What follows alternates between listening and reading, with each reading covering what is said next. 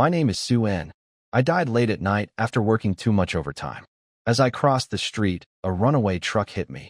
Then, defying all logic, it reversed to finish the job. When I opened my eyes, I wasn't in heaven or. I was a 12-year-old boy in a dirty alleyway in a place called Autumnwind Town. My body had shrunk, but my face was much more handsome than before. I realized I had been ice-skied into a world that felt like the Middle Ages. Inside my mind, a small, glowing sapling had appeared, a mysterious gift that wouldn't yet respond to my calls. To survive, I smeared mud on my face to hide my looks and lived as a beggar. It was a hard life. I had to avoid beggar leaders and struggle for scraps of bread. One day, while retreating from a bully, I accidentally crashed into a tall, beautiful nun named Sarah. Instead of being angry, she was incredibly kind. She stroked my head and invited me to join her monastery. I remembered the taste of honey bread another nun had given me once and decided to trust her. We walked deep into a forest. I was nervous and wondered if it was a trap, but a strange, calming warmth flowed from Sarah's hand into mine, easing my fears. When we arrived at Linchi Monastery, I found a paradise. High stone walls covered in vines hidden a world of sunshine and laughter.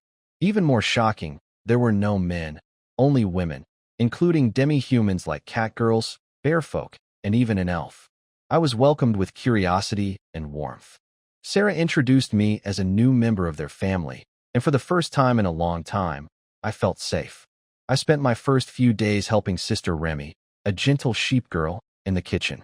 She told me how Sarah had rescued her too. Everyone was so nice that my worries about the future began to fade. I even started to enjoy the daily rhythm of life here, though I still wonder what my mysterious inner tree will eventually do. I have been at the Linchi Monastery for 3 days now. Life here follows a calm rhythm, and the calendar is quite similar to my old world, though each month has exactly 30 days.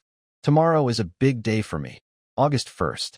It will be the first time I join the morning prayers as an official member instead of just watching from the sidelines. I am getting used to my new life. I can already tell the sisters apart just by the sound of their footsteps, the light trot of the fox sisters, the soft steps of the cat sisters, and the rhythmic tapping of those with hooves. Since there are no men here, Mother Sarah adjusted a senior sister's robe for me to wear. It feels a bit strange, but I am learning how to tie the belt properly. Every morning, I help Sister Remy in the kitchen. She is a gentle sheep sister with soft wool on her arms and small horns. Today, I helped her peel a large pumpkin for porridge. My knife skills are getting better. I don't waste as much as I did on the first day. While we worked, Remy told me how Mother Sarah saved her years ago after her village was attacked. Hearing her story made me realize how safe and lucky we are in this beautiful place. Breakfast is always a lively time with the other children.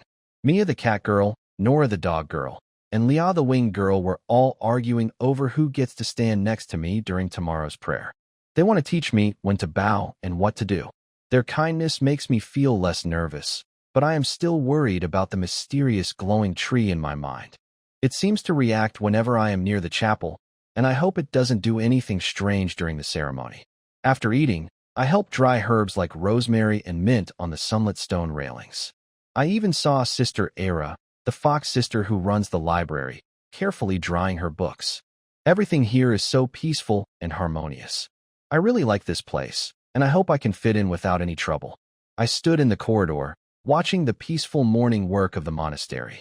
Nuns of all kinds, a rabbit woman, a squirrel woman, and human sisters, worked together in a beautiful, quiet harmony. Sister Mashu taught the young ones in the garden, and for a moment, the whole place felt like a choir where every race and age sang the same song. I finished laying out my herbs just as Mother Sarah returned from the mountains. She looked a bit tired but gave me some sweet wild berries. She told me that the goddess doesn't ask us to be perfect, only sincere. Her words made me feel much better about my first official prayer tomorrow. I started to wonder if the small, glowing sapling in my mind was actually a gift from the goddess of life. The next morning, the bell woke me for my big day. I put on the rhythmic hymn robe, which felt more like a fancy silk outfit than a monk's robe. It was short and a bit embarrassing, but I looked quite good in the mirror. I hurried to the Hall of Life, trying not to be late. Inside, the hall was stunning, filled with nuns in flowing robes. I felt a bit lost until Dean Sarah gently adjusted my headpiece. Her kindness and the memory of her taking care of me when I first arrived made me blush. I sat with the other children and closed my eyes to pray. As the chanting grew louder, the sapling in my mind suddenly woke up. It stole a tiny bit of the faith energy from the air and used it to grow a small fruit. When the prayer ended, I ran back to my room to see what had happened. I touched the glowing fruit in my mind, and a cool energy rushed through me. Suddenly, I felt incredibly light and strong. In the mirror, a red rabbit symbol flashed in my eyes. I realized I had gained the rabbit talisman, giving me incredible speed. I was so excited that I accidentally bounced high into the air and crashed onto my bed. Just then, Mia's mother, Luna, peeked through the window and caught me in my strange pose. I had to quickly make up an excuse about feeling a blessing from the goddess. After my accidental display of power, I managed to trick Sister Luna by claiming I was simply overwhelmed by a divine blessing. She didn't seem to suspect anything, but the close call reminded me that I need a secret place to test my new rabbit talisman speed. However, escaping the monastery is nearly impossible. The walls are thick, the back door is locked, and the front gate is guarded by Sister Belna, a bear demi-human who is as strict as she is strong. Every time I try to find a hidden corner to run, there is always a nun nearby. My plan to find a training spot was cut short when the younger girls, Mia, Nora, and Leah, burst into my room and dragged me out of bed. They were terrified of being late for Sister Mashu's class, as the punishment is copying scriptures. I was practically carried to the garden, where Sister Mashu was waiting under an ancient oak tree. She is elegant and scholarly, looking like someone from a classic painting. During the lesson, I realized that my traveler status gives me a massive advantage. I can read the local runes perfectly. While the other girls struggled with simple words, I finished my exercises instantly. This left me with plenty of time to admire Sister Mashu's quiet beauty and her patient teaching style. When she saw my perfect work, she was so impressed that she patted my head and gave me a soft kiss on the forehead as a reward. That kiss sent me into a daze, but it also started a small riot. The other girls were immediately jealous and demanded their own rewards. Sister Mashu, blushing slightly, gave everyone a kiss just as the bell rang. The class ended in a kiss party, but my peace didn't last long. The girls immediately grabbed me again, dragging me off to some fun, secret location before I could even have breakfast. Even though I'm being pulled into their mischief, I have to admit that this life is far better than the one I left behind. In the corner of the monastery's wall, a few wild blackberry bushes grew thick and tall, as if they were meant to hide something behind them. Shoo! Leah pressed her finger to her lips in an exaggerated gesture for silence, her small white wings folding tightly behind her. Mia and Nora bent down like two skilled workers, crawling into the bushes and pushing aside the thorny branches. Nora reached under a pile of dry leaves and twigs near the stone wall, felt around for a moment, then lifted it up with force. A dark hole appeared. Sunzai twitched slightly. He looked at the hole, just big enough for a large dog to squeeze through, and then at the three proud little girls. You really outdid yourselves, he thought, secretly giving them a thumbs up in his mind. Does Headmistress Sarah know about this? Sun whispered, picturing her gentle but unsettling smile. Of course not. Mia whispered back, her cat ears twitching alertly. This is our secret base. You're the fourth person to know. I spent a long time digging this, Nora said proudly, patting her dirt-covered hands. Her tail wagged so fast, it almost spun like a fan. My paws are amazing. Leah and Mia didn't argue for once. After all, digging a tunnel through hard soil and stone was indeed a perfect display of Nora's natural talent as a dog girl. What about Ellie and Anna? Aren't you bringing them? They're too timid, Mia shrugged.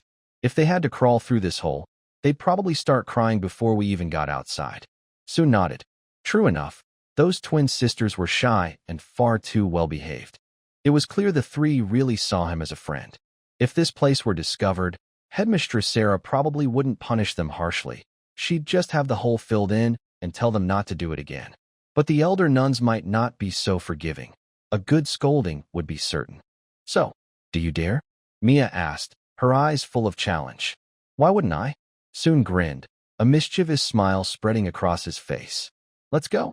He had been looking for a place to test the rabbit talisman's power, but couldn't leave the monastery easily.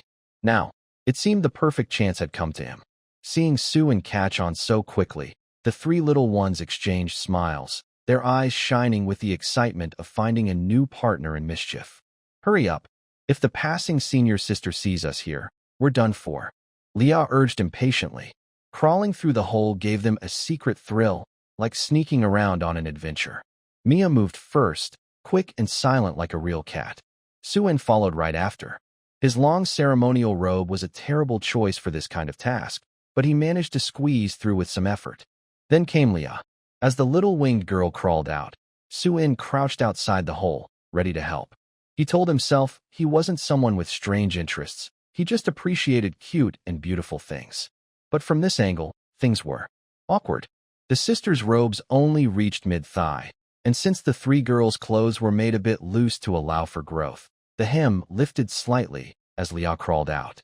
Suen quickly looked away, his face turning red. He noticed that Leah's legs were slender and fair, perhaps because her kind had lighter bones and didn't walk much.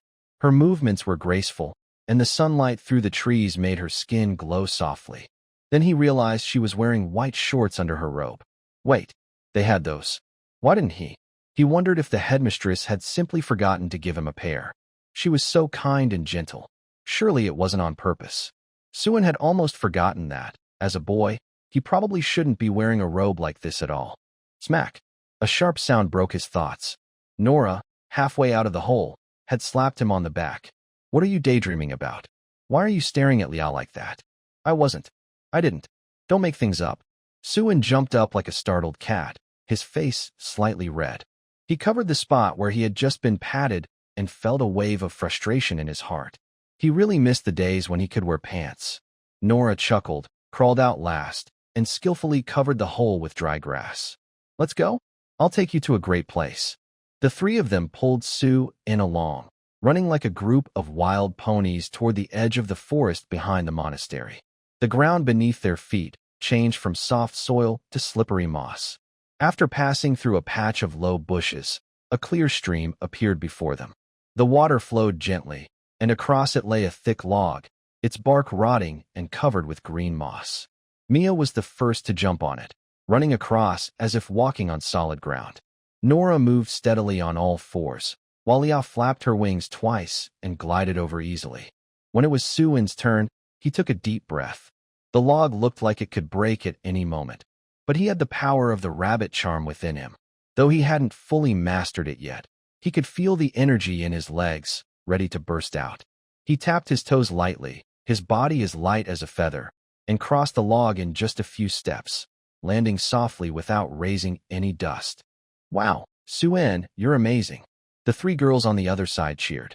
They crossed the stream and wandered through the dense forest for another 10 minutes. Suddenly, the view opened up. Before them stretched a vast grassland. Waves of green grass swayed in the wind, reaching all the way to the horizon where they met the blue sky. The air was filled with the earthy scent of soil and the warm fragrance of sunlit grass. The feeling of freedom made Suen take a deep breath. We're here. This is one of our secret playgrounds. Mia cheered, let go of Suen's hand, and dove into the sea of grass. Nora and Leah followed, the three of them rolling and chasing each other like playful fish in a green ocean. Suen stood still, watching the scene. The frustration he had felt from his strange journey and his awkward outfit faded away completely. Come catch me, lazy Suen. Nora turned back, making a funny face and wagging her tail teasingly. All right, don't regret it later. Suen smiled, bent his knees slightly, and gathered his strength. At that moment, something magical happened. At first, he thought the power of the rabbit talisman would take time to get used to, like learning to drive. But once he started running, the feeling of speed came as naturally as breathing, as if this instinct for swiftness had always been part of his very being. Seeing the three little ones ahead still sticking out their tongues and teasing him, Suen smiled, pushed off the ground, and turned into a flash of white light. Whoosh! In an instant, he passed the three stunned girls and stopped sharply a dozen meters in front of them, even striking a cool pose. Is that all? Didn't you eat enough? Suen crossed his arms and looked at them with a playful grin. Come catch me. If you do, I'll give you a surprise. They didn't quite understand what he meant, but his teasing tone was clear enough. Ah, Suen, you're cheating. Don't run.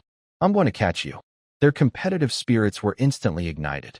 They charged forward like angry little leopards. But this was a game they could never win. Every time their fingers were about to touch the edge of Suen's clothes, he slipped away like a fish, or suddenly sped up to tap their shoulders from behind before darting off again. On this wide grassland, Suen was like the child of the wind. 10 minutes later, no, I can't anymore. Mia collapsed on the grass, arms and legs spread out, panting hard. I give up. Suen's a monster. Huh, I can't move either.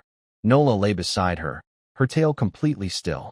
Leah had buried herself in the grass, leaving only her small wings twitching weakly. Seeing the three of them exhausted while he hadn't even broken a sweat, Suen felt a little embarrassed. All right, let's take a break. He slowed down, walked over, and sat down beside them without caring about his image. The wind brushed over the grass, making a soft, rustling sound. Suen looked up at a cloud that looked like cotton candy, and a rare sense of peace filled his heart. It had been a long time since he had felt this free. Following this group of little demi-human girls around, even using special powers to tease others, made him feel as if his tired, overworked heart had really turned 12 again. Being a kid doesn't sound so bad. While he was still lost in thought, the three little ones lying on the ground exchanged a quick look. It was a silent agreement, one called revenge. Got you. Before Suen could react, three small figures jumped at him all at once. Hey, wait, this is an ambush. Suen fell onto the soft grass. Mia held down his left hand, Nora pinned his right, and Leah sat triumphantly on his stomach. The girls smelled faintly of grass and sunshine, a light and pleasant scent that surrounded him. Their soft, warm touch felt light, almost like being buried under a pile of fluffy pillows. The tickle of cat ears brushing his cheek, the gentle tap of a wagging tail on his leg, and the flutter of Leah's tiny wings stirred the air around him. These playful sensations filled Suen's mind like a wave. Hee, you can't run now. Let's see if you still dare to laugh at us. Their cheerful voices and bright laughter echoed across the open field. When all four of them were finally exhausted, they lay down on the grass together, heads close, forming a small circle. The sky was a clear blue, and white clouds drifted lazily above. Suen, doesn't that cloud look like Sister Belna? Mia pointed at a big, puffy cloud. No way, that one looks like a giant drumstick. Nora said, licking her lips. I think it looks like Dean Sarah's. Hairstyle, Liao whispered, tracing a big curve in the air. Suen couldn't help but laugh. It really does. These little ones were surprisingly observant. That nap was unexpectedly deep. The midday sun on the grassland wasn't harsh at all. It felt like a warm, freshly baked loaf of bread resting gently on his face. The breeze carried the scent of grass, mixed with the distant hum of insects, a perfect natural lullaby. The first to give in to sleep was Nora. After playing until she was tired, the little puppy girl fell asleep very quickly, curling up into a ball. She made soft snoring sounds like a little puppy, and her tail occasionally wagged unconsciously in her sleep. Next was Leah, who wrapped herself in her small wings, looking like a tiny white bird. Even Mia, the most energetic of the group, couldn't stay awake. Her head slowly nodded and bumped against Suen's shoulder, completely losing consciousness. Listening to their gentle, rhythmic breathing, Suen's adult self-control was melting away in the warm breeze. His eyelids felt heavy, like they were weighed down by lead, and everything slowly went dark. Ah! A loud scream, sharp enough to hurt the ears, suddenly woke him up like a splash of cold water, instantly killing all his sleepiness. Suen sat up quickly, his heart pounding as if it might jump out of his throat. Before he could figure out if there was a monster attack, he saw Leah pointing nervously at the sun in the sky, her wings fluffed up like a scared bird. Oh no! Leah's frightened voice woke the other two. The sun is almost at noon now. Less than 10 minutes left. The bird people are very sensitive to changes in air and light. Leah is like a human clock. 10 minutes? Mia, still rubbing her eyes after waking up, heard the number and her cat ears drooped down to her head. But it took us over half an hour to get here. Nora was even more scared, her tail clamped tightly, her face pale. If we don't get to the dining hall on time, Sister Berna will notice, and then Dean Sarah will find out. And we won't be able to sneak out again. The three little friends looked at each other, their minds filled with the terrifying thought of the monastery's punishment. They would have to write out difficult scriptures, and most importantly, today's pudding lunch was definitely not happening. Tears were already forming in their eyes, about to fall as they faced the despair of their situation. Soon sighed, brushed the grass off his pants, and stood up.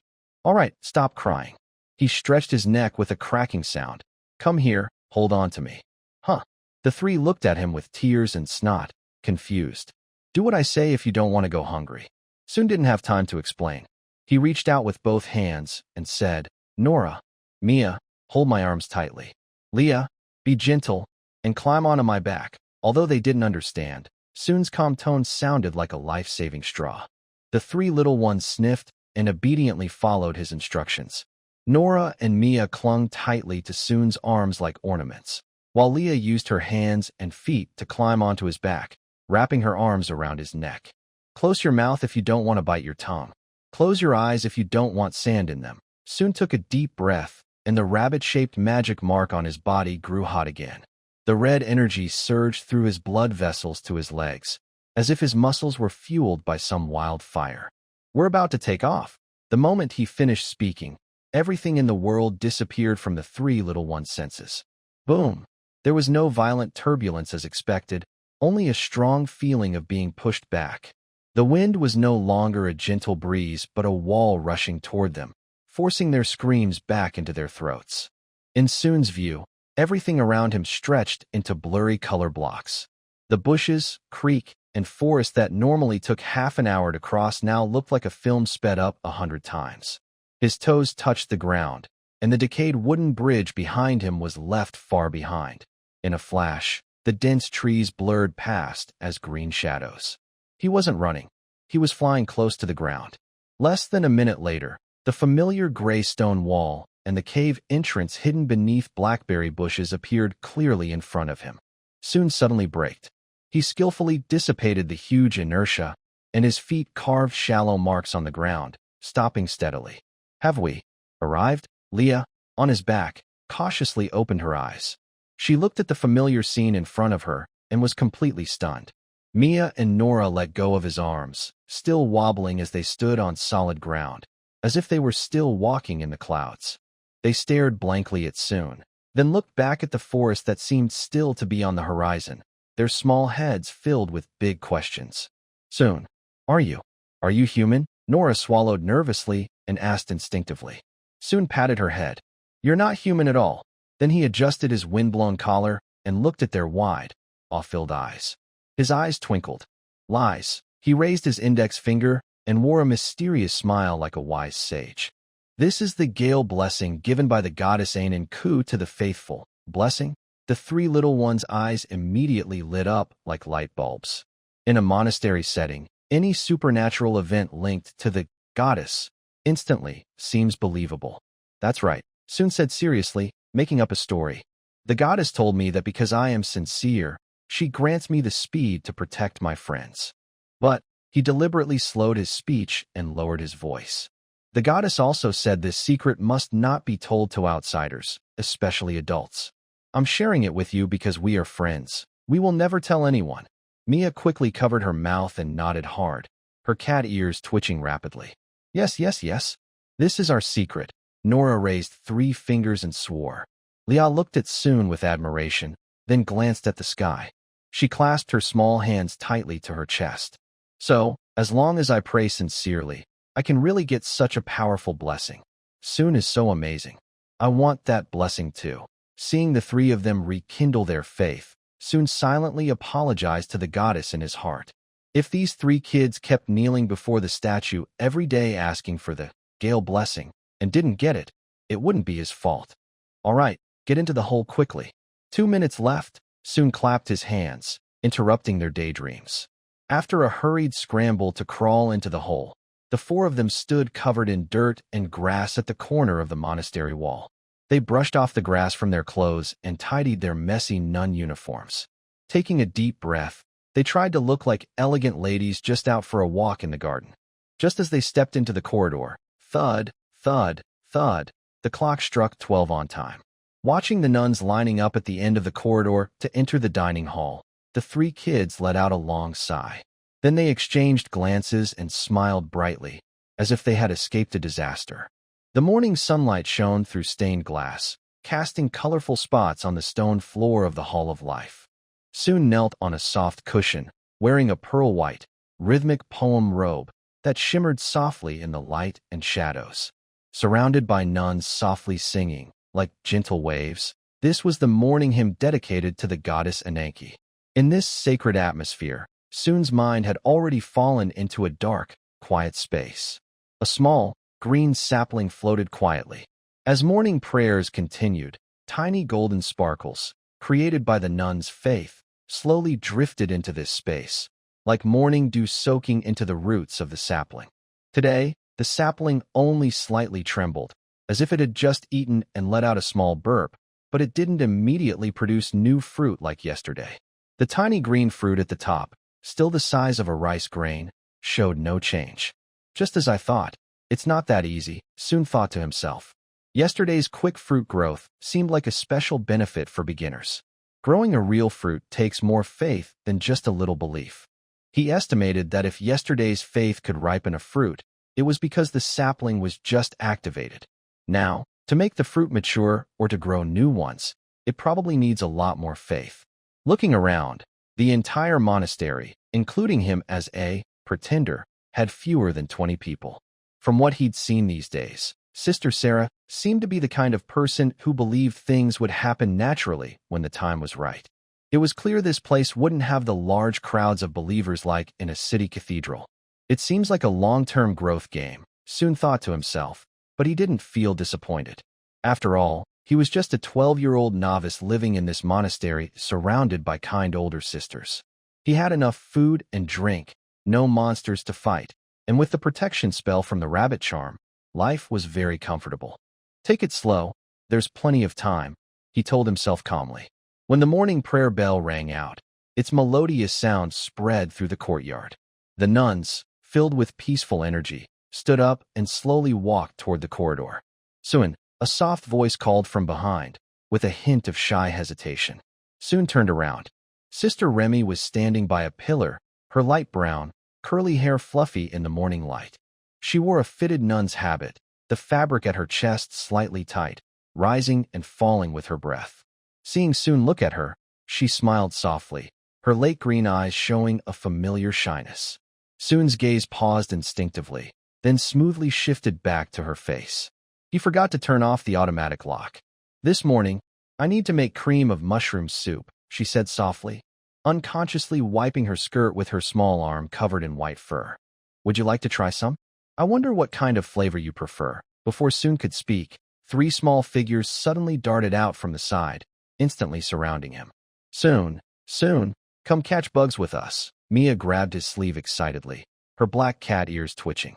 There are shiny beetles on the backyard wall. So pretty, Lia leaned in lightly, her tiny white wings shimmering in the morning light. We almost caught them yesterday, but Nora, that big, she said, glancing at the small dog girl beside her. That's not true, Nora immediately retorted, her caramel-colored eyes wide with surprise, her fluffy tail wagging anxiously. The bugs jumped up by themselves. I just wanted to get a closer look. Anyway, you scared them away, Mia stuck out her tongue, then turned to Soon with bright, sparkling eyes. But the shiny SS are still there. You're fast, Soon. Help us catch them. Nora also forgot to continue arguing, nodding vigorously, her tail wagging even more happily. Yes. This time, we'll be gentle and definitely catch the brightest one. The 3 little ones looked at Soon, their 6 eyes full of hope. No, I won't go. Soon quickly pulled back his sleeve, his face showing a very serious expression. I need to help Sister Remy prepare breakfast. Maybe next time. Just joking. On one side, he had 3 little girls who would probably drag him into the mud to roll around, and on the other, he could go to the warm, fragrant kitchen, staying close to the gentle, feeding sheep girl sister. Was there really a choice? Boring, Mia pouted, her black tail flicking in displeasure. Exactly, exactly. Nora's dog ears drooped. Doing chores is so dull. Even Leah, floating behind, gently fanned her pure white wings, her light blue eyes showing regret. Compared to the kitchen, she was more interested in the shiny beetles. Forget it. I'm not going. Mia made a funny face and ran off. We'll play by ourselves. The three small figures disappeared quickly around the corner of the corridor. Soon let out a breath, then turned around. Remy looked at him gently, her cheeks slightly red. Shall we go to the kitchen? Yes. Soon nodded and followed her. On the way to the kitchen, the smell of baking grew stronger. Soon walked beside Remy, occasionally glancing at her warm, lightly bouncing curly hair. Good choice. The kitchen was filled with a rich aroma. It was the smell of butter melting in the pan, mixed with the sweetness of onions, the freshness of rosemary, and the earthy flavor of mushrooms that had been simmering for a long time. Warm steam slowly rose in the air. It turned out that Sister Remy's idea of helping was really just an excuse to feed Soon. As the head cook of the monastery, Remy was like a graceful conductor in the kitchen. She skillfully chopped, stir-fried, and seasoned, moving smoothly without needing Soon's help. After washing a few dishes and passing some spice jars, Soon was told by Remy to step aside, saying, "Don't get your clothes dirty." So he could only sit on a high stool, resting his chin on his hands, happily watching Remy work. Honestly, that was also a kind of enjoyment. Remy's long, light brown curly hair was loosely, with a few strands hanging near her fair neck. As she leaned over to check the soup pot, her hair swayed gently. Her loose nun's dress looked especially soft on her, outlining her full yet natural figure. When she tiptoed to reach the top shelf of spice jars, her waist tensed slightly, revealing her curves beneath the fabric. "Why are you staring at me like that?" Remy seemed to notice the gaze, turned around, and blushed slightly. "Because Sister Remy looks so nice when she cooks," Soon honestly said, with his innocent, beautiful face at age 12, making a strong impression. Remy's face turned even redder. She cleared her throat, hiding a smile in her eyes. "If you're so interested, then Soon, why don't you try stirring this pot of soup?" She waved her hand. Soon jumped down from the stool and walked to the bubbling large pot. It was a bit high for him, so he had to stand on tiptoe to reach it. Stir clockwise, not too fast or too slow. You need to let the cream and mushroom flavors blend well. Remy naturally stepped behind him, leaning down gently. One hand held Soon's hand on the long-handled spoon, while the other softly rested on his shoulder. Suddenly, Soon felt a warm, soft pressure on his back. At this age, his shoulders carried more weight than they should. Because of the leaning-in teaching position, that full weight pressed against him without reservation, and his body temperature was clearly transmitted through 2 layers of fabric. Soon could even feel her warm breath brushing past his ear, carrying a faint, sweet scent similar to fresh cream. "Can you feel it?" The resistance of the soup. Remy's voice was close to his ear, gentle like a secret whisper. "Use a little force, but not too much." "Yes, just like that." Soon's mind went blank. He mechanically moved the spoon, but his thoughts were completely elsewhere. The softness pressed against his back, the warm scent lingering near his nose, the gentle guidance so close to his ear. "I love cooking," Soon thought happily. "Yes, very good, just like that." Remy didn't notice Soon's stiffness, or perhaps she saw him simply as a young boy who hadn't grown up yet. She released her hand and happily patted Soon's head. "You're very talented. Soon will be a great chef someday." Soon took a deep breath, trying to calm his racing heart, and turned to give a cute smile. "It's all thanks to Sister Remy's good teaching." In the afternoon, the sunlight lazily streamed through the window panes. To cool his mind and learn more about this world, Soon wandered to the monastery's library. It was more like a large collection room than a typical library. Tall wooden shelves reached up to the ceiling, filled with dust and the smell of old paper. It was so quiet that even time seemed to stand still. The librarian, Sister Ella, with her large red foxtail, was not there. Instead, behind a thick desk by the window, a nun was reading a book. It was the dark elf. Her skin was a mysterious and alluring violet, shimmering delicately in the sunlight coming through the window. In the afternoon light, a delicate and soft glow shimmered, like fine silk.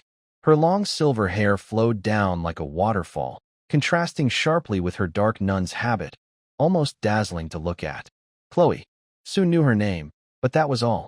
He had heard other nuns mention her casually. This quiet-looking dark elf seemed to be one of the oldest nuns in the monastery. Rumor had it she had been there much longer than the old nun who had raised sisters Ellie and Anna, whose hair was already white after over 30 years in the monastery. When Soon entered, Chloe only lifted her eyes briefly to look at him. Her ruby-like eyes showed no emotion. She simply nodded slightly in greeting and then lowered her head again. Throughout the afternoon, only the faint sound of pages turning occasionally echoed in the library. Soon pulled a thick book titled Fundamentals of Element Theory from the shelf and sat at a distance that was not too close or too far from Chloe. He didn't read carefully, but mostly watched her out of the corner of his eye. Chloe looked like a typical, quiet, introverted girl who loved literature. But Soon noticed some details. For example, when she stood to reach a book on a high shelf, her composed and neat nun's habit clearly outlined her waist to hips as she stretched. Or when she slightly turned sideways, her silver hair slipping from her shoulder to reveal a long, elegant purple neck, her unique dark elf aura, between lazy and mysterious, seemed to subtly flow out. And Soon noticed that although Chloe kept her head down reading, whenever he turned a page or shifted position, her ruby eyes would subtly move, glancing at him with quiet curiosity. That gaze was not hostile, but more like she was observing a small, unfamiliar creature with interest and wonder. This silent, one-sided observation lasted quite a while. Soon decided to have some fun. He deliberately made various expressions while holding the book, sometimes frowning as if deep in thought, sometimes nodding as if he suddenly understood something. When he reached the page about secondary flow of wind elements, he stared at it for nearly half an hour, as if it were some secret treasure. Outside, the sun was gradually setting, casting an orange glow over most of the library. Soon closed the book, rubbed his sore neck, and decided to leave. He placed the book back on the handcart at the door and turned to walk toward the entrance. As he passed Chloe's desk, the dark elf still kept her head down, her silvery hair covering her face, as if she was completely lost in her own world. However, when Soon reached the door and, out of habit, glanced back, he noticed something extra on the cart. His copy of Fundamentals of Elements was not on the distant bookshelf, but was instead placed on the top, most convenient shelf of the cart. Between the pages, there was also something tucked inside. Soon walked back and gently pushed the pages apart with his finger. It was a leaf, silver gray in color, with a texture unlike ordinary plants. It felt smooth and resilient, like thin metal, yet still had the veins of a plant. A faint, pure, and peaceful magic aura flowed across its surface. Soon recognized this object, or rather, as soon as he picked it up, a certain knowledge appeared in his mind. It was a magic bookmark used by dark elves, usually to mark important passages or as a silent gift. He looked up and gazed toward the window. The desk behind him was already empty. Only a faint, cool fragrance, similar to deep valley orchids, still lingered in the air, fresh and pleasant. Soon pinched the silver leaf with his fingertips, still warm, and couldn't help but smile. He carefully stored the leaf in his pocket and pushed open the heavy wooden door of the library. Morning light returned as scheduled, casting colorful reflections through the stained glass dome of the Hall of Life. The bell for morning prayers rang softly. Soon stood up with the nuns, and in his mind's space, the sapling remained lazily, as if digesting after a meal. After yesterday's thoughts, Soon had become completely laid back. Instead of staring at that fruit that might take years to ripen, he decided to focus on his breakfast first. When he left the church, the three little ones were huddled together, whispering. When they saw Soon come out, Mia's cat ears immediately perked up, and a sly glint flashed in her golden eyes. Before she could speak, Soon took the initiative and waved his hand. "I'm going to help in the kitchen. See you at breakfast." With that, he didn't give the three little devils a chance to bother him and slipped toward the kitchen as if he had vanished into thin air. Behind him, there were a few disappointed TSK sounds and Nora's unwilling woof. Opening the heavy oak kitchen door, a warm, slightly sweet milky aroma wafted out. It was the smell of freshly boiled milk and crispy baked bread.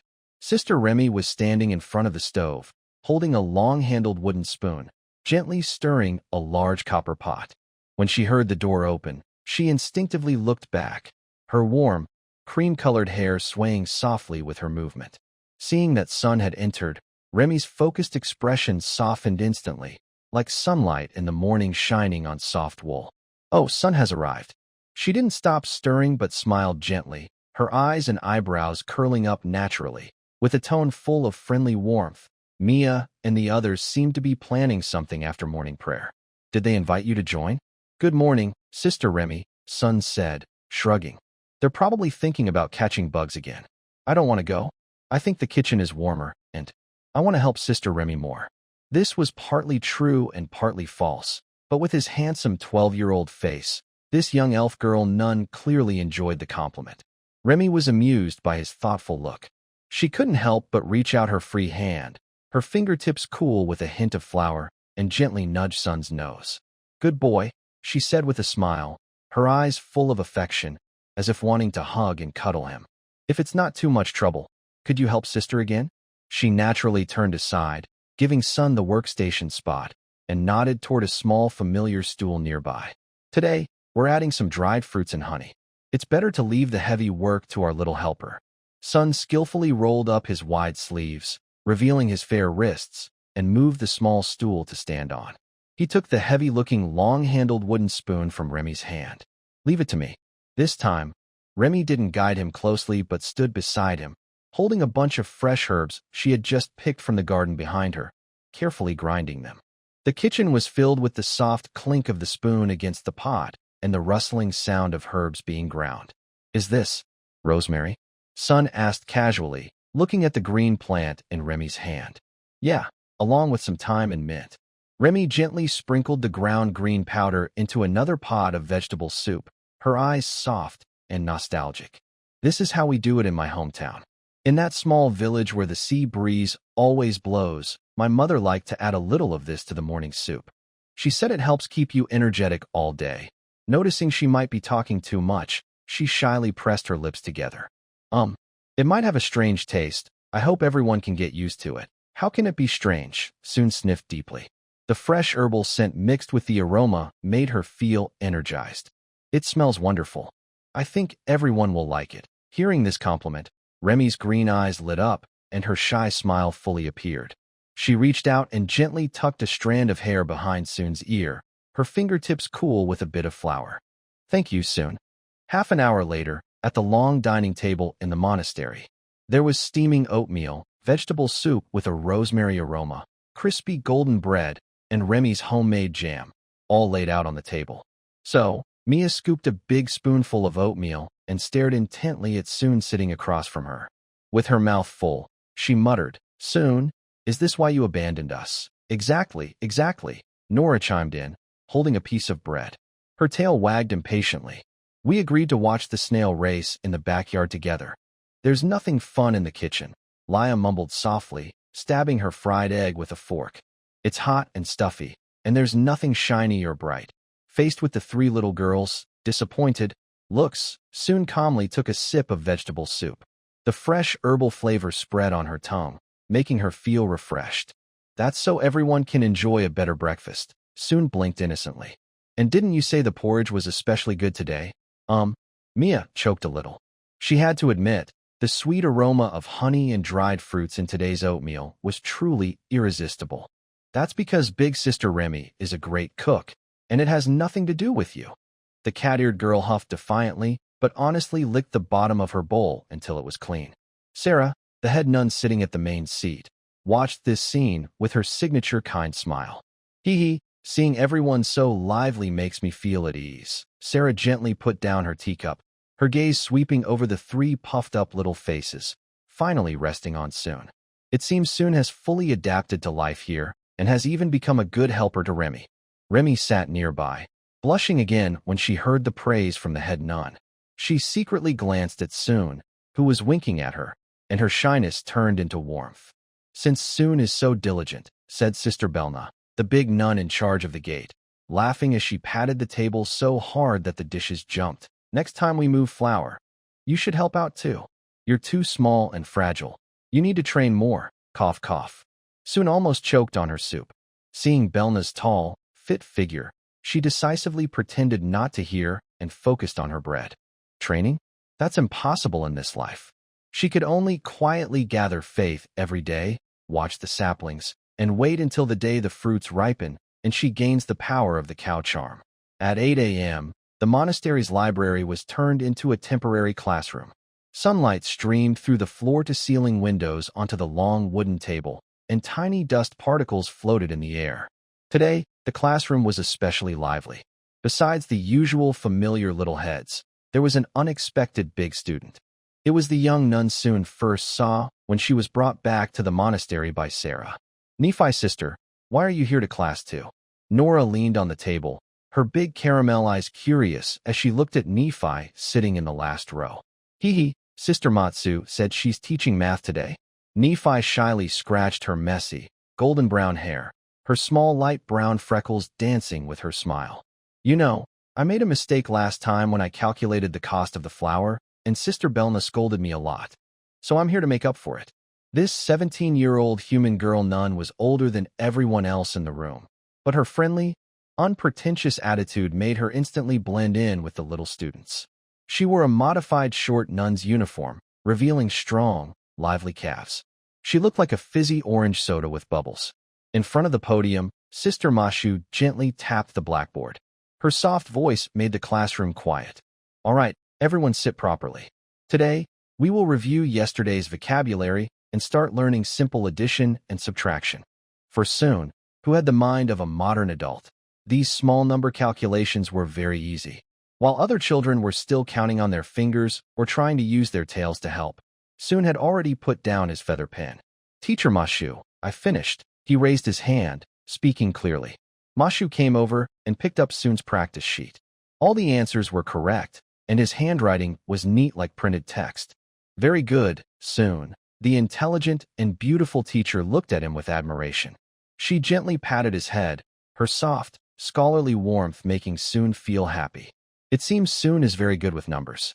Everyone should learn from him." Soon calmly accepted the attention from everyone around him. Eli and Anna, the two sisters, huddled together, secretly looking at him with admiration. Their small flowers and ribbons were wrinkled from nervous clutching. Leah looked on with envy, quietly muttering, "Does Soon have a magic crystal in his head?" As for Nephi, the older sister was biting her pen, deep in thought over the question. If there are 5 apples and Nora eats 2, how many are left? Her brows were almost furrowed. Happy study time, for Soon, always went by quickly. When the clock struck 9, Sister Mashu closed her textbook. "All right, that's all for today." As a reward for everyone paying attention, she seemed to perform magic, pulling a small, delicate cloth bag from a basket under the podium. Inside were gingerbread cookies shaped like little stars. "I baked these last night. 2 pieces for each of you." "Wow! Gingerbread!" The classroom instantly buzzed with excitement. Nora's tail wagged like a fan. Mia jumped onto her chair, and even the shy twin sisters stood up instinctively. Mashu smiled as she began handing out the treats.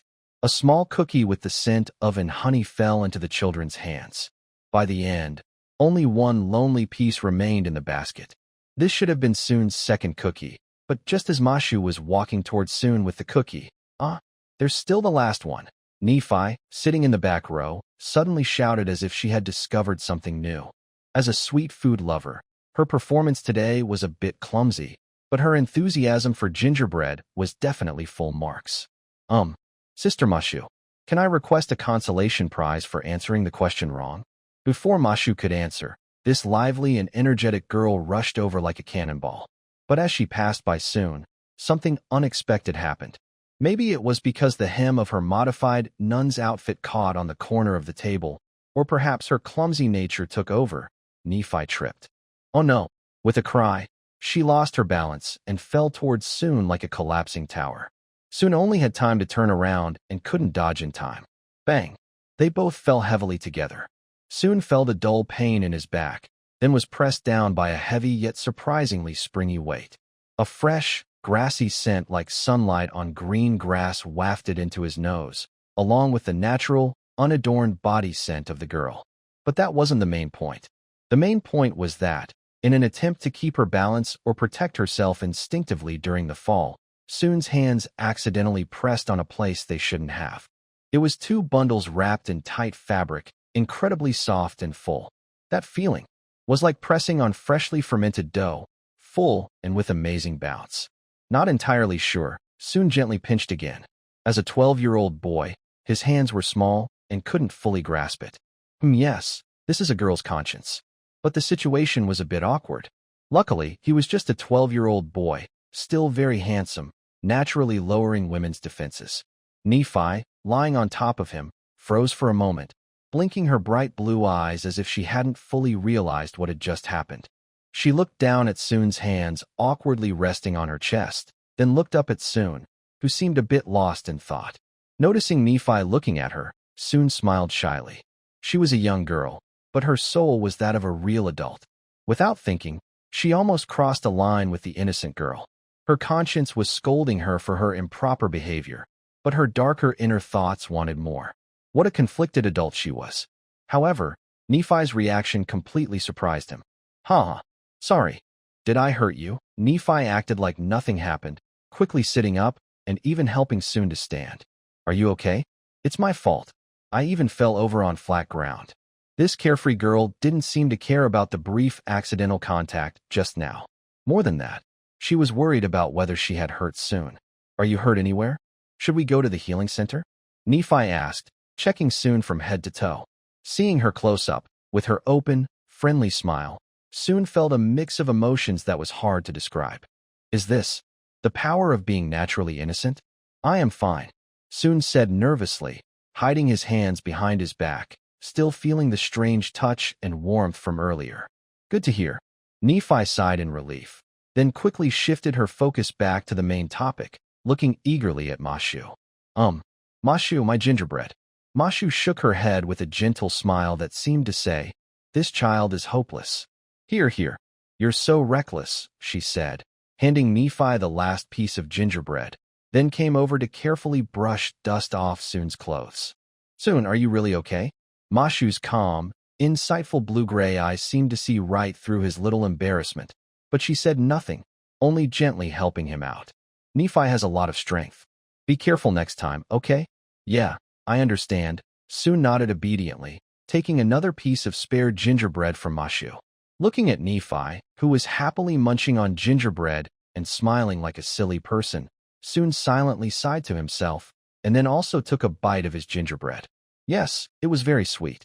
In a way, today's morning class was quite rewarding. The corridor of the monastery was bathed in a warm golden glow. Soon rested his hands behind his head and leisurely strolled along the stone path. After the morning class, Sister Mashu left some arithmetic homework for today. Mia, Nora, and Leah were now frowning and leaning over the long table in the library, scratching their heads over the homework.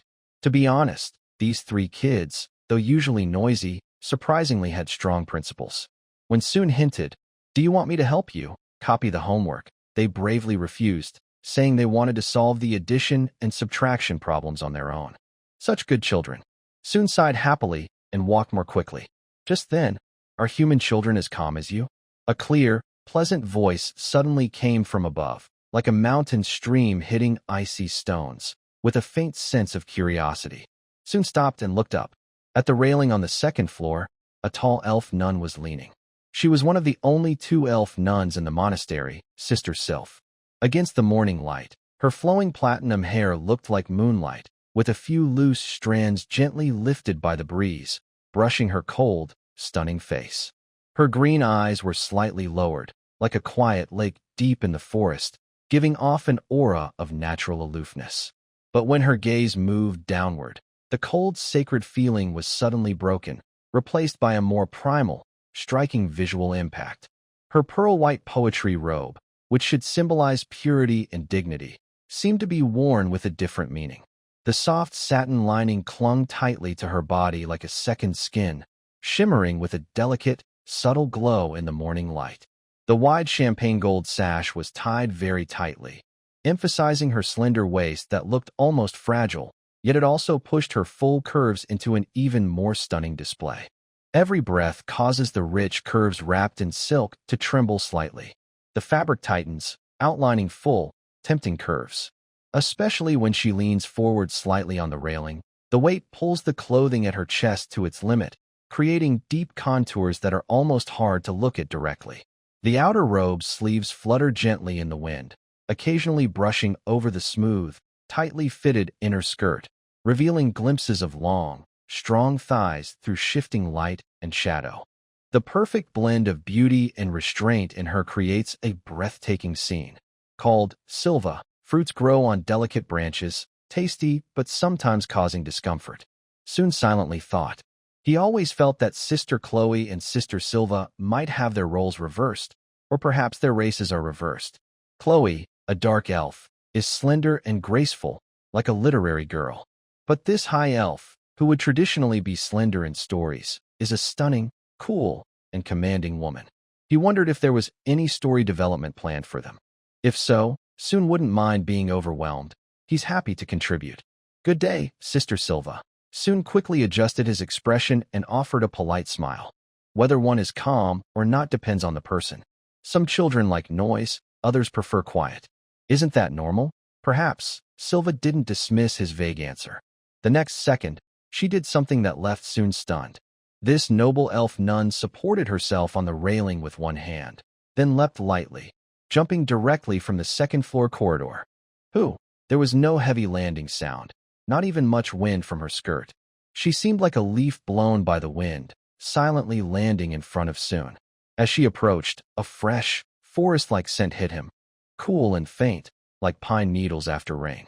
But I observed you for a few days. Silva tilted her head slightly, her emerald eyes seeming to see right through Soon. Your speed in learning words, your adaptation here, and your gaze. She stepped closer, and her tall figure instantly created a sense of pressure that enveloped Soon. Not like a 12-year-old human child who has just escaped homelessness, full of fear or confusion. In fact, not quite like an ordinary human child at all. Soon's heart tightened slightly, but he kept a look of mild confusion. Is it because of the goddess's protection that I feel safe here? And Sister Sarah and everyone are very kind. He used the goddess and environment as shields. The goddess's protection. Silva repeated the words softly, her tone flat, unable to tell if she believed it or not.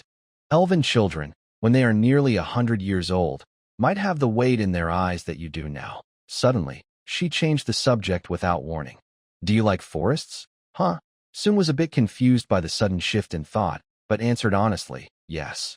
Forests are quiet and mysterious, just like how Sister Silva makes me feel. It's always safe to flatter someone at the right moment. Quiet. Mysterious. Silva seemed to chew on these words, a faint smile appearing at the corner of her mouth. Then, she extended her hand. It was a slender, fair hand with visible bones and slight calluses from years of drawing a bow. She didn't touch Soon's face but naturally reached toward his ear, gently lifting a strand of black hair with her fingertips and twirling it. The movement was quick and natural, almost intimate, catching Soon off guard. Pure black, Silva whispered, as if judging a piece of art. No trace of magic dye, nor is it colored.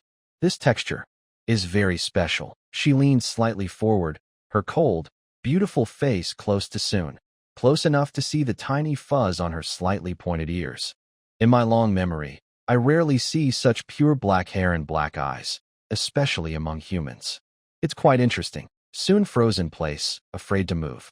Not only because of the oppressive feeling of being scrutinized closely by an immortal, but also because, from this angle, he could clearly see the dizzying white abyss beneath Silva's collar. Who could stand that? Mother Silva? Soon's voice was a little dry. Keep being interesting, Soon. She'll loosened her grip, her fingertips brushing Son's ear, sending a tingling sensation through him. She straightened up and adopted her usual noble and cold demeanor, as if her earlier flirtatious gesture was just Son's imagination. Unchanging days are like a dead pond. But you. She looked at Son deeply. Maybe you can bring some interesting new things. I look forward to it. After saying that, she didn't stay any longer and turned to walk toward the library. Her steps were graceful and calm. Her platinum hair shimmered in the sunlight, and her silhouette was as beautiful as a painting. Son stood still, watching her leave, instinctively touching the side of his ear where she had just touched him. there still seemed to be a faint coolness and a fresh pine scent. An interesting point of observation, Sun muttered to himself, a complex smile slowly appearing at the corner of his mouth, a smile not typical of a 12-year-old. Really confusing and hard to understand, but being watched by such a confident and straightforward elf sister. Maybe it wasn't such a bad thing. And, after all, he was confident that he was well integrated with Mia and the others.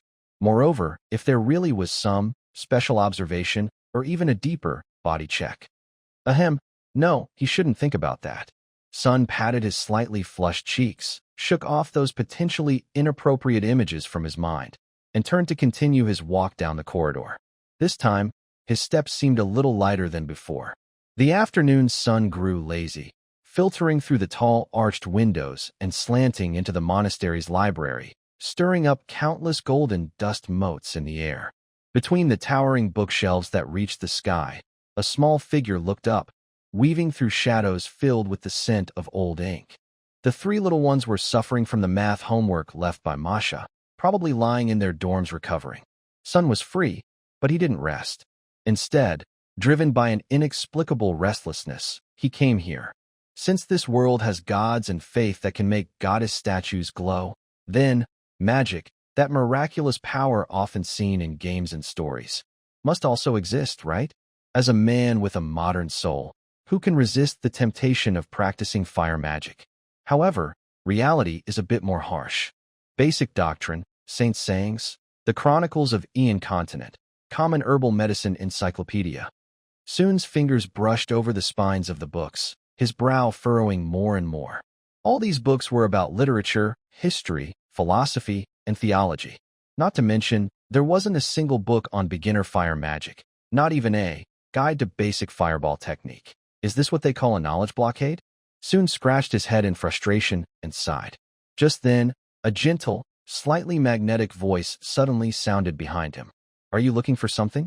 Little Sun. The voice was not startling, but felt like a breeze passing through a hall, bringing a calming sense of peace. Sun was startled and quickly turned around.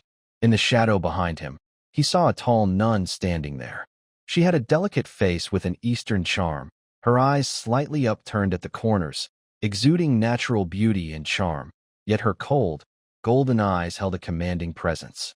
Her long, wine-red hair was casually tied with a wooden hairpin, with a few strands falling beside her face.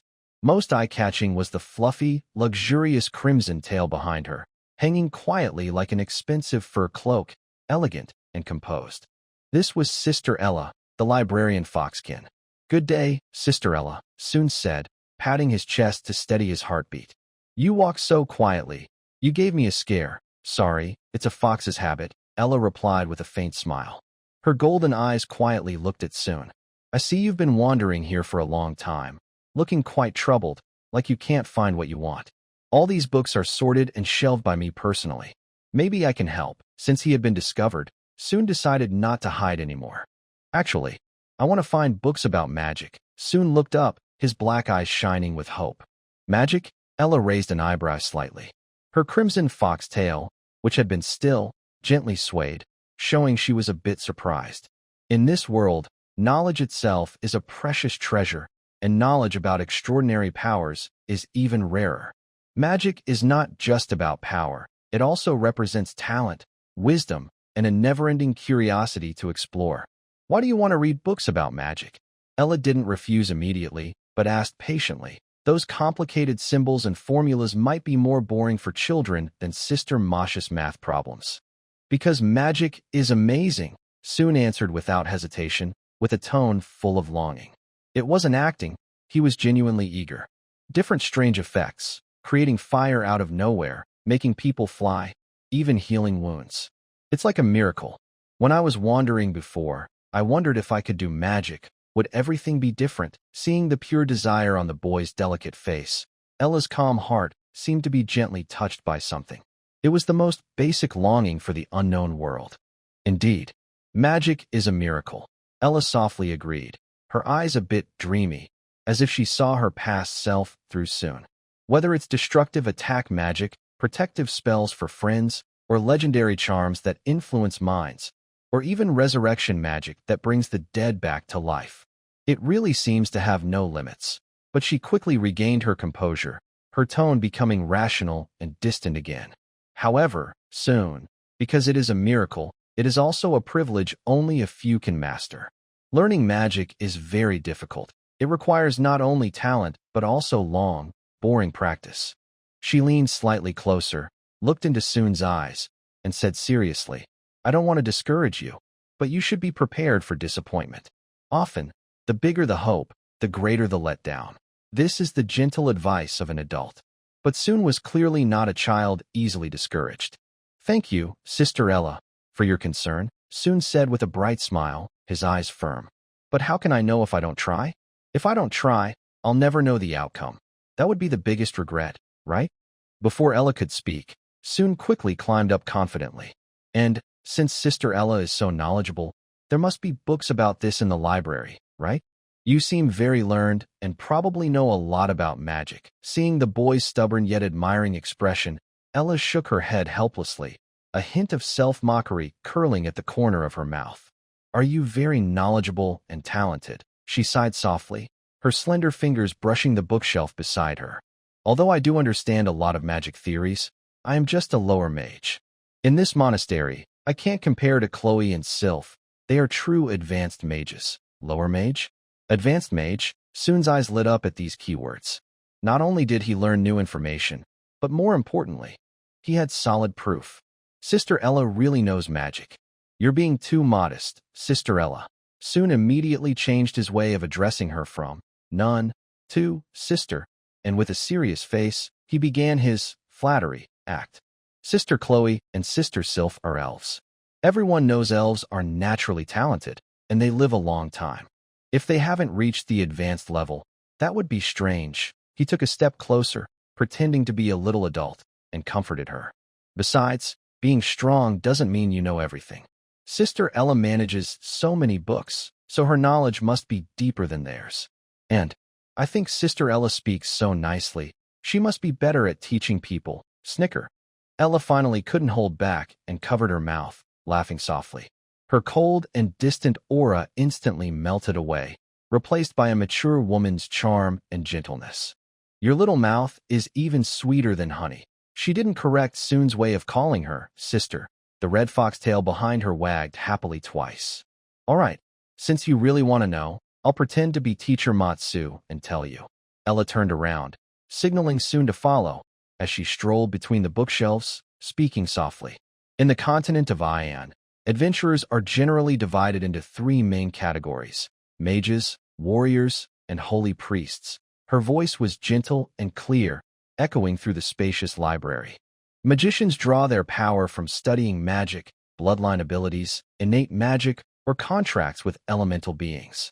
Using magic consumes magic power, which is usually restored through rest, meditation, or magic recovery items.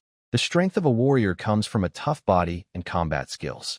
They can train their bodies to absorb magic from the outside, strengthen their physical health, improve their skills, and develop fighting techniques that are almost as powerful as magic. Usually, they recover their energy through rest, sleep, and eating. As for the holy clerics, Ella pointed to her holy badge on her chest. Their power comes from sincere devotion to their gods. They borrow the god's strength to cast holy spells, which consume holy energy. They restore their connection to the gods through prayer, meditation, and rituals, which refreshes their daily supply of holy power. Sun followed behind her, listening very carefully. Although these ideas sound like they come from a role-playing game, hearing them from a person makes them feel very real. Then, what about levels? Sun asked. You mentioned lower and higher ranks earlier. How are they divided? It's simple. Ella stopped and raised one finger. The strength levels for practitioners are roughly apprentice, lower, mid, upper, master, saint, and legend. To advance in level, you need to learn the right knowledge.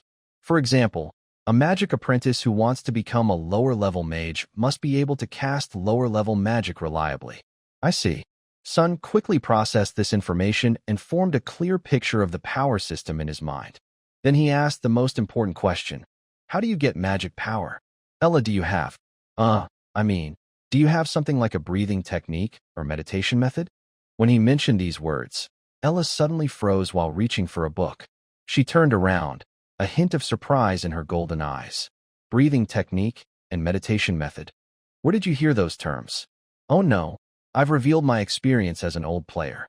Sun felt a jolt in his heart, but kept an innocent look on his face, scratching his head awkwardly. When I was wandering before, I used to listen outside taverns to bards telling stories. They always mentioned these words, saying heroes become stronger through them. Bards, huh? I see. Ella's doubts faded. Those wandering storytellers, always talking about everything they see and hear. She hugged a thick book to her chest and continued explaining. They're not wrong about that. Every living creature produces magic power from the moment it is born. This is called innate magic power, and the amount varies from one individual to another. As they grow older, their internal magic power also increases. Some people are naturally gifted, like certain mages who are born with a large amount of magic and a high affinity for it. They start at a higher level than others, and their magic grows faster. This is unfair, but it is the reality. She paused briefly, seeming to organize her thoughts to explain these complex ideas. The breathing and meditation techniques you mentioned do exist. They can help practitioners grow faster. All beginners learn the common, well-developed basic meditation and breathing methods used on the Ian continent. But this is just the start. Ira looked at Sun seriously. Since every living being is different, each person needs to find what works best for them through exploration. To become a strong practitioner, you need to improve and adapt the basic breathing and meditation methods to suit yourself. The same goes for magic and combat skills. The same magic or skill can have very different effects depending on who uses it. After speaking, Ira asked Sun to wait where he was. A moment later, she returned holding a book she had just taken out. She gently placed it on the table in front of Sun. The book's cover was dark blue leather, with a line of ancient script embossed in gold. Secret Technique Enlightenment. The Book of Sprouts. This was the introductory book I used when I first learned magic, and I also kept my notes inside, she said softly. Ira stroked the cover, a nostalgic look in her eyes. I got sidetracked by some things and gave up on becoming a mage. Now, I am a lower-level mage and a mid-level priest. She smiled self-deprecatingly, a hint of relief in her expression. If I had believed in the goddess Ananke earlier, I might already be a higher-level priest. But since this book is just gathering dust, and since you're interested, you can take it and read it. At this moment, Sun's mind was already captivated by the heavy magic book. Sun responded perfunctorily and eagerly took the book from Ella's hands. His eyes lit up as he couldn't wait to open the first page, as if the book were a key to a new world rather than just a simple object. TSK, seeing how the boy seemed to forget everything else with his new interest, Ella felt both amused and a bit annoyed. You're such a forgetful little one, forgetting your old love for your mother. She reached out and gently pinched Sun's chubby cheek, with a hint of playful punishment. Sun looked up in confusion, but because his face was pinched, he could only make a muffled sound.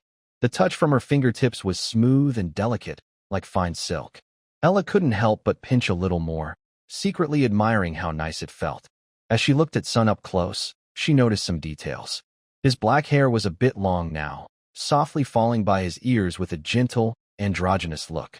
The clothes he wore, clearly altered from a large nun's uniform, fit him well, but gave off a strange, subtle feeling. It seems Director Sela has quite a unique taste, Ella murmured thoughtfully, a faint smile of understanding in her golden eyes. But he is indeed a cute and beautiful child. No wonder everyone likes to tease you. She released her hold and tidied up Sun's slightly disheveled collar. All right, take a look at it yourself. This book is basic, but a little tricky. If you don't understand something, just ask me. Okay, got it. Sun nodded vigorously. His mind was already fully immersed in the world of magic. He hugged the large book, which was bigger than his head, like a squirrel with a nut, and found a quiet corner to sit. He eagerly opened to the first page. Ella watched the boy's back, her red fox tail gently swaying. Then she turned back to her counter, returning to her elegant observer role. The library was quiet again, only the rustling of pages softly echoing in the afternoon sunlight. Sun carried the heavy Book of Sprouts back to his corner, sat cross-legged, and opened it. The pages didn't contain many complex spells, but instead detailed a set of basic meditation techniques to guide mental visualization and perception of magic.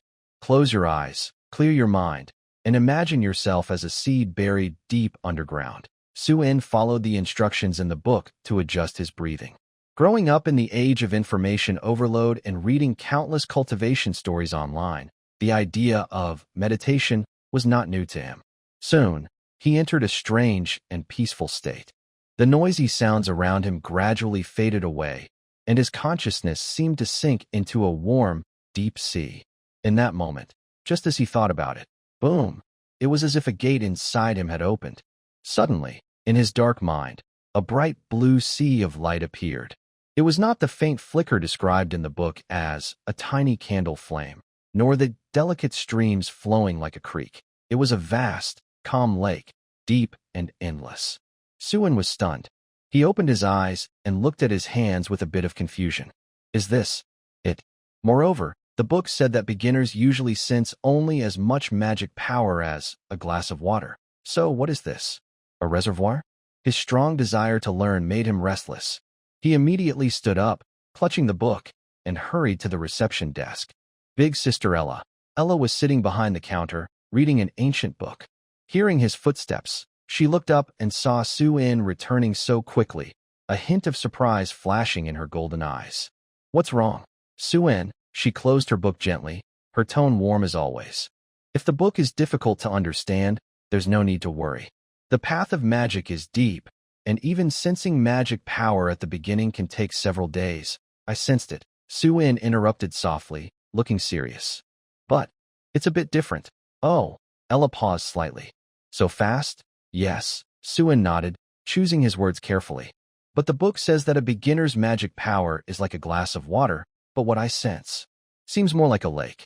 I'm worried I made a mistake or am just imagining things, so I wanted to ask for your help to confirm. A lake? Ella's usual gentle smile froze on her face. She looked at the earnest boy in front of her, and a nearly absurd thought arose in her mind. Could it be? She slowly stood up, walked around the counter, her nun's robe flowing silently over the wooden floor, and stopped quietly in front of Su-in. Please do not move. Ella's voice remained calm, but was softer than usual. She leaned slightly forward, and her delicate, charming face slowly grew larger in Su-in's view. Their foreheads touched, and the distance between them instantly shortened. Su-in's breath caught slightly. Too close. Close enough that he could see his own small reflection in her golden pupils, which were clear and golden like honey in early autumn, with a faint glow around the edges. Her long eyelashes almost brushed his skin with each gentle breath. A few strands of her wine-red hair fell softly, brushing lightly against his forehead as she leaned in.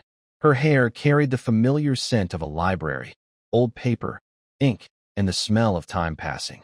But what was clearer was her warm, gentle breath, softly blowing on his face, carrying a sweet, slightly warm fragrance that was hard to describe, mixed with a faint tea scent from her lips, silently entering his senses. Her nose was just a breath away from his. Focus on your meditation, she whispered, her voice carrying a faint huskiness. Soon's Adam's apple moved slightly as he forced himself to close his eyes and concentrate, guiding the surge of magic within him. Ella's fingertips still lightly rested on his face. Through the space between their foreheads, a deep perception was forming. In the next moment, her fingertips trembled slightly. As a perceiver, what she sensed was far more direct than Soon's own feelings. This was not an illusion but a real, vast sea of magic that was breathtaking in its scope. Pure, steady, bottomless. Such a scale was comparable to the mid-level mages she had seen at the academy, even surpassing them. Ella withdrew her hand, her gaze complex as she studied the boy before her, who was still not even as tall as her chest. They were so close that Soon could see his own slightly stunned face reflected in her eyes. Behind her, her red fox tail swayed unconsciously, the tip trembling slightly, an honest sign of her inner shock. This terrifying amount of magic meant that with just a little guidance, this boy's starting point in magic was already beyond what most could reach in a lifetime. If his affinity for magic was equally good, he could reach higher levels, advanced, master, even saintly realms. And as for legend, Ella's gaze drifted away for a moment. She remembered her college days, her mentor's mentor, an extraordinary genius born with innate magical talent, who ultimately stopped at the gate of legend at the end of his life, filled with regret. That was a realm even geniuses looked up to. Besides effort and talent, luck was also needed. But no matter what, the child before her was destined not to be ordinary. Era gently exhaled, finally straightening up and stepping back a little. A faint smile returned to her lips, carrying a sense of relief and a gentle sigh. Era's sister, seeing her change expressions but remain silent, soon felt a bit uneasy. Did I practice wrong? Wrong? Era snapped back to herself, shook her head softly, and reached out to gently Soon's soft black hair. This gesture was more natural and affectionate than usual. Quite the opposite. Soon, what you have is an amazing talent. She withdrew her hand, her fingertips casually brushing her own chestnut hair, and her golden eyes lit up with a gentle smile. With such a magical foundation, as long as you keep studying diligently, becoming an intermediate mage is just a matter of time. Compared to me, who has been struggling at a lower level for years, you are much more promising. Her tone was calm and composed, as always, but the flicker of complex emotion in her fox-like eyes and the subtle drooping of her fox tail hinted at inner feelings. Soon keenly noticed this. He looked up, his gaze falling perfectly on her slightly parted lips. The bright red color stood out vividly against her fair skin. Era's sister, there's a saying in my hometown. Once a teacher, always a teacher. He paused briefly before continuing. It was you who gave me this book, who confirmed everything for me. No matter what the future holds, you will always be the first guide on my path of magic. His words were sincere and clear, and his black eyes reflected her image without any distraction. Era listened quietly, her eyes flickering slightly. After a moment, she suddenly chuckled softly, her smile blooming like spring water, with a warm, lively curve at the corners of her eyes. Such a talkative child. She leaned in slightly again, this time raising her hand to gently lift Soon's chin with her fingertips. The gesture was tender and unavoidable, forcing Soon to look directly into her eyes that seemed to see through to the heart. Then she lowered her head quickly, lightly touching Soon's forehead with her lips. The touch was soft and gentle, easily parted, yet left a faint moisture and a gentle thrill. May the light of knowledge always favor you, little genius. She straightened up, her expression returning to her usual elegant and distant demeanor, but a rare softness still lingered in her eyes. Her fox tail swayed lazily behind her, like flickering flames. Soon felt a faint warmth on his forehead. He took a deep breath, suppressing the flutter in his heart that belonged to an adult soul, and cleared his throat. Well, as a thank you. Suddenly, he tiptoed, and, taking advantage of Ella's moment of retreat, quickly touched her hand lightly. The moment his lips touched her hand, Soon could feel the cool, silky smoothness and the warm blood flowing underneath. Thank you, teacher. After saying this, he picked up the Book of Budding and turned to leave. His steps were faster than before, but his ears already showed a faint blush. Ella paused, looked down at her hand, where she still seemed to feel the soft touch of the boy's lips. Then, a meaningful smile appeared at the corner of her mouth. Soon, she called him. The boy's figure stiffened, hesitating as he turned back. Ella stood beside the counter, her tall, graceful figure outlined by the play of light and shadow. She lightly tapped her chin with her fingertip, her golden eyes holding a faint smile, her voice gentle as flowing honey. If you have questions while studying lower-level magic, feel free to come to me. As for higher levels, her eyes slightly lifted, her foxtail lazily curling in a curve. Perhaps you'll need to ask Chloe. But I believe I still have some patience to spare. She deliberately emphasized the word, patience, her tone carrying an unspoken hint. Soon nodded quickly, said, goodbye, and then pushed the door open with the book in his arms. Outside, the sunlight was just right. He stood on the steps, took a deep breath, and still felt a slight warmth on his face. Really, such a remarkable person. The one I like. Soon shook his head, pushing aside those tangled thoughts. The most important thing now was to find a quiet place to study and practice the magic in the book. The next afternoon, in the monastery library, the afternoon sunlight was filtered through heavy curtains, creating a quiet, golden haze. In a quiet corner deep inside the library, Soon was fully focused on his right palm. The Book of Sprouts, was open nearby. Turn to the page about basic magic. Glimmer spell. Don't be impatient, Soon. Ella stood behind him, slightly leaning forward. As she moved, the familiar scent of ink mixed with a faint cool aroma once again surrounded Soon. Feel the flow of magic inside your body, like guiding water. Bring it together in your palm. Remember, it's not about bursting out, but lighting up. She extended her hand, her long fingers gently supporting Soon's wrist, helping him adjust the angle of his palm. The cool touch at her fingertips made Soon's restless magic calm down a lot. Imagine what light looks like, Ella's soft voice said, like a calming melody. The gentlest, most stable light. Soon took a deep breath and closed his eyes. In his mind, a vast blue lake rippled. Carefully, he drew out a tiny stream of magic, flowing along the meridians in his arm to his palm. Guided by his thoughts, he compressed and transformed it. A faint buzzing sound, very soft, filled the air.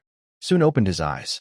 In his palm floated a small, glowing sphere, about the size of a fist. It emitted a gentle, steady white light, like a tiny captured moon, clearing the shadows on the surrounding bookshelves. There was no flickering, no uneven brightness, completely steady, like a perfect textbook example. Is this magic? Soon stared at the light, full of wonder. Even though it was just a simple illumination spell, the feeling of creating a miracle with his own hands was truly enchanting. Your first try and you already achieved such stable output.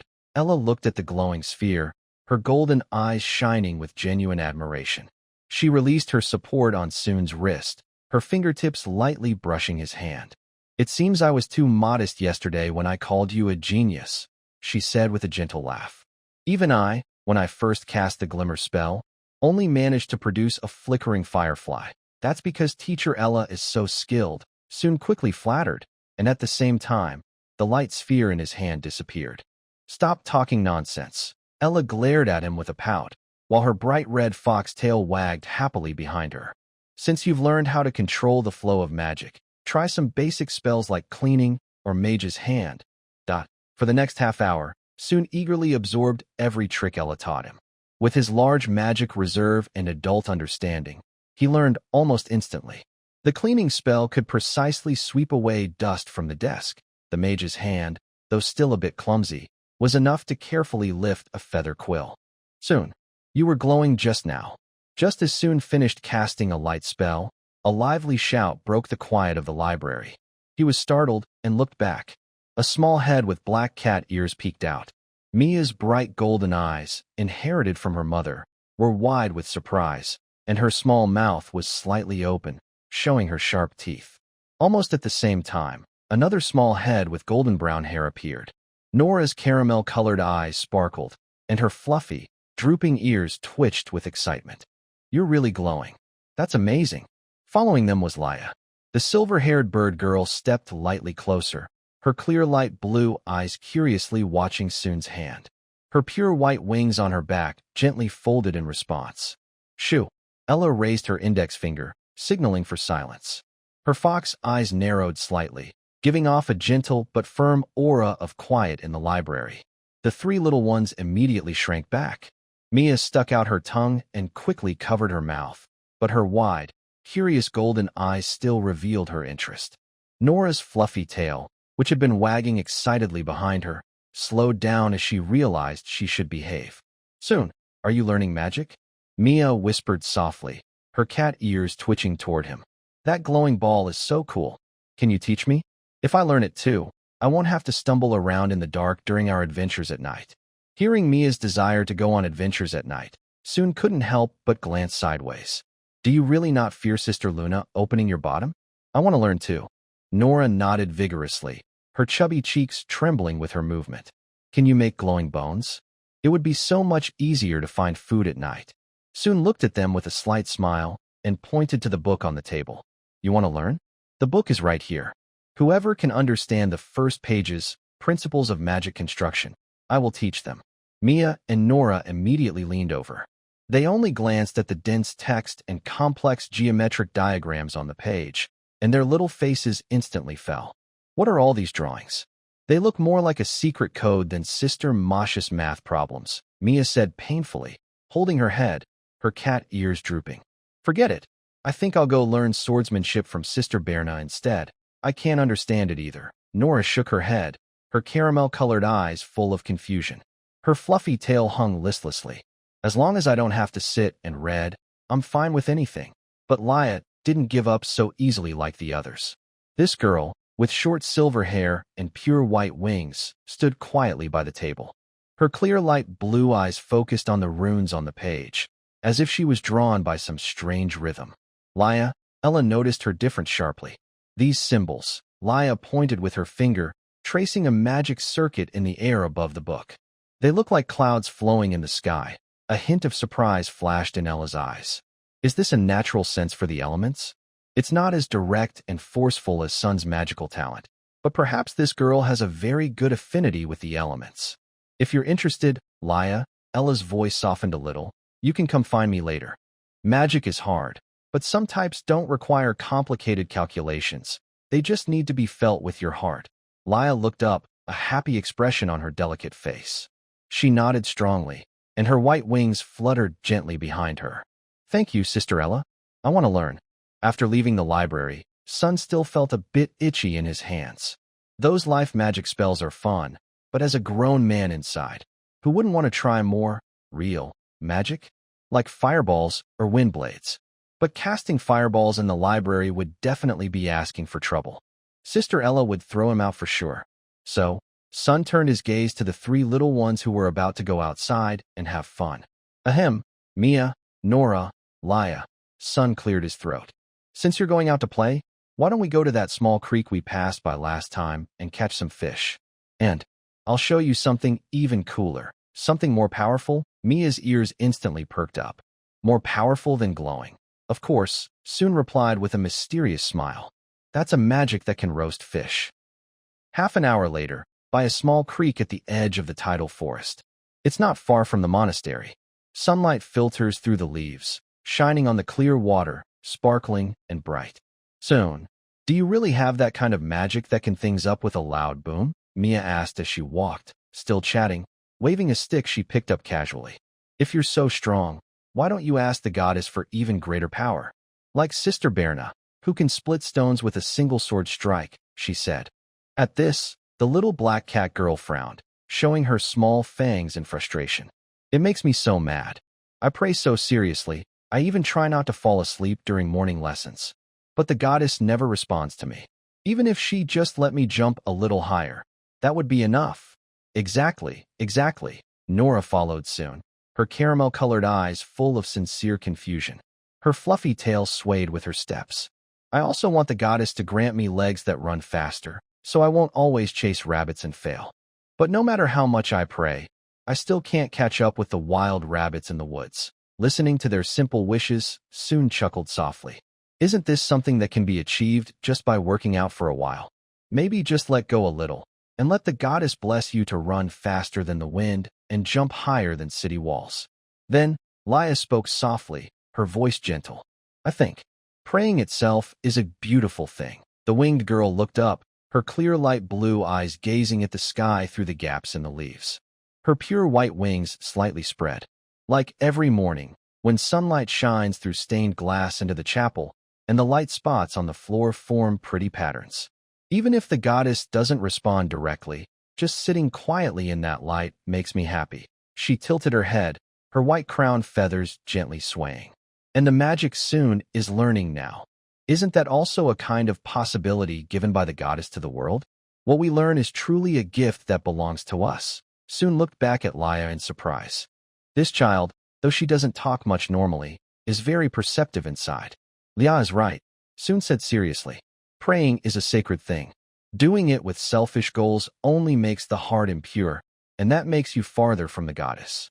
He pretended to be a devout follower, speaking earnestly to persuade, and it's also a test of patience.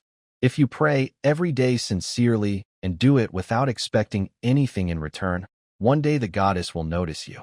Actually, he was almost laughing inside. My abilities come from the benefits of being a traveler. They have nothing to do with the goddess. But as a good kid from the monastery, I still want to spread this kind of positive energy. Mia and Nora looked at each other, seeming to understand, but not fully. Maybe. It makes some sense. Mia twitched her black cat ears, which twitched twice with her feelings. Forget it. I'd rather go learn how to climb trees faster from Sister Sylph.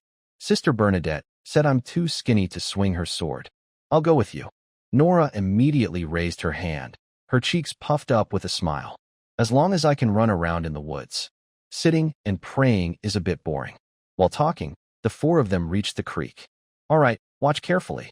Soon stood on a large rock by the bank, took a deep breath, and began to channel his magic. This time, he wanted to try a real attack spell, Fireball. Although it's one of the simplest beginner spells, controlling unstable fire elements is very difficult for beginners. Ella said to imagine exploding and compressing. Soon extended his right hand, palm facing up.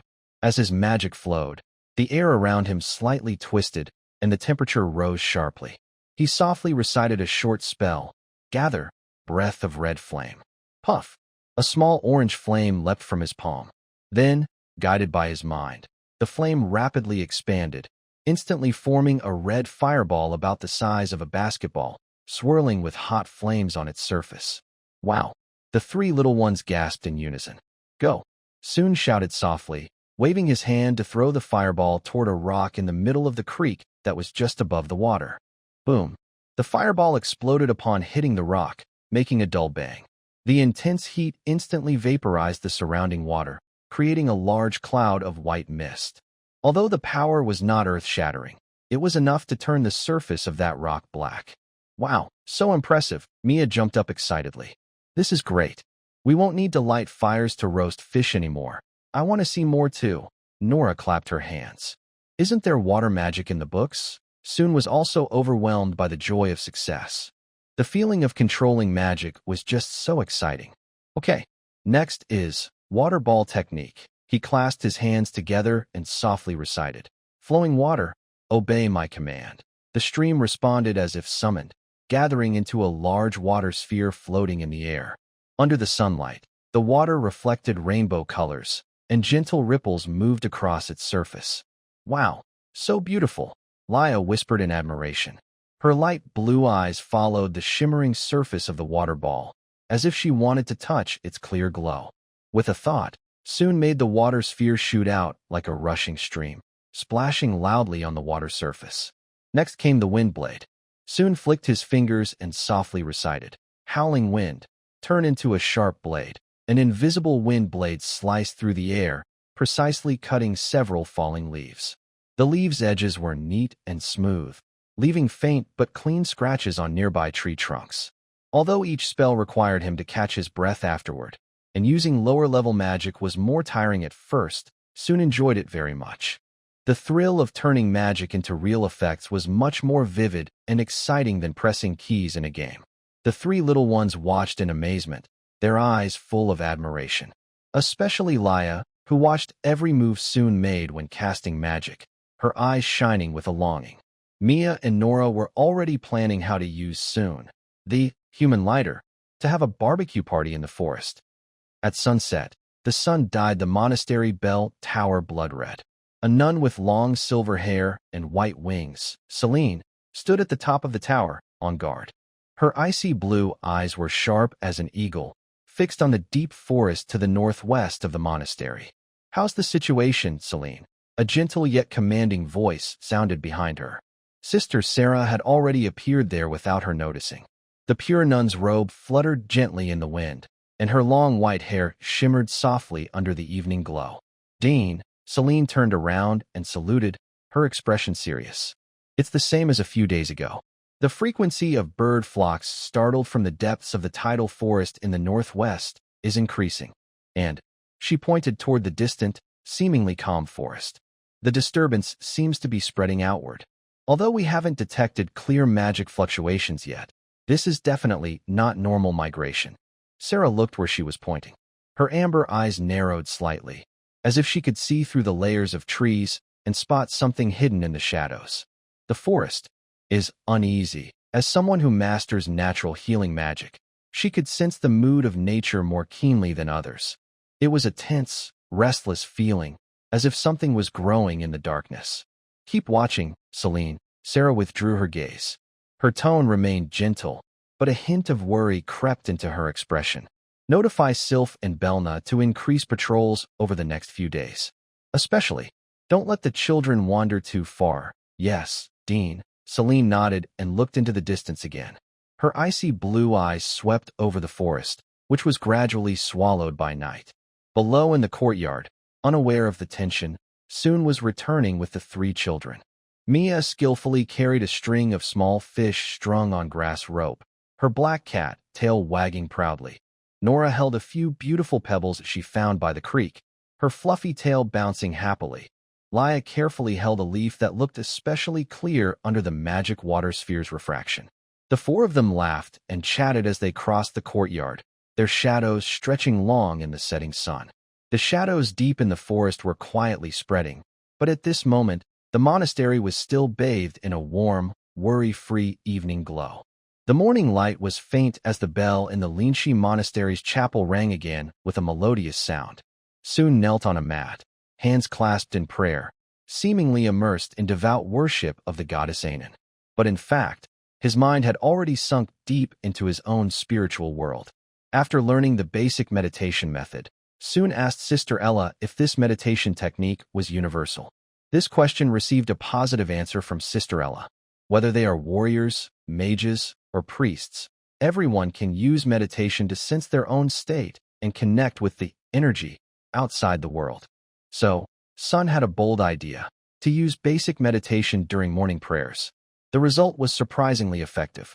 In his mind's eye, the faith power emitted by the devout praying nuns turned into invisible white mist, gathering toward the central goddess statue. At the same time, his body also gained a different kind of power from magic. Is that holy power? Sun wondered quietly. This power was very different from the vast blue magic within him. It was gentler, thinner, but carried a warm, sacred feeling. If magic was like rushing river water, this holy power was like morning dew, small in size, but containing a certain order of strength. However, he didn't care much about this tiny amount of holy power inside him. He cared more about the faith power generated by the nuns during their morning prayers. Perhaps because of the special nature of the sapling, Sun found that after entering a meditative state, he could guide the sapling within a certain range to absorb the faith power produced by the nuns.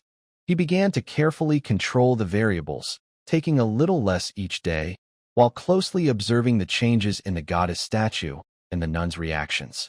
Today marked the 8th day of his morning prayers. Little sapling, breakfast time. With a thought, the strange sapling rooted in the center of his consciousness gently swayed. Invisible roots spread in the void, quietly capturing a small part of the light mist heading toward the goddess statue. 1/5, 1/4. Sun continued to cautiously test the limits, while also paying attention to the reactions of Dean Sela and the goddess statue. Everything remained normal. The goddess still emitted a gentle glow, and there was no divine punishment for the missing offerings. After days of continuous theft, the sapling in his mental space finally showed new signs of change. The tiny green fruit, about the size of a rice grain, hadn't grown noticeably, but a small, tender yellow bud was quietly swelling at the branch below it, as if nurturing some new power. Soon suppressed her surprise and finished today's secret snack. Greed is the original sin, but patience is the true way. After morning prayers, Soon usually went to the kitchen with Sister Remy.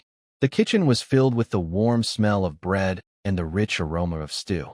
Sister Remy was busy working smoothly, her cream-colored hair gently bouncing with her movements. The soft white fur on her wrists and forearms looked especially gentle in the morning light.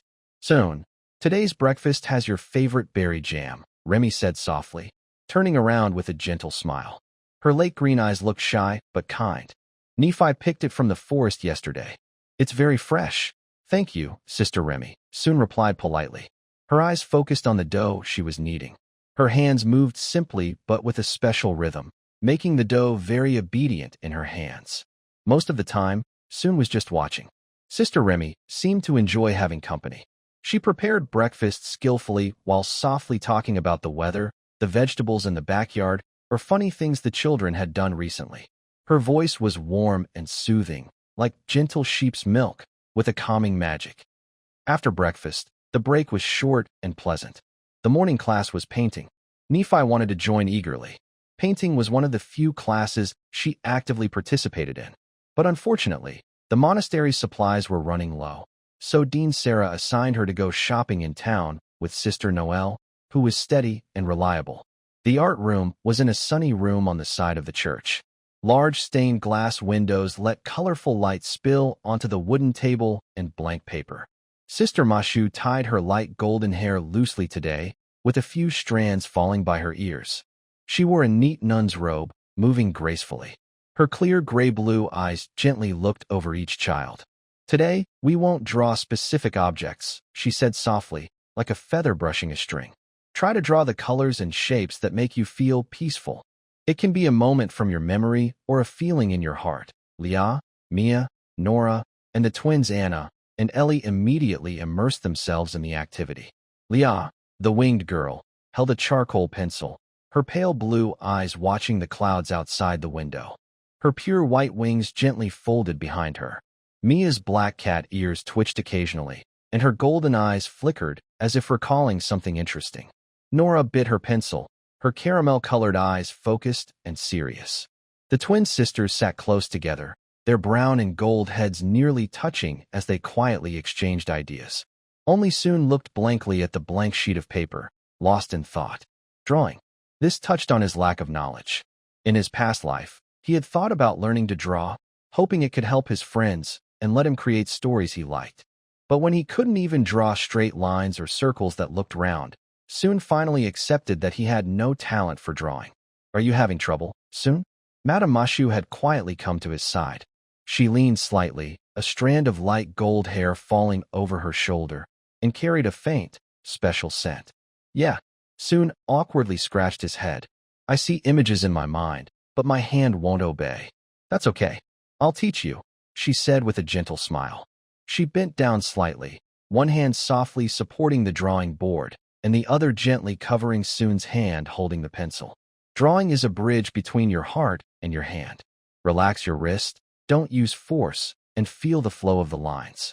As she moved closer, Soon could clearly feel the soft touch from behind. Madame Mashu's figure was that of a classic intelligent beauty, full but not bulky. She pressed gently against his back, her breathing soft and steady. Her long, warm fingers guided Soon to make his first on the paper. Close your eyes and think of a moment that makes you feel calm or warm. Then let your hand move with that feeling. Soon closed his eyes as instructed. In his mind, he saw the day he first arrived, the image of Director Silas standing at the monastery gate. Her long, white hair seemed to glow softly in the sunset, and her amber eyes looked gentle as she reached out her hand to him. When he opened his eyes, he was surprised to see a rough sketch on the paper. The lines were simple, but the outline of the figure and her peaceful aura were already faintly visible. "See, you did very well," Madame Mashu said, releasing his hand. A faint dimple appeared on her left cheek. "Next, try to finish it on your own. Remember, drawing isn't about copying what you see, but about expressing what you feel inside." Over the next 10 minutes or so, Sister Mashu occasionally offered gentle guidance, but mostly gave Soon space to try on his own. To Soon's surprise, once he learned the basic way to hold a pen and control his lines, his progress was very fast. It was as if his new body had a natural talent for learning. After crossing over, he truly felt that his ability to learn, remember, and coordinate his body had all improved in many ways. When Sister Mashu announced that time was almost up, Soon had finished his painting. The picture showed Director Sarah standing in the backlight at the monastery gate. Her face wasn't highly detailed, but her gentle and peaceful aura was clear through soft lines and light and shadow. "Very good, Soon," Sister Mashu said sincerely after examining it carefully. "Especially the way you handled the light and shadow, which is very difficult for beginners." She walked around each child's desk. Anna and Ellie both drew the same person, Soon. In their pictures, the dark-haired boy sat by the library window, with sunlight softly outlining his delicate face. The two paintings were almost identical, with only slight differences in the curl of his hair and decorative details. The twin sisters shyly lowered their heads, but their light blue eyes sparkled as they secretly looked up, watching Soon's reaction. Soon looked at his own portrait and stopped in front of it. He studied himself carefully, his face looking very serious. His focused expression made the twins feel nervous and excited at the same time. They were shy because the owner in the picture was watching them, and they worried he might not like their work. After a careful look, Soon nodded. The drawings by Anna and Ellie were really good, about 9 out of 10. He turned to the sisters and smiled approvingly. Ellie, Anna, you did very well. Hearing this, the twins' hearts finally relaxed. Their faces lit up with happy blushes, and they both said cheerfully, "Thank you, Big Brother Soon. So adorable." Soon felt his heart be gently touched, as if an invisible arrow of cuteness had struck him. So adorable. Next were Leah and Nora. Nora drew her older sister, Nora. The blonde dog girl Nun was dressed neatly, looking into the distance with her back to the picture. Her fluffy, golden brown tail was high and lively, full of energy and movement. Although the drawing technique is simple, the feelings of attachment and admiration are clearly expressed on the paper. Leah's drawing shows a shiny, rainbow-colored beetle resting on a dewy leaf. The details of the wings and how the light reflects off them are carefully captured. She remembered the sparkling bug she mentioned before and gave it a dreamy look. But the most eye-catching is Mia's drawing. Is this a fish? Mashu picks up Mia's paper, looking surprised. It's a very strange and beautiful fish. It has a smooth, streamlined body, but what stands out most are its exaggerated fins. Under Mia's young but talented drawing, the fins look like flowing silk, as if they are moving on the paper. Yes, Teacher Mashu, I saw this in the small creek. Mia excitedly waves her arms, her cat ears twitching. It's super big. The fins can change color, like a rainbow. If it didn't run so fast, I would have jumped in to catch it. Color-changing fins. Flowing like silk, Mashu's face becomes a little serious. She bends down to look at Mia eye to eye, her voice gentle but with a warning tone. Mia, you have a good talent for drawing and are very observant. But promise me, if you see this kind of fish again in the wild, don't go near it, and don't try to touch it with your hands. Mia's cat ears droop in confusion. Why? It looks so pretty, because it's called rainbow silk carp, or sometimes illusion veil fish. Mashu's voice is clear and calm, making sure every child can hear. Its beauty is actually a dangerous trap. She then explains the special features of this strange creature. How its flowing fins change colors like a dancer's silk veil under different lights. How it stretches in the clear waters full of plants, attracting curious creatures. And the tiny, venomous hooks on its fins that are hard to see with the eye, which can cause hallucinating toxins if touched. Poison animals won't feel pain immediately. Instead, they experience brief, pleasant hallucinations, then their muscles relax and they lose the ability to move. For animals drinking water by the creek or crossing the water, this can be deadly. Sister Mashu's gaze swept over all the children. Even more interesting is that this fish, once taken out of the water and killed, will have its fins quickly melt away after showing the most beautiful colors, leaving only a pale, worthless body. It's as if nature is saying, its beauty cannot be owned by death. She then told how experienced fishermen carefully catch these fish using special glass bottles or metal tubes, how they cut off all the fins with pure silver scissors while the fish are still alive, and how the fish's meat is known for its dreamy taste, called the unicorn's dream in the stream. It's said that eating this fish can calm emotional ups and downs, but eating too much can make you feel emotionally numb, Sister Mashu concluded. So remember, in the wild, the more beautiful something is, the more you need to stay alert and keep your distance. This isn't about losing your courage to explore, but about using wisdom to protect yourself. Mia nodded as if she understood, her black tail unconsciously curling. What if I just look from far away, without touching? Of course, you can enjoy it from afar, Sister Mashu smiled, her dimples showing again. But remember, don't go near the water alone. If you want to see, you must be accompanied by a sister. The morning lesson ended with Sister Mashu's advice. Got it. In the afternoon, Soon went to the library as usual.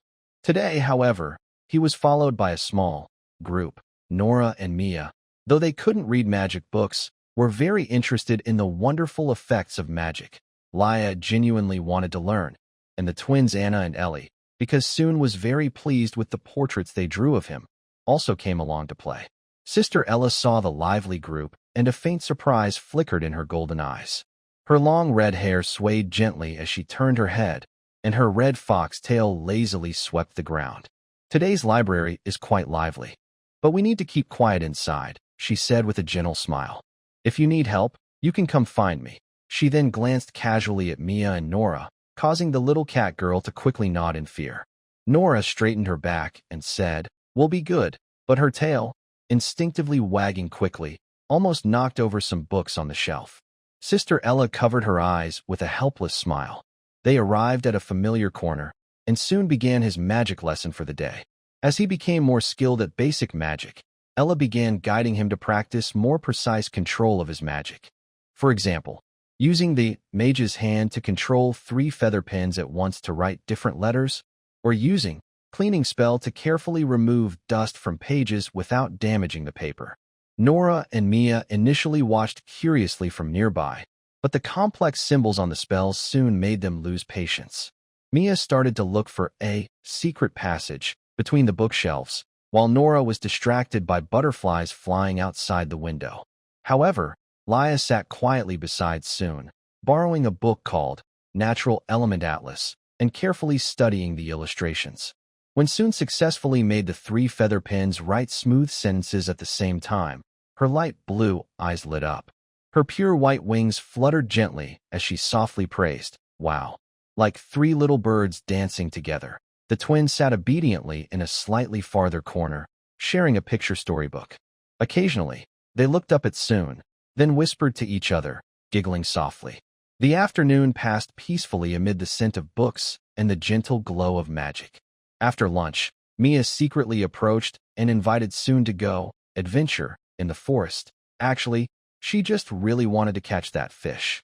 Soon didn't refuse, but he usually took naps, and the magic practice in the morning had been quite tiring, so he agreed to rest first before going. Soon returned to his room and fell asleep almost immediately. He slept very deeply this time. When he opened his eyes again, the sunlight was already slanting west, and the room was filled with a faint scent of grass and trees. He tried to lift his hand, but found his body was as heavy as if filled with lead, as if something was pressing down on him. Sleep paralysis? He slowly opened his eyes, then suddenly widened them. The white monastery robe with a short front and long back was sitting in front of him. When they sat, the front hem just reached mid-thigh, revealing their fair legs completely. The first thing he saw was Mia and Nora sitting on his stomach. The 2 little ones looked clearly impatient. Mia was turned sideways, whispering something into Nora's ear, her black cat ears twitching alertly, catching the sounds outside the door. Her honey-colored legs peek out from beneath the short front and long back of her nun's dress, slightly bent due to her sitting posture. The lines of her legs are smooth and lively, with slender ankles. Her bare feet hang over the edge of the bed, toes unconsciously curling and stretching. Her soles soft and plush, with a healthy pink glow. Nora kneels on the other side of Soon's abdomen. Her short, tousled light brown hair has floppy, furry ears that hang down, making her look a bit bored. Her large caramel eyes are fixed on Soon's face, as if she's trying to understand why he's sleeping so long. Her legs are a bit fuller than Mia's, with a round, childlike softness.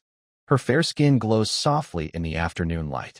Her bare feet are close together, with elegant arches and small, rounded toes that are slightly red from sitting so long, full of vitality. They probably feel soft to the touch. On his leg sits Laya. The bird-like girl is curled up in a pose like a bird resting on a branch. Her pure white wings are fully folded, shimmering like pearls at the tips. She is looking down, focused on the book of buds spread across her lap. Her short silver hair falls over her shoulders. The front of her nun's dress only reaches mid-thigh, but her sitting posture lifts it slightly, revealing more of her fair legs. As an elf, her skin is almost transparent, with faint blue veins visible beneath. Her slender legs don't look weak, with a faint pink hue at the knees. She is barefoot on the bed, her white, jade-like feet with rounded, pearl-like toes, giving a fragile and pure impression. The only unfortunate thing is that under their dresses, they all wear matching white safety shorts, hiding more of the view.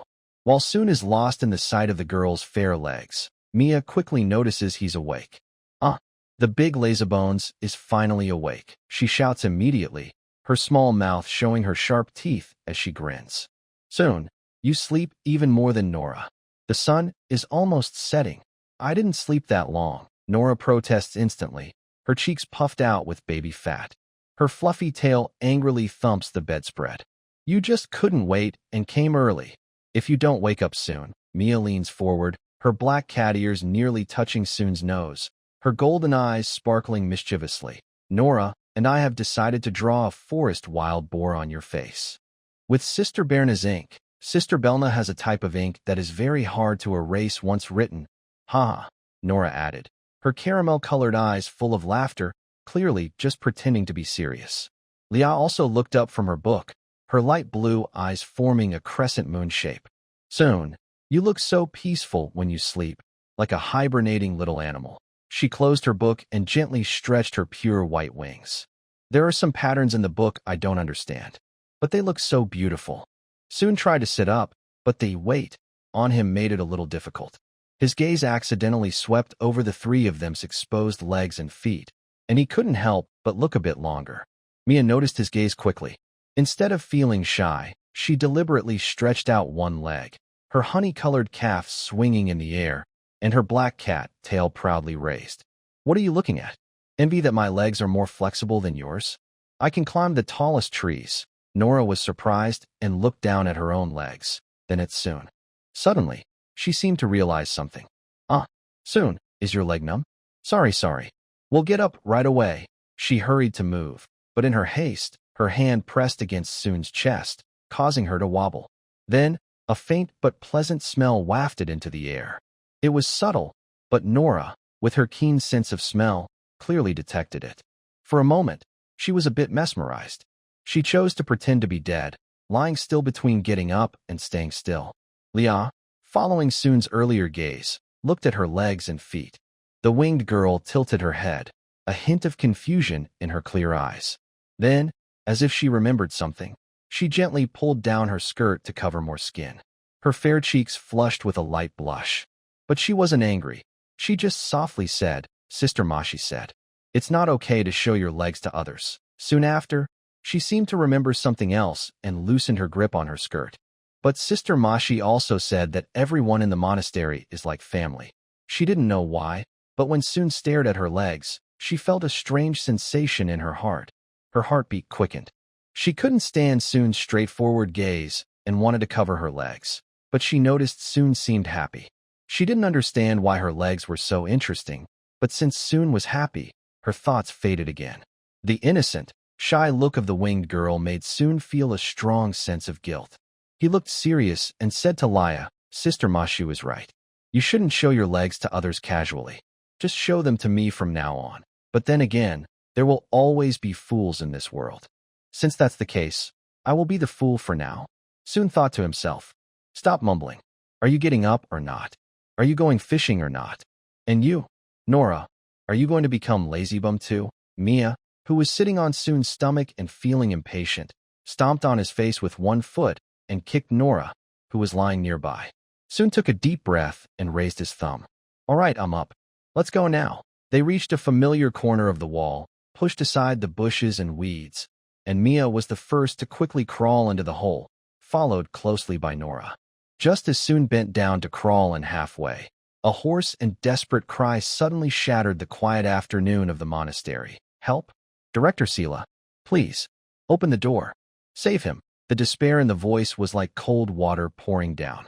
Soon froze for a moment and then backed out of the hole. The four of them looked at each other and decided to go see what was happening. Their fishing plan was forgotten.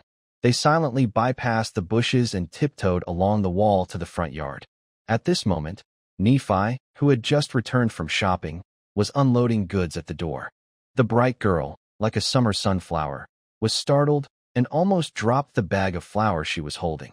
But she reacted quickly and, together with Sister Marta, who hurried over after hearing the cry, opened the heavy door. Outside the door staggered a few figures rushing in. They were 3 ragged cat people. Mud and grass clippings covered their bodies. They looked panicked, like frightened birds, and were struggling to carry a makeshift stretcher made of branches and vines. On the stretcher lay a young male cat person. His chest rose and fell weakly, like a dying candle in the wind.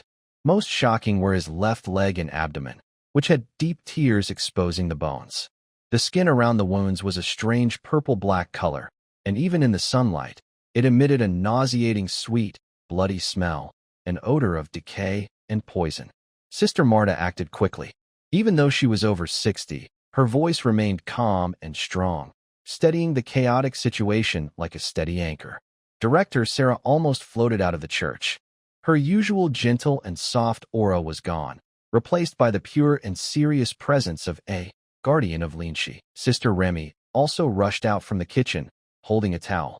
When she saw the injured person's dark wounds, her gentle eyes suddenly sharpened. She turned and ran to the medicine room. When she came out again, she was carrying bottles and white bandages. Soon the 3 children, no, it was 5 children, stood in the shadow of the corridor, watching quietly. Anna and Ellie had been sitting under the shade with Sister Marta, listening to her tell stories. Now that Marta went to help the villagers, they came over to Soon. Is that poison? Mia covered her nose. Her sharp cat-like senses made her instinctively dislike the sweet, bloody smell in the air. Her tail nervously wrapped around Soon's leg. In the courtyard, Director Sarah's hands glowed with a soft green light, a sign of natural magic. As the light flowed over the wound like a gentle stream, the frightening purple-black color slowly faded, as if sunlight was clearing away dark clouds. Hold him down. Cleaning the wound will hurt, Sister Remy said, her voice trembling slightly, but her hands were precise like a surgeon. She poured a pale yellow liquid onto the wound. With a sizzling sound and burning smell, the injured person suddenly up and let out a low, painful cry, then fell heavily back onto the stretcher. It's the poison of the Fong wolf, Remy said, her brow furrowing as she used a silver knife to cut away the rotten flesh. Her green eyes showed a hint of surprise and suspicion. But this cut is too neat. It doesn't look like a tear from claws. It looks more like from a sharp weapon. It's those monsters, those green-skinned demons. An older cat-like person who was escorting the injured trembled as he spoke. He tightly gripped a broken hunting knife, his knuckles turning white from the force. In the past, the village was only attacked by slimes and wild boars. But these days, there are Fong wolves deep inside, and those small, green-skinned monsters. They move fast and can throw invisible blades like the wind. Soon's heart suddenly sank, and his black pupils slightly contracted. A short figure, green skin, able to use weapons. Could it be a goblin? But if it were an ordinary goblin, even a bit stronger, it wouldn't have such an invisible blade like the wind. When did goblins become so powerful? We need to move. This place is no longer safe. The cat-like person looked desperately at Director Sarah, tears streaming down his muddy face. Director, we came to scout and to ask for help. Our children and the elderly are still behind. Director Sarah sighed softly. It was pity, but also a kind of decision. By evening, as the sunset painted the sky in a blood-red orange, the injured's condition finally stabilized. The fishing adventure plan was naturally completely canceled. To prevent these energetic little ones from running around and disturbing the patient's rest, and also to deal with the mountain of supplies, Sister Luna, the warehouse keeper, approached Soon and his group with her usual lazy, just-woken-up walk. Her long black tail swayed behind her, and her golden slit pupils narrowed contentedly in the sunset, looking like a cat plotting to be served. Since everyone is free, she leaned casually against the heavy wooden door of the warehouse. Why not lend a hand? Today's supplies are really a lot. Without Noah and Belna, I might just hurt my back. Soon's gaze instinctively swept over Sister Luna's exposed legs beneath her skirt. Honey-colored skin, smooth and well-shaped. They weren't as full and strong as Belna's, like Chun-Li's, with obvious muscle tone, but they weren't weak either. Instead, they had a flexible, resilient feel developed through years of activity, contrasting subtly with her lazy appearance. The 3 little ones tried to whimper and protest, but Sister Luna was clearly just here to notify.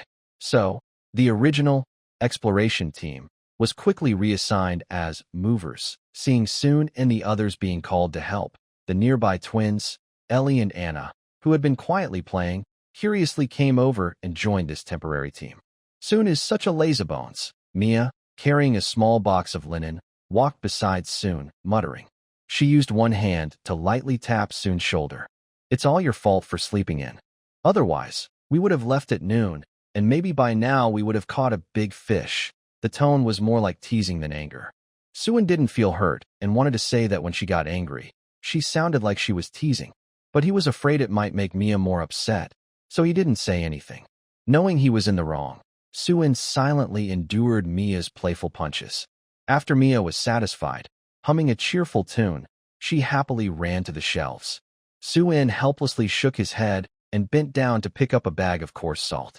While he was busy working, Mia, Nora, and Laya had already gathered together nearby.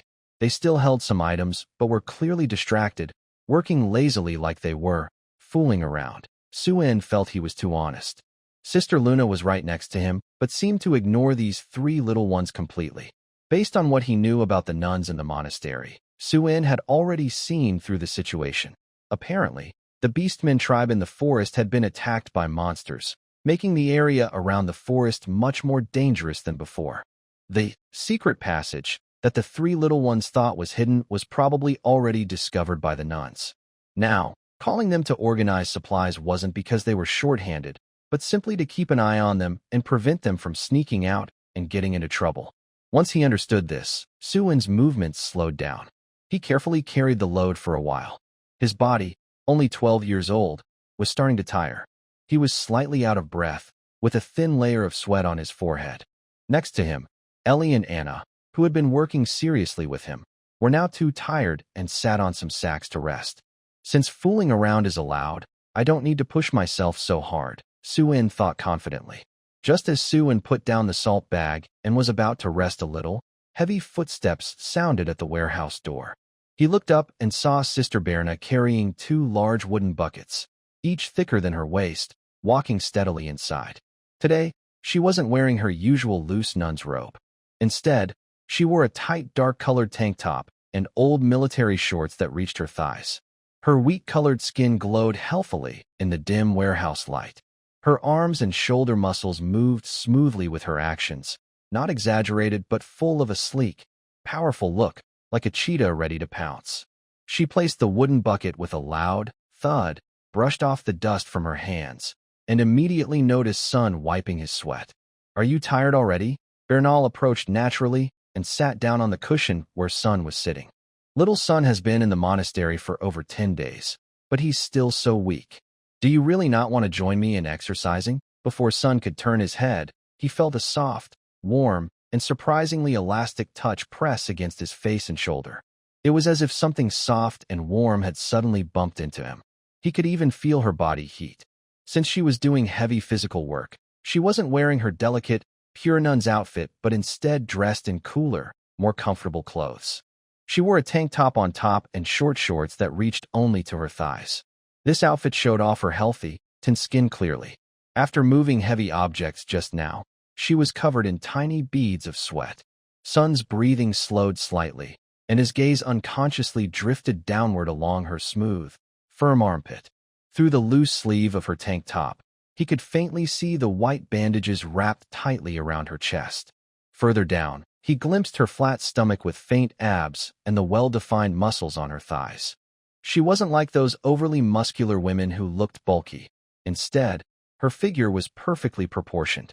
Every muscle looked like a masterpiece carefully carved by a divine hand, combining feminine curves with the explosive power of a predator. She had a wild, Amazonian warrior-like charm. At this moment, Bernal was leaning casually against Sun, wiping sweat and breathing heavily. Her chest rose and fell, pushing against Sun's arm with a striking curve. Just need to catch my breath. As for exercising, I think I'll pass," Sun said quietly, shifting half a step to the side to create some distance. Bernal seemed unaware of his small movement, or simply didn't care. She looked down at herself, following Sun's earlier gaze, and then asked straightforwardly, "Want to see? Or want to touch?" "Huh?" Sun was surprised. "My muscles." In her simple mind, she believed Sun was attracted to her well-trained muscles. After all, in her people's aesthetic, strength is beauty. Suin's Adam's apple moved slightly. This was something you brought on yourself. Cough. Is it okay? He asked cautiously, but his hand had already reached out honestly. His fingertips touched her abdomen and thigh skin. The feeling was not as hard as iron, but rather very resilient. It was like a high-quality rubber or a stretched bowstring, offering noticeable resistance when pressed and springing back with strength. This is called elasticity with strength, Su-in admired inwardly while glancing at a higher place with his peripheral vision. There, it was tightly bound by bandages and a vest. Although not as firm as abs, the size was impressive. He secretly wished he could touch there. But unfortunately, even Sister Berna probably wouldn't let anyone touch that area casually, he thought with a mischievous but cautious mind. How is it? Berna asked. Seeing how Su-in couldn't take his eyes off her, she thought he must have fallen for her body, and she liked her own body very much. It's powerful, Su-in gave an honest comment, preparing to withdraw his hand. Berna noticed Su-in's curious gaze. She showed no shyness and instead grabbed his hand, pressing it firmly onto her proud, upright chest. Do you like the muscles here? Su-in's palms sank into a soft, intoxicating sensation. Before he could react to this wonderful feeling, Berna started to complain with a troubled look. I really don't understand why you like this part. I actually dislike it the most. It's too big, really in the way, she frowned, seeming genuinely annoyed. Not only does it block my view and affect my balance, but if I go out fighting without tightening it, it wobbles a lot when I run, which really affects stability. And she pressed his hand on the back of hers, making him feel the texture more deeply. Can you feel it? No matter how much you train here, it's still soft, not firm at all. Unlike the abs and thighs, which are full of strength, this is just a burden. Su-in's mind was blank at this moment, and he instinctively grabbed her hand as she pressed on it. The feeling was indeed different. If Sister Nephi is the kind of person who is extremely gentle and soft, then Sister Bernadette is full of surprising resilience. Probably because she exercises often, even when she says this area is soft, it is much firmer than normal, full of lively elasticity. Listening to Bernadette's Versailles-style complaints, Soon mentally mocked. Sister Bernadette, you really don't understand what hunger feels like. Do you know how many women outside the monastery dream of having this kind of burden? And please, don't turn this into hard muscles. If this area also becomes big chest muscles, it would be a big loss for the world. Although he was thinking a lot, Soon didn't stay lost in thought for long, because he caught a glimpse of Anna and Ellie sitting on the ground nearby, staring at him with wide eyes. Their delicate doll-like faces were flushed, and their mouths formed perfect, shapes. If this keeps up, it might teach the kids the wrong things. Soon reluctantly withdrew his hand, pretending to be calm, and coughed twice, adopting an academic look. Cough, cough. Yes, the structure is a bit different. I'm just curious, so the physical qualities of the race are really so well-rounded. Is that enough? Bernadette looked down at her chest. When Soon grabbed her earlier, a strange electric current seemed to pass through her body, tingling and numb, very different from the usual feeling of battle injuries. She touched the spot Soon had grabbed, but felt nothing. It was too strange. Bernadette scratched her bare ears on her head in confusion, but quickly pushed the strange feeling out of her mind. You seem to like it quite a bit. If you want to develop muscles like this. Sister Bernadette, Soon quickly interrupted her dangerous words, worried she might offer clothes right then and there to show off her latissimus dorsi. Actually, I want to ask if you know that kind of basic breathing technique? Like the meditation used by mages to refine magic, but it's for warriors. Hearing this, Bernadette's eyes immediately lit up. Her previously relaxed expression turned excited. She patted her thigh with a crisp sound, showing a look of proud satisfaction, as if saying, this kid can be taught. You want to learn breathing techniques? Have you finally understood and decided to start morning training with me? Basic breathing exercises are only effective when combined with high-intensity physical training. Starting tomorrow, every morning at 4 o'clock, you will run 10 kilometers with me. Then continue training for 2 more hours. In less than a month, I promise to help you build a decent physique. At this moment, Soon was drinking water from a nearby glass to soothe his throat. When he heard the word, 4 o'clock, he hadn't swallowed his saliva yet. Soon accidentally spat out the water.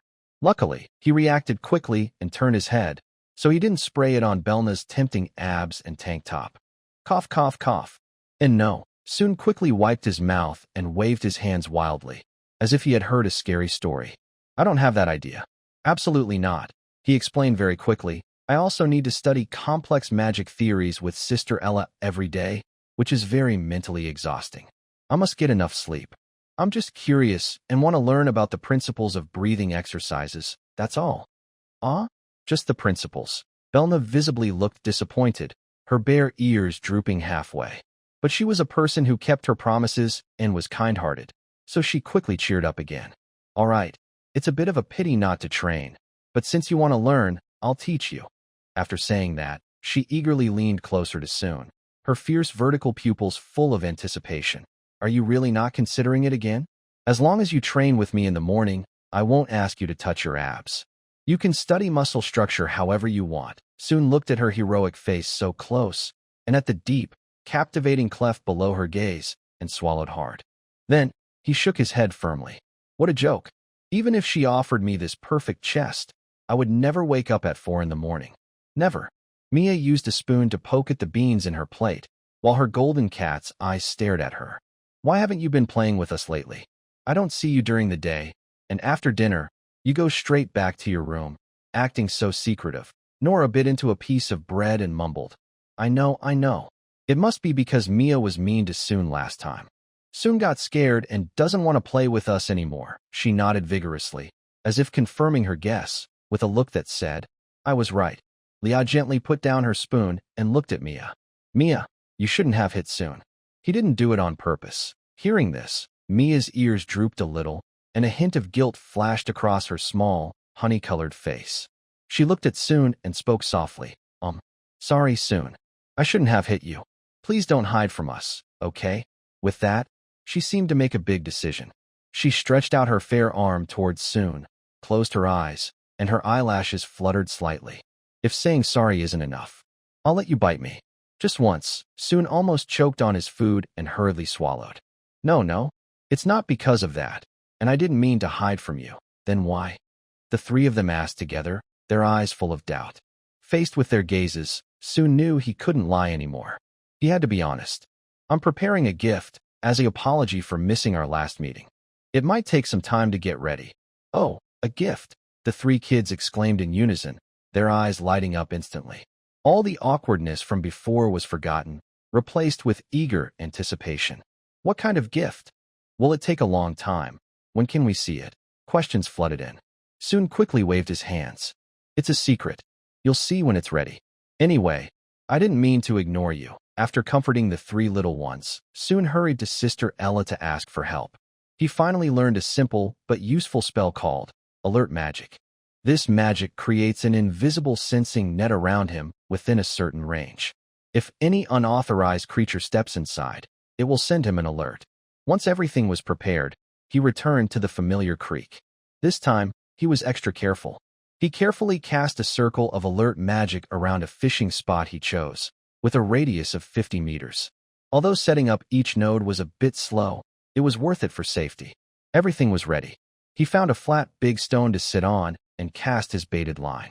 But for some reason, over the next few days, Soon's catches were very poor. Not only were there no big, beautiful fish, but even decent-sized fry were rare. The wooden bucket he brought was always empty.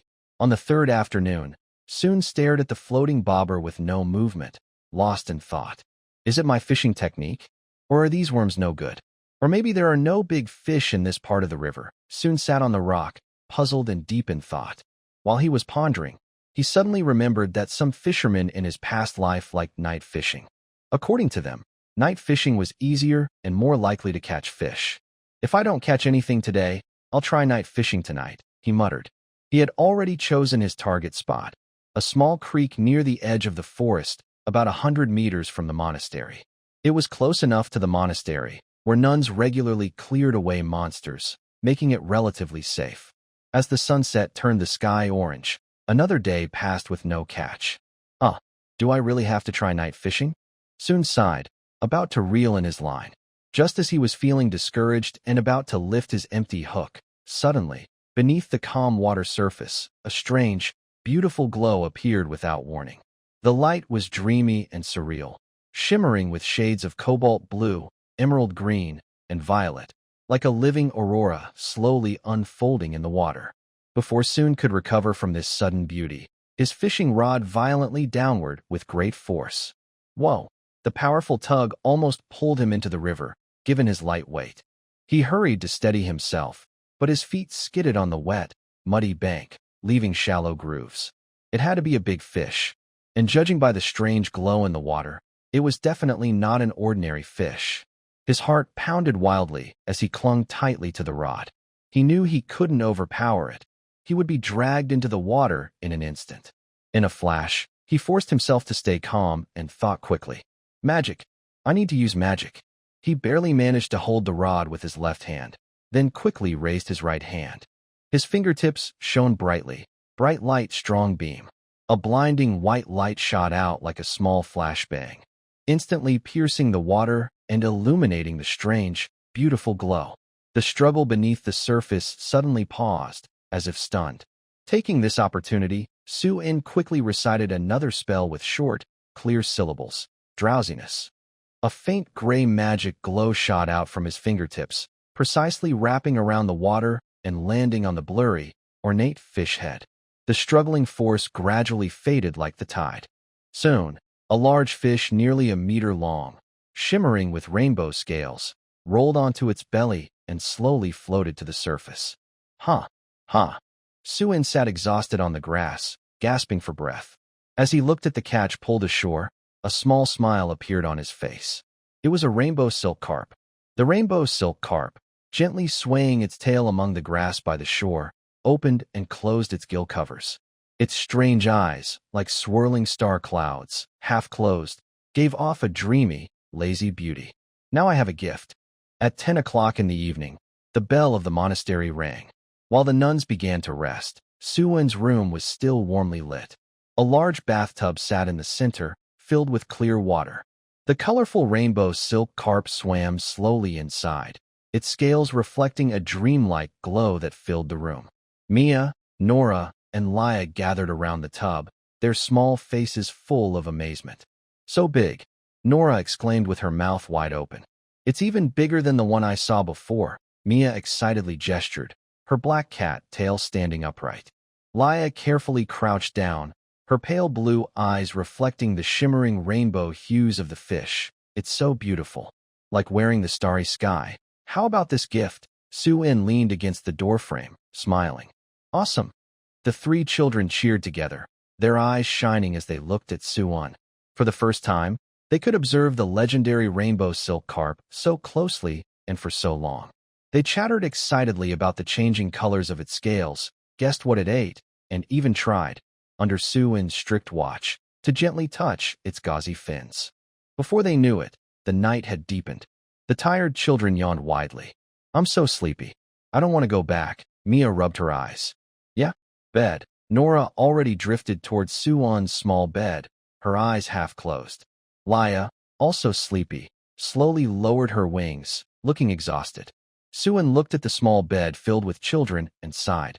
Hey, this is my bed. The tired children no longer paid attention. Mia kicked off her shoes and climbed inside first, rolling to the innermost part. Nora lay down beside her, her tail unconsciously curling over Mia's body. Leah hesitated briefly, then carefully turned to lie down, her white wings gently folded behind her, occupying the outer side. On the narrow single bed, for people were crammed together. Soon stood by the bed, looking at the scene, and finally shook his head helplessly. His own room? Sleep on the floor? No way. He found a small gap and carefully lay down on his side. His left cheek pressed against Leah's soft, cool feathers, carrying a faint scent. On his right, he could feel Nora's furry ears occasionally brushing past, warm breath touching his skin. At his feet, curled up, Mia the tiny black cat was softly snoring. Although his body was squeezed so tightly he couldn't move, feeling the lively, innocent atmosphere around him. Soon kept his eyes open in the dark, experiencing this crowded yet strangely warm feeling, and eventually slowly closed his eyes. Forget it, he muttered silently, a slight smile forming at the corner of his mouth. This is also a kind of blessing. The clock struck 6 in the morning exactly. In the chapel, the nuns had already taken their places, but 4 of the usual 6 small figures in the crowd were missing. Sister Machu held the roster, her light golden hair neatly arranged in the morning light. Mia? No response. Machu looked up, her gray-blue eyes scanning the spot where the cat-like child usually stood. It was empty. Nora? Still silent. Leah? The winged girl's seat was also empty. Soon. Still no answer. Machu's delicate brows furrowed slightly. She looked at Sister Sarah, who was standing quietly in front of the statue. The latter turned her head upon hearing the call, a gentle amber gaze flashing with understanding.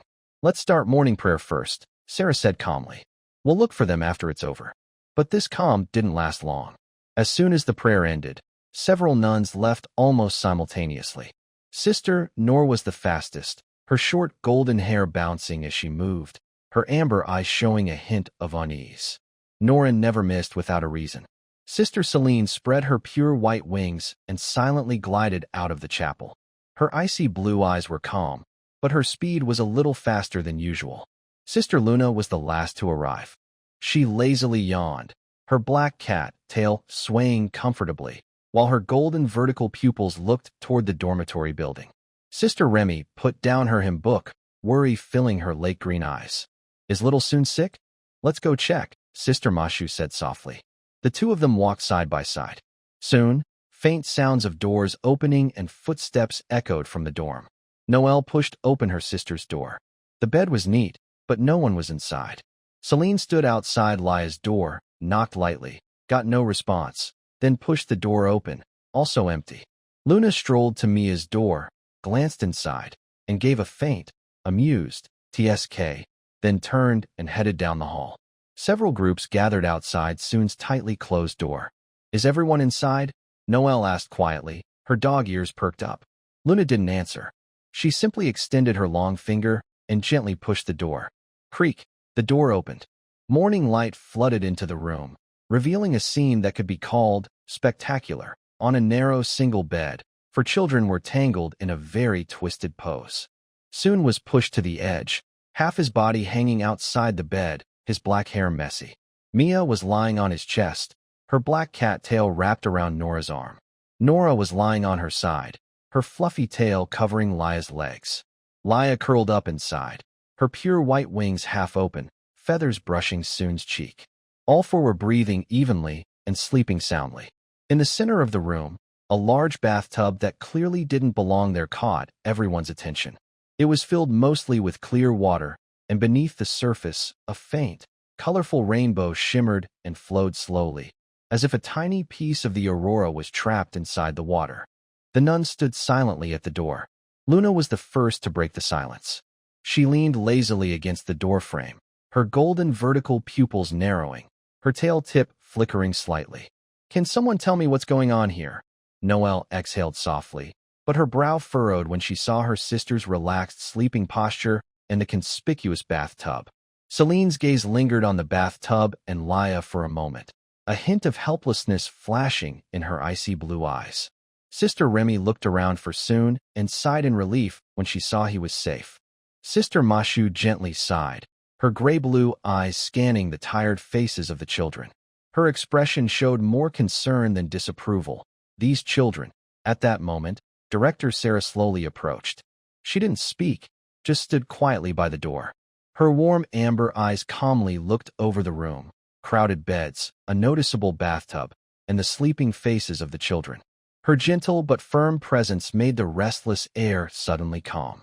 Maybe it was because so many eyes were on them, or perhaps it was instinct, but the 4 children on the bed started to move. Mia's cat ears twitched first. She mumbled a soft meow, then buried her face deeper in Soon's arms. Nora's big tail unconsciously flicked, hitting Leah's wings. The bird girl huffed softly and folded her wings. Soon was awakened by the pressure on his chest. His face still itched, and he struggled to open his eyes. In his blurry vision, he first saw the tall figure at the door, backlit and glowing. And around that figure, several quiet eyes were watching. Soon, he instantly became alert. Almost at the same time, Mia, Nora, and Leah blinked open their eyes. Then, Mom, Saran's sister. The three girls scrambled to sit up, but because they were squeezed too tightly, they tumbled into a heap. Mia's cattail caught on Nora's leg, Nora bumped into Leah, and Leah's wings flapped on Soon's face. After the chaos, the four children finally managed to sit up, their clothes messy, hair wild, eyes sleepy but guilty. They sat along the bed's edge, heads bowed, afraid to look at the door. The phrase "caught red-handed" was perfectly illustrated at this moment. Director Sarah slowly stepped into the room and stopped by the bathtub. She leaned slightly, her amber eyes fixed on the shimmering rainbow swimming in the water. "Rainbow silk carp," she said softly, her tone neutral and an adult one. Mia shrank back and whispered defensively. It was Soon who caught it. Soon felt several pairs of eyes suddenly focus on him. "Mia, your quick betrayal of your teammate is impressive." He forced himself to speak about what had happened before. The nuns listened quietly. Finally, Sister Sarah sat up straight and looked at Soon with gentle eyes. "So, Soon, to make up for what happened, you went alone into the forest to fish and brought back a rare magical creature that could be dangerous. With the rabbit charm and warning magic, he wouldn't be in danger, but Sister Sarah and the others didn't know that. They were worried because of his actions." Soon scratched his head, feeling a bit embarrassed. "I'm sorry. It was because of us that Soon sneaked out," Leah whispered, tears in her light blue eyes. "We were wrong," Nora also quietly admitted, her fluffy tail dragging on the ground with guilt. Mia bit her lip and suddenly said, "This has nothing to do with them. It was my idea that caused Soon to make a mistake." After saying that, she lowered her head again. Sister Sarah was silent for a moment. Just when the children thought she was about to be very angry, she spoke softly, still gentle. "The fish are very beautiful." The four children were surprised and looked up. Sister Sarah looked at the rainbow-colored fish swimming in the basin, a faint, nostalgic smile on her lips. "When I was young, I saw them swimming in a stream under the moonlight.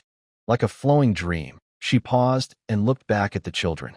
"But beauty often comes with danger. You should remember what Teacher Mashew said yesterday." Mia quickly nodded. "Yes, the fin is poisonous. We can't touch it." "Good to remember," Sister Sarah nodded slightly. "Now, about Soon going out alone." Her words paused here, and the children's hearts beat faster. "Since you have so much energy, from today, you should use it in better ways." In the courtyard after morning prayers, by the fountain, all the children and most of the nuns gathered here, curious about the large basin that had been moved to the center. Sister Sarah personally purified and calmed the rainbow-scaled carp. Under her natural magic, the beautiful creature seemed to adapt completely to the new environment. The fin relaxed and spread out, swimming slowly in the clear water of the fountain, reflecting dazzling rainbow colors. "Very beautiful." Sister Nephi's bright blue eyes widened, and her freckles looked especially lively in the sunlight. The twin girls, Ellie and Anna, held hands and stood beside Grandma Marta, their light blue eyes fixed on the reflections in the water. "Let's leave it here," Dean Sarah said to everyone. "As a natural creation and a reminder, beauty is worth appreciating, but we must always keep respect and distance." The children cheered softly. The rainbow-colored koi officially became the new site of the monastery. Then, Dean Sarah turned to the four sad-looking little sinners. "As for you," she said gently but firmly, "your schedule needs some changes starting today. After the morning class, you will follow Sister Berna for basic physical training. Learn how to run, dodge, protect yourselves, and turn excess energy into useful strength." Sister Berna grinned and nodded, her deep brown bare ears twitching. Her tan arms showed clear muscle lines. "In the afternoon, your free time will be spent helping Sister Korea in the backyard garden and herb patch. Learn to identify plants, work patiently, and understand the land we rely on." In the corner, a quiet figure kneeling by the herb patch slightly lifted her head, her light brown hair braided, with a few grass leaves hanging from tiny deer antlers. She shyly nodded at the children.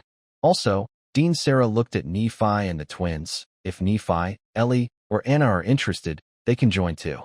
Proper exercise and work are good for growth. Nephi immediately raised her hand excitedly. "I want to join the training." She had long admired Sister Berna's beautiful muscles. The twins exchanged glances and shyly nodded. Soon felt relieved. This punishment was much lighter than he expected, even. Kind of like a tailored course. Physical training plus gardening. Sounds pretty healthy. But Sister Berna's training probably packs a punch. Before we start, Sister Berna's slightly commanding voice rang out. You need proper clothes. Follow me. The tailor's workshop was on the west side of the main monastery building. It was a warm room filled with sunlight, fabric, and spools of thread. When Belna entered with Soon, the three little ones, and Naifi, two nuns were busy working. Bravivi, Pori, Belna called out. Please measure these little ones and make a few sets of comfortable training clothes. The nun Bravivi, who was a rabbit person, looked up from cutting a piece of linen. She had long gray-brown hair tied into a gentle bun at the back of her head, with long, soft ears that moved slightly as she worked.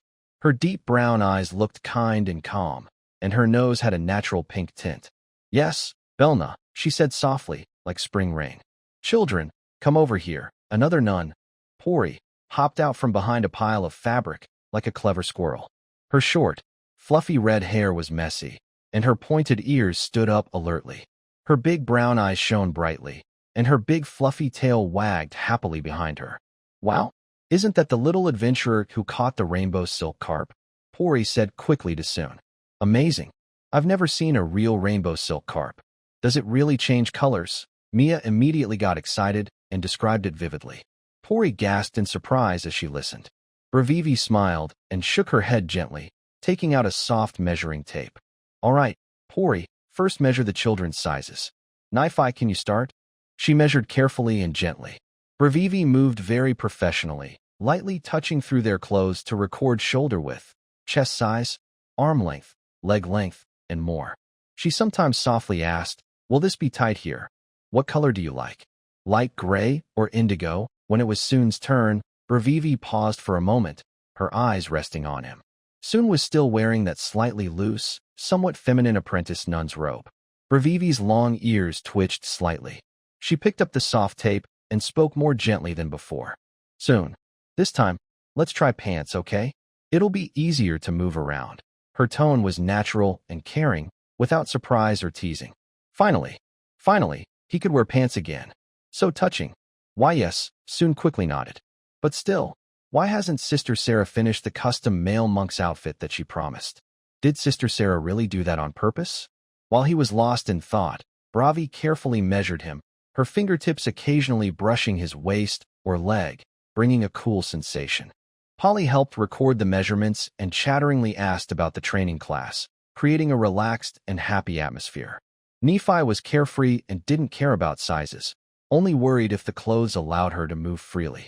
Mia wanted deep gray, like the color of a night cat. Nora chose warm brown, like my tail. Laya quietly asked if there was fabric in light blue, like the sky. After measuring, Bravi softly said, it will be ready by tomorrow morning. For today's training, wear your own clothes and stay safe. After the morning class, it was time for training.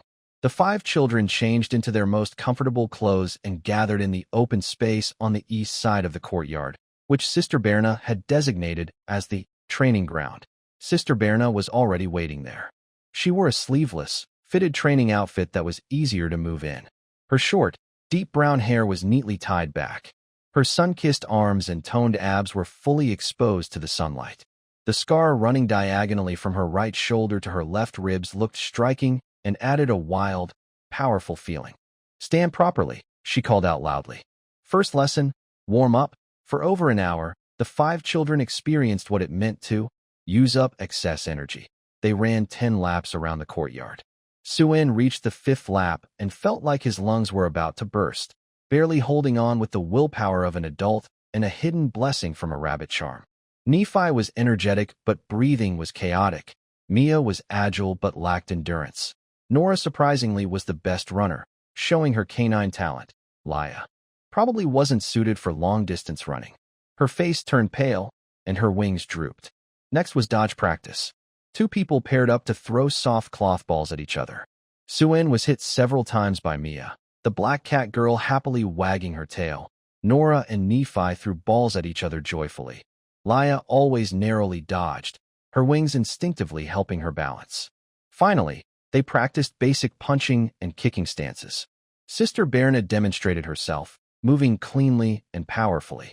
She corrected each child's posture, guiding them step by step.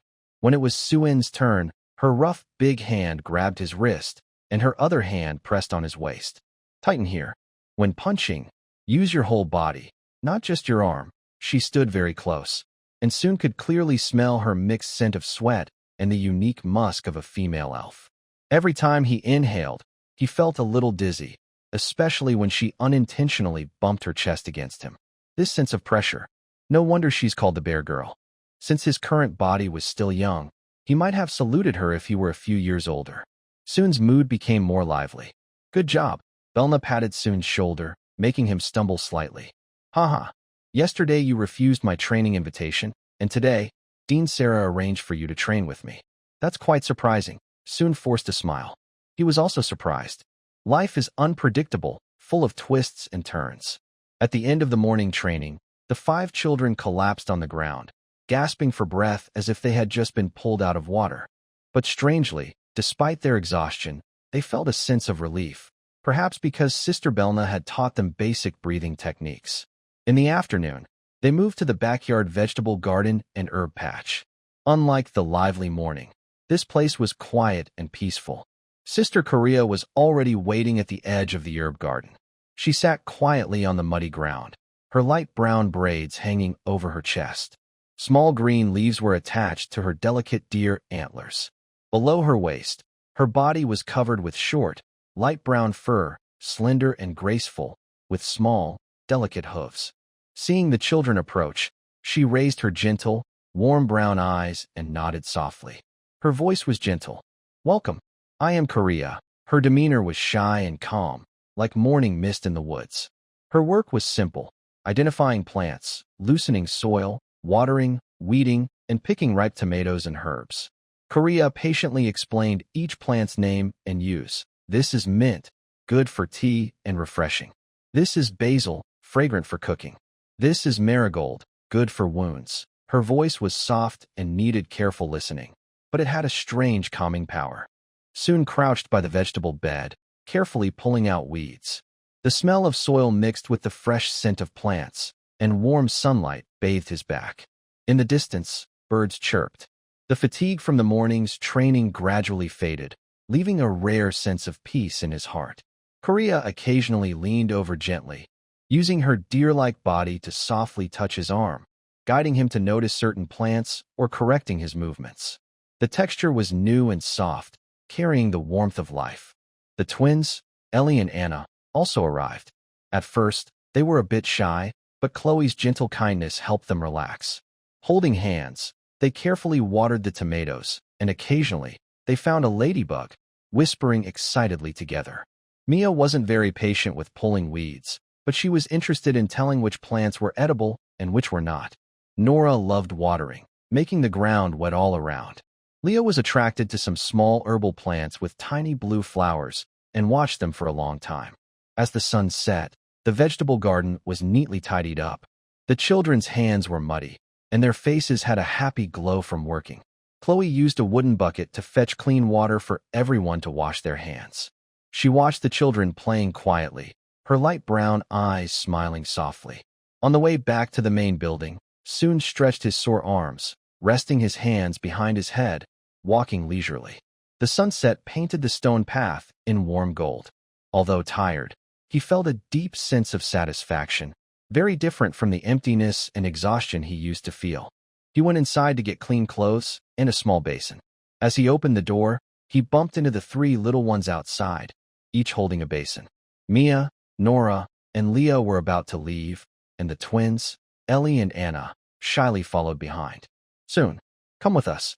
Nora's eyes lit up, and her tail wagged slightly. It's more fun with more people. Leah nodded softly, her clear blue eyes shining. We can help wash each other's backs. Soon paused, feeling a little nervous. Wait, this doesn't seem right. He quickly put on a serious face and said firmly, No, that's not okay. He still had a tiny bit of conscience. Why not? Nora tilted her head in confusion. Mia's golden cat-like eyes flashed mischievously. Could it be that you're shy? The bathhouse has separate rooms. His mind raced quickly. He cleared his throat and, following Mia's words, looked a little embarrassed. Yes, I'm a bit shy. You all go first, I'll come later. He spoke directly, and was firm in his decision. Nora gasped, blinking her caramel-colored eyes. Though a little disappointed, she nodded obediently. "Oh, okay then." Leah also softly said, "That's all right, Soon." Only Mia, with her golden vertical pupils, looked at Soon for 2 seconds. Her cat ears twitched slightly, and a clever glint flashed in her eyes. She didn't insist further, just picked up the bath basin and turned around, softly muttering, "Boys are really troublesome." The 3 little ones, along with the twins silently following behind, whispered as they headed to the bathhouse. Mia walked last, glancing back at Soon, as if to say, "This isn't over." Soon stood still, watching them walk away, then finally relaxed. "Forget it, I'll wash later." But Mia's look, I feel like she's planning something. I need to be careful. Morning light shone through stained glass, casting colorful patches on the stone floor of the chapel. Tiny dust particles floated slowly in the beams of light, like fairies trapped in amber. Soon closed his eyes, breathing calmly. But his mind was deep inside his consciousness. A small sapling stood quietly in the center. Its yellow flower bud had swollen a little more than yesterday. He could feel the slow, steady, like a baby drinking warm milk, each sip making the yellow bloom fuller. "Grow quickly, then grant me an amazing power." After morning prayers, Soon usually wanted to follow Sister Remy to the kitchen. Remy's sister, he caught up with her gentle figure dressed in plain nun's robes, his voice filled with the right amount of morning anticipation. "What are you making for breakfast today?" "Today?" Sister Remy answered softly as she walked. "I'm thinking of making some oatmeal porridge, with the sourdough bread that finished rising last night. Oh, and some fried bacon, and a mushroom soup with vanilla and goat milk. Everyone needs energy for work." As she spoke, Sister Remy suddenly stopped. Soon was thinking about how delicious bacon and mushroom soup sounded when he accidentally bumped straight into her. Ugh, it didn't hurt as much as he expected. Instead, it felt like crashing into a pile of freshly sun-dried cotton. The softness was incredible, and his nose was instantly surrounded by a gentle scent blending faint milk aroma and herbal bitterness. Before Soon could recover from this gentle trap, Sister Remy suddenly turned around. Thump! A dull, springy sound echoed softly. Sun felt suddenly dizzy, and his face was warmly pressed against something soft and full. The sensation was intense, squeezing him gently, filled with the warmth of living flesh and a soft, bouncy feel. It completely filled his nose with a fresh, pleasant scent he had just caught. "I'm sorry, son." Sister Remy hurriedly stepped back, her cheeks turning bright red. Even her ears and the small arm peeking out from her sleeve, covered in white fur, showed a pinkish hue. She hurriedly tried to check Son's face, her lake green eyes full of apology and worry. "Did I hurt you? I just remembered we're almost out of flour, and Nephi was supposed to go to town today to buy more. I got distracted and, it's okay, really, I'm fine." Son waved his hand, feeling warm and a bit dizzy. The sensation still seemed to linger on his skin. Sister Remy looked him over carefully, making sure he was all right, then sighed in relief. But her face was still a little red. She relaxed and then looked at him with a gentle, caring expression. She softly brushed his messy hair and said, Son, you have classes every day now, and you're also training with Berna. In the afternoons, you help care for the garden with Korea. Don't you feel tired? Breakfast, I can prepare it myself today, so you don't need to come help. You should rest well." Son looked at Sister Remy's caring face and shook his head firmly. "I'm not tired." And he raised his face and smiled brightly. "I actually like staying with Sister Remy, especially watching her cook. It makes me feel safe. Most importantly, he was supposed to be helping, but really, he was just sitting and waiting to be fed, sometimes getting little, surprise benefits. No matter how hard or tiring it was, he would keep going." When Sister Remy heard his honest confession, she was momentarily stunned. Then her still flushed face deepened with a blush, like the sunset suddenly spreading across the sky. But soon, that blush revealed a genuine, uncontrollable smile. Her lips curved, and even the tiny lines at the corners of her eyes softened into a gentle, warm smile. "Thank you for liking me. Actually, I also enjoy having little Son with me." She couldn't help but laugh softly. Filled with maternal warmth, she opened her arms and hugged Son tightly. "But if you ever feel tired, you must tell me, okay?" At that moment, Soo-in felt as if the whole world had gone quiet. Face wash. A genuine, high-quality face wash. His face once again sank into that soft, plush sanctuary, and with each breath, he was filled with the intoxicating scent of Sister Remy. Her embrace was warm and broad, her body soft yet resilient, with a gentle strength unique to women. Soo-in silently praised the other world, praised director Sarah, and admired the goddess herself.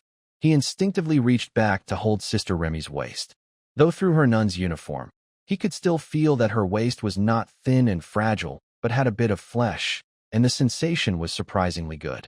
Soft and fragrant. If he weren't worried about upsetting Sister Remy, Soo-in really wanted to take a bite and taste her flavor. She felt the boy's longing and dependence in her arms, and her cheeks flushed even more. She gently stroked his slightly long black hair and said seriously, "Besides pharmacology, I also learned massage from the director. If you're sore after training with Bernadette, remember to come find me. Your sister will help you relax." "Really?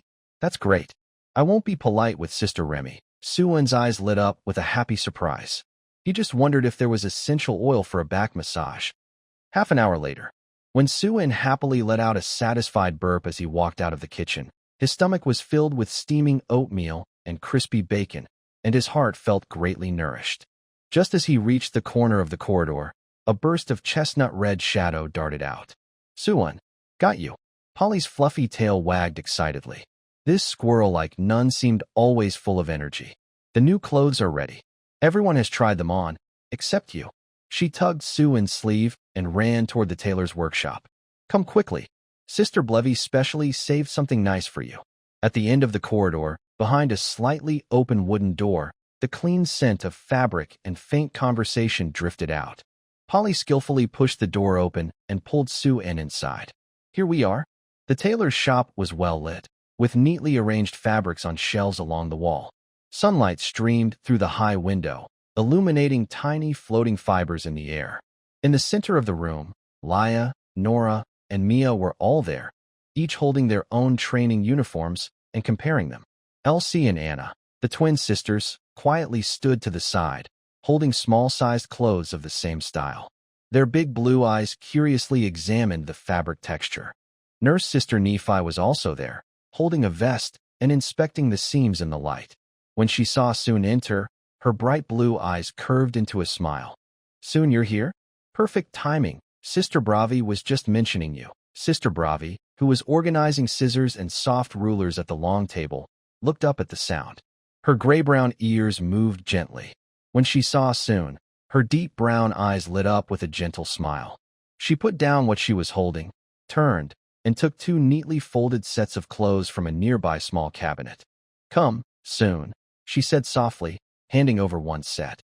"This is a training outfit, the same as Mia and the others wear." She then picked up another set, made of thicker fabric, soft white satin. "This one is for daily monk wear. I remade it in a boy's style. Try it on and see if it fits." Soon took the clothes.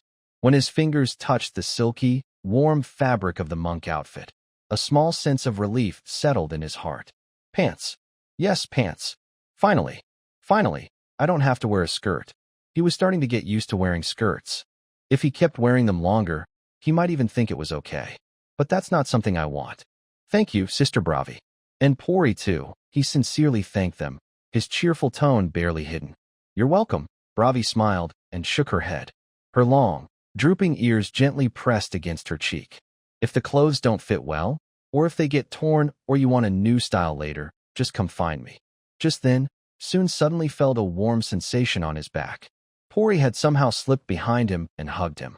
Though through the fabric, Soon could clearly feel two slightly shy but already sizable little bundles pressed against his back. The soft, flexible feeling unique to girls made him stiffen all over. Warm breath brushed his ear, making him feel a little ticklish. "If you really want to thank me," Pori leaned close to his ear, whispering with a playful laugh. "If you hear any fun stories or someone's embarrassing moments, don't forget to tell me right away. I'd be so excited." Her voice was low, with a childlike mischief and anticipation. Her squirrel tail happily swept back and forth behind her. After saying that, she let go and flicked her tail over Soo-in's lower back, leaving a tingling sensation. Suin's ears itched a little, and he awkwardly moved his shoulders, but he still nodded and said, "Okay." After saying goodbye to the two enthusiastic seamstress nuns, the group left the workshop. Naifi's sister seemed to remember something, hugged her clothes to her chest, and hurriedly waved her hand. "I'm leaving first. Sister Berna asked me to go to the storage to check the training gear." "I almost forgot." Suin was holding his new clothes and was about to leave when he looked up and found the way was blocked. Mia, Nora, Leah, and the twin sisters, Ellie and Anna, holding hands, stood in a semicircle in the corridor, all eyes fixed on him, specifically on the brand-new training outfit in his arms. "Suin," Nora was the first to speak, her fluffy tail wagging slightly behind her, her caramel-colored eyes shining. "Let's try on the new clothes now. Together. After breakfast, we can change and then go to class." Mia rubbed her stomach, her golden cat eyes lazily half-closed, and yawned slightly. "Whatever. Hurry up. I'm hungry." Her black cat tail drooped listlessly behind her, tip-tapping lightly on the stone floor. Leah stood a little further back, her light blue eyes blinking, a hint of hesitation crossing her face. Unlike Mia and Nora, who were just playing around, she remembered that Teacher Mashu had vaguely mentioned that there are some things to be careful about between boys and girls. But Nora and Mia didn't seem to think it was a big deal, and it was Suin. She bit her lip, her pure white wings instinctively folding slightly, and finally nodded slightly, choosing to follow everyone. Anna and Ellie didn't speak, only lifting their small faces at the same time, their clear light blue eyes blinking, exchanging glances quietly, waiting for the older girls to decide, looking obedient as if saying, "We'll listen to the older sisters." 5 girls, 10 eyes, all focused sharply on them. Suin felt a little numb on his scalp. "Again? You really don't see me as an outsider." His mind uncontrollably started imagining a little scene. Empty room? Changing clothes? Together? Although he knew they were innocent and just excited to share their happiness with new toys, the scene was too beautiful for him to think about in detail. "Please don't test my fragile moral limits anymore. If this keeps up, I might really awaken some unexpected traits." He took a deep breath, trying to stay calm, even putting on a slightly awkward expression. "I think I'll go back to my room and change. You all go ahead and try, so you won't be late for breakfast." The air was silent for a moment. Mia's cat ears immediately drooped, her golden slit pupils narrowing, and her tail flicked in annoyance. "Ugh, so boring. Soon. You're always so awkward." Nora blinked her caramel-colored eyes, a little disappointed but still easy to talk to. "Oh, all right then. Be careful not to put your clothes on backwards." Leah softly responded with a, her wings gently stretching and folding again, her voice gentle. "Then, when we're ready, we'll come find you." The twin sisters, Anna and Ellie, just waited quietly nearby. Soon let out a breath of relief, quickly holding his clothes and turning to walk briskly toward his dorm before Mia could come up with another idea. He could feel their gazes sticking to him, especially Mia's, making him feel like that little cat girl was already planning her next move to catch him. Really, just a day or two of this, and next time I won't play along.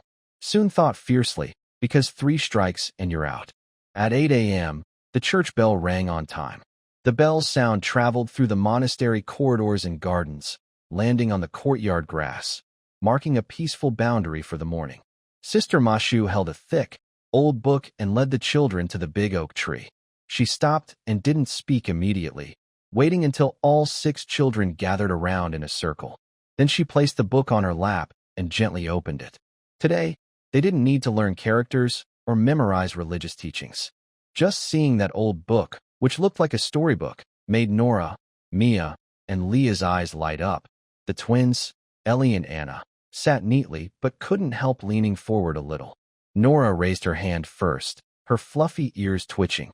"Sister Mashu, are you going to tell a story today?" Mashu looked at her, a gentle smile forming on her lips, a small dimple appearing on her left cheek. "You might be disappointed. Today, I won't be telling a story. Let's talk about monsters and beasts." Mashu's voice remains gentle but clear, like a classroom lesson. "You will encounter them later, and it's better to tell them apart early." Nora blinked. Oh, what are monsters and beasts?" Mia immediately raised her hand, like a small arrow shooting up, her black cat ears pointing upward. "I know. I heard my mom say that monsters are goblins and ogres in the forest, and beasts are even scarier than wild animals. Mashu nodded. Mia is right, but that's not the full story. Children, come closer. Although Nora, Mia, and Leah often sneaked out of the monastery to go on adventures, they had never truly faced dangerous monsters or beasts, or rather, before they could get into trouble, the nuns secretly handled any threats. Soon had seen many things in movies and games before, but she was still curious about what goblins in this world looked like. The 6 little heads leaned in closer. The illustrations in the book were detailed, with colors that had faded over the years but still looked lively. On one side was a goblin, small stature, slightly hunched back, sickly green skin, narrow eyes that seemed to be always scheming, holding a rough short blade that looked like it was sharpened from scrap metal. Next to it, neat notes said, group living, setting traps, good at ambushes. On the other side was a dog-headed humanoid, more human-like in proportion than the goblin, sturdy limbs, a long, narrow mouth, scales along the sides of its neck. Its eyes didn't look like those of a wild animal, but showed caution and wariness. The notes mentioned, hunting, keen sense of smell, easy to form groups, can give simple commands. Usually, Mashu pointed to the title, monsters often refer to beings with human-like intelligence or higher. For example, goblins and dog-headed humanoids. They can communicate, organize, set traps, and hold grudges. Nora stared at the illustration and frowned. Leah, look, they're so ugly. Leah nodded without hesitation, her white fairy wings fluttering as if annoyed. Yeah, very ugly. Nora pointed at the dog-headed humanoid, sounding a bit defiant. But they're not even taller than me. Why does the book say they're dangerous? Mother Mashu's voice was gentle but serious. Goblins and bugbears may not be strong alone, but they are social creatures and often appear in groups. They also reproduce quickly, so sometimes powerful mutants can appear within their groups. If you're careless or underestimate them, even experienced adventurers could be in danger. She paused, glancing over each child's face, lingering a bit longer on Mia and Nora, especially goblins, who are known to be clever and cruel. If you see a goblin or bugbear alone in the forest, your first reaction shouldn't be curiosity, but to leave immediately. The same goes for other monsters, understand? Yes, the 6 children answered in perfect unison. Even Ellie and Anna whispered along, afraid they might miss something and be unsafe. Soon listened carefully, feeling a bit complicated. With Nora, Mia, and Leah exploring so often, if they haven't run into danger, it means one thing. Someone is secretly clearing out threats they can't see. The nun's quiet protection is more thorough than the children realize. He pushed his thoughts aside and kept listening. Suddenly, Mia raised her hand, frowning seriously, as if she had found the most important question in the world. Teacher Mashu, why is the bugbear's head a lizard's head, not a dog's head? It's called a bugbear after all. There was a moment of silence under the tree. Then Nora also looked surprised, and Leah's eyes lit up. Even the twins blinked at the same time, clearly caught by the question.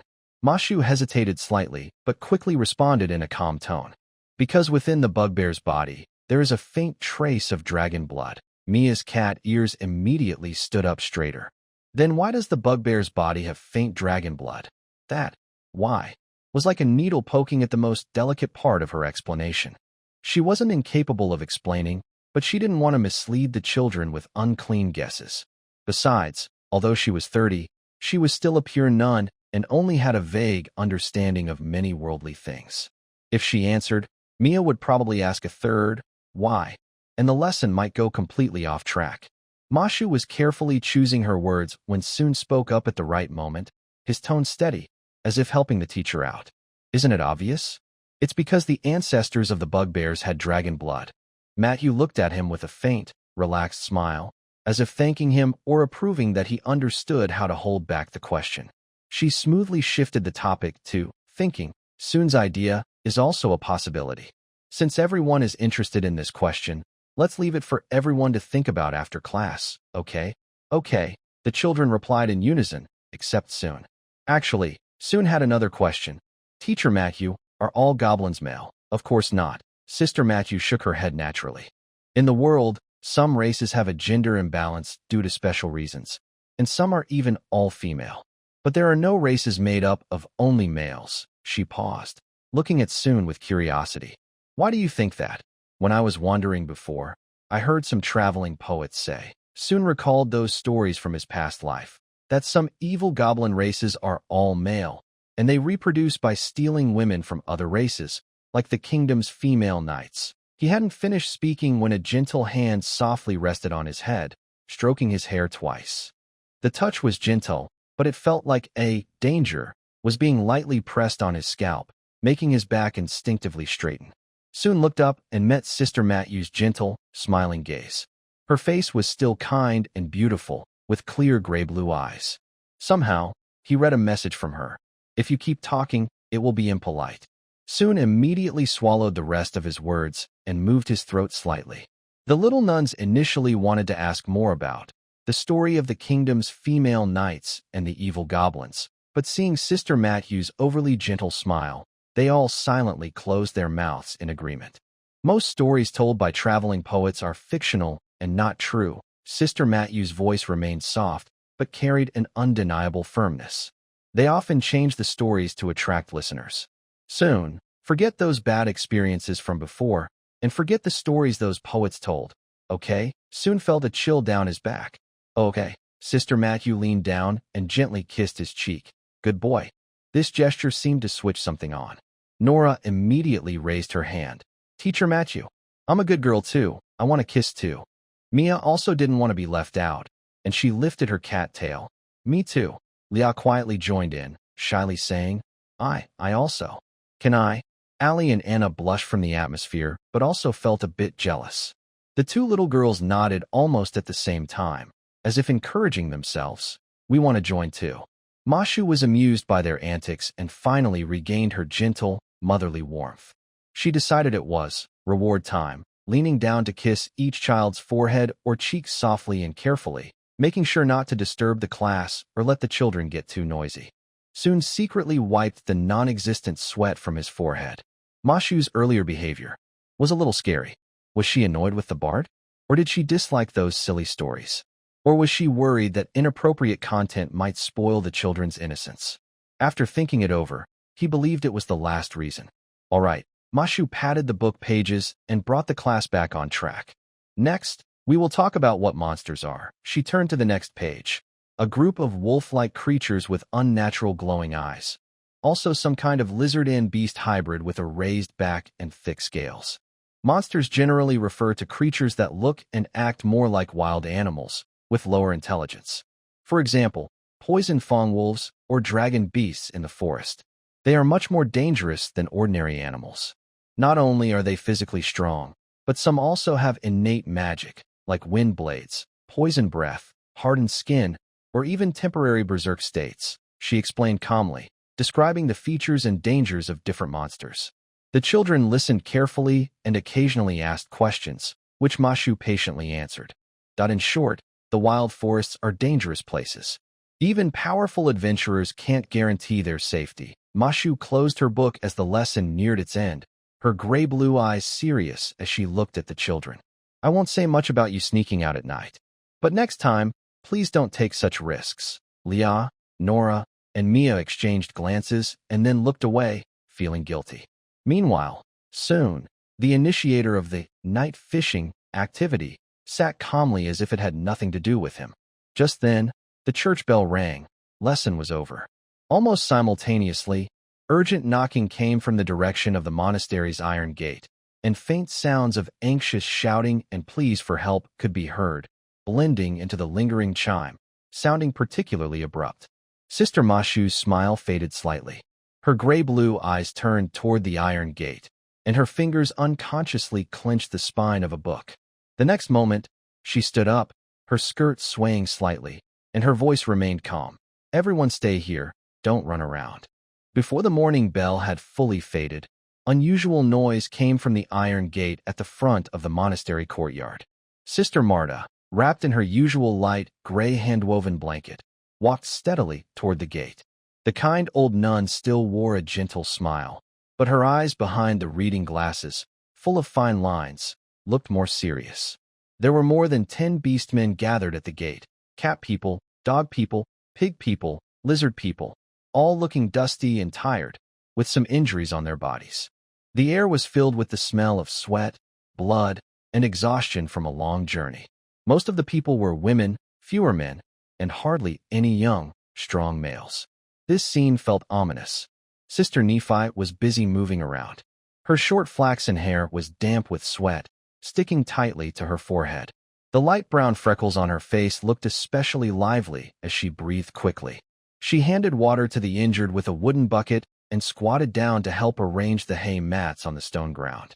Her movements were quick, but her eyes showed nervousness. "Drink slowly, don't rush. There's more." Her voice was still clear, but a little lower than usual. The most shocking scene was in the corner, where a severely injured person lay. Sister Remy knelt beside a lizard person, her lake green eyes focused almost to the point of wateriness. The lizard's abdomen was torn open, and the simple bandages couldn't stop the bleeding. Dark red blood soaked through the cloth beneath him.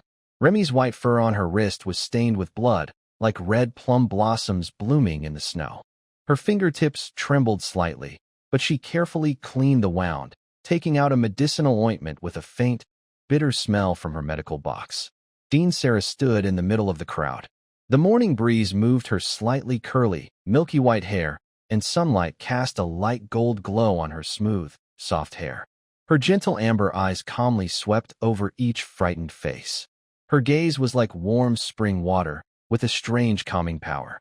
But upon closer look, you can notice a faint worry deep in her eyes, like a stone thrown into a deep pond, causing ripples that spread outward before sinking to the bottom. A pig woman with fresh scratch marks on her face posed deeply in front of Sarah.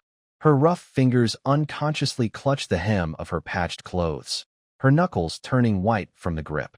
"Lord, the director." Her voice trembles with fear, hoarse from a long escape. "Our settlement was attacked 3 days ago by goblin wolf cavalry." She swallows, her throat moving, and continues, "Those goblins are different from usual. They are taller than normal goblins, stocky like small rocks, with arms as thick as our thighs. Their strength is not less than ours, the beastmen." Behind her, a young catman quietly adds, his left arm wrapped in cloth still bleeding. "What's more frightening is that they can use weapons, not just swinging sticks randomly. They know how to fight, coordinate, and flank. Like trained soldiers." The pig woman's voice lowers, filled with shame and fear. "The most experienced hunters in the settlement can't beat them one-on-one. Old Buck, our best spear thrower, was surrounded by 3 goblins and didn't last 10 breaths." She pauses, lifting her bloodshot eyes, and it seems they aren't here to kill everyone. When they entered the settlement, they only took strong males. They stole food and metal tools, but didn't wipe out everyone. Women, children, the elderly. They just glanced and moved on. But even so, we dare not stay any longer. The catman continues, his voice dry and rough like sandpaper.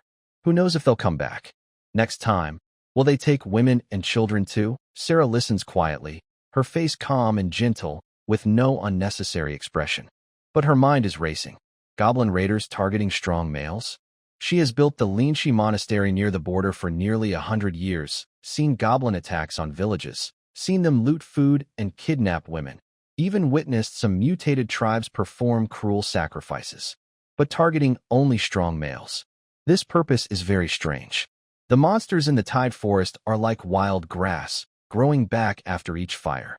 Even though Lord Ling's city regularly issues cleanup missions to the Adventurers Guild, their numbers have never truly decreased. But this time, it's different. Ordinary goblin tribes attack settlements either for food or to loot resources and grow stronger. Kidnapping women is for reproduction. This is a deep-seated survival instinct. But kidnapping males? Sarah thought of several possibilities. A goblin high priest? Some dark rituals require strong sacrifices. A goblin sorcerer? Maybe conducting magic experiments to strengthen the tribe. Or a goblin king? No. If it were a goblin king, he would usually show force, expand his territory, and establish a stronger rule. Such targeted and purposeful raids seem more like. A rarer and more troublesome possibility emerged, the Goblin Queen. If that's the case, it's quite complicated. The Goblin Queen is a special figure, more unique than the Goblin King. She not only commands the tribe, but also has a nearly innate talent for mind control. Men are very easily influenced by her. Once under her control, forming a close relationship with her can gradually distort their minds, turning them into loyal puppets. What's more, this kind of charm is almost instinctive. Even wearing mental resistance gear and magic protection makes it hard to fully avoid her influence. And the queen's presence often means the tribe is undergoing a significant change, becoming more organized, more structured, and more threatening. Stay near the monastery for now. Sarah put aside her thoughts, her voice returning to its usual gentle yet firm tone. It was quiet but clear, like a calming spell to everyone fleeing. I will send someone to check the forest. If the situation is serious, I will inform Lord Lingitching to make the decision. With the orc's gratitude, she calmly arranged the rescue efforts. Nephi and Malta helping Remian settle the injured. Able-bodied orcs assisting in carefully moving the seriously wounded into the empty rooms of the makeshift hospital. The kitchen preparing extra porridge and black bread. The crowd quieted, their sobs fading. Sarah turned and headed toward the bell tower. Sister Celine and Sister Sylph were already waiting there. Celine stood at the shadow of the bell tower, her pure white wings folded behind her like a delicate cloak. Her long silver hair, like moonlight, was neatly tied back. Her icy blue eyes were calm as water, seemingly unaffected by the chaos outside. Only her slightly pursed lips revealed a hint of tension. Sylph stood against the stone wall, appearing relaxed, but her bright green eyes were sharp like an eagle's. Her platinum hair was tied in a neat high ponytail, revealing a graceful neck. She carried a beautifully shaped longbow on her shoulder, with neatly arranged feathers in her quiver. Even in her nun's robe, her alertness and agility were clear. The situation is more complicated than we expected, Sarah said softly as she approached the two women. She briefly explained the goblin's unusual behavior and her own guesses, emphasizing the abnormal focus on capturing strong male individuals. "That I need you both to go deep into the forest to find out what's really happening with the goblin tribe," Sarah said, glancing at the nuns' faces.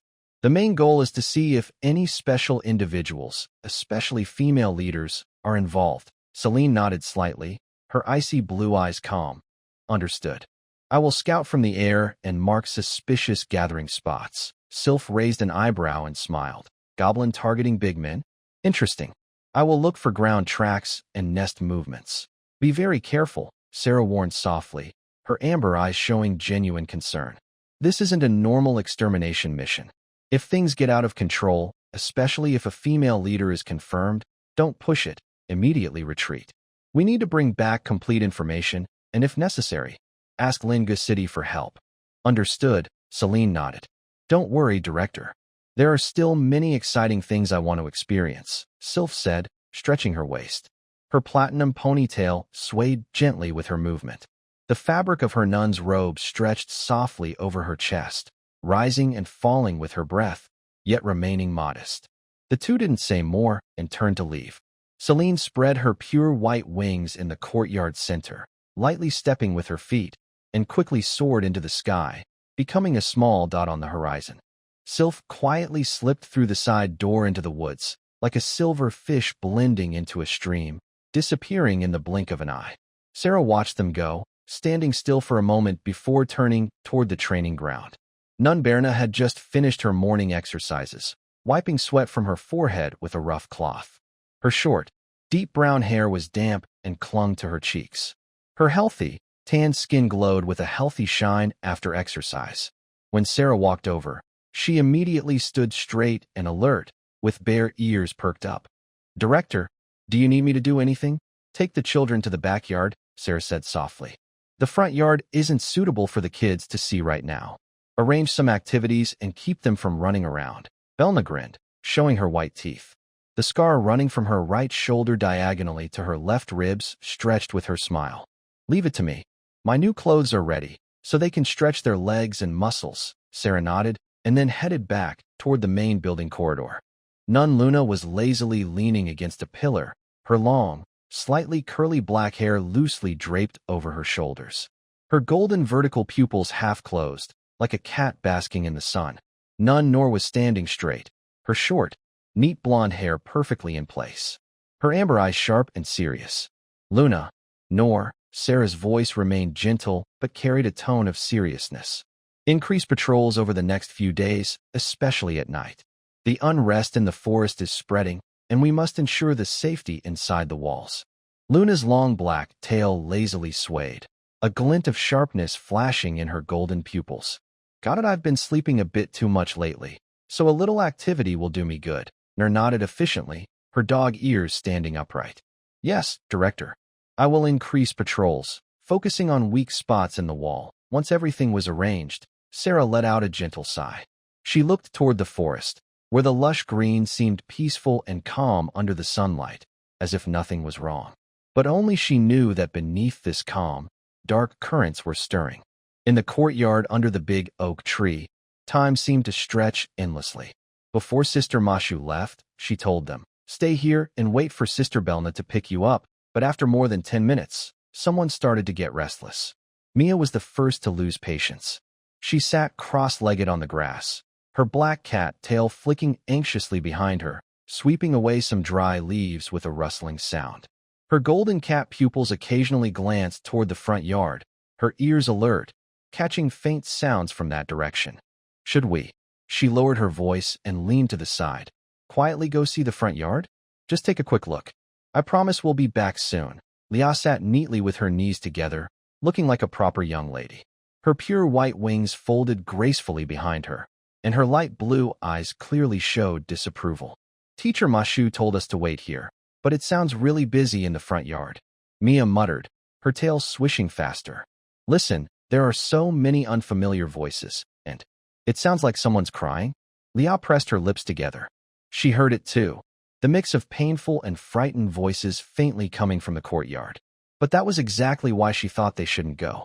Teacher Mash told us to wait. She must have her reasons. The winged girl's voice was gentle but firm. If we go now, we might just make things worse. Mia pouted and turned to the other side. Nora, what do you think? Nora was scratching her fluffy golden-brown short hair. Her soft, drooping ears twitched slightly, as if she were also listening to the sounds from the front yard. Her caramel-colored eyes blinked, but her gaze soon fell on Soon, who hadn't noticed their conversation at all. Soon was completely absorbed in the book-illustrated guide to magical creatures that Sister Mash had left behind.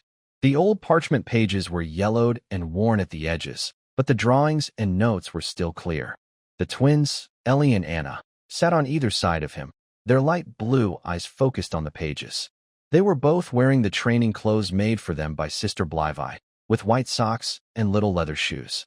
The white cloth flower in Ellie's hair and the pale blue ribbon in Anna's swayed gently in the morning light. Whenever they came across a difficult word, the two girls would look up at the same time, leaning their small heads close together and asking softly, "Brother Soon, how do you read this word?" Anna pointed at one character. "This one is pronounced do. It means a kind of insect that eats wood and books," Soon explained patiently. "And this one?" Ellie pointed at another. "That's liao, which means sharp teeth. See the goblin's teeth in the picture? Those are called fangs." Their alternating Brother Soon sounded like two little birds chirping beside his ears. As Soon explained, any thought of going to the front yard had already vanished. Watch the commotion? He'd much rather stay here with Anna and Ellie, his two little angels. Nora watched for a while, then decided to join them. But the seats on either side of Soon were already taken by the twins.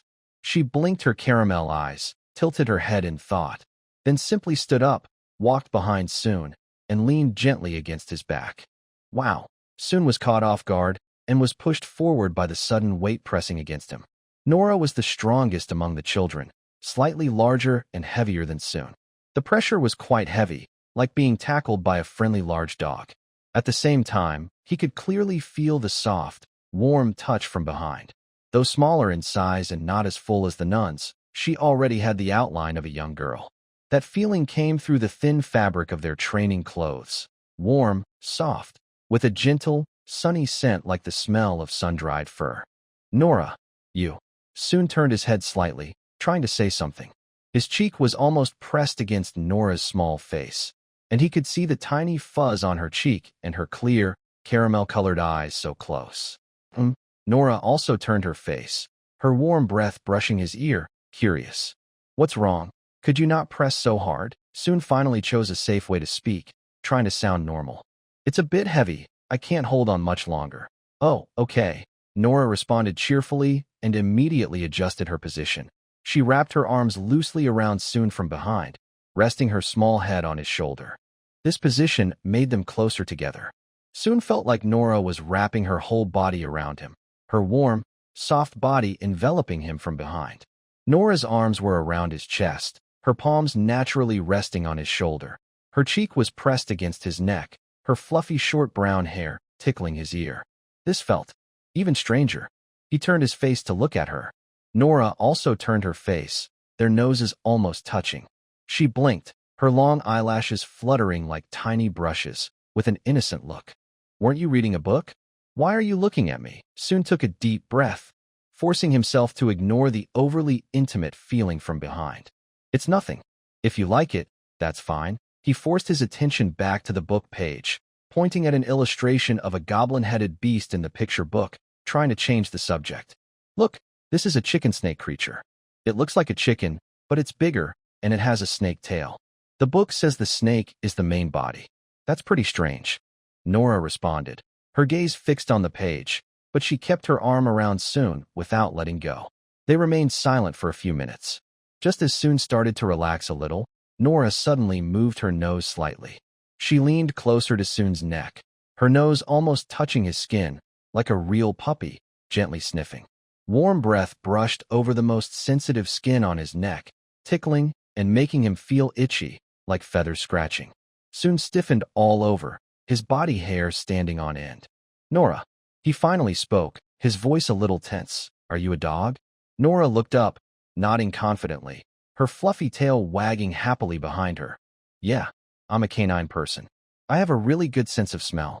Soon. Nearby, Ellie and Anna watched Nora's behavior with curiosity. The twins exchanged a glance, their light blue eyes showing similar confusion, then both turned to look at Soon. They instinctively mimicked Nora's actions, carefully leaning closer to Soon and gently sniffing.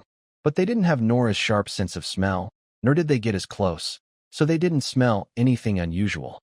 The two girls tilted their heads at the same time, showing similar puzzled expressions, then sat up straight again and continued reading, as if their little experiment was just a harmless joke. Not far away, Mia and Laya watched everything unfold. Laya softly said, with a gentle smile in her voice, Nora really likes Soon. She always wants to be close to him. Mia pouted, her black cat tail swaying behind her, curling at the tip. I like Soon too. He looks better than an elf, he's funny, and he can do magic. Though he can be a bit strange sometimes. She paused, lowering her voice.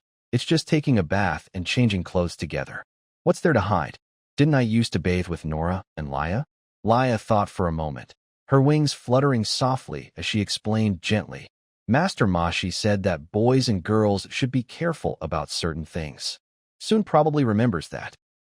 Mia stretched out the sound, her golden cat eyes flashing mischievously. She leaned closer to Laya and whispered softly. Actually, I've always thought Soon looks quite like a girl when he wears the nun's outfit. She has fair skin, black eyes, and is quite small. If he didn't speak and just sat quietly there, I might mistake him for someone else. Lia couldn't help but smile softly, her light blue eyes curving like a crescent moon, her pure white wings slightly stretched out with her smile. In that case, it makes sense, especially when he comes out of the library, walking quietly. The two girls looked at each other and smiled, the atmosphere under the shade of the tree becoming more relaxed. Elsewhere, Suan was trying hard to ignore the tingling breath on his neck. Nora seemed very interested in his scent. After sniffing for a while, she didn't step back, but instead buried her face in his shoulder and happily rubbed against him. He used to pet dogs, but now he was being petted by one. Just as he was feeling complicated and considering whether to gently pull Nora off him, steady and confident footsteps approached from a distance. Sister Belna's tall figure appeared under the oak tree. Her deep brown bare ears stood upright, and her healthy wheat-colored skin glowed in the sunlight. She wore a sleeveless training outfit that was easy to move in, with clear, smooth arm muscles. She placed her hands on her hips and grinned brightly, her white teeth flashing in the sun. Little ones, get up. The dean asked me to take you to the backyard. Her gaze swept over the children in various poses under the shade, pausing a moment longer on Nora, who was holding Sue-Ann, and her smile deepened. Today's physical training starts early. Have you all changed into your new clothes? Let me see if they fit. Sister Belna led everyone to a flat, open space on the east side of the backyard. The ground was covered with fine sand, and along the edges were training targets and wooden stakes, making it a small training ground inside the monastery. Stand apart and warm up first. Sister Belna's voice was loud and clear. Her deep brown bare ears stood upright. She demonstrated the movements first, twisting her waist, turning her neck, moving her wrists and ankles, her wheat-colored arms' muscles flowing smoothly with each motion. Sue-Ann followed along, but his eyes kept glancing toward the front yard. He could still hear some sounds there, though it was much quieter than before. Sister Belna, he asked cautiously while stretching his wrists, is something happening in the front yard? It seems like a lot of people have come. Actually, he was a little curious. When she said that, Mia's cat ears immediately turned toward her. Nora's dog ears also perked up, and Lia slowed down her wing-stretching movement. Only the twin sisters Anna and Elia continued to follow Bella's actions carefully. Although they were a bit clumsy because they were not used to it, with their small arms and legs not moving perfectly straight, their synchronization was surprisingly high, making them look adorably awkward. Bella didn't hide her thoughts. Something happened in the tidal forest. The orc residents living near the woods were suddenly attacked by goblins. Some were badly injured, and one was even wounded in the stomach. The air felt as if someone had pressed down it. Nora's big caramel-colored eyes widened, and her tail stiffened. Sigh? Goblins are short and ugly, and orcs are so strong. How could they lose to goblins? In her limited understanding, orcs, especially lionmen and tigermen, are strong and brave. She remembered when she was wandering with her sister Nora, she once saw a lion man from afar who scared away a wolf pack just by roaring. Bella stopped her movements, placed her hands on her hips, and deliberately showed her white teeth in a wide grin, speaking in a tone meant to scare children. What they faced wasn't just ordinary goblins. It was a group of tall, strong creatures, as powerful as orcs, and they even rode giant wolves. And she leaned in closer, lowering her voice. And the ones they like to eat the most are little kids like you. White and tender. Really? Nora blinked, not scared at all, but instead started to think seriously. Mia is tender, but not white. Would they eat Mia? Are you stupid? Mia immediately snapped, her black cat tail standing straight up, and her golden cat eyes wide with surprise. Master Mashu said monsters don't care about that. And what do you think about my skin color? Her honey-colored skin was natural. Though not as white as Nora and Lia, it was smooth and firm, glowing with health in the sunlight, giving her a unique charm. Nora quickly shook her head, her fluffy tail wagging along. No, I really like Mia's skin color. It looks very nice. Humph. Mia then lifted her chin, as if to dismiss the topic. Lia gently folded her wings, her light blue eyes filled with worry. Big Sister Bella, do you think those goblins will follow the injured orcs to find the monastery? Will they attack us? Bellina's frightened expression disappeared, replaced by a confident and trustworthy look. In the monastery, you won't get into trouble. The adults will protect you. She paused, glancing at the three little ones with a hint of meaning. But if someone sneaks out secretly, well, that's hard to say. Everyone has been busy lately, so they might not always be able to watch over some little troublemakers. Her words sounded easy, but Mia, Nora, and Leah shrank back at once, their faces showing guilt. They weren't stupid. They could hear the hidden meaning.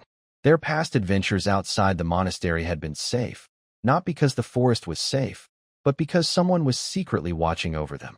A mix of fear and guilt filled their hearts. The three girls looked at each other and saw the same determination in their eyes. They must learn from Sister Bellina or Sister Ella and not cause trouble anymore.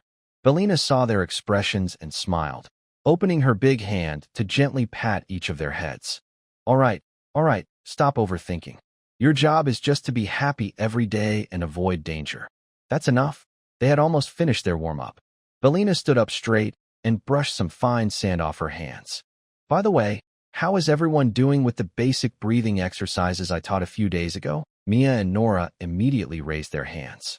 We've learned it. Leah shook her head softly, her wings instinctively folding a little. I didn't master it very well. But the basic meditation method Sister Ella taught me, I learned pretty smoothly. That's normal. Everyone is good at different things, Belina said casually, waving her hand.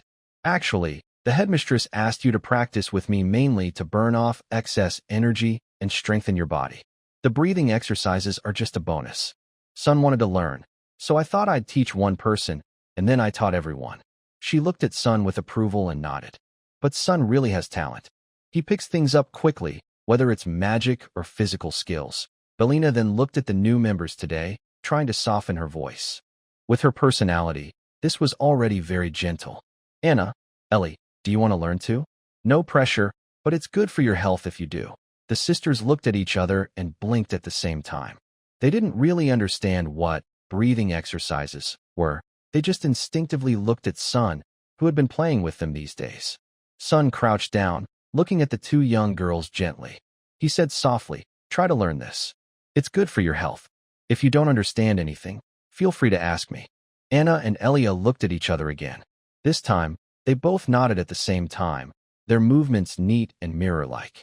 Belna nodded happily and simplified the breathing technique: stance, breathing rhythm, exhalation length, and focus on the chest and abdomen. She asked the twins to practice first, not rushing, just focusing on steady progress. The girls practiced very seriously. Although their movements were still a bit awkward, their concentration was so intense that it was hard to disturb them.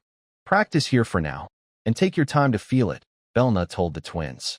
Then she turned to the other four and said, "Mia, Nora, Laya, Sun, come with me." She led the four to the other side of the training area, where several wooden weapon racks stood. Belna took 4 smaller wooden swords, clearly made for children, and handed them out one by one. "Keep going. Today, we'll focus on basic sword stance and footwork." The wooden swords felt heavy, made from solid wood. Mia and Nora were excited as soon as they got the swords, swinging them around and making whooshing sounds. Sun also picked up a wooden sword, feeling a bit of his natural interest in weapons stir. Laya stayed aside, thinking Mia and Nora might mess things up. Suddenly, Nora faced Mia and said, "Come on, let's fight." Mia grinned and said, "Bring it on." Their sword tips clashed, but their movements looked more like playful scratches than real combat, wild swings based on instinct. The wooden swords clacked loudly, looking fierce but lacking any real technique. Sun couldn't help but laugh out loud. "Is that a duel?" "It looks more like a fight between amateurs." Mia and Nora both turned to glare at him. They exchanged a quick, knowing look. "Beat him up," Nora shouted. "Yeah, beat him up," Mia agreed. Suddenly, their playful fight turned into a chaotic 3-way brawl. Sun quickly regretted laughing. Although he had learned breathing techniques that made his movements more coordinated, his physical skills still couldn't match these two energetic kids who jumped around all day. Nora charged like a small cannonball, with full force. Mia moved more cleverly, flicking her black tail and slipping around to the side, then her wooden sword forward. "Hey, 2 against 1 is too much." Su-in hurriedly raised his sword to block. With a loud snap, the wooden sword struck his forearm, causing a sharp, burning pain. "Now you see who the real weakling is." Mia eased up a little but kept attacking, her golden cat eyes flashing mischievously. Nora thought this was fun. Seeing Mia didn't stop, she also kept swinging her wooden sword, her fluffy tail wagging happily. Since no one called a stop, it meant they agreed to keep playing. Su-in took a deep breath, blocked an attack, and slid back half a step. "All right, if that's the case, then I will take this seriously. Just right, to test the new magic I just learned in real combat." He blocked their chaotic attacks while quietly beginning to chant a spell. His voice was low, but the words came quickly. This was a trick Ella taught. Chant quickly and simply during fights. "What is Su-in muttering about?" Nora shouted while swinging her sword. "If you're scared, just surrender." Mia's sharp cat ears twitched at the familiar rhythm of the whispering, and she immediately reacted, shouting to Nora, "Idiot! He's casting magic. We can't let him finish, or we'll definitely lose." Oh. Nora suddenly seemed fired up and came up with what she thought was a powerful move. "Watch this." Nora's big whirlwind.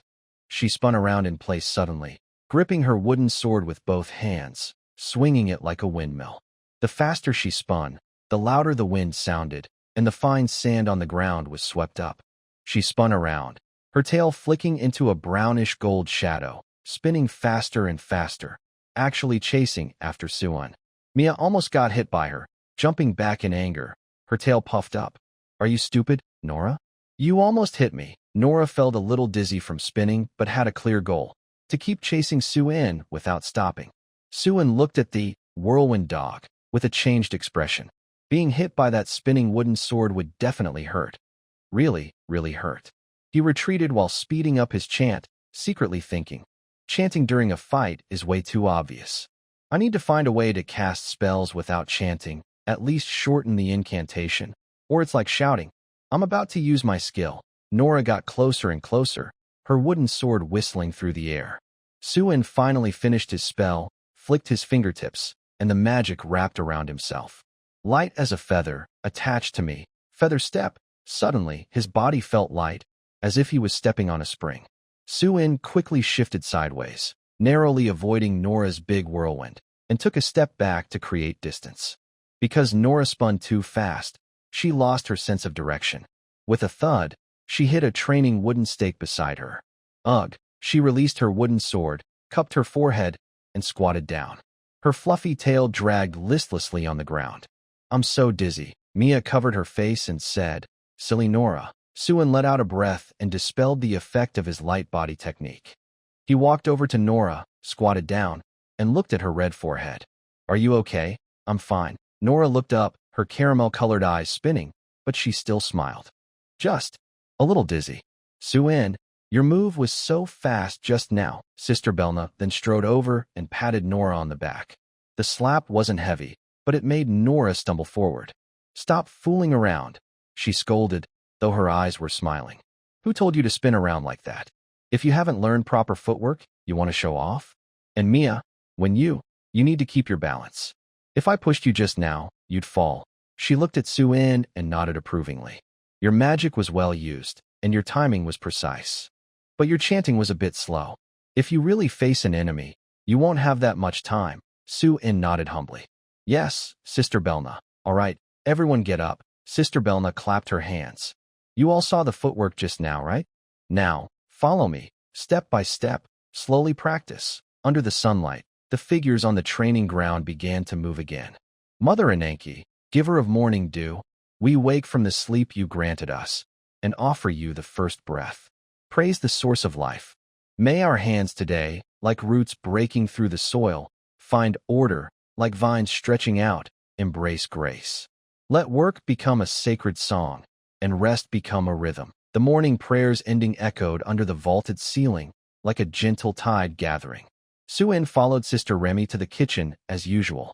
After Sister Remy fed him and he left the kitchen, he was thinking about what to do next when he caught sight of several orcs entering the monastery through the main gate, heading straight toward the church. There are 3 pig women and 2 lizard women. All of them are women. Soon steps pause, curiosity piqued. He shrinks into the shadow of a pillar, hiding behind a potted laurel that has a strong, slightly choking fragrance, and follows quietly. The church is very spacious. The church is very spacious. The statue of the goddess of life and order, Ananke, stands behind the altar. Morning light streams through the high window at an angle, casting a flowing glow over her long, changing hair. The soft halo seems to absorb all noise, leaving only a deep, peaceful silence. The statue's face is so perfect it feels unreal, full of compassion yet distant, with emerald-like eyes lowered. Soon hides beside a relief of bounty and blessings, peeking out from behind a grapevine carved in stone. If you ignore their faces, these beast women's figures are quite eye-catching. 2 female lizard women stand at the front. Tall, slender, with fine scales that shimmer dull in the shadows. Their leather armor tightens their bodies, showing firm lines. Their chests are full, but their waists are surprisingly narrow, leading to sleek hips and long legs. Their tails flick restlessly behind them, alert like predators. Behind them are 3 pig women. The younger 2 have round cheeks and full bodies. Their flaxen robes are stretched tight, from shoulders to wrists, looking healthy and pink-white. But what really draws the eye is the older one. She looks like a tree full of fruit. Wearing a deep brown robe that wraps her curvy figure, Her heavy chest and wide waist have a gentle curve. Her most striking feature is her round hips, filling out her coarse cloth skirt.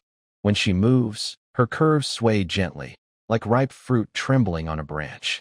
Not the lightness of a young girl, but a steady, reassuring fullness. Her rough hands instinctively rest on her belly, her brow furrowed in worry. Soon glances a few more times before looking away, mainly because the arcs of the lizard girl's tails swinging remind him of dangerous, tempting snake demons in some illustrated books. As for the older pig woman, well, some night novel illustrators might really like her full, story-rich figure. He suppresses his slightly inappropriate thoughts and tries to maintain the proper serious expression of an apprentice priest. After all, she looks only about 12, and staring too long at unfamiliar women's figures might make others think he's developing strange interests. However, on the other hand, his peripheral vision honestly drifted toward that direction. Could this be considered a unique racial talent?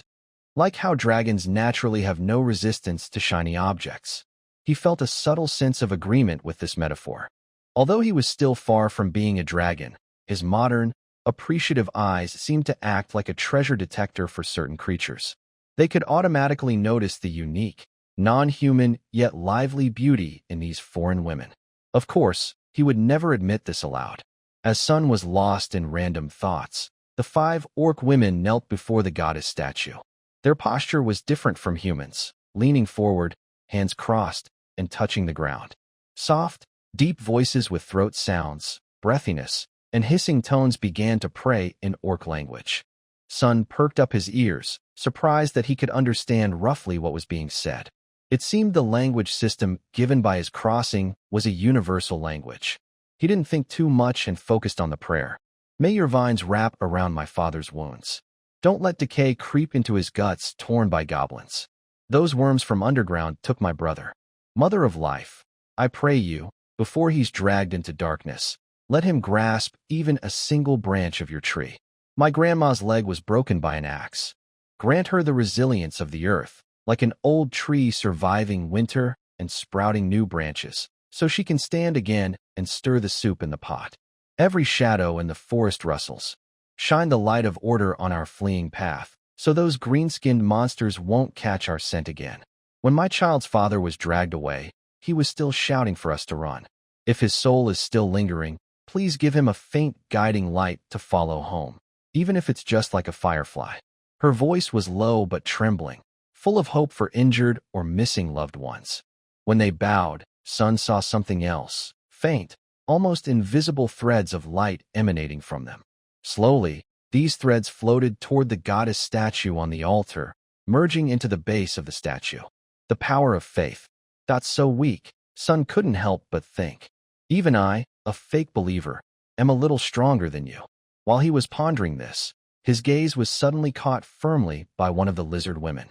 She was lying the lowest, her dark green scales losing their shine in the dim light. Her long, thin tail tipped unconsciously and hurriedly tapped the stone floor with a soft tap, tap, tap. The mist of light emanating from her was more noticeable and thicker than that from the others nearby, lasting a bit longer.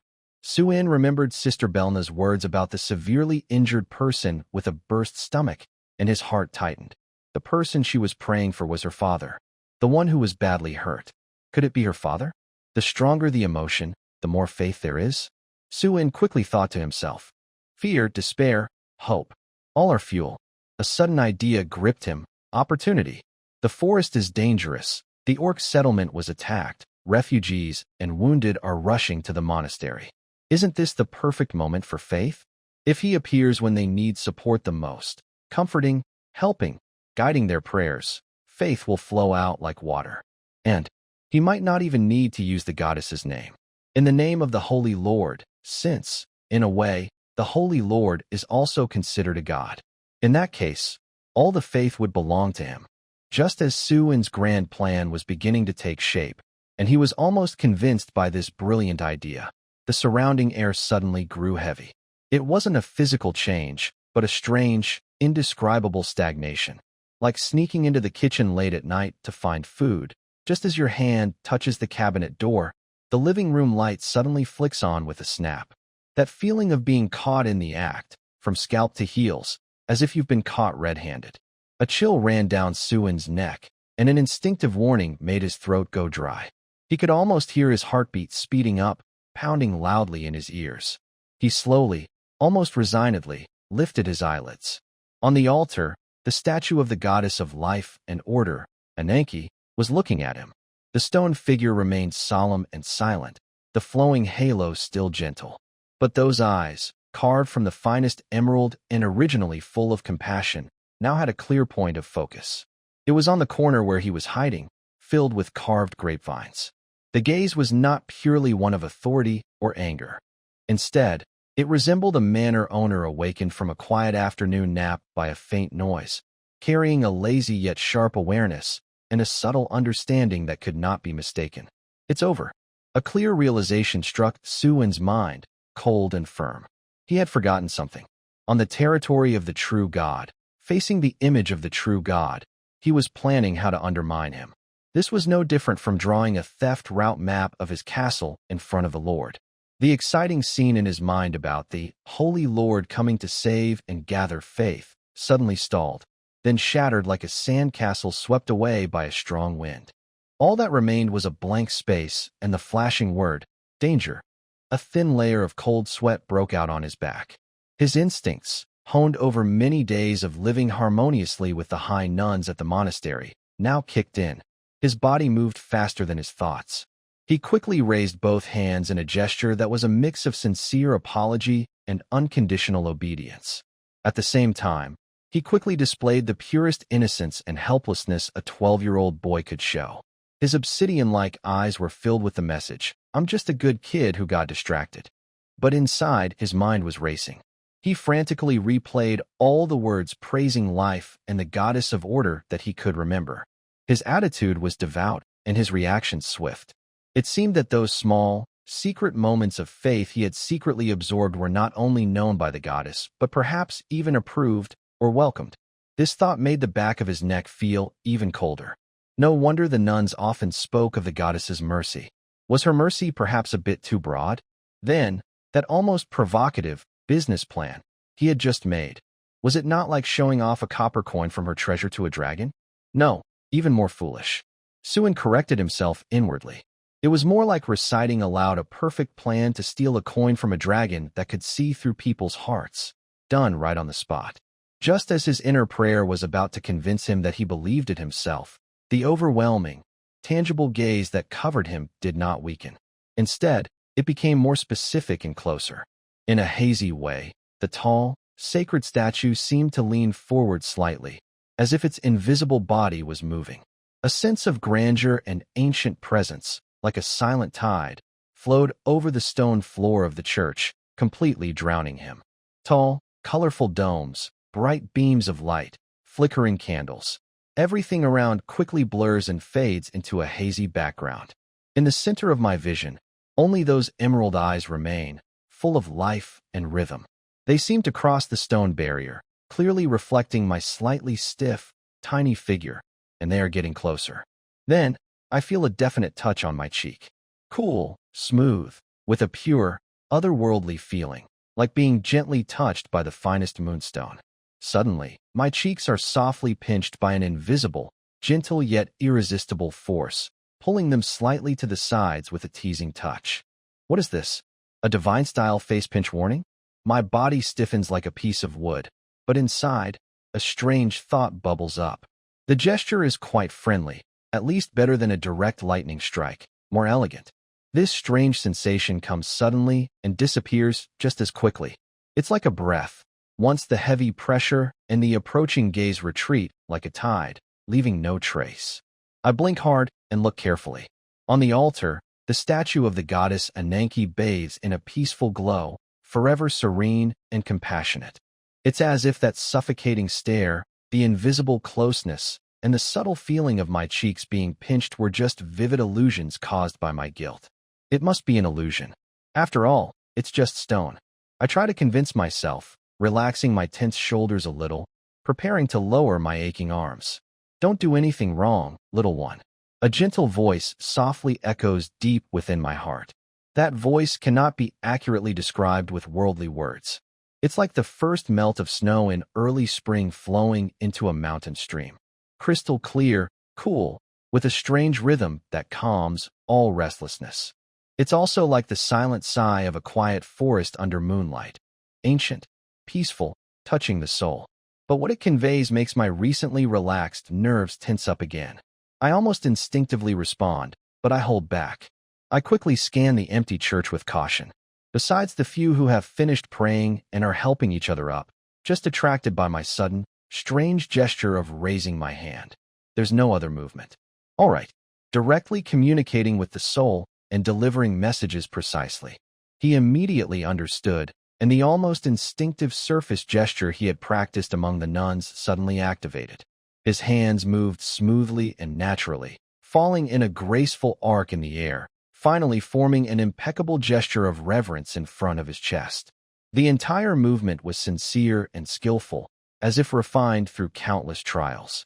Then he turned to the several orc women, slightly bowing his head, with soft black hair falling a few strands across his forehead, partially covering his eyes. His face showed a genuine, shy blush and a modest smile, typical of a young person caught in a moment of sincere prayer. He looked up, his black pupils clear and bright, reflecting the soft light filtering through stained glass, full of innocence and apology. The orc women exchanged glances, their initial confusion quickly replaced by understanding and even acceptance. They whispered to each other in orc language, and soon caught fragments of words about faith, the goddess's blessing, and children. They nodded and no longer looked, supporting each other as they moved slowly and slightly heavily, leaving the quiet church one after another. As the old door closed with a faint creak that gradually disappeared, soon stayed in place, watching for 2 more seconds, then exhaled softly, releasing the held breath, and his shoulders relaxed slightly. That was close. A lingering sense of relief swept over him. But at the same time, the restless, curious mind of an adult's soul began to stir quietly. He knew he couldn't openly use the goddess's name to deceive others. That line was clearly drawn. He instinctively raised his hand, touching the cheek that seemed to have been pinched earlier. The feeling was ordinary, but the subtle, lingering sensation of being touched was hard to shake, like an invisible mark.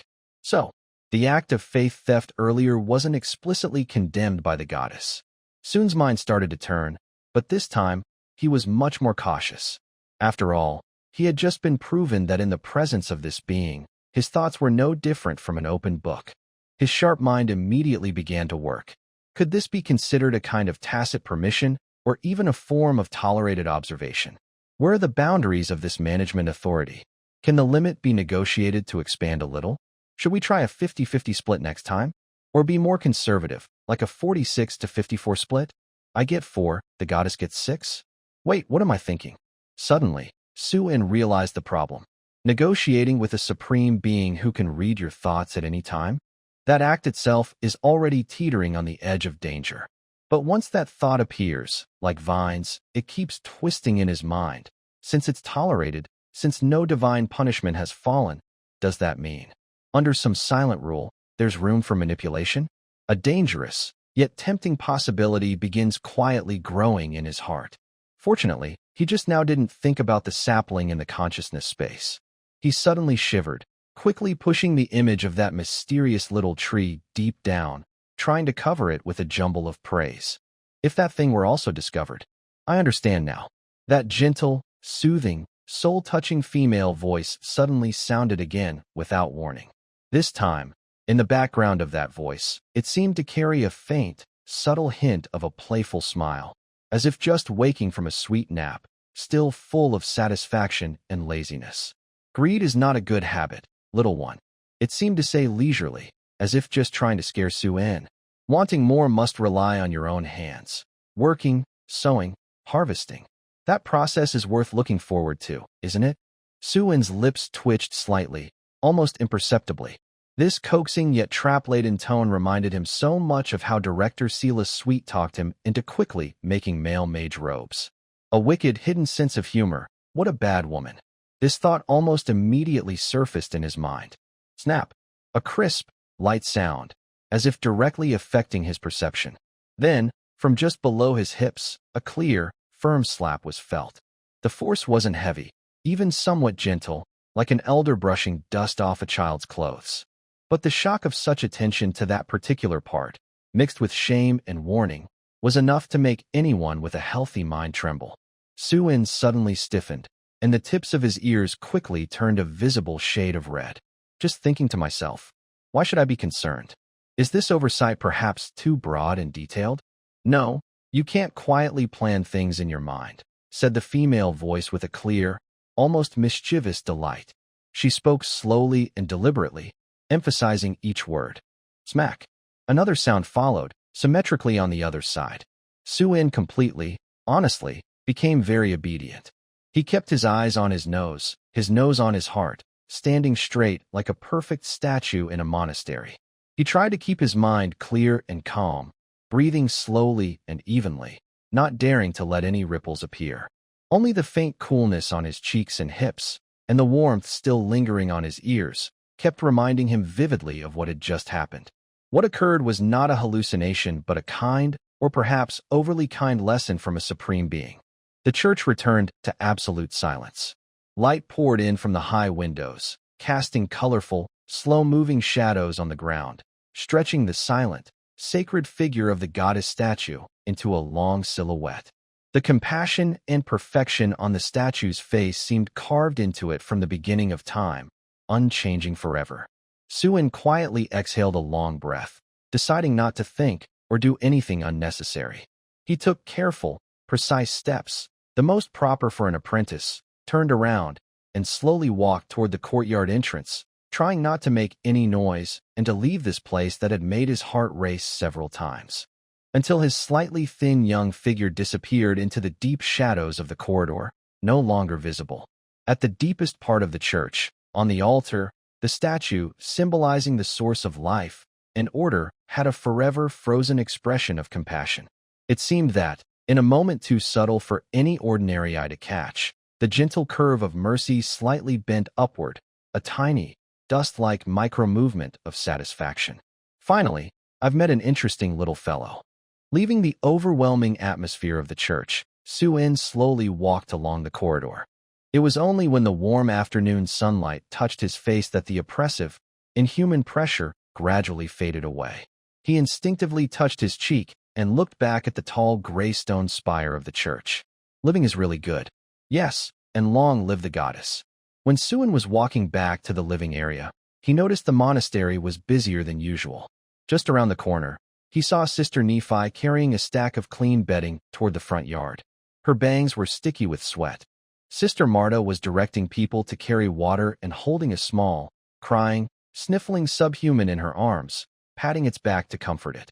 Sister Remy was rushing back and forth like a gust of wind. In the courtyard and corridor, many unfamiliar subhuman faces sat or lay down, mostly looking tired and scared. Some had bandages wrapped around their bodies. Did more refugees arrive last night?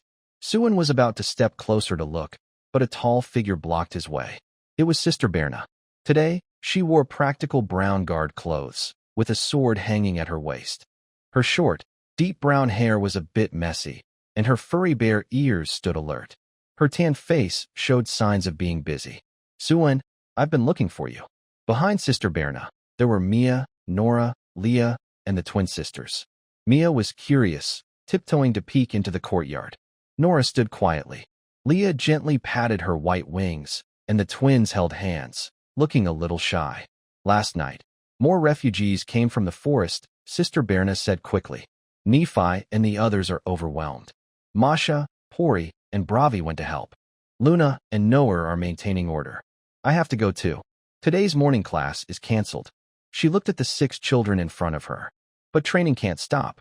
Go to the training ground now and practice the sword-holding stance and the 3 basic sword moves I taught you.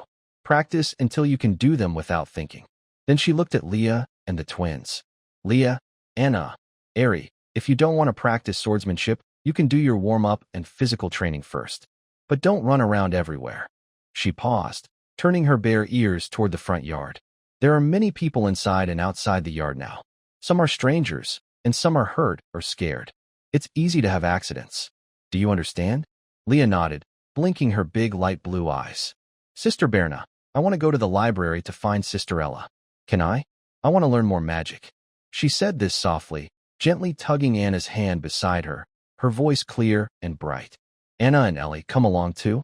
I saw you both last time during Sister Ella's Magic Basics class, and you listened very carefully. Anna and Ellie both looked up at him at the same time, their light blue eyes shining with obvious excitement for magic. But then, their gaze instinctively shifted to Soon, with a shy, dependent look. Their eyes looked at him eagerly, as if waiting for permission or approval. Soon felt a little moved by these four eyes. He knew these shy girls trusted him because of Sister Marta and his usual care, and they felt close to him. Being relied on so openly made him feel proud. After all, it showed his efforts to be a good older brother had worked. But after feeling proud, he also found it a bit funny and a little complicated to carry. I look about the same age as you, he thought to himself. Being seen as a main support was a lot of pressure. And I can't always be around. They need to have their own interests too. He bent down to their level, smiling kindly, and encouraged them. Don't worry about what I think. If you like to do something, just go ahead. Doing what makes you happy is the most important. Anna and Ellie exchanged a quick look and nodded together, their faces showing small, peaceful smiles. That's settled then, Sister Berna said firmly. She seemed to want to say more, but suddenly there was some noisy activity in the front hall. She immediately turned her head, her sharp ears twitching. I have to go now? You can go straight to the training yard. Rest well if you're tired, but don't run around. After speaking, she strode confidently toward the front hall, her tall figure steady and dependable. 6 children then went to the training yard in the backyard. The area was open, with only a few sturdy leather and wood posts standing silently. They first did some stretching and basic exercises, squats, jumps, and shuttle runs. Leah was especially serious, even trying to use her wings to help balance, but almost tripped herself, making Mia giggle. The twin sisters also tried hard to keep up, their faces quickly turning red. After the basic training, Leah wiped her sweat and reached out to the twins. Let's go back, after taking a shower, then going to the library to find Sister Ella. Anna and Ella nodded, waved goodbye to Soon, Mia, and Nora, and then followed Leah out of the training ground. In the sunlight, Leah's small white wings shimmered at the edges, and the twin girls' identical skirts gently swayed. Inside the training area, only Soon, Nora, and Mia remained, along with a few silent wooden posts and a space filled with sweat and the sound of swords clashing. Mia and Nora initially took their practice seriously. The sound of wooden swords slicing through the air and hitting thick mats lasted nearly an hour. But soon, the repetitive drills became boring for the lively little girls. Ugh, so boring. Soon, Mia said, shaking her sore arm. Her golden eyes flicked to Nora, who was also practicing with a wooden post. Just hitting this isn't fun. Why don't we spar against each other? Sister Berna said practicing with a partner helps you improve faster. Nora stopped, wiped sweat from her forehead, and looked eager. Sounds good. Mia, let's try? Soon watched from the side, calmly swinging his wooden sword in a diagonal slash. He understood well. Practicing against a still target can be dull, especially for energetic kids. But he observed the 2 girls quickly competing in the middle of the training area. Mia was quick and agile, her footwork jumping around. Her wooden sword moved with feline speed, stabbing, flicking, and slashing at tricky angles. But she seemed to focus more on speed than strength or solid technique. Nora had a different style. She held her sword with both hands, kept a steady stance, and struck with force and determination, showing the persistence of a canine, with a hint of recklessness. Her moves were slower to react and change. Overall, poor fighters sparring, but it was lively and more fun to watch than just hitting posts. Soon, don't just watch, come join us. Mia called out, dodging Nora's big swing and taking a step back.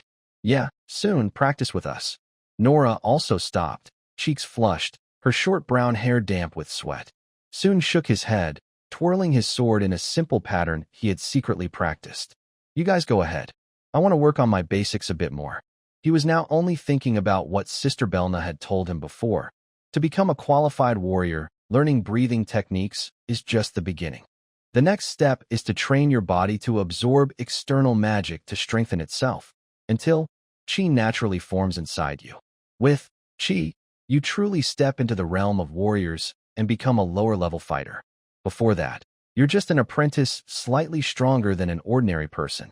Qi can make your combat skills as powerful as magic. Soon closed his eyes and adjusted his breathing. The basic breathing method isn't complicated. The key is rhythm and focus. He remembered her words. The first time I sensed Qi was during intense training with the Adventurers Guild instructor. I kept my mind clear, and as I practiced, I suddenly felt it. My companions who kept thinking, "Why haven't I produced Qi yet?" often took longer. Can a clear mind make it happen naturally? He let go of distracting thoughts, no longer worrying about the goddess's warnings, faith, or the clinking sounds of fighting nearby. He sank his awareness inward, focusing on his breathing, heartbeat, blood flow, and the tiny muscles contracting and relaxing each time he swung the wooden sword, repeating again and again. Downward strikes, pulling back, slashes at angles, turning, horizontal blocks, steady and firm. Gradually, a strange sense of rhythm appeared. The breathing started to synchronize with his movements. With each inhale and exhale, it felt as if an invisible, flowing substance was being drawn into his body with the air, flowing along his blood, warming his tired muscles. This wasn't like the active energy of magic elements that requires mental guidance, but a more subtle, life-closely connected heat flow. His senses became incredibly sharp in this focused state. Even with his eyes closed, he could feel the rough surface of the wooden post beside him, the hardness of the gravel under his feet, the slight temperature difference caused by air movement. He could even faintly sense the air disturbance caused by Mia's jumps within a meter radius, or the faint vibrations of the ground when Nora stepped. This wasn't mental extension, but a natural enhancement of his senses, nourished by an inner strength. At a certain moment, during a perfectly smooth breath and sword swing, buzz, inside his body, it was as if a dormant hub had quietly been unlocked. A faint but very clear and different kind of power grew deep within his limbs and bones, like a stream flowing into a dried-up riverbed. It started to move slowly along a set path. It was warm and full of strength. Wherever it went, tiredness quickly disappeared, replaced by a feeling of fullness and a slight swelling of energy. Suddenly, Suin opened his eyes. A sharp flash of light appeared in his eyes and then disappeared. He clenched his fist, feeling the strength in his fingers grow.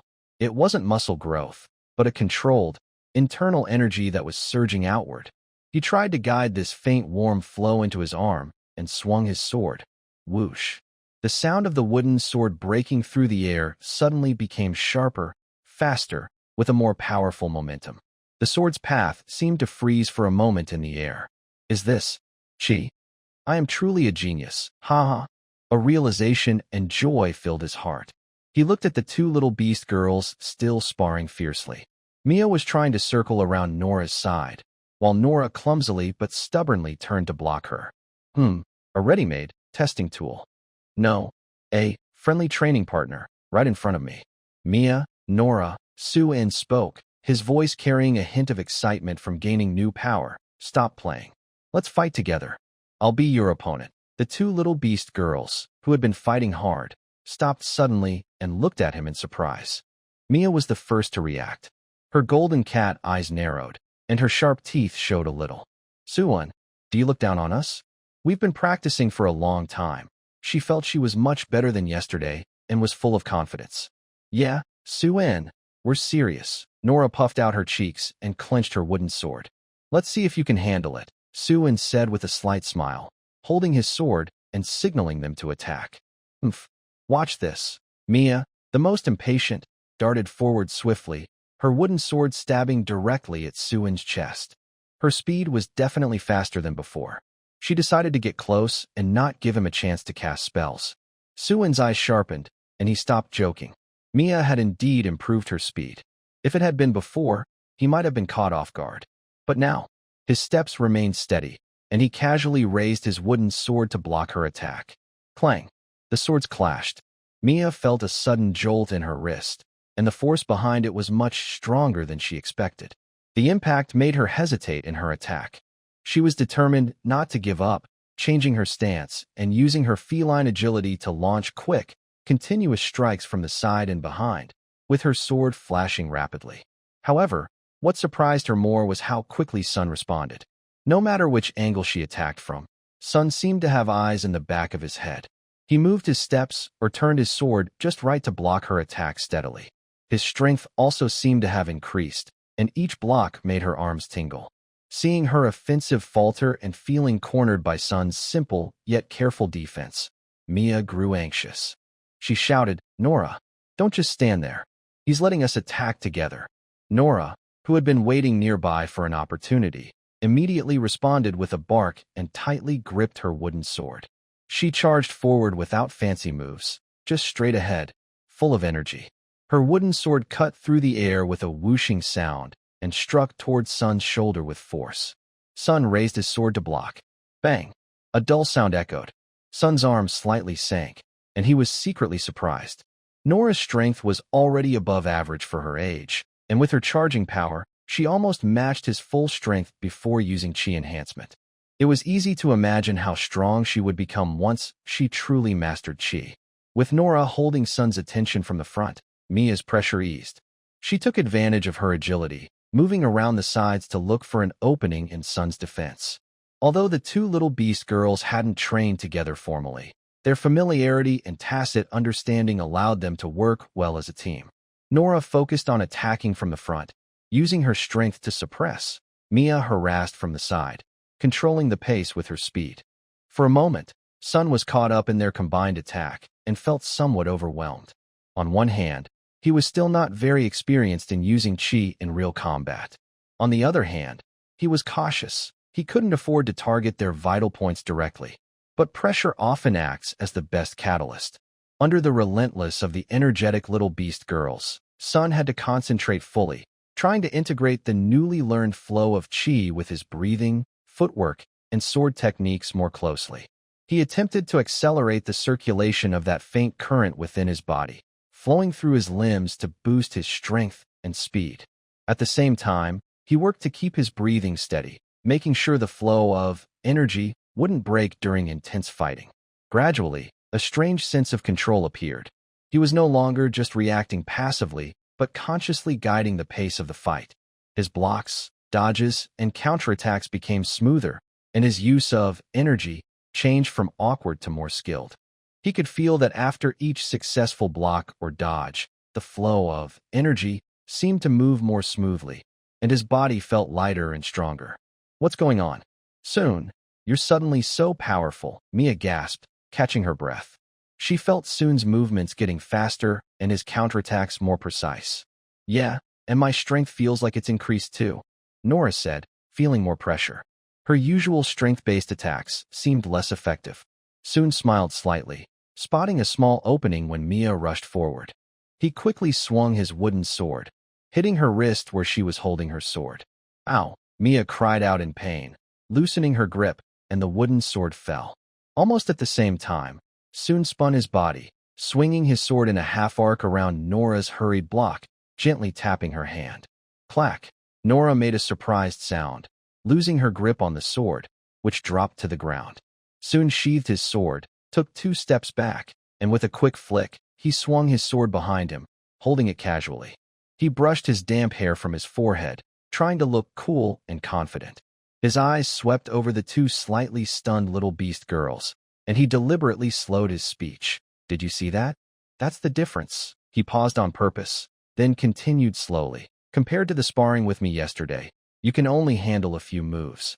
To fight me now, you're still far from it." Mia rubbed her wrist and exchanged a look with Nora. Both of their eyes flashed with a mix of discontent and curiosity. In the next moment, they nodded to each other and suddenly lunged forward. "Soon, you're so proud of yourself. Hurry up and tell us what's going on." Soon didn't expect them to attack like that after losing. Caught off guard, he was pushed from both sides and staggered backward. He barely managed to support himself with his free hand, but ended up sitting on the sandy ground of the training area. "Hey, that's cheating. Losing and then attacking like that," Soon said with a mix of laughter and frustration. He tried to struggle free, but the 2 little beast girls held him down firmly. Mia sat astride him, holding onto one of his arms with both hands. Her damp black cat ears nearly touched his face, and her golden eyes were wide with curiosity. Quick, tell us, did you secretly use magic? Or did Sister Berna give you a special lesson? Nora hugged his other arm from the other side. Her fluffy, golden brown tail wagged quickly behind her out of excitement and curiosity. Her cheeks were flushed, and sweat beads rolled down her chubby face, dripping on his son's arm. Son, tell us, how did you suddenly become so strong? They wore simple linen tank tops and shorts, soaked with sweat. The damp fabric clung to their skin, outlining the youthful contours of the boys and the shy, blossoming bodies of the girls. Their fair and lightly tanned skin pressed close together, steaming with the heat from intense exercise. The warmth seeped through the thin, damp cloth, rushing over them with a lively, unstoppable energy. Their breathing was rapid. The girls' unique scents mixed. Mia's like warm, sun-dried fur with a slight restless heat. Nora's like a fresh, sunny meadow after rain, warm and bright. Adding the salty, slightly bitter smell of sweat from exercise, a lively, natural fragrance formed, an aroma that belonged to them alone. As they breathed heavily, it enveloped Sun, making it hard to resist. Their cute, pretty faces were very close, both flushed with health from their energetic chase and excitement. Looking closely, Mia's golden cat eyes resembled two pools of melted honey, shining with a stubborn light. Her damp black cat ears nearly brushed Sun's chin, the tiny, sensitive hairs at the tips tickling his skin and causing a faint itch that seemed to go straight to his bones. Nora's caramel-colored eyes were wide with pure curiosity and a bit of frustration. Her fluffy, golden-brown dog ears trembled slightly from excitement, each tremor sending a warm breeze over Sun's cheeks. Their bodies pressed tightly together from the recent chase and the current, clinging. Their arms and thighs, through the nearly dry fabric, conveyed clear warmth and soft, flexible touches. Mia's fluffy black tail unconsciously swept back and forth near Sun's legs. Nora's large, fluffy tail wagged quickly behind her, occasionally brushing his calves, furry and expressive of her mood. Sun felt his cheeks suddenly flush with heat, the warmth spreading quickly and making his heart beat faster and more irregularly. He was too close, close enough that his body heat seeped through the damp fabric, close enough that their breathing tangled together, making it hard to tell who was who. Their faces were red, and their eyes shone brightly and intensely. The mixture of sweat and a unique scent created a warm wave that wrapped around him, coming from all directions, impossible to escape. This situation was really hard to handle. Stop. That's enough. I give up. Can we just stop now? Sun hurriedly begged, his voice trembling with embarrassment. If he stayed like this, he felt his unwanted thoughts might become uncontrollable. Although he was only 12, his body still responded naturally. Some instincts couldn't be fully controlled just by willpower. Mia and Nora exchanged a glance, then relaxed a little, but still kept him trapped between them, both staring at him with wide, unblinking eyes, as if saying, "You can't leave until you tell us everything." Sun sat up, brushed the dirt off his linen vest, and sighed. It's just Chi. Sister Bernadette once said that mastering Chi is the real start of becoming a warrior. When I was practicing just now, I think I felt it faintly. Huh? Really? The two girls exclaimed at the same time, their eyes wide with surprise, full of envy and disbelief. Just practicing like that. And I felt it. Mia's cat ears stood straight up as she leaned forward, her golden eyes full of curiosity. Yeah, probably. You have to focus very hard, not get distracted by thinking, why isn't it here yet? And keep practicing the basic moves over and over, matching your breathing. Sun tried to explain his feelings simply, leaving out the more unusual details, emphasizing the importance of focus and repeated practice. Mia and Nora listened carefully, their initial doubts gradually replaced by thoughtful expressions. The once boring and repetitive basic training now seemed meaningful again, shining with a new kind of appeal. Turns out the key is here. Nora clenched her small fist, her caramel-colored eyes reignited with determination. From now on, I need to focus even more when I practice. I can't fall behind either. Mia suddenly jumped up from beside Soon, quickly brushing off the dust on her pants, and picked up her wooden sword. Nora, let's spar again. This time, we need to practice with feeling. Okay, watching the two little beast girls dive back into their lively training. Even their sword movements seemed to carry a new meaning. Sun couldn't help but smile and bent down to pick up her own wooden sword. The wind at the edge of the forest carried a damp chill, making the back of people's necks tingle. Silva ran her fingertips along the rough edge of her leather map, then quickly rolled it up and tucked it into her antelope leather pouch at her waist. She turned to the birdwoman nun beside her and gave a brief instruction. According to the villagers, the goblin trouble is worst in the northwest part of the forest. We'll split up. You watch from above, and I'll handle the ground. Celine nodded slightly and took a step back. In the next moment, a pair of wide, pure white wings suddenly spread behind her, shimmering with a gentle pearl-like glow. The wing tips brushed over the low bushes, stirring a faint rustling sound. Then, with a powerful downward flap, accompanied by a whistling sound, the airflow lifted the dry leaves on the ground. Her silver-white hair fluttered back in the wind. After a few breaths, the white figure had already soared into the sky, blending into the gray sky above the forest. Silva watched her disappear, then turned around, like a silent shadow, slipping into the dark depths of the forest. Her close-fitting leather armor outlined her firm figure in the dim woods. She moved with exceptional lightness, her toes barely making a sound as they touched exposed roots or moss-covered rocks. Her elf-like long ears twitched slightly, precisely filtering the complex sounds around her. The whistling wind, the low hum of underground streams, the flapping of insects' wings.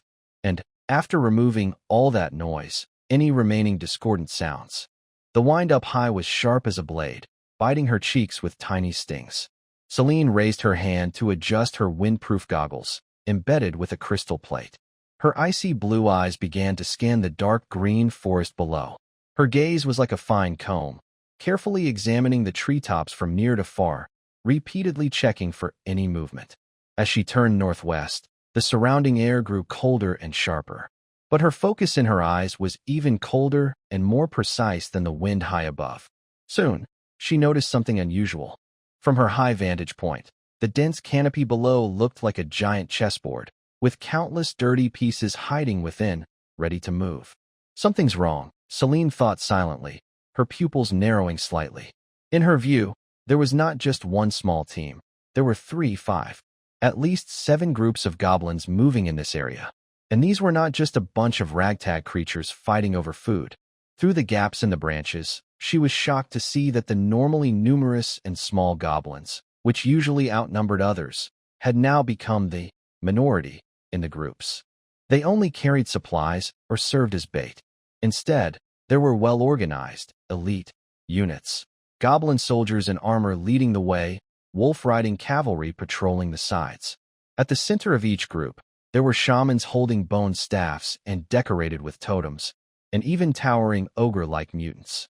They did not wander aimlessly like wild animals, nor fight among themselves over loot.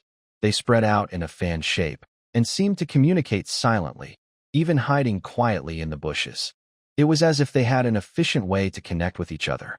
It was like a tightening net, with a clear purpose, hunting for hidden subhumans or other specific targets.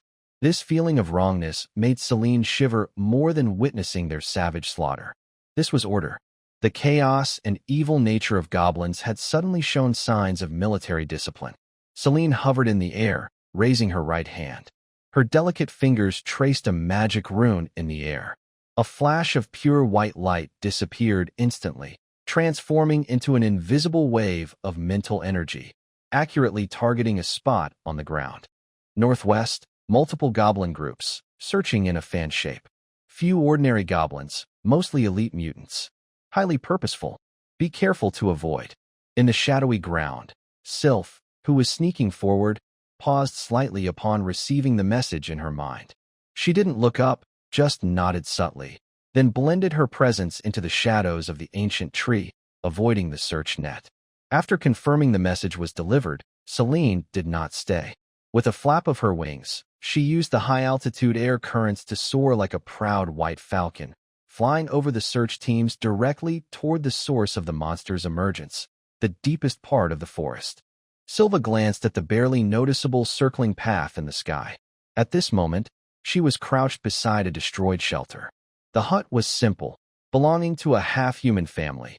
Now only a few broken wooden poles and torn animal hides remained. The ground showed signs of fierce struggle, with bloodstains darkened over time. She reached out and pinched some dirt, sniffing closely. Only the scent of male blood and lingering fear remained. The scents of females and cubs had vanished here, as if hurriedly moved away. She stood up, her emerald eyes cold. Following the direction Celine indicated, she quickened her pace. Soon, sounds came from ahead, rough shouting, growls of wolves, and the dull noise of heavy objects being dragged and rubbed against the ground. Silva silently climbed a tall tree, peering down through the branches and leaves. It was a standard goblin squad. About a dozen green-skinned creatures, 3 of whom rode gaunt forest wolves, were driving several male bear people who were tied with rough ropes. The bear people were injured, growling softly and trying to resist, but they were pushed forward by sharp spears. At the end of the group, 2 goblins were struggling to drag a fainted forest rhinoceros, also male, with a single horn on its forehead. Silva's gaze swept over these monsters. Most wore tattered animal skins, but several had makeshift leather armor on their chests, and their short spears were surprisingly uniform. In the middle of the squad, there was a particularly short goblin decorated with bones, leaning on a twisted wooden staff. The crystal at the top of the staff glowed with a murky green light. A shaman. She knocked her arrow, drew her bow, and the elven longbow made no sound. The arrow tip was steadily aimed at the shaman. Just as she was about to release the arrow, a faint, sharp sound of wings slicing through the air came from above.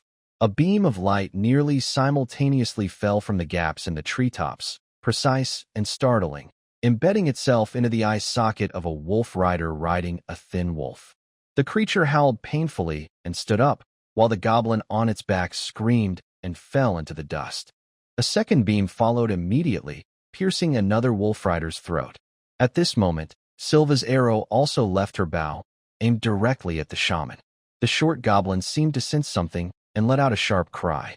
It raised a wooden staff, and a thin, dark green fog-like barrier instantly appeared in front of it. An arrow hit the barrier, deflecting and grazing its shoulder, flying past, and splattering dark green blood. Enemy attack. Form a line, the shaman shouted in sharp goblin language. The remaining goblins, though panicked, tried to gather together. The spear wielders stayed outside, protecting the injured shaman at the center. The captured bear people roared in anger and started smashing the guards nearby. Sylph leapt down from the treetops silently. The second arrow was already on her bowstring. She ignored the soldiers forming a line and aimed her arrow at the shaman who was about to cast a spell. At the same time, several light arrows shot into the formation from different angles, each hitting joints or the wrists holding weapons precisely. The goblin's incomplete defensive formation instantly collapsed again. Sylph seized the opportunity. Her arrow flew straight and accurately hit the gap when the shaman was casting. The arrow pierced through the chaos, hitting its withered hand that was holding the wooden staff. The staff slipped from its grasp, and the dirty crystal shattered on the rocks, splitting open a fierce. The shaman let out a painful scream. With the staff broken, the goblin's morale collapsed instantly. Someone shouted run, and the green-skinned creatures scattered like birds and beasts, leaving behind the wolves and prisoners. Sylph did not pursue. She quickly walked over to the shaman, who was crying out in pain with its broken hand. She stepped on its other hand trying to pick up the staff, and the cold tip of her arrow pressed against its forehead. "Where is your nest?" Her voice was steady, her emerald eyes reflecting the twisted, terrified face of the shaman. The shaman babbled a jumble of begging and curses. Sylph's wrist lowered slightly. The arrow tip pierced the skin, drawing a drop of green blood. "Speak." "Northwest. Cliff walls." Behind the thorns, the shaman screamed in panic. "Don't kill me. The queen. The queen will reward." Sylph didn't give it a chance to finish. She gently pushed the arrow forward, ending the shrill noise. She bent down and found a rough metal badge in the shaman's tattered cloak, engraved with a twisted emblem resembling a many-legged insect. She frowned, then tucked it into her chest. Celine folded her wings and landed lightly beside her, her icy blue eyes quickly scanning the battlefield. "They're retreating in a certain direction," They're all heading northwest. Sylph kicked aside the shaman's body. The leader's gone. First, untie them. She pointed to the few stunned orc prisoners. As they moved further northwest, the forest grew darker and more mysterious. Tall trees blocked the sky, and the light inside the woods was dim, like dusk. The ground showed more signs of recent activity, tracks, footprints, even simple wheel marks, all pointing to the same area. But strangely, once they entered a certain zone, these signs became messy and then disappeared altogether. It wasn't that there were no signs, but they had been deliberately erased or covered up. The strange smell in the air grew stronger, mixing the scent of blood, waste, and a faint, sweet, sickly aroma that made the throat tighten, like rotten honey combined with rusty metal. Silva stopped beside a dry creek bed. All signs of activity ended here. Ahead was a thick, unusual tangle of thorns clinging tightly to a steep cliff face, dark shadows making it seem unapproachable. She looked back and up into the sky. Saren was circling above the cliff. Through her windproof goggles, she carefully examined every inch of the rocky surface, how the vines spread, the color of the rocks, the shadows' shapes. Finally, she noticed something strange. Some vines moved out of sync with the wind. The color of certain rocks at the bottom of the cliff, from a specific angle, had subtle differences from the surrounding rocks. More importantly, the airflow beneath the densest part of the thorns was odd, more like a giant opening breathing in cold air and exhaling murky air, not just natural wind. There were no watchtowers, no camps, no obvious paths. But connecting all these strange details, she descended slightly and made 2 quick, tight circles around Silva's position. Finding the target was extremely dangerous. Silva understood the signals. She took a deep breath and pushed her elven senses to the limit. Sight, sound, smell, and her delicate perception of natural magic. She became a swift shadow, silently approaching the thorny cliff. About 10 steps away, she lowered her body and carefully scanned with her green eyes. The thorns showed signs of regular trimming, not to clear them, but to maintain a false appearance of natural growth. The ground was covered with thick fallen leaves, but in some areas, the soil beneath had been repeatedly trampled, hard as stone. She picked up a dry branch and gently pushed aside a root of the thorny bush. Behind her was not a rocky wall but a dark, slanted opening that led downward. The edges were uneven but had been carefully shaped by hand, enough for a goblin to bend and pass through. The surface at the opening felt strange. When she pushed lightly, it was hollow behind, revealing a disguised observation hole. A sweet, rotten smell mixed with loud noises drifted from deep inside the hole, along with the sound of metal clashing, rough shouts, and a deep, rhythmic humming of machinery. She quickly stepped back and returned to the meeting point she had arranged with Celine, a shady spot surrounded by large tree roots, away from the wall. Celine was already waiting there, her wings folded behind her like a heavy white cloak. All inside, she said simply. The entrance is very well hidden. The air currents and traces are strange. No defenses are visible outside. Either they are all inside or they are confident no one will find this place. Sylph nodded and described the details of the entrance and the sounds coming from inside. It's not small. Breaking in directly would be suicide. We need eyes, Celine whispered. Sylph didn't reply. She walked to a hollow in a tree root, knelt on one knee, placed her long bough on her lap, and slowly closed her eyes. Her hands formed a gentle prayer in front of her chest. Her platinum hair moved slightly without wind, and a faint glow shimmered at her hair tips. She began to chant. Her voice was deep, long, and ancient, pure elvish language, with syllables like a stream flowing over stones or wind passing through countless leaves. The plants around seemed to respond, trembling softly. Tiny green particles, like fireflies, seeped out from moss, leaves, and even the air, slowly gathering in her cupped hands.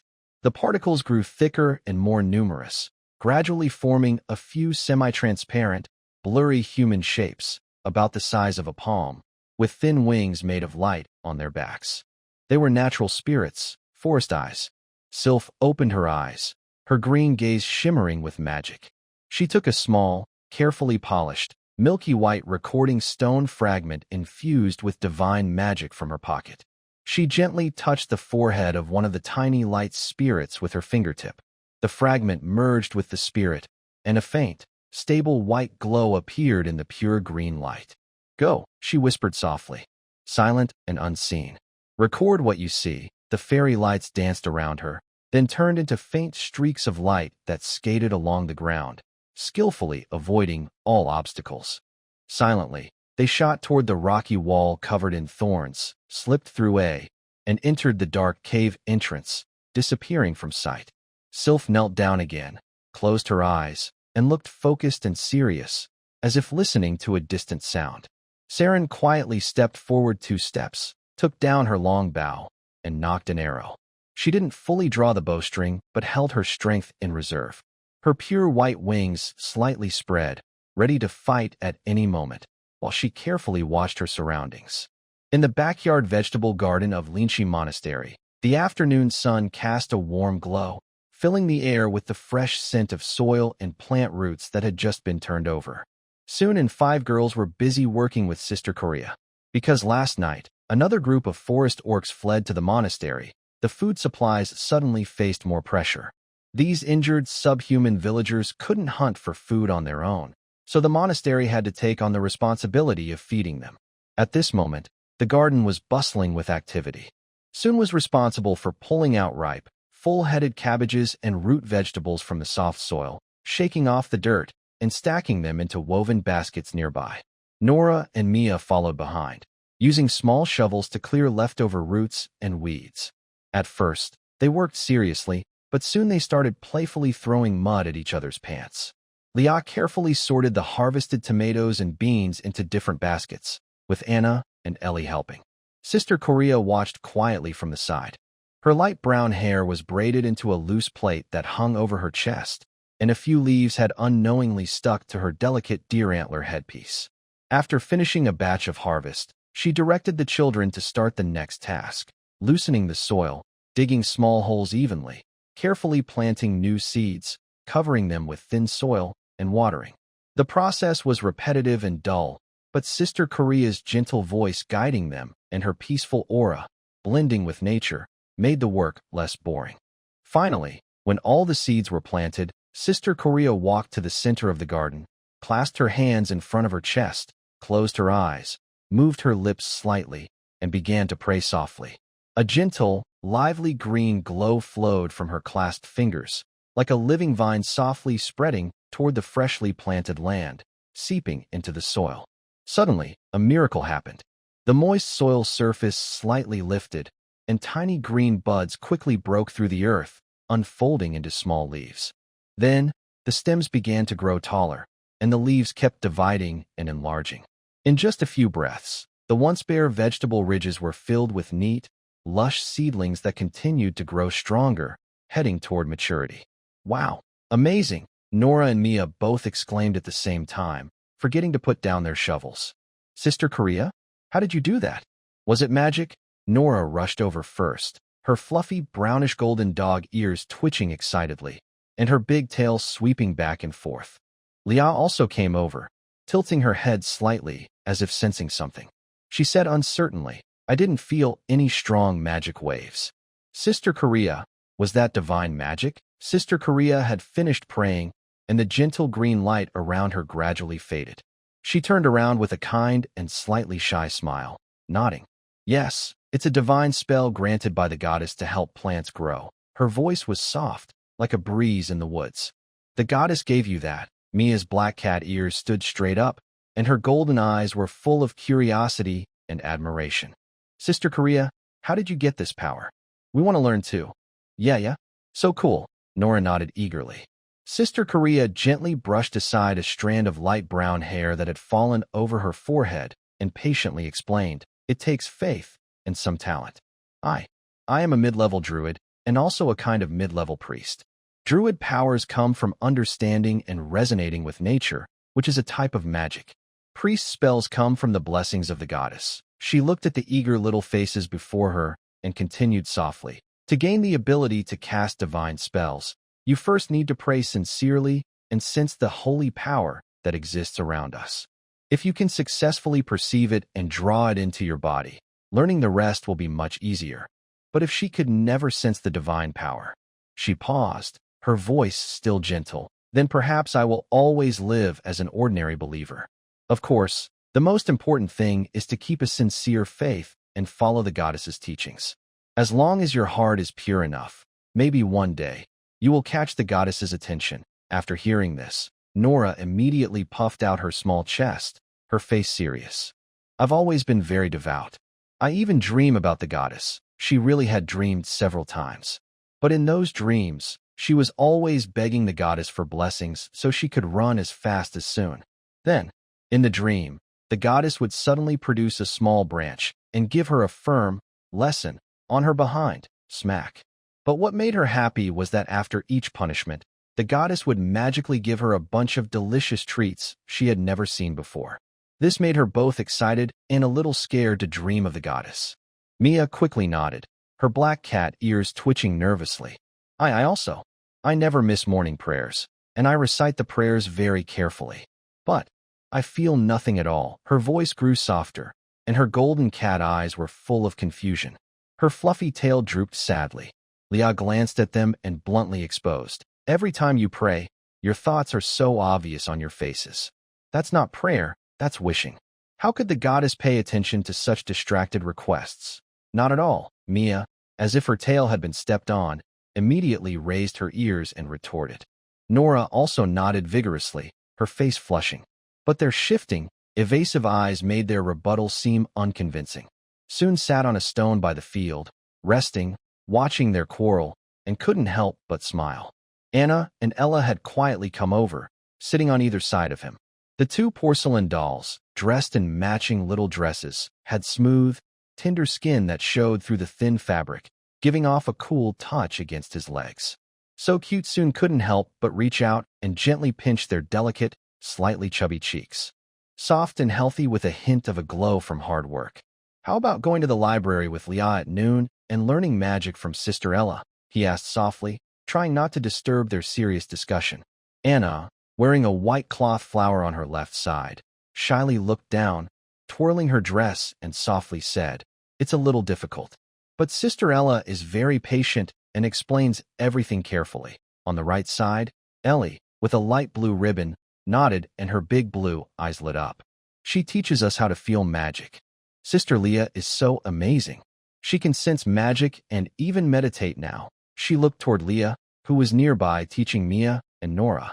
Yes, Sister Leah is really impressive, Anna nodded strongly. Then, almost at the same time, the two sisters quietly added, with admiration in their eyes when looking at Susan, "But Brother Susan is the best. Sister Ella mentioned you several times today, saying you learn quickly and do very well." Susan almost couldn't keep his smile from breaking. He felt a little proud inside. He cleared his throat and gently tousled the soft, light brown hair of the two little girls, speaking seriously. "That's because Sister Ella is encouraging you. As long as you study hard and keep practicing, you'll be as impressive as Leah someday." "Yes," the sisters replied softly, like two gentle kittens enjoying his touch. Just then, the battlefield shifted direction. Mia and Nora, unable to beat Leah, turned their attention to Susan. They hadn't forgotten the kind of chi power Susan showed earlier, or the goddess blessing he mentioned before. They ran to stand on either side of Susan. Mia was the first to speak, her golden cat eyes fixed on him. "Susan, don't just sit there and watch. Honestly, do you feel the holy power?" she asked quickly and eagerly, but inside she was worried. She felt Susan had been at the monastery for a shorter time than her, so if he already mastered holy power, it made her, as an older student, seem useless or not devout enough. But the goddess blessing Susan showed earlier, which she thought was the effect of holy power, made her unable to completely dismiss the possibility. Nora's thoughts were simpler. She blinked her caramel-colored eyes, full of curiosity. Susan, do you use that kind of magic Sister Korea uses, the one that makes vegetables grow really fast?" Seeing Mia trying to stay calm, but clearly conflicted, Susan playfully teased her. He deliberately stretched out his tone. "Holy power, huh?" Well, Mia's ears twitched nervously. "Of course not." Her shoulders briefly drooped, almost unnoticed. "Yeah, right," Soon said with a quick change of tone. then raised his palm, focusing his mind. A faint but pure milky white light appeared in his hand, like holding a small piece of dawn's glow. It slowly floated and moved in his palm. The scene was not as grand as Sister Korea's divine magic, but the gentle warmth and soft glow clearly came from the same holy power. He forced a calm face and said casually, "Feeling and gathering a bit of holy power is not that hard, right?" Mia's expression instantly froze. Her golden cat-like eyes, always full of mischief, now showed shock, frustration, and a hint of self-doubt for the first time. She opened her mouth but made no sound, just looked down at her hand and then at the glowing ball in Soon's palm. She even forgot to wag her fluffy tail, which drooped weakly behind her. Could it be? Am I not devout enough? This thought was like a tiny thorn, quietly piercing her heart. Nora's reaction was much more direct. She exclaimed, "Wow," and almost leaned in close to Soon's hand, her furry ears twitching excitedly. "That's amazing. Soon, you really can do everything. You can sense battle energy, learn magic quickly, and now even have holy power." Liao also came over, her light blue eyes filled with curiosity and scrutiny. "Soon, how did you do it? Do you have a special way of sensing?" Soon thought for a moment, feeling there was nothing to hide. "During morning prayers, I tried to run Sister Ella's basic meditation method at the same time. And somehow, I just felt it." Liao looked thoughtful and turned her gaze to Sister Korea for confirmation. Sister Korea nodded gently, her voice gentle. "The basic meditation method can indeed help focus the mind and improve sensing holy power. It mainly helps to gather and restore it." She paused slightly, her tone becoming more serious. "But whether you can gather holy power depends on your personal compatibility with it." And her eyes swept over the children, "Whether your faith is pure. Compatibility relates to talent, but pure faith must come from the heart, free of distractions and selfish desires." Soon couldn't help but his chin as he listened. Is it really that complicated? He was thinking to himself, I wonder, is it really that simple? Could I actually be a genius at faith? No, I often complain about the goddess in my mind. As soon as this thought appeared, he quickly stopped himself and instinctively looked around. Seeing Mia looking down and listless, Soon's small sense of fun gradually turned into a feeling of guilt. Was he being a bit mean to the child? Sister Korea had already gracefully walked over to Mia, bent down, and gently embraced the still-dazed little cat girl. "There's no need to be sad or in a hurry." Her voice was soft like a flowing stream. "Our path is different from that of mages and warriors. Some are born with great talent and become famous young. Others, through daily effort and kindness, suddenly catch the goddess's attention and become powerful holy figures." She gently stroked Mia's hair and her slightly drooping cat ears. "Maybe she can't sense it now because she's testing your heart, to see if you can withstand the passage of time." Mia looked up at her, her small face filled with gentle determination, feeling the warmth and reassuring presence in the embrace. She sniffed hard, pushing back the slight tears in her eyes, then nodded firmly. Her tail also regained its energy, swaying lightly. "Yes, I understand. I will pray more seriously." Sister Korea smiled with relief, lowered Mia gently, and then softly patted Nora, Leah, Anna, and Ellie on the head. Her kindness was like sunlight spreading over the vegetable garden, dispelling the gloom and making the atmosphere warm and gentle again. Soon watched this scene but couldn't help but focus on Sister Korea's unique figure. The smooth transition from her slender waist to the covered light brown short fur of her dear body, the long limbs, and gentle hooves, all gave him a strange yet harmonious sense of beauty, as an outsider from another world. His heart was lightly tickled, and his curiosity finally got the better of him. While Sister Korea turned to guide Nora in planting seeds, he quietly reached out and gently touched the fur near her hind leg with his fingertips. The feeling was softer and smoother than he expected. The short fur was soft and dense, warm to the touch, with firm and elastic muscles underneath. It was a very strange sensation, different from human skin and from ordinary animal fur. Sister Korea trembled slightly.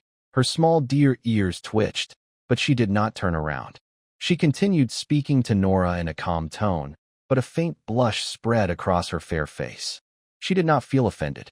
Before coming to the monastery, her body had attracted many strange looks. Even now, being accepted here, she still felt a subtle sense of being different. Perhaps she had not fully let go of that feeling inside. Suin's touch was gentle and curious, without fear or disgust, and even a little bit fond. This made her feel a tiny, almost unnoticeable warmth and happiness deep inside. Most importantly, Suin now looked like a cute, handsome boy. If he had been a different man, she probably would have kicked him away before he even touched her. Suin touched her for a couple of times. Seeing that Sister Korea did not stop him, he grew bolder and stroked her again, comparing the feel of her fur with that of other beastmen's furry ears and tails. Only when Sister Korea gently moved her hoof did he casually withdraw his hand, pretending nothing had happened, and turned to help Anna and Ellie organize the vegetable baskets. Everyone continued harvesting, loosening soil, and planting under Sister Korea's guidance. After watering with clear water, a soft glow of magic spread over the soil again, and tender green sprouts stretched out in the light. When several baskets were filled with fresh vegetables, enough for a day's needs at the monastery, the work finally came to an end. In the evening, the dining hall was filled with the warm aroma of stewed vegetables and baked bread. Due to the increase in refugees, dinner was busier and more crowded than usual, but there was still enough food. Su-in and the girls sat together, listening to the low conversations around them, mostly about bad news from the forest and worries about the future. After dinner, Su-in planned to go to the library to find Sister Ella. Recently, he had almost mastered the basic spells he was learning from the Book of Budding, and wanted to ask for tips on quick casting or simplifying incantations. Sister Ella, though a lower-level mage, had a solid and deep understanding of theory, making her an excellent person to ask. But just as he was about to go nearby, he saw Laya leading Anna and Ellie, with Nora and Mia following behind. A few small figures eagerly rushing inside. Laya, excited because she had successfully sensed magic and learned meditation earlier that noon, was in a state of extreme enthusiasm and eagerness to learn, wishing she could spend the whole evening in the library. Anna and Ellie naturally followed their most familiar sister Laya, and they truly loved magic.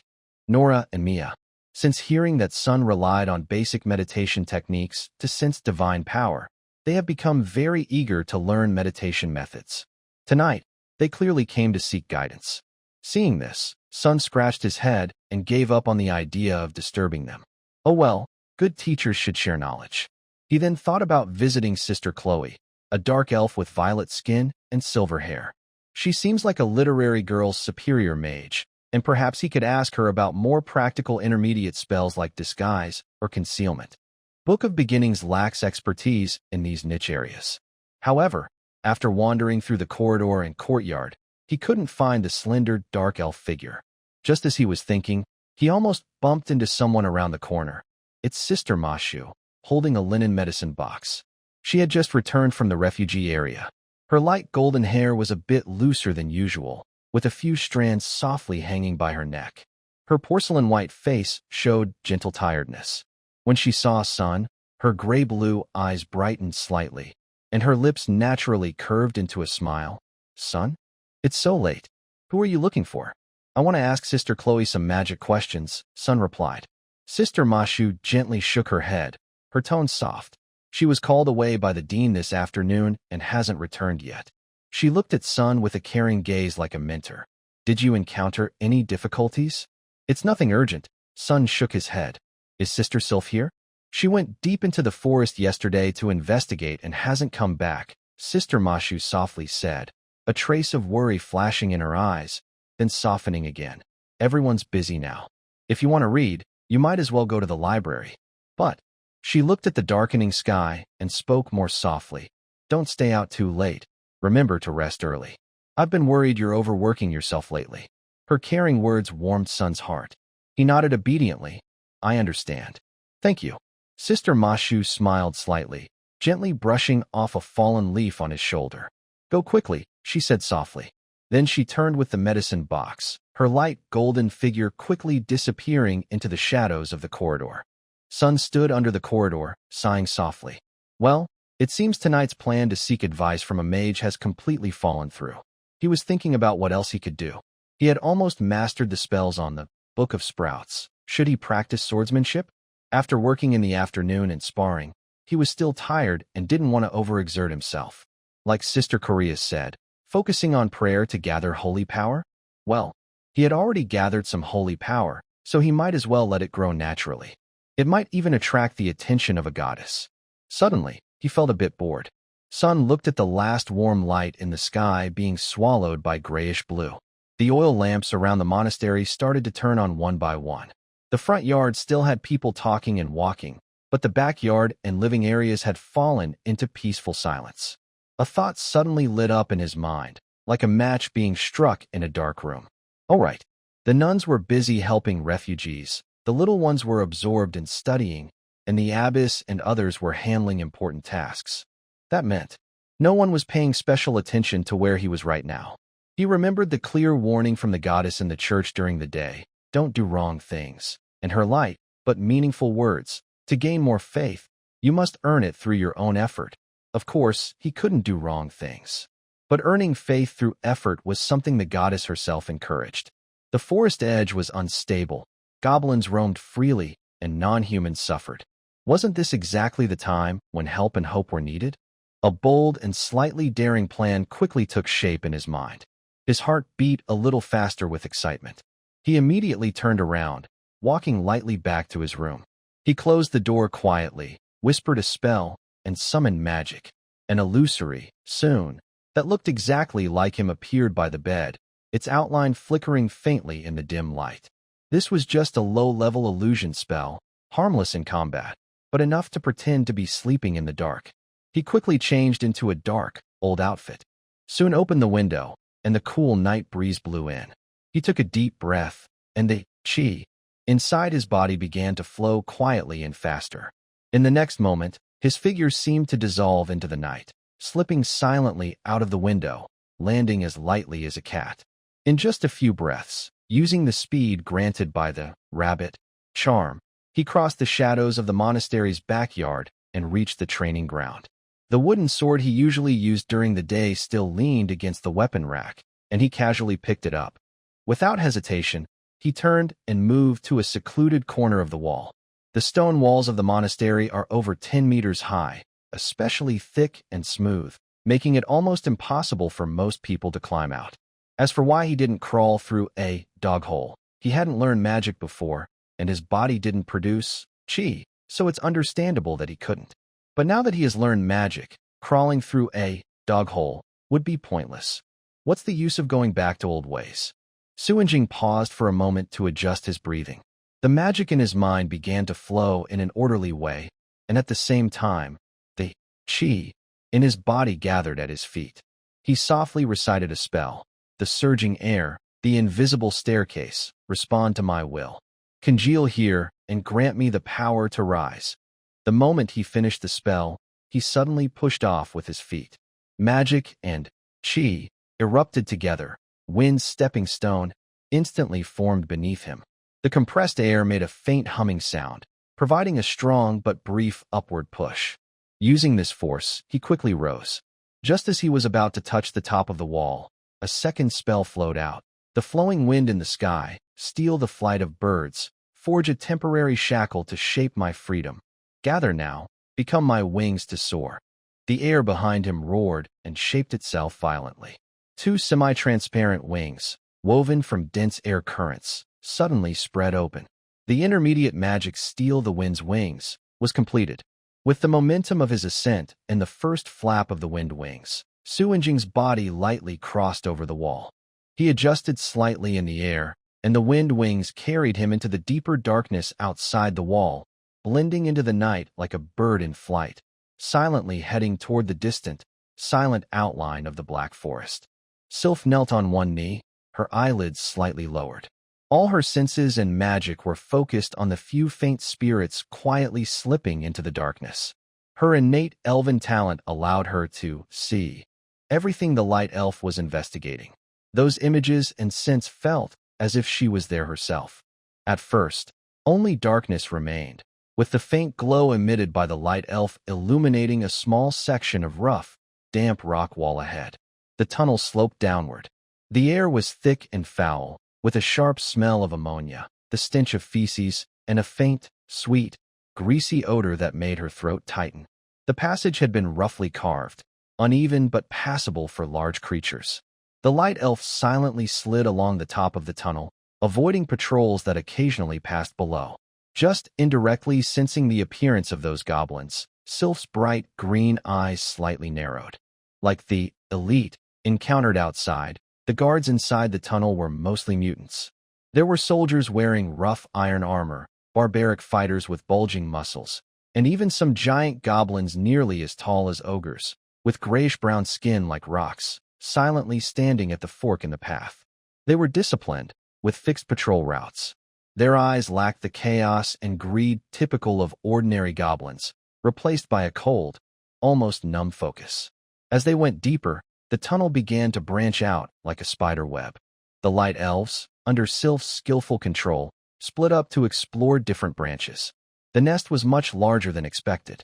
It was not a temporary base, but a complex underground fortress that had been operated for many years. One branch led to a noisy, large cave. This place seemed to be both a barracks and a workshop for the nest. Hundreds of goblins were busy here, sharpening weapons, tanning leather, and even forging metal at simple forges.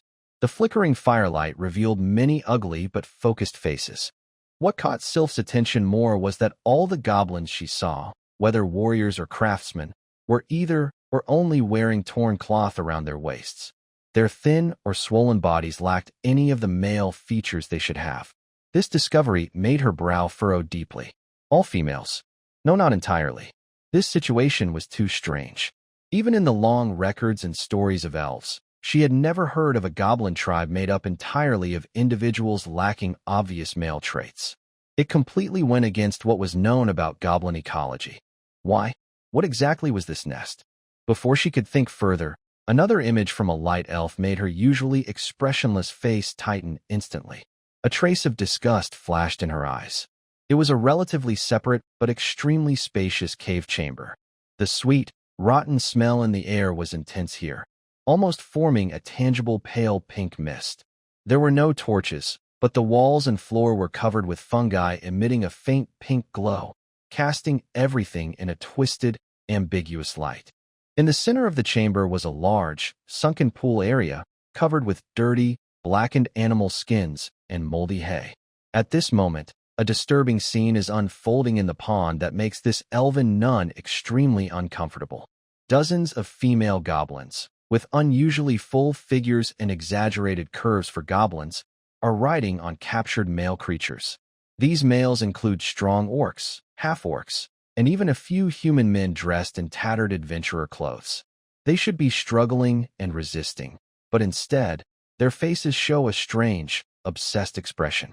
Their eyes are unfocused, saliva drips from their mouths, as if their ugly green bodies are an irresistible gift. Their arms are wrapped around each other, and they moan softly with desire. The whole space is filled with sticky water sounds, heavy breathing, the sharp laughter of female goblins, and a sickening, rotten smell that makes the throat tighten. Pink mist seems to drift slowly, making everything look blurry and dirty. Sylph, using her keen natural senses through the forest eye, quickly detects that beneath this disgusting scene, there is a strong mental influence at work, an invisible toxin that twists and stirs the most basic instincts of living beings. The source appears to be the glowing fungi around, and some bone ornaments worn by female goblins, engraved with twisted symbols. Disgusting blasphemy, Sylph quietly judges in her heart. She swiftly shifts her gaze with the forest eye, avoiding the filthy pond scene, but she has already etched this twisted image into her memory. In the third area explored by the light spirit, a different but equally disturbing atmosphere prevails. The smell of rusted blood mixes with a pure, almost boiling desire to kill.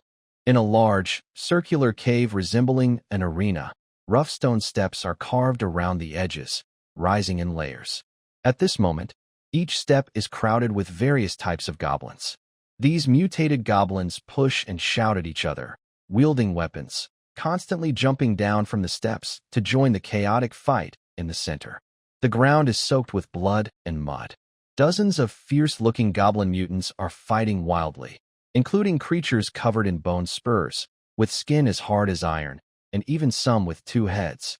Claws tear through armor, blunt weapons crush bones, and when they fall, they are immediately torn apart and eaten by the victorious goblins, sometimes by multiple at once. Screams, roars, and the sounds of bones breaking filled every inch of the air. The sounds of screams, roars, and bones breaking filled the entire space. It was like an endless process of nurturing and eliminating. There were no rules, no factions, only the most primitive form of elimination. On each step of the stone staircase, the mutants that hadn't jumped down or had temporarily retreated, their scarlet eyes showed no fear, only wild excitement. They stared tightly at the scene, as if waiting for the one who could finally crawl out of this bloody swamp. The only survivor. The outline of the nest gradually became clear in Sylph's mind, bringing with it a growing sense of unease. These dirty creatures stole the best bloodlines from other races and then used a brutal survival competition, like nurturing insects, to select the strongest. The ones that survived would probably be as strong as the regular army guarding the kingdom's borders. She had to act faster. Before things became irreversible, she needed to understand the nest's secrets and send the information out. With the goblins' terrifying reproduction rate, it wouldn't be long before a large and powerful army emerged from here, sweeping everything in its path. Sylph pushed aside all distractions, her emerald eyes freezing like ice in the dim light. She reduced most of her senses and focused her mind and control power entirely on the last shining elf. Inside its body was a fragment of the reflection stone. This natural spirit carried the last hope. Like a gentle breeze without a physical form, it silently drifted toward the deepest part of the nest, guided by her. The nest's guards became more skilled, and the passage widened and became more orderly. Rough carvings appeared on the rock walls, and torches fixed in iron rings burned steadily, casting flickering shadows. Finally, the shining elf passed through a heavy door crudely assembled from giant beast bones and rusted metal scraps. It entered a chamber that could be called luxurious. The air here was still thick and polluted, but the nauseatingly sweet smell had lessened.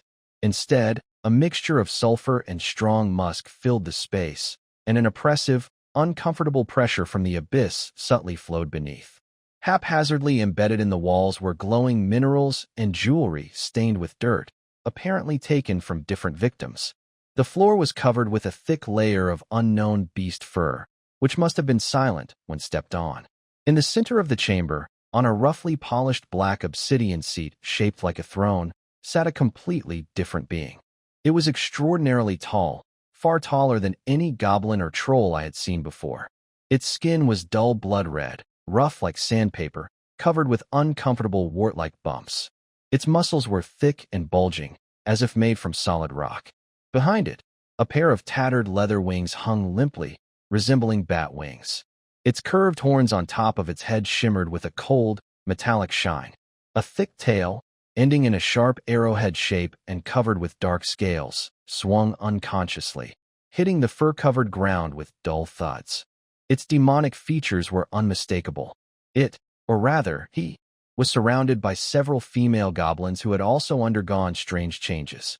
They looked alluring by goblin standards, wearing shiny jewelry that jingled, and were leaning on or serving this red demon giant in various ways. The demon goblin reclined on a rough throne, its crimson eyes half open, enjoying the attention.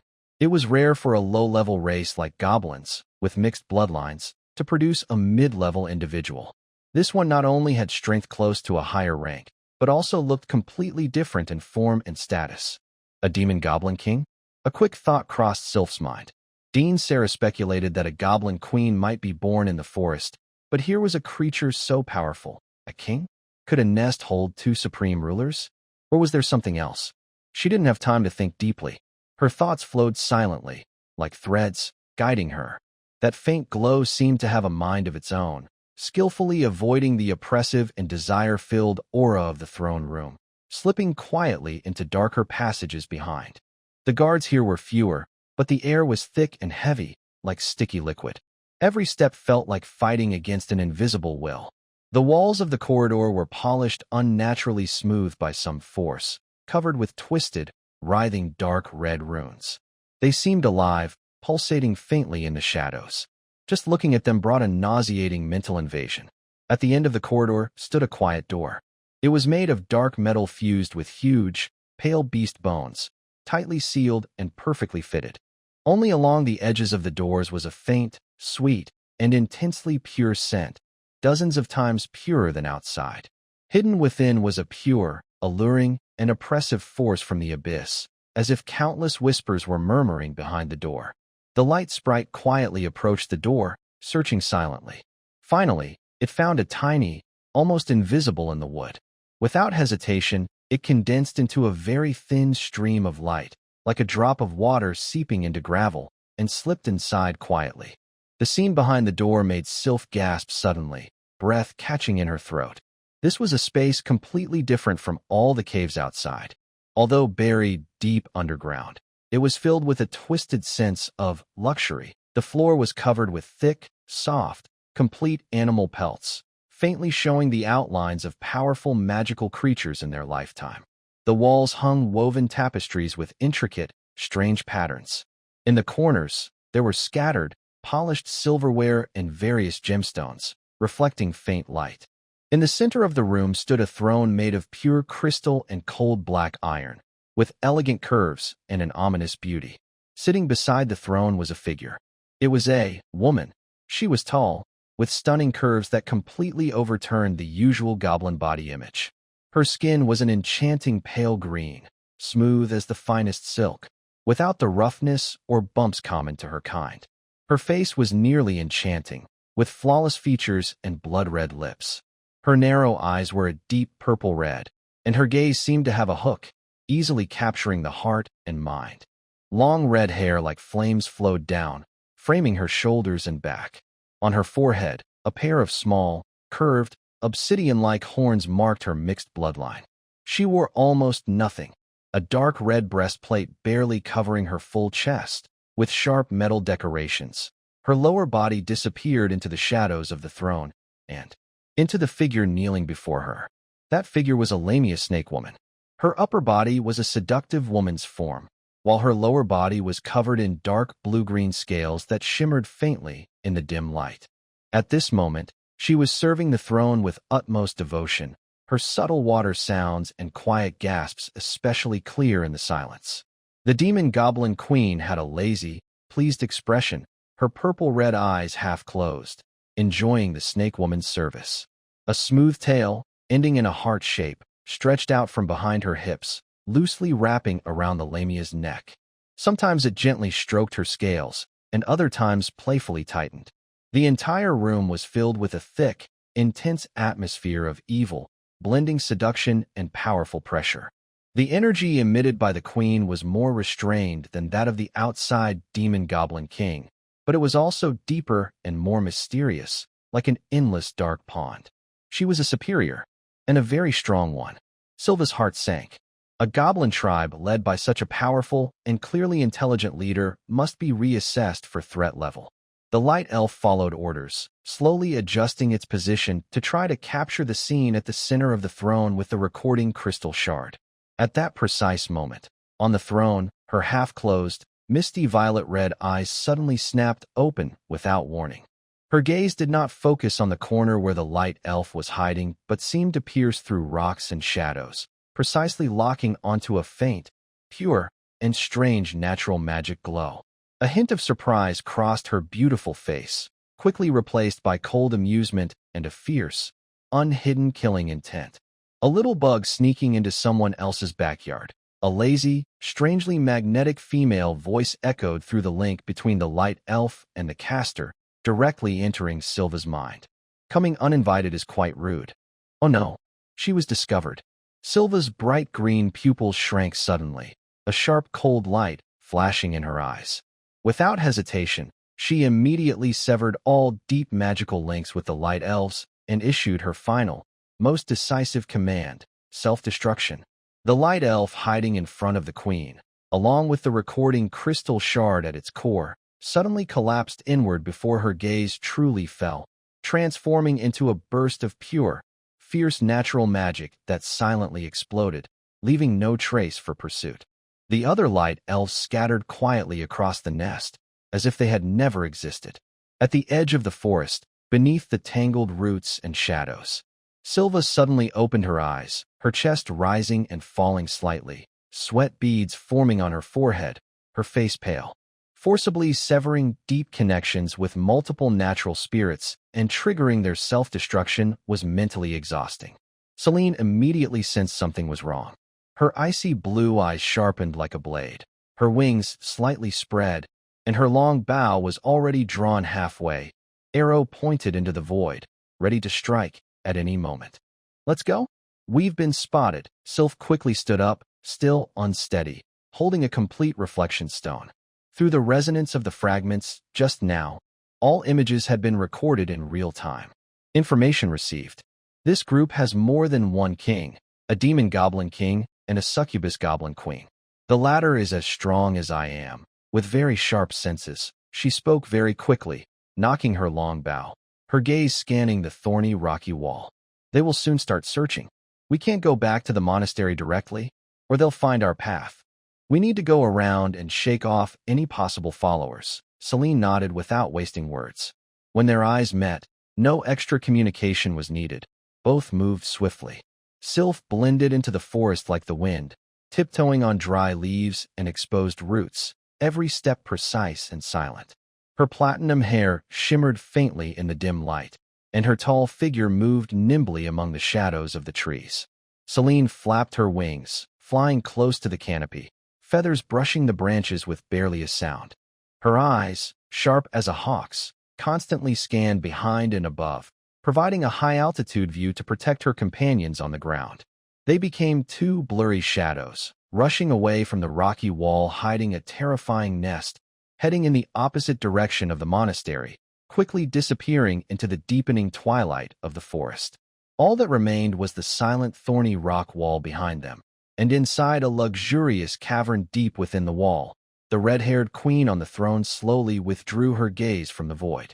She lazily twirled a strand of Lamia snake woman's hair with her fingertips, a cruel and deeply amused smile curling her lips. "Elves, and the scent of winged kin? Ha! How interesting." Her crimson eyes sparkled with the greedy gleam of a hunter discovering a new prey.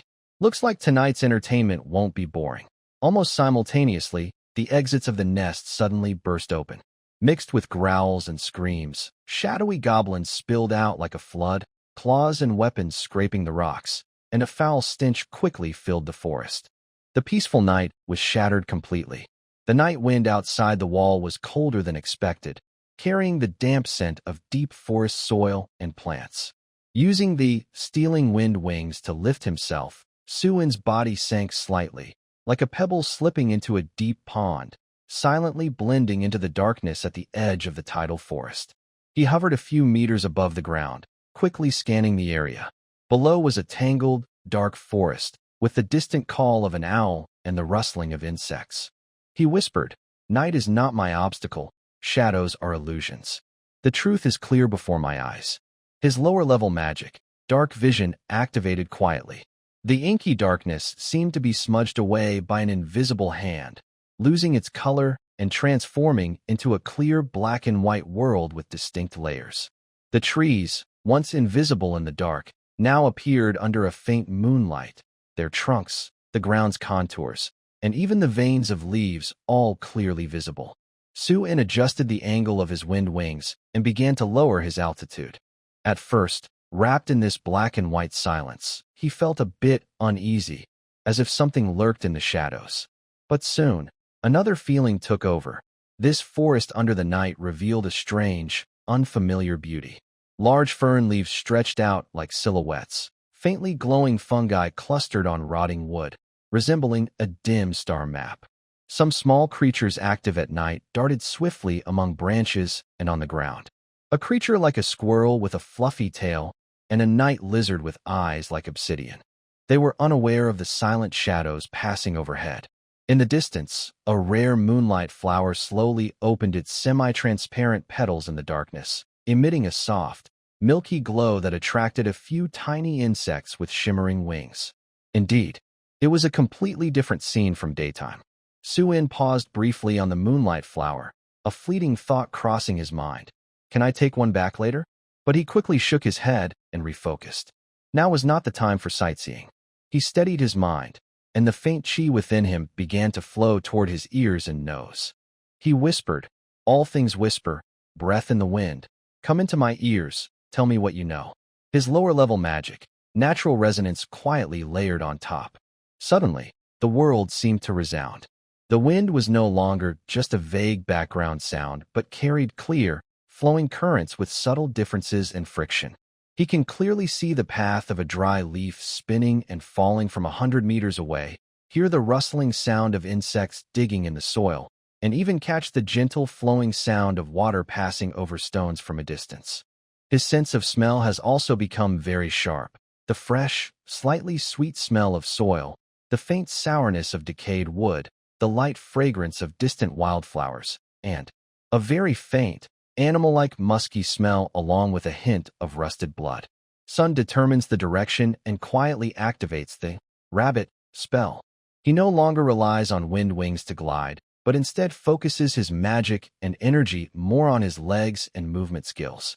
In the next moment, his figure seems to blend into the night breeze, swiftly weaving between gnarled tree roots and hanging vines, moving so fast that only a faint shadow remains in place. In an instant, he appears about 10 meters away. While moving, he skillfully avoids branches and twigs, occasionally tapping his toes on exposed rocks or sturdy tree trunks to gain leverage, almost without making any extra noise. Along the way, he encounters several nocturnal creatures. A leopard-like beast with dark fur and glowing green eyes is crouched low, aiming at a water-drinking deer-shaped creature. A group of large beetles with metallic dull SS are working together to drag the remains of prey. Near the swamp, the outline of jagged bones can be seen slowly drifting underwater. But none of these forest dwellers can catch sight of that ghostly figure. Sun always senses its presence in advance, either avoiding it or rushing past its perception edge at high speed. By the time the hunters look up alertly, he is already dozens of meters away. This feeling is quite good. About half an hour later, Sun slows down and stops in the shadow of a tall, ancient tree's canopy. The extraordinary hearing brought by natural resonance clearly detects strange sounds about 200 meters ahead. Harsh, grating roars of a humanoid creature, the friction of metal and leather, and a suppressed, fearful whimper. He silently slides down the tree trunk like a gecko, using bushes and terrain for cover, cautiously approaching the source of the sound. Soon, a clearing in the woods and the entrance to a cave partially hidden by vines come into view. On the open ground, more than 20 small, green-skinned figures are moving, goblins. Most are wearing rough leather armor, holding rusty or broken knives, axes, and spears. 4 of them stand out. An emaciated old goblin wearing a tattered feathered crown and holding a bone staff. 2 goblins riding gaunt, snarling forest wolves. There was also a huge figure over 2 meters tall, with gray-green skin, muscular build, carrying a giant wooden club and emitting a foul smell all over. Loud fighting, crashing sounds, and short screams came from the direction of the cave. Soon, a few goblins cursed and dragged or drove out a group of figures. Using his dark vision, Sun clearly saw the appearance of the captives. They were rabbit people from the orc race, about 10 of them. They stood upright, looking like humans, but covered in short fur that was gray, white, or brown. They had long, frightened ears hanging from their heads, rabbit-like lips, and short round tails behind them. They wore simple animal skins as clothing. Many were injured, and their faces showed despair. Sun quickly looked over them, and his inner dragon's appreciation started to whisper. 3 males, 7 females. TSK, most of their fur colors are mixed, and they have many wrinkles. It seems life hasn't been easy for them. His gaze finally settled on one figure protected by an older rabbit person behind. It looked like a young rabbit child, smaller in size, with rare, almost cherry blossom pink fur that looked especially soft even in black and white vision. Its long ears were pressed tightly against its head in fear. Its big, ruby-like eyes were full of tears, but it clenched its mouth and didn't cry out like the others. Oh, this pink-furred one. Quite a pretty little thing.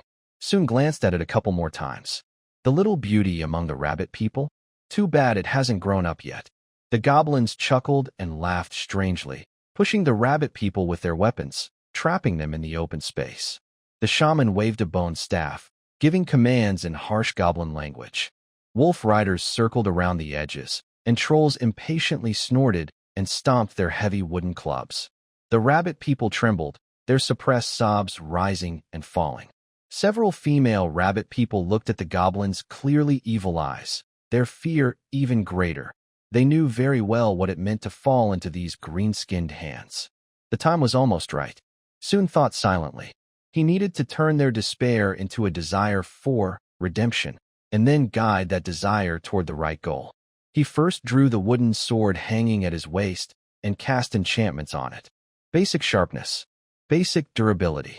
Then, holding his breath and focusing his mind, he silently extended his mental power like a thin thread, softly reciting in a low, rhythmic voice with a hint of persuasion. The strings of the soul, silently trembling, plant a tiny seed of light. This is a lower-level magic spell, Mind Whisper, targeting all the rabbit people. This is not forced control, but a subtle, ongoing suggestion, like a seed planted in their frightened hearts. Pray to the source of life and order, to the giver of morning dew, the highest benevolent goddess Ananke. Offer your sincere faith. Seek her watchful gaze and salvation. Before Mind Whisper fully takes effect, Soon's fingers already draw another rune. Joy and sorrow resonate together. Fear and trembling intertwine, creating echoes. This is a lower-level magic spell, Emotion Resonance. Usually used to boost team morale, Soon cleverly reverses it now. It amplifies and spreads the deep fears, despair, and faint hope of survival in each rabbit's heart, like throwing stones into a lake, causing waves to ripple and resonate among the group. The effect is immediate. The collective sobs of the rabbit people suddenly rise sharply, almost turning into a thick, sticky despair. But just as their emotions are about to collapse, the seed planted by Mind Whisper breaks through the ground. The desire for salvation becomes clearer and more intense than ever. At this moment, the small pink-haired rabbit suddenly breaks free from the protection of an older rabbit, stumbles forward 2 steps, and with a loud thud, kneels on the ground. She clasped her hands over her chest, her long ears trembling with excitement. Her voice, tinged with tears but clear, rings out, Goddess of life and order. Supreme Mother Ananke, please save us. We are willing to offer all our faith. Just grant us your grace. Her voice is soft, but under the influence of emotion resonance, it sounds like sparks falling into boiling oil. 1, 2. More and more rabbit people follow suit, kneeling and crying out in their language or broken common tongue, pleading for that distant divine name. It's starting, soon, hidden in the shadows, shows a faint smile. Meanwhile, the goblin shaman looks at this group of suddenly kneeling prey with confusion. Its limited intelligence cannot understand, but instinct tells it something is wrong. It cackles twice, swings its bone staff, and signals a nearby goblin with a spear to step forward and drag the leading pink-haired rabbit over. The goblin sneered and reached out with its claws, aiming for the small rabbit's delicate arm. Just as its dirty fingertips were about to touch the soft fur, a breeze swept through. The goblin froze in place. Its fierce smile couldn't even change, and a clean cut suddenly appeared on its thick neck. In the next moment, its head tilted and slid off. Murky blood burst out like a long-held fountain, splashing violently from the severed neck, forming a dark fan shape in the black and white scene. The headless body wobbled and fell forward. The sudden, strange death made the clearing fall silent instantly. The goblins stared with wide eyes, their fierce grins stuck in their throats. The rabbit's prayers also stopped abruptly, and they looked on in horror at the blood-sprayed corpse. Only the small pink-haired rabbit knelt at the edge of the blood pool, trembling with fear. Its ruby-like eyes stared fixedly into the darkness ahead, where nothing could be seen. Its prayer grew clearer and more urgent. Goddess, is that you? Did you hear us? Please, save us. Her unwavering faith was like a spark.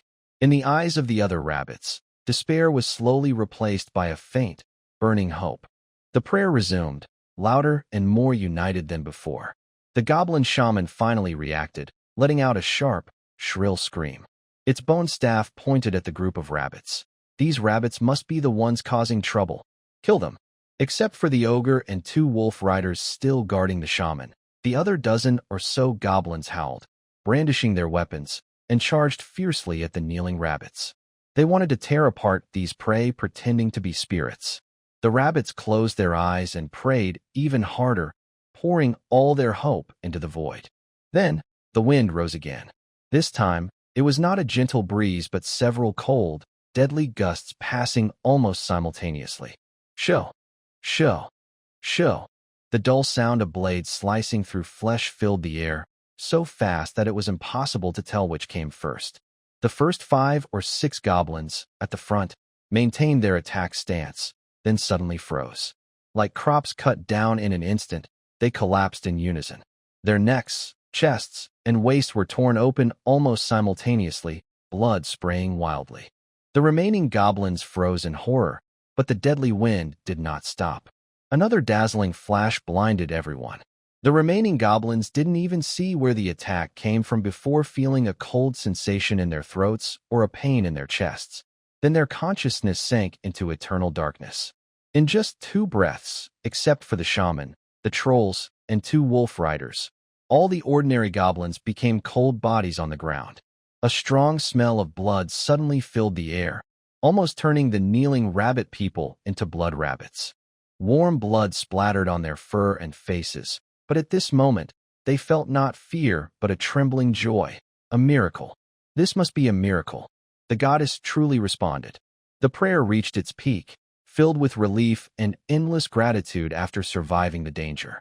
Soon clearly saw that from these rabbit people, especially from the pink-haired little rabbit, a much stronger and purer faith energy flowed out, like a gentle stream gathering into the void, then was greedily and happily swallowed by the small sapling in his mind.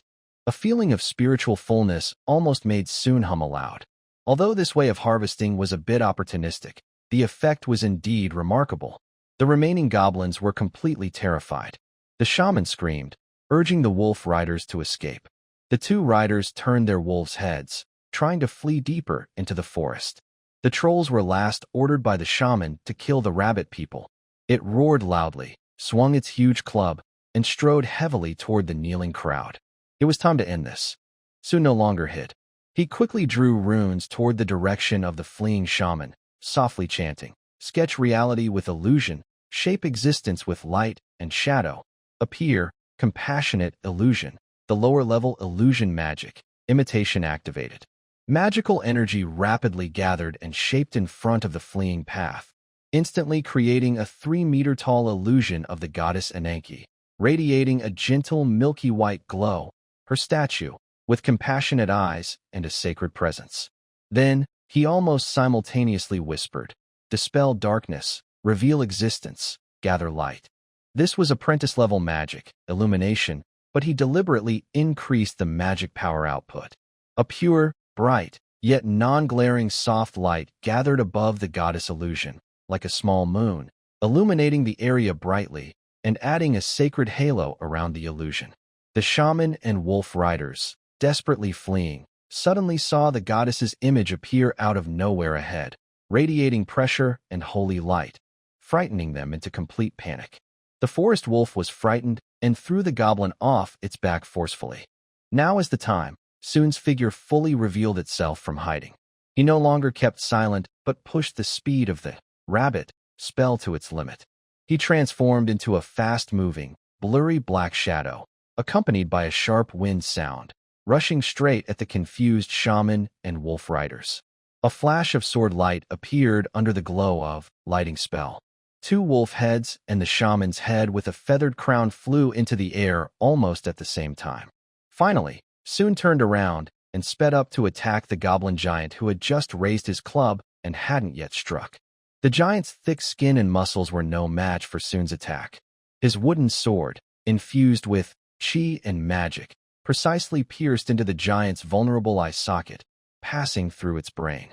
The giant collapsed with a loud crash, kicking up dust. Soon landed lightly, facing away from the kneeling rabbit people bathed in blood and light. He held his wooden sword at an angle, with a drop of dirty blood slowly sliding down the tip. He didn't look back, but turned his face slightly, using a clear, youthful voice to imitate a solemn tone, leaving the last words.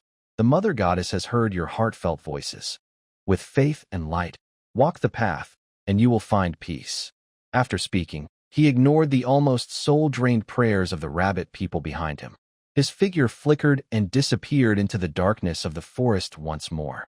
All that remained were the fading illusion of the goddess, the goblin corpses on the ground, and a group of survivors with unwavering faith. The goddess was right. There's real satisfaction in earning it through your own actions. In the space of consciousness, the yellow bud beneath the green fruit at the top of the small sapling swelled again after absorbing this high-quality faith energy. Its color brightened, as if it could bloom at any moment. Soon felt a sense of spiritual fullness and confidence grew. At this rate, it wouldn't be a dream to see the flower bloom and bear fruit in 3 days. He tasted success and began using natural resonance to search for the next needing redemption target in the forest. Relying on sharp hearing and smell, he found and dealt with 3 small villages under goblin attack in succession. The process was now smooth. First guide despair, then clear the area with lightning, and finally create a miracle before retreating. Each rescue brought a significant flow of faith back. The yellow flower bud at the top of the young tree is swelling more and more, its color so bright that it almost looks transparent, as if it will burst open at any moment. While Sun was finishing up at the 3rd location, having defeated a goblin leader who tried to attack him with a poisoned arrow, he was thinking about whether to continue and look for the 4th group of lucky ones. Suddenly, a loud, deep explosion shattered the quiet from the northwest of the forest, causing the ground beneath Sun to tremble slightly. Immediately after, a dazzling magical light tore through the night sky in the distance, flashing red, icy blue, and pale white in rapid succession, turning the sky as bright as daytime. Even from so far away, Sun could clearly feel the wild surge of magic in the air and the terrifying sense of destruction that followed. A huge fireball rose into the sky, and the shockwave made the distant treetops sway like ocean waves. The scale of the battle there was far beyond the small skirmishes he had tonight. The relaxed expression on Sun's face vanished instantly, and his eyes grew serious. He looked toward the sky in the northwest, where the light and thunder ruled, and his heart raced. Is this Sister Sylph and the others? Or has something else dangerous happened in the forest? Another red fire pillar shot up from the distance, casting shadows of trees that looked like fierce, clawed monsters. Curiosity prickled like a cat's paw scratching at him. Sun's desire to watch the excitement suddenly became restless. With the rabbit charm in hand, should he go see what's happening? In the northwest of the tidal forest, the night was violently torn apart by successive explosions of magical light.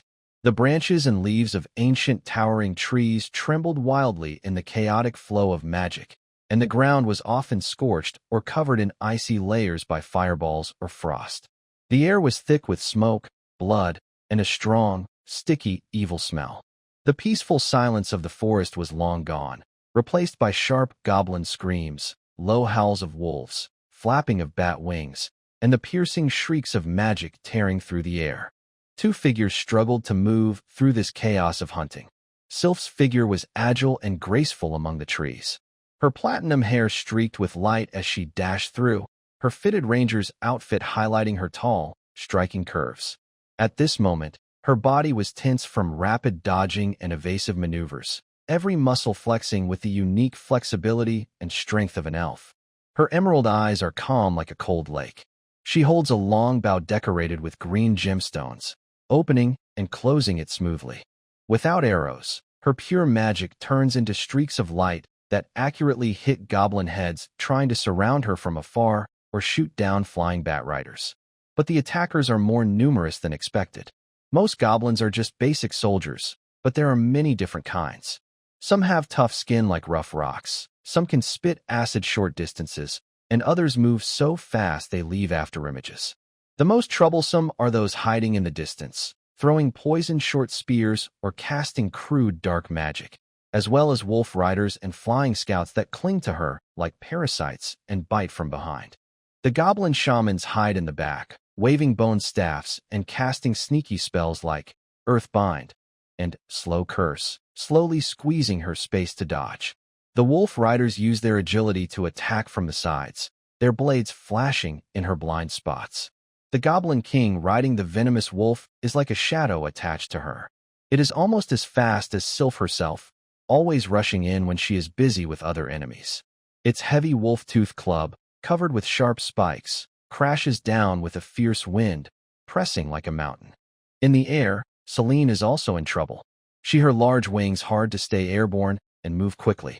Her icy blue eyes scan constantly, warning Sylph of the most dangerous attacks and pointing out weak spots in the circle of enemies.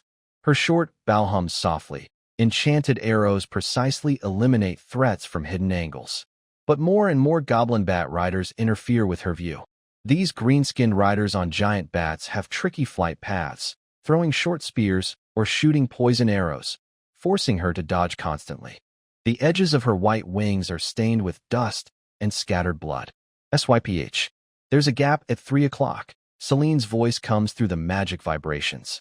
Sylph taps her toes on a rock, showing incredible resilience in her hips, twisting midair like a swift swallow, slipping through cracks in the magic vines that have just sprouted from the ground. She turns and fires an arrow, piercing the eye socket of a hardened goblin that lunged out from behind a tree. Just as her strength wanes and her new power has yet to fully emerge, a dull yet swift gray beam suddenly shoots out from the shadows of the dense forest behind her, without warning. Where the beam passed, the air seemed to freeze for a moment, emitting a chilling petrification aura. Sylph's bright green eyes suddenly contracted. At a critical moment, her body seemed to lose its bones and fell backward, nearly touching the ground, forming a dramatic half-moon shape. The petrification ray brushed past her chest armor, and the cold, deathly aura made her skin shiver. But this extreme dodge also caused a deadly pause. Gah! The surrounding goblins, already watching closely, would not miss this chance. They howled and rushed from all sides. Dirty claws, rusted blades, sharp wooden spears, forming a deadly web of death. SYPH, Selene shouted, firing several arrows in quick succession, piercing the necks of a few goblins at the front, but more green-skinned enemies were already close. Sylph's eyes flashed with cold light. Her body, bent backward, seemed to have a spring inside, and with incredible core strength, she suddenly sprang up. Her long legs swept out like a whirlwind, kicking 2 nearby enemies away. Her bow arm transformed into a short stick, blocking the incoming cleaver. In the tight space, she moved swiftly, each move accompanied by sharp counterattacks. The bowstring vibrated lightly, and the magic arrows shot at close range almost shattered the goblins' heads. Selene's support arrows followed like shadows, pinning the attackers to the ground. Their perfect teamwork cleared a circle of enemies in an instant. But this brief delay allowed the surrounding enemies to close in completely. Worse, the 2 figures bringing deadly pressure finally appeared slowly from the deep shade of the trees. One was the tall, enchanting goblin queen, Mona, with pale green skin and fiery red hair. Her elongated, purple-red eyes held a lazy, playful smile, as if the scene before her was not a battle but an amusing play. The other was Shoddy, with a seductive upper body and a thick snake tail covered in dark blue scales. Her amber vertical pupils coldly locked onto Sylph, swirling with obvious hostility and offended anger. Truly, a stunning figure, Miss Elf. Mona's voice carried a strange, magnetic tone, as if stirring the most primitive itch deep inside. She even gently clapped her hands. But the game is over. Shoddy, make her quiet, stayed silently nodded, her vertical pupils flashing with a faint glow. The deadly petrification beam once again gathered in her palm. Mona, meanwhile, calmly raised her slender finger, a purple-pink glow swirling at its tip, an advanced form of enchantment called Deep Red Charm, targeting the mind and desires. Under the combined power of the 2 superior demons, the space for Sylph and Selene's movements shrank rapidly. The demon goblin king watched from the outskirts, while shaman spells grew more intense. Ordinary goblins, like a filthy tide, drained their strength and magic with their lives. The situation quickly worsened, becoming very dangerous. Sylph and Celine exchanged a determined look, each seeing the other's resolve in their eyes. Running apart might be their only chance. Perhaps they could still survive and at least keep the information safe. But just as they prepared to make this desperate escape, shriek. A sharp, eerie cry suddenly exploded, as if piercing the soul. From the shadows, a huge bird-like demon with a wingspan over 5 meters, feathers as black as ink, appeared as if formed from darkness itself. It moved silently and at terrifying speed, lunging towards Celine in midair. It had hidden all its scent and sound perfectly, only attacking at the last moment when the distance was critical. Most of Celine's attention was on Sylph below and the bat riders around her. When her icy blue eyes caught sight of the approaching dark shadow, the creature's hooked beak, gleaming with a metallic coldness, was already close. It was too fast. She had no time to dodge by flapping her wings. Celine! Sylph's pupils shrank sharply. In a flash, whoosh, a green magic arrow, honed to perfection and faster than anything before, shot through space with incredible speed, precisely piercing the connection between the giant bird demon's neck and body. Bang! The arrow exploded with a loud burst. The impact wasn't destructive enough to obliterate everything, but it was enough to make the giant bird scream in pain, causing its flight path to veer dangerously. Its sharp, hooked beak brushed past Celine's fluttering wings, scattering a few white feathers. On the ground, Sylph maintained her backward shooting stance. Her chest rose and fell rapidly from the sudden burst of energy and extreme fear. Her cold, beautiful face showed a faint flush of unnatural red. Just now, that arrow nearly drained all her magic and focus in an instant. But in a contest of skill, only a moment matters. At the exact moment Sylph's mind was shaken and her movement slowed, Rami Asada's Petrification Ray and Queen Mona's Deep Crimson Charm arrived almost simultaneously. Sylph's waist showed incredible flexibility as she bent backward, narrowly avoiding the gray ray that brushed past her chest. Her instinctive aim of her bow directed at the source of the ray, shooting an arrow to force Sod back. However, the purple, invisible charm power seeped in silently, like a stubborn parasite, as Sylph gasped and her mind fluctuated. A faint, trembling moan escaped her tightly pressed lips. A strange, intense heat burst from her lower abdomen, instantly spreading through her limbs. Her cold skin began to warm, showing a tempting blush, especially on her cheeks, neck, and exposed arms. An indescribable numbness and emptiness overwhelmed her, along with a clarity of body sensations she had never experienced before, challenging her strong will. Her icy green eyes seemed to be stirred by a fiery glow, reflecting a dreamy light. This was a powerful charm. Sylph's heart rang with alarm. She desperately tried to suppress the unfamiliar desires surging inside her with her strong will, but her movements visibly slowed, and her breathing became rapid and uncontrolled. She quickly assessed her situation. She was heavily affected by the charm, her condition was rapidly deteriorating, her magic was running out, and she was surrounded.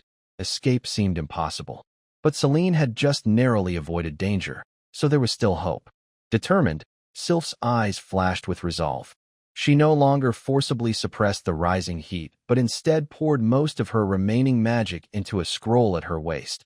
An enchanted scroll inscribed with complex runes, a life-saving gift from Dean Sarah, containing a powerful protective barrier spell. In the name of nature and order, I protect this place, she whispered urgently. Buzz, a dazzling green light erupted suddenly from her, forming a semi-spherical shield. Vines and runes flowed across its surface, firmly protecting her. Several goblins rushing too fast collided with the shield, breaking their bones and being thrown back. Celine, run! Sylph's voice came through the barrier, firm and resolute. She quickly took out a recording stone from her pocket, which held information about the nest, and knocked her bow. This time, the bowstring did not gather an arrow, but a gentle yet strong beam of magical energy. She used the reflective stone along with this beam to shoot toward the sky, where a frightened and about-to-dive rescue team, led by Siren, was waiting. The soft light wrapped the reflective stone precisely and gently, but firmly circled Siren's waist. A push came, combined with her wings, quickly sending her away from the battlefield's edge. Silva! Saren's cry was torn apart by the wind. She struggled hard, but couldn't immediately break free from the push, which carried Silva's last magic and heartfelt intention. Watching Saren's figure shrink rapidly, Silva let out a small breath of relief. Her green eyes grew sharper, but also more unfocused. The enchanting effect, after losing control, began to erode her mind like a rising tide. Her body grew softer, hotter, and some unspoken reactions became very clear. But she still held on, leaning against the barrier's light shield, raising her long bow again. This time, she didn't shoot quickly but poured her remaining magic and a secret elven technique into the bow without holding back. The bow emitted a deep hum, and the green light rapidly gathered. A huge arrow, made entirely of compressed magic and as tall as a person, slowly formed on the string, radiating a terrifying destructive wave. The arrow's tip locked onto the distant, lazy, and strange red figure, the demon goblin queen, Mona. Silva's pale lips moved silently as ancient elven spells and magic resonated together. Mona's lazy, playful expression vanished the moment she sensed the arrow's lock. Instead, cold anger and offense appeared. She smelled a real threat to her life from this arrow. "Stop it," she commanded coldly, beginning to chant rapidly. Sadai immediately stepped in front of Mona without hesitation, her vertical pupils narrowing as she pushed her magic to the limit. The goblin shamans also gathered in fear, waving bone staffs to try to create a barrier. 3 seconds, as long as 3 centuries. The remaining power, will, and part of Silva's life force condensed into the elven secret arrow. Emerald stars fall and shot out. There was no sound, only a brilliant green meteor piercing the night sky, heading straight for the target. And then boom! An indescribable loud explosion and burst of light suddenly erupted. Vivid green magic, pink-purple glow, gray mist, and other mixed protective spells collided fiercely, squeezed together, and finally shattered. A terrifying energy storm swept outward, snapping trees within dozens of meters, some broken in half, others uprooted completely. The ground was torn open into deep craters. Goblins nearby, whether normal or mutated, were instantly torn apart and blown away, with limbs and debris flying everywhere. As the dust and light slightly settled, the area was left in chaos.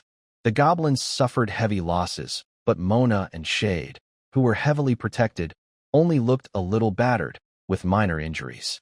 Shade's snake scales were damaged in several places. Mona's red hair was messy, and a faint green blood trickled from her mouth, but her eyes grew colder and more intimidating.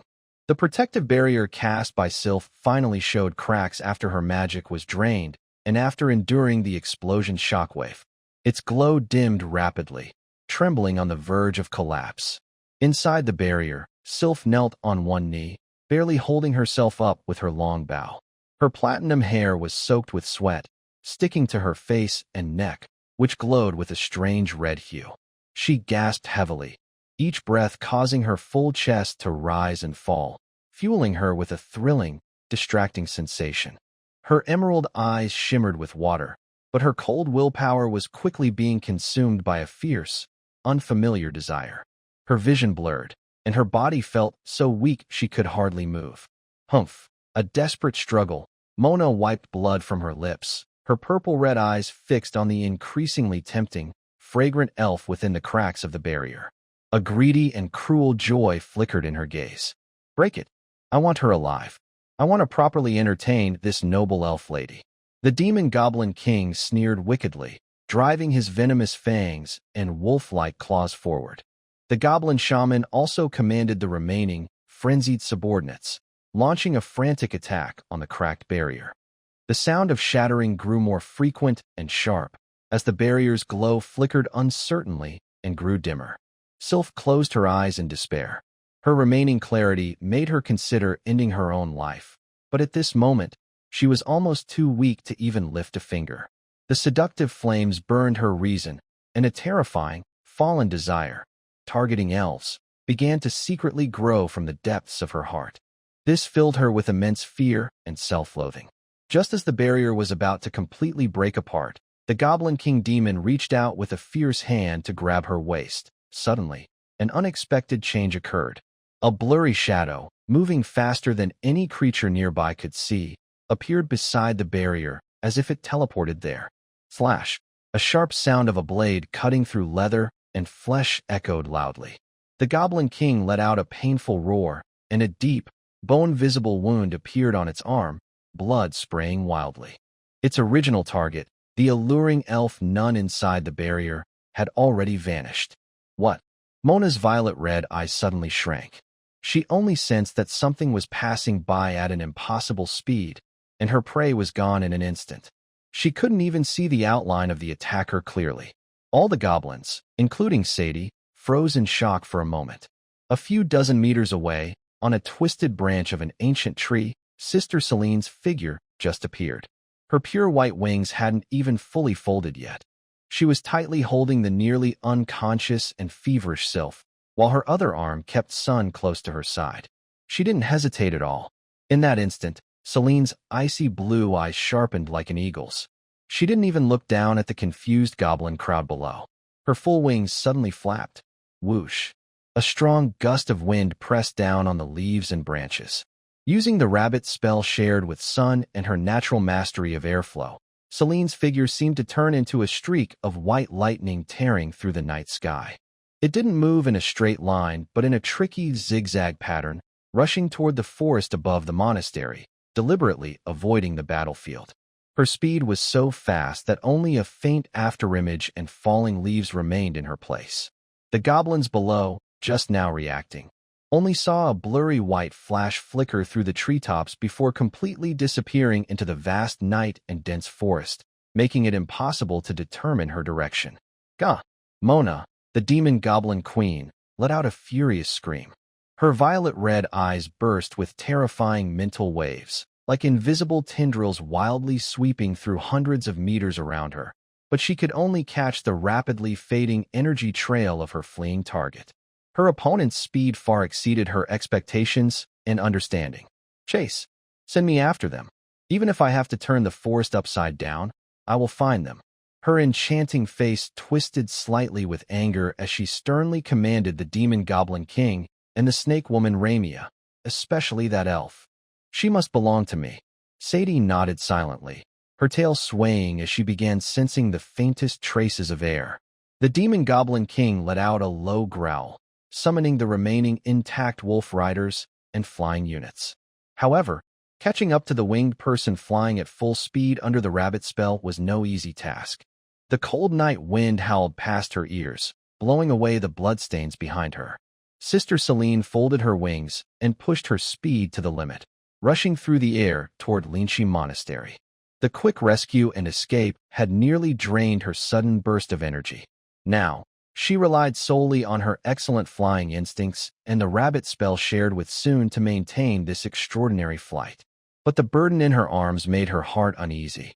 As the flight continued, her feelings grew more and more hard to describe. Sylph had not regained consciousness.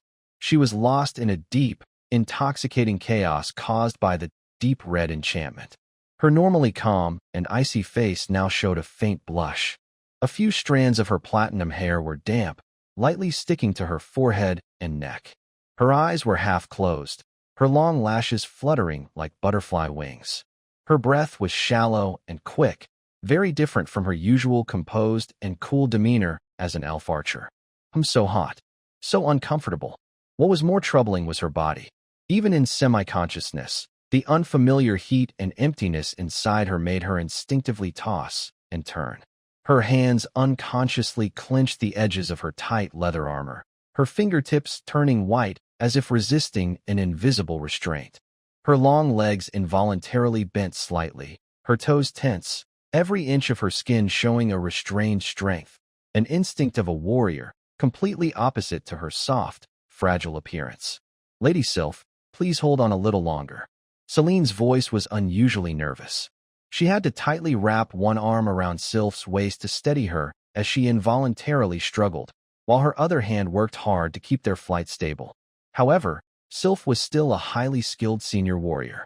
Even when her consciousness was hazy, her strong body instinctively moved, which was hard to ignore. Especially her long legs that occasionally trembled and stretched, subtly disturbing Celine's balance. Suin's situation was even more delicate and passive. To keep the three of them from falling apart during the fast ride, and to prevent him from being thrown off in the bumps, Celine had to carry them in the most stable way.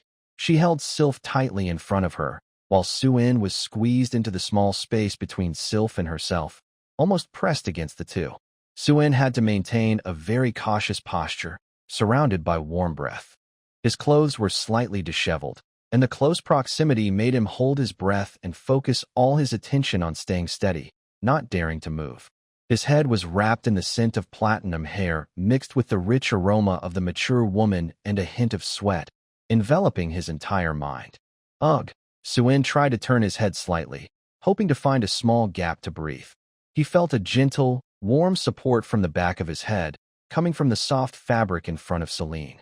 Two faint scents lingered near his nose, one fresh and cool, the other warm and gentle, intertwining, making him even more cautious about breathing in this tight space. He felt short of breath, his cheeks flushing uncontrollably, and his fingertips tingling slightly. His adult mind kept reminding him to stay still, but his young body was stiff from the tension and confinement. But this was only the beginning. Although Celine tried her best to steady Sylph's upper body, her long legs still slightly bent and stretched with the bumps and instinctive reactions during flight. Perhaps the influence of charm was still lingering. Even in her hazy state, Sylph seemed restless, unconsciously seeking some support. Unfortunately, Suin, trapped in this narrow space, couldn't avoid feeling the slight sway and touch caused by this. Through the thin fabric, he could faintly sense the unique flexibility of an elven archer. Every accidental touch or brush made the already tense atmosphere even more stiff and heavy. At first, it was just accidental contact, but as the bumps increased and Sylph's subtle instinctive movements continued, the near contact became more obvious, forcing him to struggle to keep his balance and stay steady. What's even more dangerous is that, in such a situation, even the smallest movement is amplified infinitely. Suin tightly pursed his lips, using all his willpower to resist the helpless embarrassment and the emotional waves that followed. A mixture of nervousness, shyness, and confusion surged uncontrollably to his ears, almost drowning out his efforts to stay clear-headed. A natural warning signal typical of teenage boys was ringing loudly. Oh no! Suin was terrified inside, desperately trying to bend his body, hoping to curl up in the small space and avoid this dangerous contact. Just as he managed to pull his face away from the suffocating softness pressing against him, took a deep breath of cold air, and felt relieved that he hadn't been smothered. In his arms, the semi-conscious Sylph seemed to sense a slight coolness. Instinctively, she tilted her warm face toward the coolness, slightly lifting her flushed cheek, and her faint, warm breath brushed lightly over Suin's turned face. Suin instantly stiffened. Then, a gentle touch, accompanied by a faint fragrance, suddenly and softly landed on his cheek. But that wasn't all. Feeling that this touch was not enough to satisfy her, Sylph, like a lost little animal, followed her instinct to seek an oasis in the desert. She moved along the coolness, pressing more firmly, from his cheek downward, until she finally covered Suin's slightly parted lips with her own, impossible to resist. Suin's pupils widened instantly. The elegant, elven aura that was even clearer than before enveloped his breath. The close contact carried an unusual warmth, cutting off all his escape routes without hesitation. The soft, inexperienced, and hurried touch carried a strange sense of urgency. Suin felt his breath catch, as the warm breath suddenly drew near without warning. It was a completely unruly approach, driven by some instinct, losing all his usual clarity and restraint. Like a thirsty traveler seeking water, reckless and hurried, she blocked every attempt he made to avoid her. Sylph sister? Wait, this isn't right. Suin's mind went blank. A strong sense of shock and suffocation overwhelmed him, followed by a strange heat. Instinctively, he began to struggle, using his hands and feet to try to push away this clearly unsteady companion. His sudden, intense movements caused Celine, who was already struggling to keep her balance, to sway sharply, disrupting her flight path instantly. Son, don't move around so much. Celine's anxious voice came from above, carrying rare panic. She hurriedly looked down, her icy blue eyes widening suddenly, and her calm face quickly flushed with a faint red. She saw Sylph standing very close, almost leaning entirely on the young boy in front of her, while Sun's face was slightly red from difficulty breathing.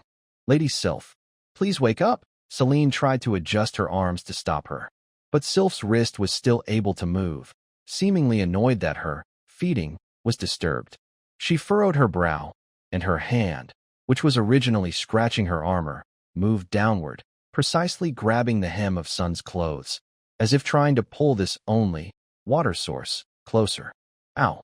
Sun shivered all over and took a sharp breath, though only through his nose. That delicate yet surprisingly strong finger grabbed his soft side roughly in the chaos, then immediately tried to tug at his already precarious waistband. "Stop, Sister Sylph. The pants. They're going to fall." Sun cried inwardly, struggling even harder. Getting his pants pulled down was a minor issue. What he couldn't control was the fact that his tongue had just been bitten by the clumsy Sister Sylph. Ow, that hurt so much. Celine also sensed the dangerous movement and was terrified out of her wits. "Lady Sylph, please stop." She tightly clenched her arms and anxiously said to Sun, "Hold on. We're almost there. Back to the monastery. Dean Sarah will surely purify you." Hearing the words, Dean Sarah, Sun's struggling momentarily eased. But that brief pause came at a painful cost. Sylph seemed even more agitated because she couldn't relieve the strange heat inside her.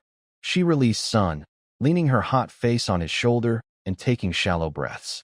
However, her restless hand still moved unconsciously, loosely resting on his waist. Sun's whole body suddenly stiffened, and even his breathing halted. And Sylph, lost in unconsciousness, seemed to feel something touching her through her clothes, warmth spreading under her palm. Her fingers unconsciously clenched slightly, as if trying to calm the inexplicable restlessness inside her. Suin let out a faint gasp, and his eyes filled with moisture uncontrollably. This familiar yet strange feeling was overwhelming. At that moment, Sylph's long legs unconsciously moved slightly, gently brushing against his calf. The fabric touched, making a soft rustling sound. The fabric lightly rubbed, producing a barely noticeable noise. Through the cloth, Suin sensed an unusual warmth and a faint, damp sensation that made him feel helpless. This was not good. He froze in place, caught between moving forward or back, while the distracted elf nun had already made a choice. She unconsciously leaned closer, closing the already difficult distance between them. Her movements carried a restless energy, almost pressing him down so he couldn't move. The feeling of suffocation, confusion, and increasing pressure made Suwon's head buzz, and his vision darkened in waves. He felt he couldn't hold on much longer, not in battle, but in this helpless situation where he was unable to move. He was about to lose consciousness. Scattered thoughts floated in his fading mind, breathing. Almost can't breathe. So much strength. Too much to bear. Just as Suin felt his last bit of awareness slipping away, "We've arrived. We're here." Celine's voice, both relieved and anxious, sounded like a beautiful melody. Unfortunately, Suin could no longer hear her words. His eyelids grew heavy, and darkness swallowed his view. His consciousness drifted away, probably to meet the goddess. He was gone. Below, the familiar outline of Linshi Monastery appeared in the night, with the shadow of the church's spire clearly visible. Celine didn't slow down. She swooped around the front yard and precisely headed toward the open side window of the back church. Whoosh! The three of them, caught in a gust of wind, slipped through the window, causing the candle flames to flicker. Warm candlelight and a faint aroma of incense spread out. In the gentle glow, a tall figure was quietly kneeling before the statue of the goddess of life and order, Ananke. Her light, wavy white hair fell over her shoulders, and she radiated a peaceful yet solemn aura. It was Director Sela. She seemed to have sensed the movement early on. As soon as the three entered, she calmly stood up and turned around. Her gentle amber eyes were calm and deep in the candlelight. She looked peaceful, first focusing on Sylph, who was breathing quickly and seemed confused, then softly glanced at Soon, who was caught between them, with messy hair and a pale face. "Put them down." Director Sarah's voice was soft and soothing. Celine hurried to place Sylph on a soft mat. But even though Sylph was unconscious, she tightly held onto Soon with her arms. Celine tried to pull her free twice, but couldn't. Let it be. Director Sarah stepped closer, speaking gently. She extended her slender, fair hand, which glowed with a pure, warm white light. She gently touched Sylph's forehead with her fingertip. In the name of the source of life and the light of order, dispel illusions, calm the chaos, and return to peace. Advanced purification. A gentle, vast holy power flowed like warm tides into Sylph's body. She trembled slightly, then relaxed her tense posture. The unnatural blush on her face quickly faded, her furrowed brows eased, and her eyes regained clarity. Her arms, which had been holding Soon, slowly loosened, and she sank into a deep sleep, collapsing into Celine's arms. Next, Director Sarah's fingertip shimmered, softly touching several visible wounds on Sylph's body. The cuts and bruises healed quickly under the holy light, leaving only faint marks. She then sent a gentle wave of holy power into Celine, easing her fatigue from the long flight. After finishing, Sarah looked again at Soon, who had been carefully placed on the mat by Celine. The boy looked a bit disheveled, pale, breathing still a little rapid, and his clothes messy from the earlier turbulence.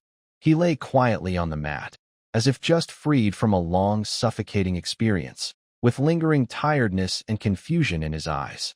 Sarah's eyes showed understanding and tenderness. She didn't ask questions, but raised her hand again. Soft, holy light enveloped Soon, nourishing his exhausted body, calming his restless breath, and gently easing the discomfort from his bindings and friction. Soon relaxed completely in the holy light, his consciousness sinking into a warm, dark sea, temporarily leaving all worries behind. At this moment, Celine had already settled Sylph, who was unconscious. She quickly took out the precious photo stone from her and handed it to Director Sarah, while reporting in the simplest words she could. "Director, the situation in the nest is much worse than we expected. It is large and complex. Most importantly, your guess was right. They have created a king, and there is more than one." Celine's icy blue eyes showed lingering fear. "One is the demon goblin queen, a high-level being, skilled in mental magic. Another is the demon goblin king, close to high level, very strong, and seems to obey the queen. Also, there are many different types of goblins inside the nest, with a complete shaman system and various mutations." Director Sarah listened carefully, her gentle brow gradually darkening with seriousness. She took the photo stone, gently rubbing its cold surface with her fingertips. "Good work, Celine. You brought back very important information," Sarah said softly to comfort her. Then her tone turned firm. "First, take Sylph down to rest. She needs to recover. I will handle things here." "Yes, Director." Celine bowed and carefully picked up the sleeping Sylph, preparing to leave. At that moment, a flicker of shadow moved at the church door. A figure, lazy yet sharp, appeared silently. It was Sister Luna. She had clearly sensed the movement and had been on alert outside. Her long, slightly curly black hair flowed freely. Her velvety black cat ears twitched gently in the shadows. Her golden vertical pupils swept over the church scene, pausing briefly on Son's disheveled clothes and pale face, a faint, ambiguous smile curling at her lips. "It seems our little son sneaked out again tonight and had a special battle." Luna's voice was lazy and hoarse, like a cat basking in the afternoon sun. "Not only is her face pretty, but her body is also white and tender. It really makes one hungry just looking at her." Director Sarah looked at her helplessly, but there was no anger on her face. Instead, she handed over the photo stone. "Luna, this is urgent. You must leave immediately and go to Lin Goose City tonight. Hand this personally to Lady Sylvia and explain what you found. Remember, it must be delivered directly into her hands." Luna's lazy expression instantly disappeared, her golden vertical pupils sharp as needles. She took the photo stone and nodded decisively. "Understood, Director. Leave it to me." Without asking more or teasing further, she turned and vanished into the night outside, swift as a true night hunter. Saran also left holding Sylph, and the church returned to silence, only the occasional crackle of candle flames. Dean Sarah looked down at Son, who was sleeping on a cushion, and let out a gentle sigh. She bent down carefully and gently carried the boy horizontally. His body was lighter than it looked, curled up in her arms, appearing very fragile. She carried Sun steadily out of the church, through the corridor, heading toward the baths behind the monastery. The night breeze moved her pale white hair, and the outline of the new moon and her fluffy tail, hidden in the glow of divine magic, appeared faintly. Under the moonlight, her side profile looked pure, gentle, and mysterious. Sun had a long, suffocating dream. In the dream, he felt like he was sinking into a vast, soft, and bouncy warm ocean. The sensation was so real it was frightening, with countless graceful curves and smooth skin wrapping around him. His arms, legs, and even his cheeks were tightly bound by that intoxicating feeling, making him almost reluctant to wake up. But gradually, that familiar feeling of being overly full and lacking air returned. His chest felt tight, and he couldn't breathe. Wait, this feeling. I'm going to suffocate. Ha ha. Sun suddenly opened his eyes, his chest rising and falling rapidly, gasping loudly like a stranded fish. The suffocating feeling from the dream hadn't completely gone, and his heart was pounding inside his chest. Morning light gently shone through the gauze curtains, and the air carried a faint scent of herbs and sunshine. He found himself lying on a large, soft bed, covered with a light feather quilt. Where am I? He sat up blankly and looked around. The room was simple yet elegant, with shelves filled with books along the walls and a few green plants on the windowsill. The familiar, comforting atmosphere made him feel at ease. Oh, right, this is Dean Sarah's room. She had brought him here before. But why is he here? Fragments of memory started to come together. Last night, he sneaked out, saw Saran and Sister Sylph in danger, used a rabbit charm to rescue her at the limit. During the flight, Sister Sylph's fainting, breathless thanks. And finally, he seemed to have been knocked out by some overwhelming stimulus. He looked down at himself. The original robe was gone, replaced by clean, soft linen pajamas that fit perfectly, carrying the warm feeling of sunshine. Who changed it? Did you have a bad dream, little Soon? A gentle voice, almost like a soft drip of water, with a hint of sleepy hoarseness from just waking up, softly sounded in his ear. Soon's body suddenly stiffened. His neck, like a rusty gear, turned stiffly and awkwardly to the side. Dean Sarah was lying nearby, on her side. She supported her chin with one hand, her loose, creamy silk nightgown draped softly, outlining a gentle curve. Her long, white hair, usually braided and resting on her chest, was now lazily spread on the pillow, with a few strands falling untidily on her face. Her eyes, always kind and wise amber, now hazy with a thin layer of sleep, held a gentle smile as she looked at him. As she moved to sit up, her neckline slipped slightly. Her smooth, porcelain-like skin was exposed in the soft light, dazzling to look at, and at the edge of her deep collarbone, a delicate lace was faintly visible. But what made Soon breathe more quickly was, on the skin near her collarbone, there were a few dried water marks, faintly reflecting light. In the middle of those marks, a small circle of faint, pinkish teeth marks could be seen. The size of those teeth marks. And thinking about the warm, milk-scented breath that seemed to linger between lips and teeth when waking up. Could it be me? Soon felt his ears grow hot, but he tried to keep his face calm. Dean Sarah looked at his slightly reddening ears and flickering eyes and softly asked, "Your face looks a bit pale. Are you feeling unwell? Were you too tired last night? Or affected by something else?" Cough. Soon cleared his throat nervously, trying to hide his embarrassment. He took a deep breath, making his voice sound more natural, and pretended to be obedient. "No, I don't feel unwell. I feel fine." His gaze fixated awkwardly on the plant pot on the bedside table, shifting the topic stiffly. Dean, why am I sleeping in your room?" His eyes quickly looked away from the evidence. Dean Sarah smiled softly and sat up. As she moved, her silk nightgown slipped a little more at the neckline, but she didn't seem to mind. She simply raised her hand to gently brush her slightly messy long hair, moving naturally and gracefully. "Last night, after the purification treatment, I saw you were covered in dirt and sleeping very deeply, so I took you to wash up." She spoke casually. "I didn't want to leave you alone, so I brought you back to watch over you." She looked at Suen, who was almost burying his head in the blanket, and her smile deepened. Suddenly, She leaned in close and spoke softly, like comforting a child. But I never expected our little Suan to sleep so clingy. Almost like a little baby. Her gaze subtly shifted to her chest. Suan felt his ears grow hot again. The warmth that had just faded surged back suddenly, burning from his ears to his cheeks, turning his face bright red.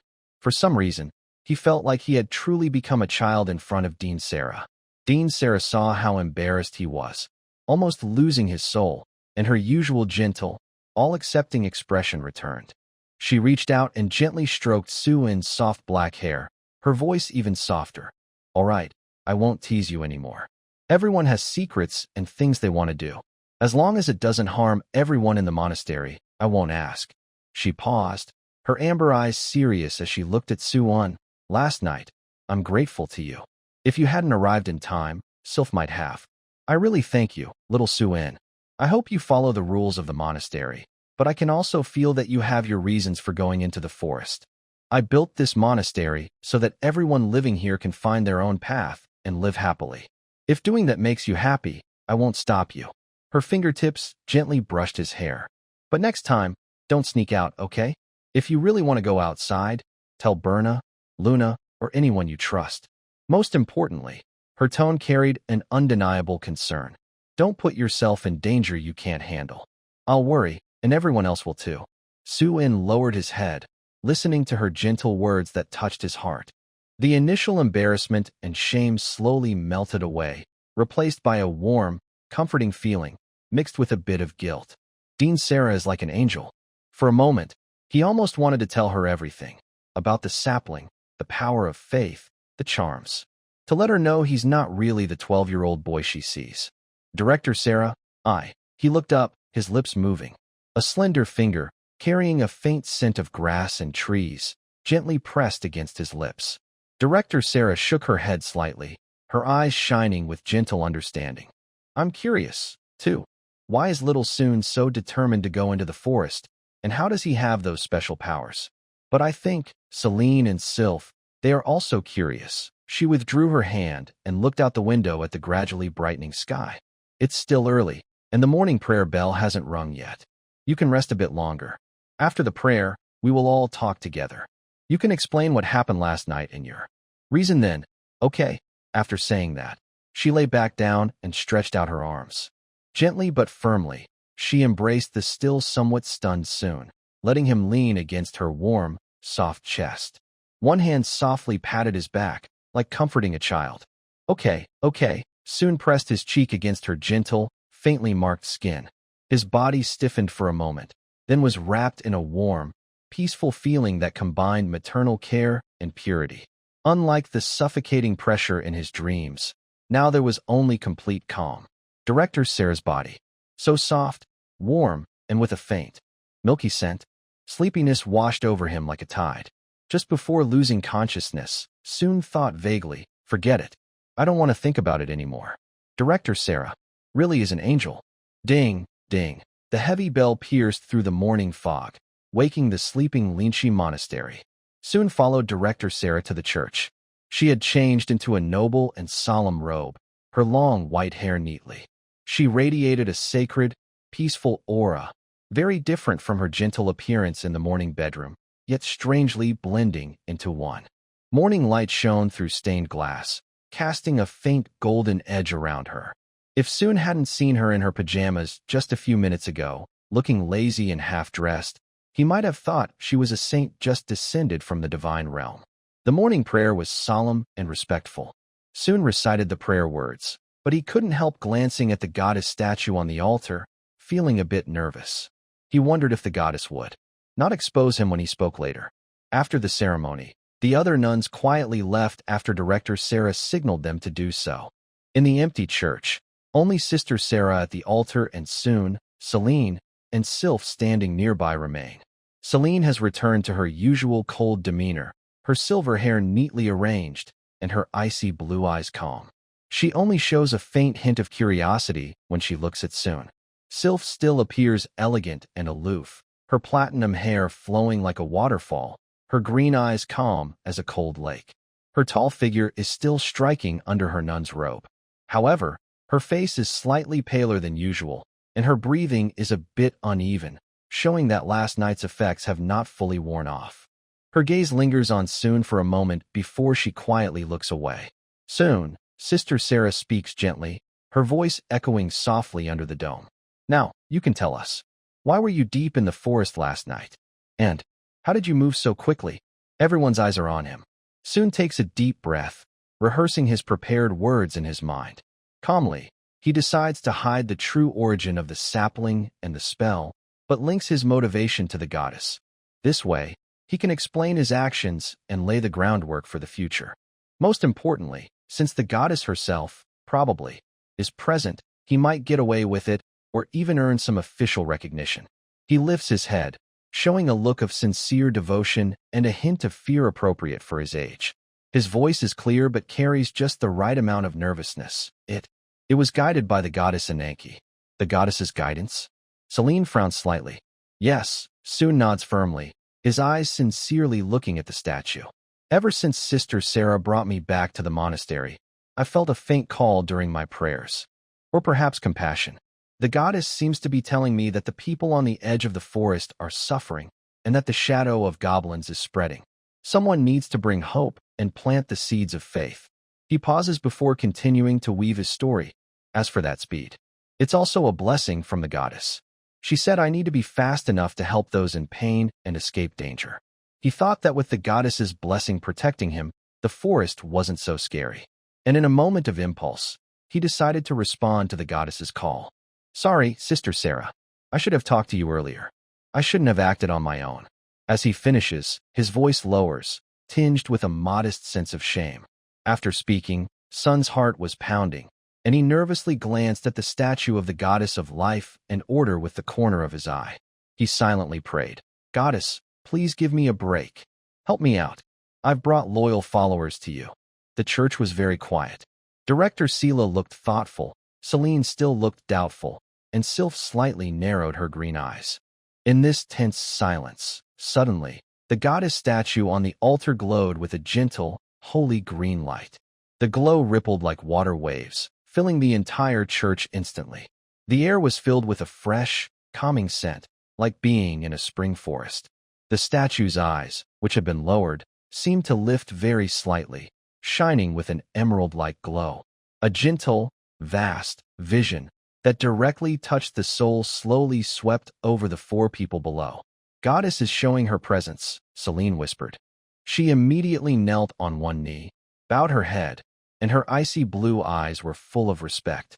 Sylph also knelt to show respect, her face calm and serious. Director Sela slightly bowed, placing her right hand over her chest, performing an ancient, solemn priestly gesture. Her amber eyes reflected the green glow, shining with devotion. Sun quickly imitated them and knelt down, feeling nervous. Is this cooperation or sabotage? The statue's palm, symbolizing life and order with golden vine patterns, shone brightly. A solid, green light beam shot out from the statue's palm, perfectly covering Sunday. The beam was warm and full of life. Sun felt a huge but gentle power flow into his body, quickly circulating through his limbs. His holy power, like dry wood ignited by a spark, suddenly grew strong and solid. The weak flame of holy power he had as an apprentice rapidly increased, reaching a new, full-level, intermediate holy servant.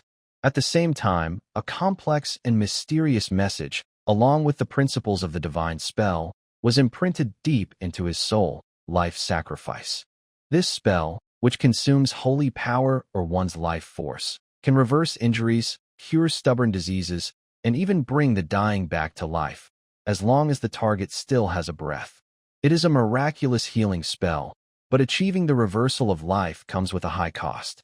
The beam of light slowly condensed, finally leaving a small, delicate green mark beneath Soon's left collarbone, resembling a tiny sprout intertwined with vines. The mark shimmered faintly, radiating a strong sense of life and order. It was the sacred emblem of the goddess Ananke, goddess of life and order. After blessing was complete, the statue's glow dimmed, returning to its usual solemn silence. But the sacred aura lingering in the air, the powerful holy energy within Soon, and the clear sacred mark on his collarbone all proved that everything just now was very real. Sun's fingertips trembled slightly as he touched the hot, engraved-like mark beneath his collarbone. That divine power surged through his veins, stirring a deep, worldly desire within his mature soul. He maintained a face of innocent and devout youth, but inside, his prayer sounded like a bard's most open-hearted love poem. Merciful goddess, so kind you could melt glaciers, so beautiful that even elves feel ashamed. If possible, please let this lost lamb sincerely kiss your delicate toes as if walking on clouds. Forgive my greed, for my gratitude to you has turned into roaring waves of emotion. If I don't express it through this closest surrender, I fear I will burn completely under your divine light. Perhaps it was an illusion, but just as this thought flashed through his mind, a very soft, lazy, slightly amused nasal sound echoed deep within his soul. Ahem, almost forgot. In front of the goddess, what he thought couldn't be hidden at all. Sun quickly suppressed those messy thoughts and began to sincerely praise the goddess in his mind.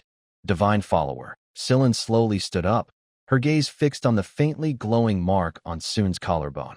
All doubts vanished in the face of the blessing and sacred mark personally bestowed by the goddess. Sylph also straightened up, her emerald eyes focused on Sun, especially on the mark on his collarbone. Her cold, elegant face showed little emotion, but her eyes seemed to flicker with some change. Dean Silo approached Sun gently, helping him to his feet, and carefully examined the sacred mark. She smiled softly and kindly, her expression full of relief. It seems the goddess truly has special expectations and care for you, little Sun. From now on, I will be more careful with my words and actions, and not let down this kindness. I understand, Dean Sarah. Suin nodded firmly. Even if the goddess steps on me with her foot, I will never complain. Once his doubts were cleared, Sarah dismissed everyone. Outside the monastery, many other non-human beings seeking help still needed to be settled, and as the dean, she always had plenty to do. Celine nodded at Suan but said nothing more, then turned to leave. She needed to organize her observations and intelligence from last night. Inside the church, only Su-in and Sylph remained. Suan was about to sneak off to the kitchen to find Sister Remy and soothe his troubled stomach and mind with some comfort food, when a tall figure silently blocked his way. Sylph had already approached him without a sound, standing very close. Suan had to look up to meet her cold, elegant face and green eyes. The elf's scent, a mix of fresh forest air and a faint floral fragrance, surrounded him, carrying an invisible pressure of someone in a high position. What was coming was coming. Suan's heart tightened. He remembered the uncomfortable moments from last night's flight, but he straightened his chest. After all, he was the one saving others, even if the process was hard to describe. And I am also a victim. His mind was swirling, but Sylph spoke. Her voice was as clear and pleasant as her appearance, with a hint of almost imperceptible stiffness in her tone. Thank you for last night. You're welcome. It's what I should do, Su-in replied instinctively. And Sylph's green eyes looked directly at him. Her long eyelashes fluttered slightly, her tone still calm, but with a slightly quicker pace. About my outburst last night and the offense I caused. I apologize. It was not my intention, so she was apologizing. Suan let out a breath of relief. It seemed Sister Sylph was quite reasonable. He quickly waved his hand and forced a natural smile. No problem. No problem. Sister Sylph, you were also under some spell, unable to control yourself. I understand. While saying he understood, his mind involuntarily flashed some fragments, being tightly bound with nowhere to escape, a mix of pain and strange excitement, and that almost suffocating pressure. Cough, stop there. Sylph watched him quietly, as if she had seen through that fleeting, subtle expression on his face. She didn't continue the topic and change the subject. As a thank you and compensation, you can make a request. As long as it doesn't go against my principles and is within my ability. Compensation? Sun's eyes lit up. An upper-level mage and high elf's promise. He couldn't miss this chance. He almost didn't hesitate. I want to learn magic from you. Any magic you're good at, like archery magic or other powerful types, is fine. Hilf wasn't surprised by this request. She nodded. Okay. You set the time. Come find me. After saying that, she prepared to turn around. But at the moment of turning, she looked at Sun again. That gaze was different from her usual cold, pure scrutiny. It seemed to contain a very subtle, hard-to-explain element. It wasn't gratitude, nor entirely regret. It felt more like a strange ripple of emotion, disturbed but not fully calmed, filled with confusion and curiosity. Soon keenly sensed this difference.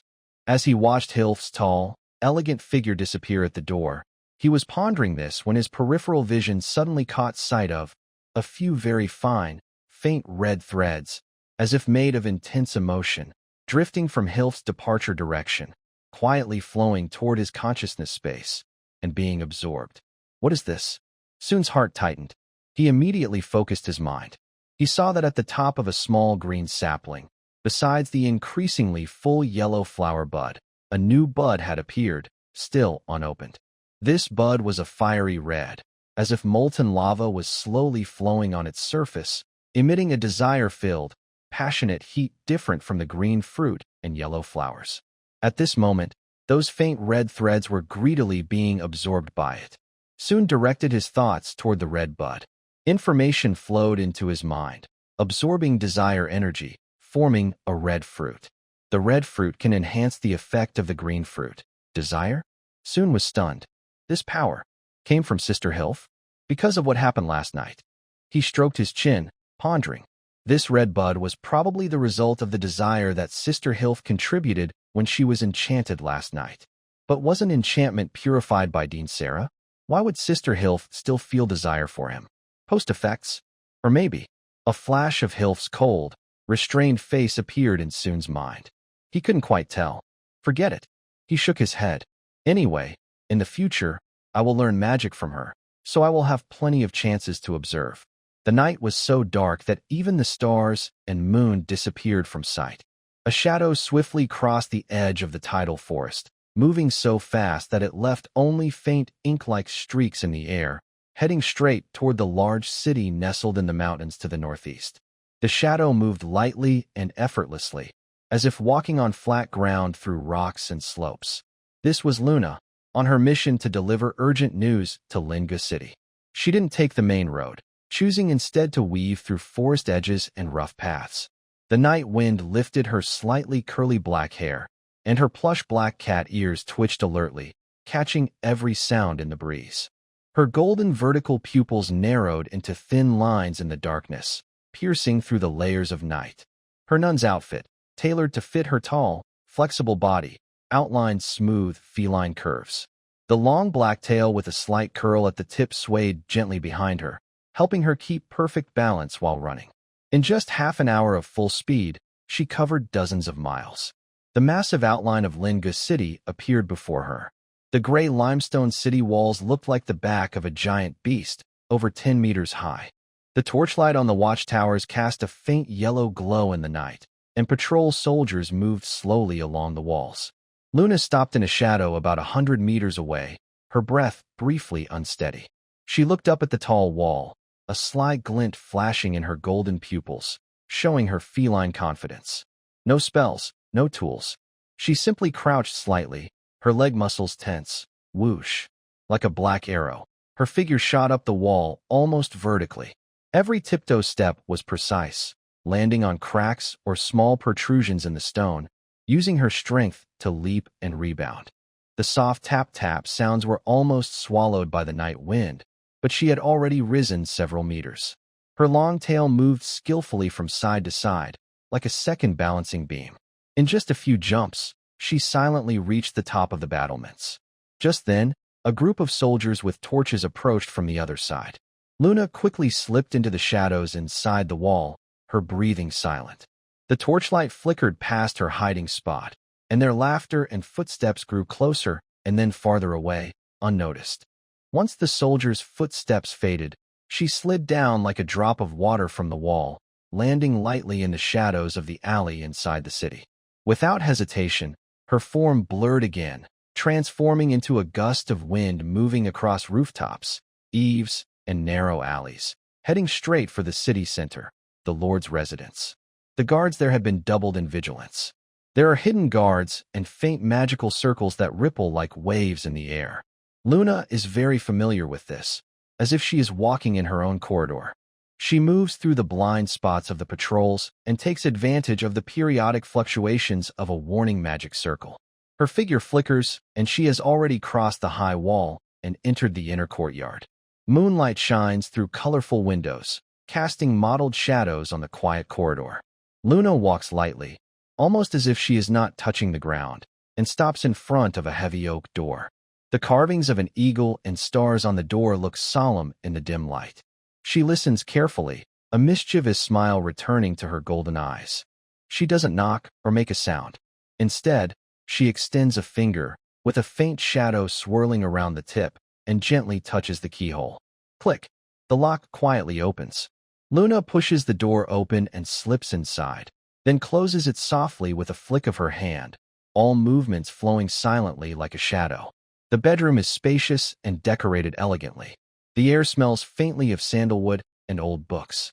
Moonlight streams through the floor-to-ceiling window, soaking the thick wool rug and illuminating the large bed in the center of the room, draped with curtains. On the bed, a person lies on their side, sleeping deeply.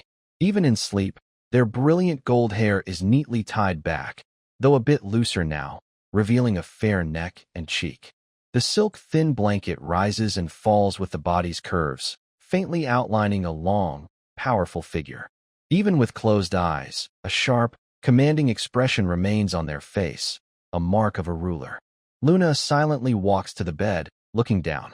Her golden vertical pupils flicker in the moonlight, showing complex glints, nostalgia, softness, and a touch of unspoken longing. The room's furnishings are almost unchanged. Even the old wooden doll on the bedside table, which is almost faded, still stays in its usual place. She reaches out her hand, almost touching a strand of Sylvia's golden hair scattered on the pillow, but stops at the last moment. Instead, she leans in and playfully blows gently on the ear. The person on the bed makes a vague nasal sound. Their long eyelashes tremble, but they don't open their eyes. They instinctively turn their head slightly. Under their eyelids, their pale golden eyes move, as if sensing something. But because the breath is so familiar, they simply let themselves sink deeper into sleep. Luna pouts. Boring. This big cat is still the same. Very alert when cautious, but completely defenseless when relaxed. Time to wake up, lazy lord. She no longer held back her voice, and it carried the lazy tone typical of feline creatures. At the same time, she took out a keepsake stone from her, tossing it lightly in her palm. This is important. Sylvia slowly opened her eyes. The haze of just waking up quickly faded, and her pale golden pupils precisely locked onto the shadow by the bed. When she saw it was Luna, her sharpness softened into a resigned relaxation. Luna. Her voice was still low and hoarse from just waking, but clear and strong. Do you have to come like this every time? It's too troublesome to go through the front door, waiting for reports, waiting for summons. By dawn, it's too late to see anything, Luna casually replied, handing over the keepsake stone. Her face was unusually serious. Director Sarah asked me to deliver it overnight. Something happened in the tidal forest. You should see for yourself. Sylvia sat up. A strap of her silk nightgown slipped from her shoulder, revealing her collarbone and a flash of white. She didn't mind. She reached out to take the stone and sent a bit of magic through her fingertips. A green glow immediately projected from the stone, floating in the air between them. The scene recorded by Sister Sylph began to play. An enormous underground lair, goblins without any male features, twisted breeding chambers, bloody breeding grounds, a fierce demon goblin king, and finally, a strange, beautiful, and ominous enchantress queen. The last scene made Sylvia's remaining laziness vanish completely. She pursed her lips, her gaze growing darker as the images played on. When she saw the estimated thousands of goblins, clearly reinforced and filtered, her pale golden eyes turned icy. The glow faded. The bedroom was silent for a moment, only the moonlight flowing quietly. Over 1,000, mainly different species. Led by twin kings, Sylvia repeated softly, each word like an icy pebble hitting the ground. Right under my nose, in the tidal forest, there's a monster army. Where are the regular reports from the Adventurers Guild? The Forest Patrol records? Not a single word about this. Her voice was quiet, but the suppressed anger made chills run down one's spine. The shadow of the magical disaster that nearly swallowed Lingus City and took her parents, over a decade ago, suddenly surged again. That time, it was also goblins, emerging from underground, countless and unstoppable.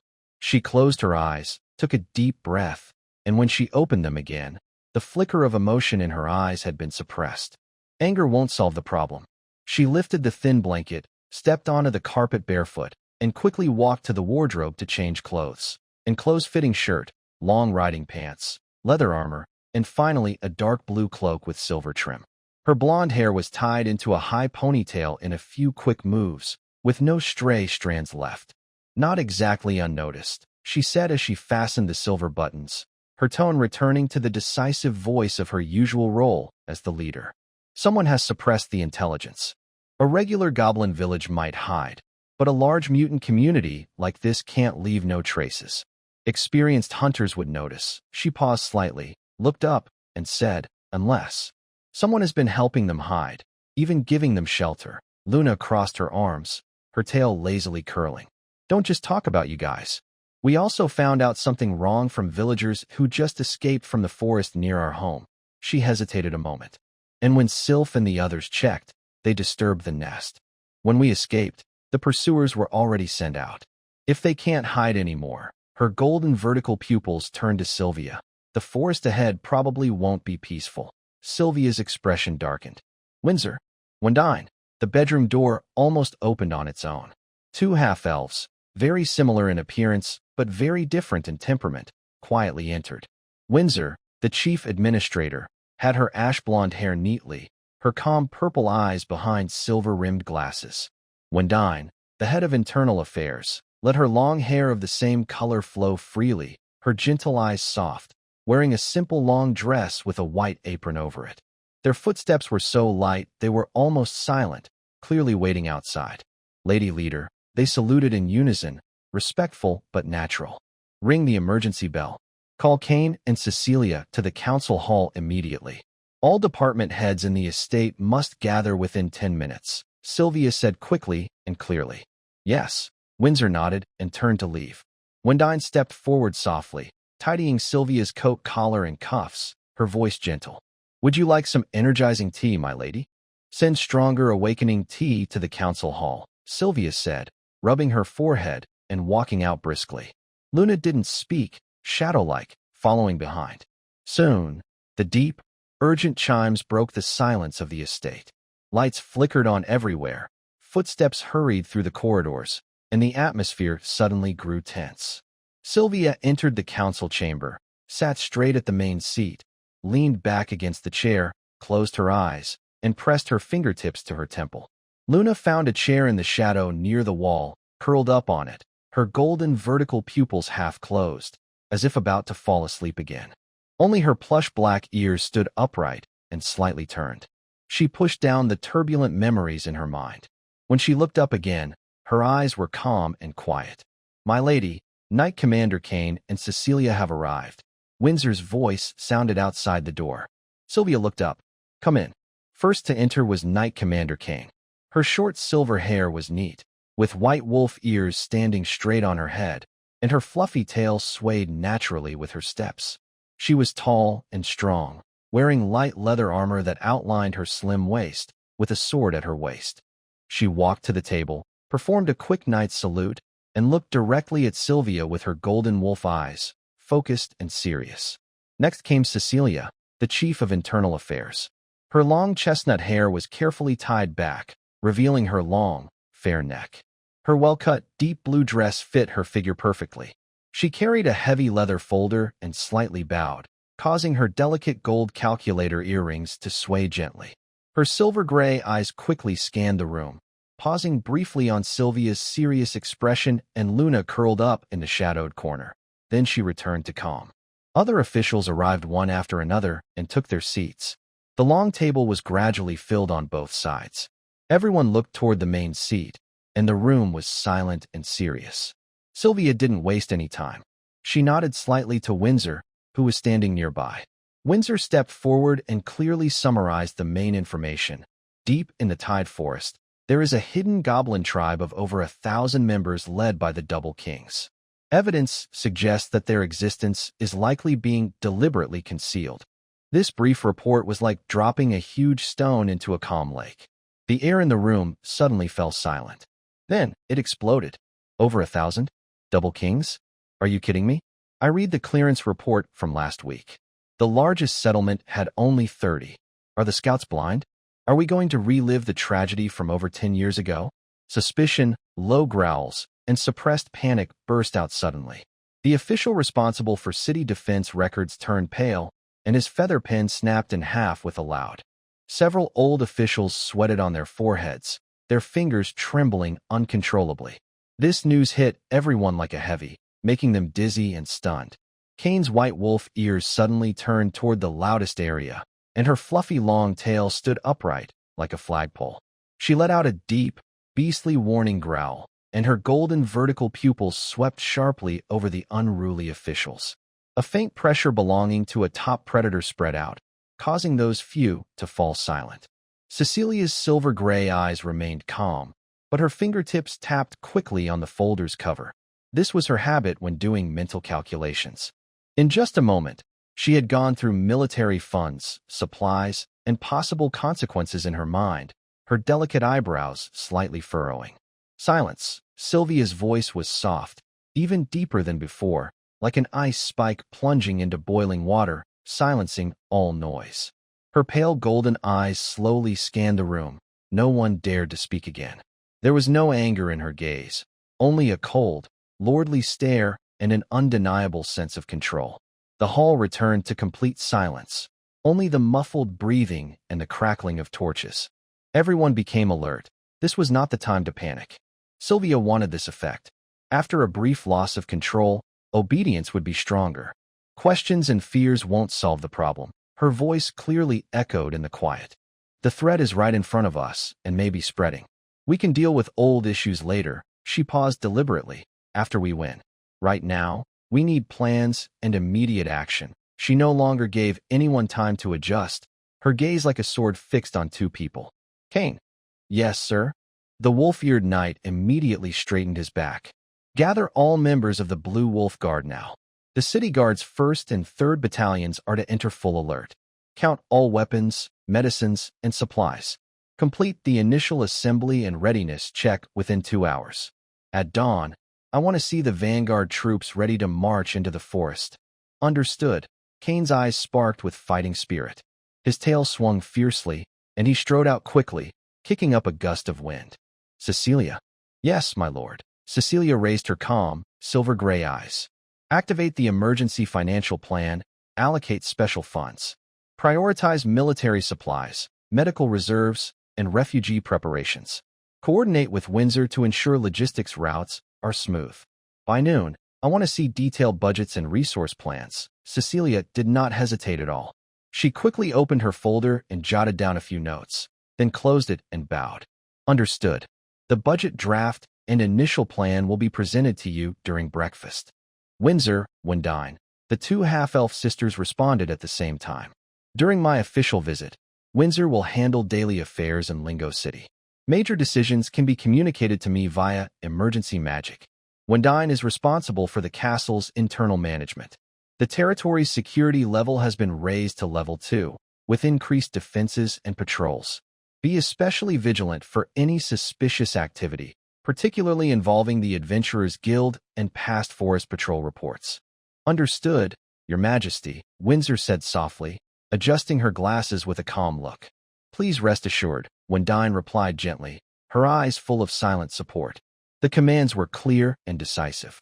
Sylvia's leadership showed her strong decision-making skills, and the tension in the room gradually eased. Finally, she looked toward the shadowed corner of the wall. Nun Luna, thank you for your starry message. Please return to the monastery and inform Mother Sarah that our troops will depart after dawn. In the meantime, please help the monastery shelter and comfort the refugees fleeing from the forest. We will set up a forward camp to support them as soon as possible. Luna raised her golden vertical pupils and lazily waved her hand. Got it. You all better hurry. Those green-skinned folks. They're probably going crazy by now. As she finished speaking, her figure dissolved into the shadows silently, disappearing without a trace. Sylvia watched her vanish into the shadows, a barely noticeable ripple crossing her eyes, then quickly fading away. Meeting adjourned. Prepare yourselves. The officials quickly stood and left, leaving only Windsor and Wendine in the meeting hall. The brightly lit mansion stood tall in the gradually brightening sky, as if this busy long night was far from over. After leaving the church, Sun headed straight toward the kitchen. Morning light streamed through the high windows of the kitchen, casting warm colors on the stone floor. The air was filled with the smell of freshly baked bread, the sweet aroma of simmered vegetables, and the warm scent of honey mixed with cream.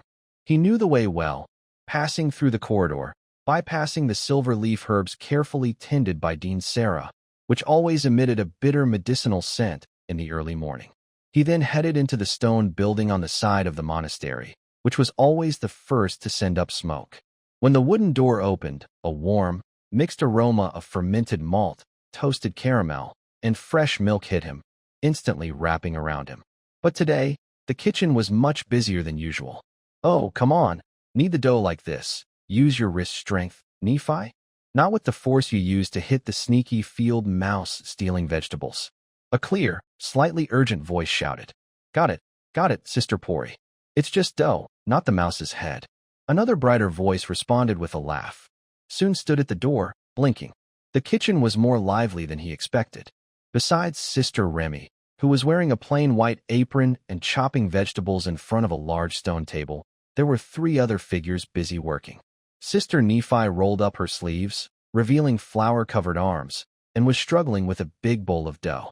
Her short, flax-colored hair bounced with her movements, and her freckles glowed vividly under the firelight.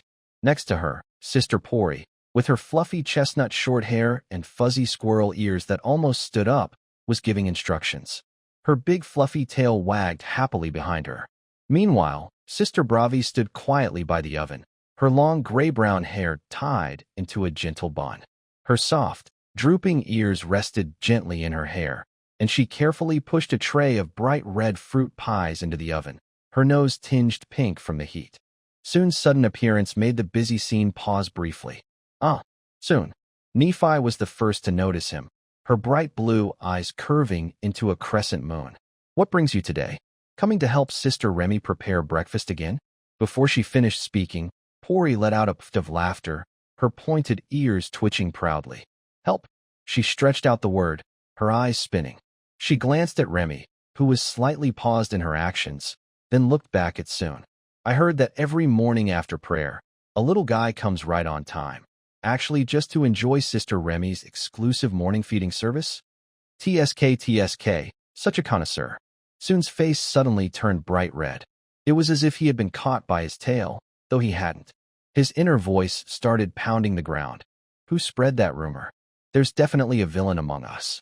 He tried to put on a serious face, trying to keep the little bit of honesty a 12-year-old boy had.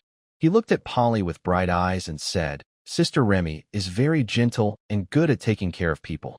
Isn't it normal that I like being around Sister Remy? Sister Polly, who did you hear that from? Guess. Polly crossed her arms behind her back, leaned forward a little, and smiled like a squirrel that had just found a pine cone, her tail wagging happily. No guessing. Soon replied firmly and turned to walk toward Remy. He didn't remember what he had said to anyone before. Probably nothing. Hey, wait, Soon. Polly immediately followed, her tail tip drooping a little. Just guess. Just a little guess. Soon ignored her. When he was chatting with Sister Remy earlier, he learned from her that Polly was someone who couldn't keep secrets. She would tell if she couldn't hold it in. When he reached the kitchen counter, Remy had just put a tray of bread into the oven and turned around. The morning light brushed her side face, and a few damp strands of her cream-colored curly hair stuck to her forehead. Her gentle, curved horns glowed softly. She looked up with her lake green eyes at Soon. The moment their eyes met, her eyelashes fluttered slightly, then she looked down. Polly's words just now were clearly heard by her, and her ears, faintly red, couldn't hide it. Soon, her voice was always soft, with the gentle warmth of a goatkin. Are you hungry? Soon really came for this. Before he could speak, Remy turned around, using a thick cloth to hold her hands, and took something out from the side of the brick stove. It was a round bread about the size of a fist, baked to perfection, golden brown on the outside, steaming hot. with a pure wheat aroma mixed with a hint of caramel-like sweetness. She carefully handed it over. "It's hot. Be careful." Soon caught it with both hands. The rough bread crust felt warm and solid, and indeed it was hot. He went to sit at the only wooden table in the kitchen, which was smooth from polishing. He placed the bread on the table and blew on it gently. At this moment, Bravai also came over. She carried a wooden tray with a cup of steaming goat milk, a thin layer of cream on top, and a small red fruit pie with a crispy edge and a filling so full it almost spilled out. She gently placed the items in front of Soon, her deep brown eyes full of a smile, and reached out to gently ruffle his hair. "If it's not enough, just say so. There's more in the oven." Her voice was as soft as a spring creek. Her long, drooping ears swayed gently with her movements. "Thank you, Sister Bravai," Soon politely said, thanking her. She picked up the warm goat milk and took a sip. The strong, gamey smell was gone, leaving only a rich, milky aroma that slid down her throat, dispelling the last bit of morning chill. Remy saw Sister Bravai taking care of Soon, so she pursed her lips and turned back to her work. Today, she had to prepare much more food than usual. She was in charge of the kitchen and bore the heaviest responsibility. Nephi, Pori, and Sister Bravai were all called in to help temporarily. Soon nibbled on her bread, glancing at the busy scene in the kitchen, which was far busier than usual. She was curious, but then ignored Sister Pori, who looked like she was practically asking to be asked for help. Her gaze shifted to Nephi, who was kneading dough with effort. Seeing how anxious Nephi looked made her want to tease her more. Although she was already 20, this squirrel girl still had a surprisingly innocent-looking face. Her short, fluffy, reddish-brown hair and her two furry, pointed ears twitched nervously with her excitement. Her big, deep brown eyes looked moist and sweet, like they were filled with honey. Her fitted nun's uniform hugged her small figure perfectly. The fabric followed her curves, highlighting her slender waist. Above the waist, her youthful, full curves were subtly visible under the modest clothing, giving her an unintentional charm. When she was anxious and slightly on tiptoe, the lines of her clothes became even clearer. Behind her, her fluffy, soft tail swayed gently, creating a subtle contrast with her delicate, restrained figure in front. A natural, unintentional aura of innocence mixed with a hint of charm seemed to drift in the air. It made people feel a little restless, wanting to see what was beneath the fabric, what kind of softness and delicacy lay underneath. "Sister Nephi," Soon said calmly, pulling her gaze away and swallowing her food. "Why are you making so much breakfast today?" Nephi paused her kneading, wiped her forehead with her arm, though there was no sweat, just a habitual gesture. She was full of energy, and this amount of work wouldn't make her sweat. "Oh, that," she sighed, continuing to knead the dough, her tone a little helpless and worried. "It's still early, and a large group of refugees from the forest has come. Many are injured. We can't let them go hungry, so we need to prepare a lot of breakfast." She paused, her voice lowering a bit. "The supplies recently replenished at the monastery are enough for us to use for a long time. But now, we need to share with so many people. The flour, cured meat, and dried goods in the warehouse will only last about a week. After that, we must go to the town to buy more." "Go to the town?" Soon's eyes immediately lit up. Besides the few days he spent as a beggar in Autumn Wind Town after crossing over, he hadn't really experienced the local customs and culture. Of course, the monastery's supplies don't count. "Yes, to buy supplies." Nephi saw his bright eyes and smiled in a very contagious way. "So, do you want to go?" "Yes," Soon nodded without hesitation. "You'll need the dean's permission, though. The dean will definitely agree." Soon was very confident. Dean Sarah said she wouldn't stop him from sneaking out of the monastery, only that he needed to report it. He finished the remaining bread and fruit pie, drank every drop of goat milk, and patted his stomach happily. He was ready to leave, find a quiet corner in the church, and wait for the people coming to pray, those humans. Although the faith power generated by these casual worshippers was weak, he couldn't absorb it all, only a small bit. But every little bit helps. Just as he was about to stand up, Soon saw Pori pounding dough nearby. Her chestnut-red tail was slightly puffed up with anger, as if she had a deep grudge against that lump of dough. Seeing him look over, Pori immediately dropped the dough, innocent dough, and quickly ran to his side. She lifted her slightly chubby face, her eyes shining brightly. Soon you really can't guess? She still wasn't giving up. Soon shook his head, looking innocent. I can't guess. Ah, all right, all right. Pori slumped her shoulders as if she had given up. Then she lowered her voice mysteriously. Actually, I didn't hear it from anyone. Huh. I accidentally saw it myself. She blinked, raising 3 fingers, her expression serious. If you ignored her restless tail tip wagging. I swear, I didn't mean to peek. Sometimes, when I pass by the kitchen, through the window, I just happened to catch a glimpse.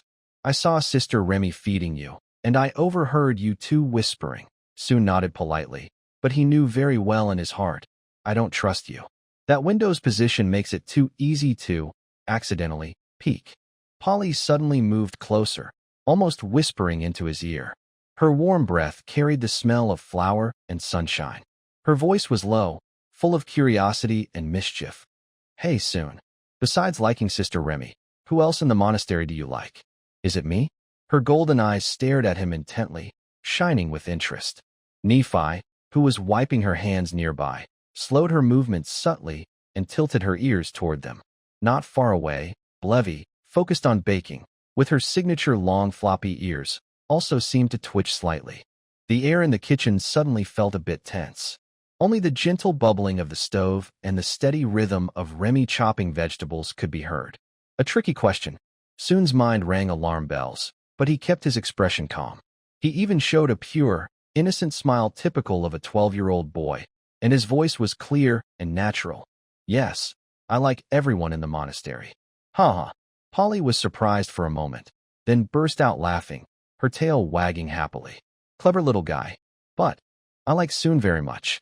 She opened her arms, looking at her flour-covered apron and hands, but didn't hug him. Nephi also smiled brightly. Me too. Soon smiled and quietly slipped away between them, reaching out to open the heavy wooden door of the kitchen. The cool morning air, filled with dew and the scent of grass and trees, rushed in, instantly easing the warm, tense feeling inside. He had just taken a few steps when 3 figures suddenly appeared with a swift whoosh, blocking his way. The kitchen door closed behind him, cutting off the warmth and the smell of bread. Soon took a breath of the cool morning air. Suddenly, 3 small figures darted out from behind the corridor's pillar, forming a line in front of him. Mia stood at the front, hands on her hips, her black cat ears alert, her fluffy tail high behind her. Leah stood behind her to the left, her small white wings slightly open, her big blue eyes full of mischief, as if saying, "Got you."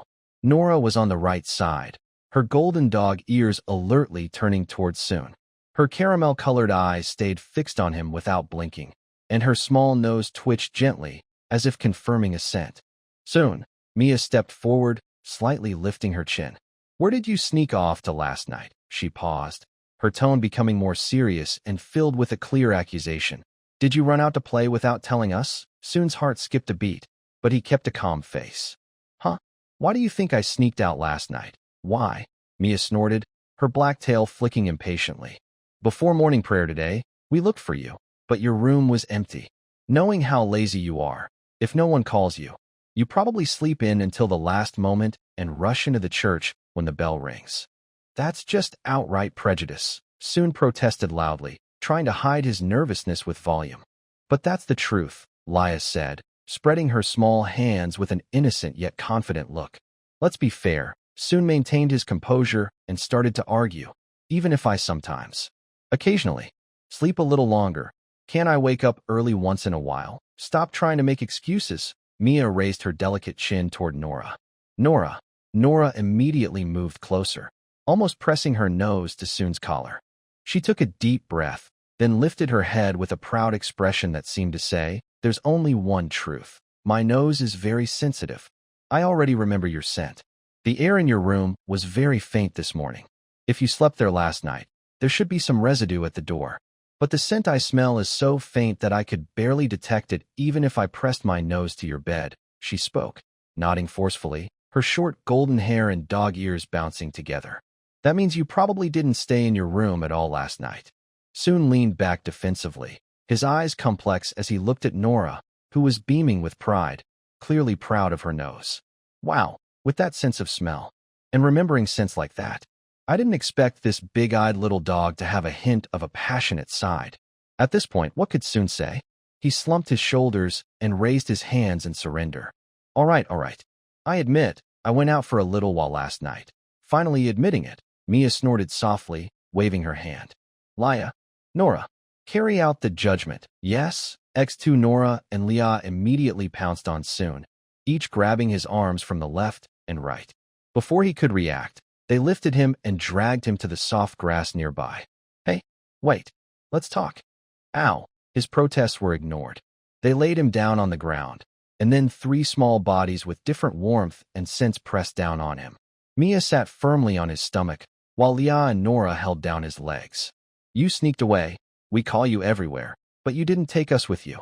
Running off alone is bad enough, and you dare to argue. Small fists and tickling hands landed on his shoulders and arms, more as symbolic punishment, mixed with a little stubbornness from being left out.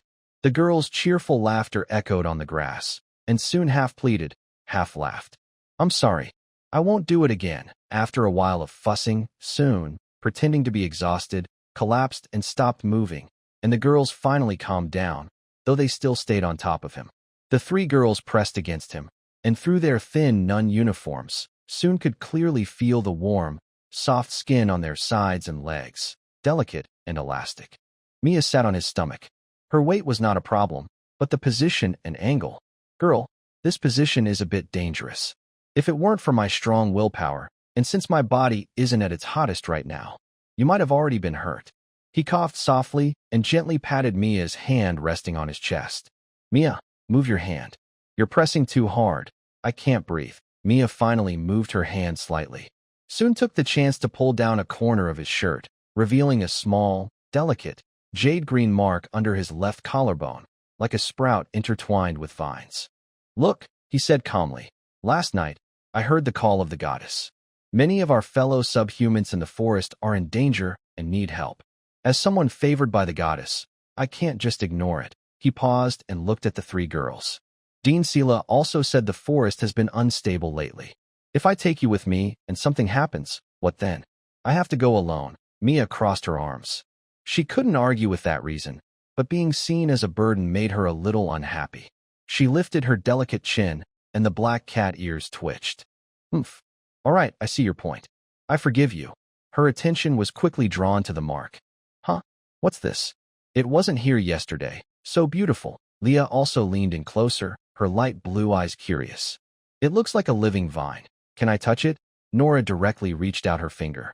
Mia slapped her hand away. Fool. Don't touch randomly. Just a little touch. Nora pouted and retracted her hand, still staring intently.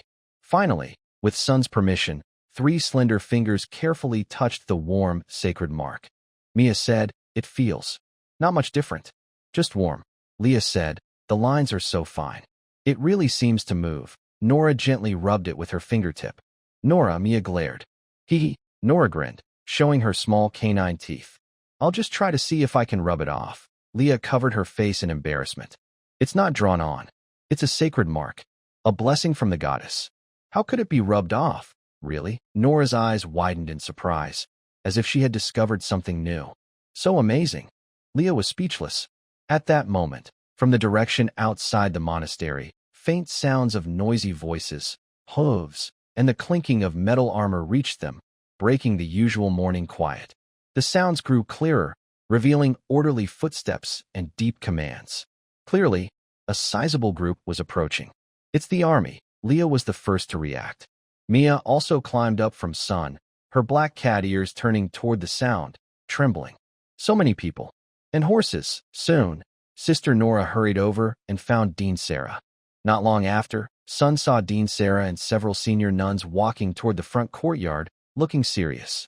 Then, a nun in a dark, fitted long dress with slightly curly black hair appeared at the courtyard entrance, waving to them. Her golden vertical pupils shrank slightly in the morning light. Mia, come here. Lady Sylvia has arrived. Mom is here. Mia's face lit up instantly, her earlier temper forgotten. She pulled Sun, who was still lying on the ground, and called to Nora and Leah. Quick, let's go see Mom. Sun was pulled up by her, still thinking about Mia calling out for her mother earlier. Was Mia's mother not Sister Luna? He followed the 3 excited girls toward the front yard. Outside the simple yet sturdy monastery gate, the open space was now filled with a line of soldiers. About 500 soldiers stood in formation. They weren't perfectly neat, but they looked intimidating enough. They wore leather and chainmail armor typical of Ling City, and their weapons gleamed in the morning light. Most were regular soldiers, but some had a different aura and better equipment, professionals. Their war horses snorted white breath, and the knights stood silently at the front. In front of the stone steps inside the monastery gate, 2 people were standing. The woman leading them was very tall, standing out even among soldiers and nuns. She had shiny, long blonde hair tied into a high ponytail. Her skin was fair and healthy-looking. Her face was beautiful and sharp, especially her clear, golden eyes that looked calm and commanding, with a sense of authority from her position. She wore a practical, light gray hunting outfit that allowed easy movement, with a dark blue cloak edged in silver draped over her shoulders. A simple but high-quality long sword hung at her waist. Her posture was straight and balanced, with smooth lines that combined feminine grace and warrior strength. Just standing there, she seemed to be the center of everything. Half a step behind her was a more agile female white wolf person. Her short silver hair shone like wolf fur, and her alert wolf ears stood upright on her head. Behind her, a fluffy silver tail swayed. Her skin was a light brown, wild and beautiful. Her features were deep and sharp, with piercing golden eyes that looked like blades, quietly observing everything around her. Her fingertips showed faint gleams of claws. She wore a fitted light metal armor, with polished armor plates at key points. A broad-bladed sword hung at her waist. She looked like a drawn sword, silent, dangerous, but fiercely loyal, standing guard beside her leader. Wow, Sun silently whistled in his mind. This leader, her looks and presence are top tier. And that white wolf sister behind her. Her figure, wild beauty, loyal guard setting. TSK. He was quietly observing when he saw Mia, like a happy little cat, calling out, "Mom," and running down the stone steps toward the blonde lord. Sylvia's stern face instantly softened, her pale golden eyes filled with gentle smiles. She slightly bent down, opened her arms, and carefully caught Mia, holding her up. "Mom." Mia hugged her neck affectionately and nuzzled her. Soon, he immediately widened his eyes. He instinctively looked at Sister Luna, an anthropomorphic black cat mother, who was crossing her arms and watching the two embrace with a soft, gentle smile. He then glanced at Nora and Laya, the 2 girls, who looked completely normal, as if this was all very natural. Wait a minute. Isn't Mia's mother Sister Luna? Why is this lord also acting like a mother? Could Sister Luna and this lord be sisters? But Mia is calling her Mom, not Aunt. He tugged on Nora's sleeve and whispered in confusion, "Nora, why is Mia calling that lord Mom?" Nora tilted her head, her golden dog ears tilting along, and said matter-of-factly, "Because Aunt Sylvia is Mia's mom." "What's strange about that?" Sun choked. "That's very strange. Shouldn't Mia have a dad and a mom? How come? 2 moms? Laya spoke softly, explaining, "Mia doesn't have a dad. Sister Luna told Mia that, and Mia told us." Sun felt his common sense being challenged. He tried to give a basic explanation, but women and women can't have children. Only when a man and a woman come together can they have offspring. Nora looked even more confused, scratching her head with her caramel-colored eyes full of innocent curiosity. Why? Why can only men and women? Why can't women and women? Sun was at a loss. How could he explain the joining of and eggs to a group of girls, mostly under 12, living in a medieval world? Should I give a biology lecture here? And maybe the rules of this world? Just as he was racking his brains on how to bluff his way through, Mia, who had been put down by Sylvia, waved vigorously at them. "Sun, Nora, Laya, come quickly." Saved. Sun let out a breath of relief and quickly led the 2 girls, who were still pondering why, over to her. As they got closer, they could feel Sylvia's aura, a mix of elegance and authority, and the strong, silent presence of Cain, the White Wolf Knight Commander, standing behind her. When Cain's gaze fell on Sun, his golden wolf eyes narrowed slightly, as if scrutinizing his rare black hair, black eyes, and handsome face. "Oh, Aunt Sylvia." "Oh, Aunt Cain," Nora and Laya politely greeted. Sylvia smiled gently at them, ruffling Nora's fluffy brown hair and softly patting Lia's small head. Kane also nodded slightly at the girls, his serious face softening for a moment. He reached out, giving their shoulders a gentle, slightly stiff but tender pat. Then, their eyes turned back to Soon. Mia immediately grabbed Soon's hand like a treasure and pulled him forward, tilting her face up to speak to Sylvia. "Mom, this is Soon. He's new at the monastery. Isn't he really, really handsome? I told you, Director Sarah even made Soon wear the same nun's outfit as us. And you couldn't tell he's a boy. Haha, Soon. No. Come on, sister, no need to reveal someone's secrets like that." Mia playfully stuck out her tongue and quickly hid behind Sylvia, only sticking out half her head and a pair of proud, twitching cat ears. Sylvia couldn't help but smile, a hint of mischievousness flashing in her pale gold eyes. She looked up at Director Sarah, who always wore a gentle, calm smile, thinking, I didn't expect the respected director to have such charming little quirks. Director Sarah simply returned her a softer, more peaceful smile. Nothing more needed to be said. Soon, standing in front of them, was completely unaware of this. His height only reached their chests, and his attention was on Mia. Otherwise, his image of the saintly, gentle director might have shattered. Or maybe, he liked her even more. Sylvia turned her gaze back to Soon, her smile fading slightly, but her eyes remained gentle. "Oh, Soon. I am Sylvia Morningstar, the Lord of Lingu. This is my personal guard, Kane." Her voice was clear and pleasant, carrying a natural sense of authority, but not sounding superior. Kane nodded slightly towards Soon, and the silver-white wolf ears twitched as a greeting. His gaze at Soon carried a different meaning. She had seen many handsome boys, but she had never seen someone as beautiful as him. "Oh, Lady Sylvia." "Sir Kane," Soon said calmly, following the etiquette taught by Sister Ella, bowing slightly in a proper manner. Director Sarah spoke at the right moment, her voice gentle. "Mia, take your friends somewhere else to play. We need to talk with Lady Sylvia. Later, you can stay with your mother." Although reluctant, Mia nodded obediently. "Okay, got it, Director." She tugged at Sylvia's cloak. "Mom, when you're done, come find me, all right?" "I will." Sylvia bent down and gently kissed her on the forehead. The four children left the front yard. As they turned away, Soon felt two sets of eyes briefly linger on him. One from Sylvia, with a look of scrutiny, the other from Kane, more direct, as if weighing something. After walking a bit further, Sylvia withdrew her gaze and turned to Director Sarah. Her pale golden eyes slightly narrowed. "That child. Soon." I sensed both magical fluctuations and traces of aura in him. She paused, seeming to analyze carefully. "The aura is still very faint, like he's just beginning to learn. But that magic, powerful and active, almost reaching the threshold of higher levels." She looked at Sarah with certainty, a hint of subtle amazement in her tone. At such a young age, with this talent, not just the kingdom of Saint Nova, but across the entire Iron continent, he would be among the top. He's not from the royal bloodline, is he? No black hair or dark eyes among the nobles here.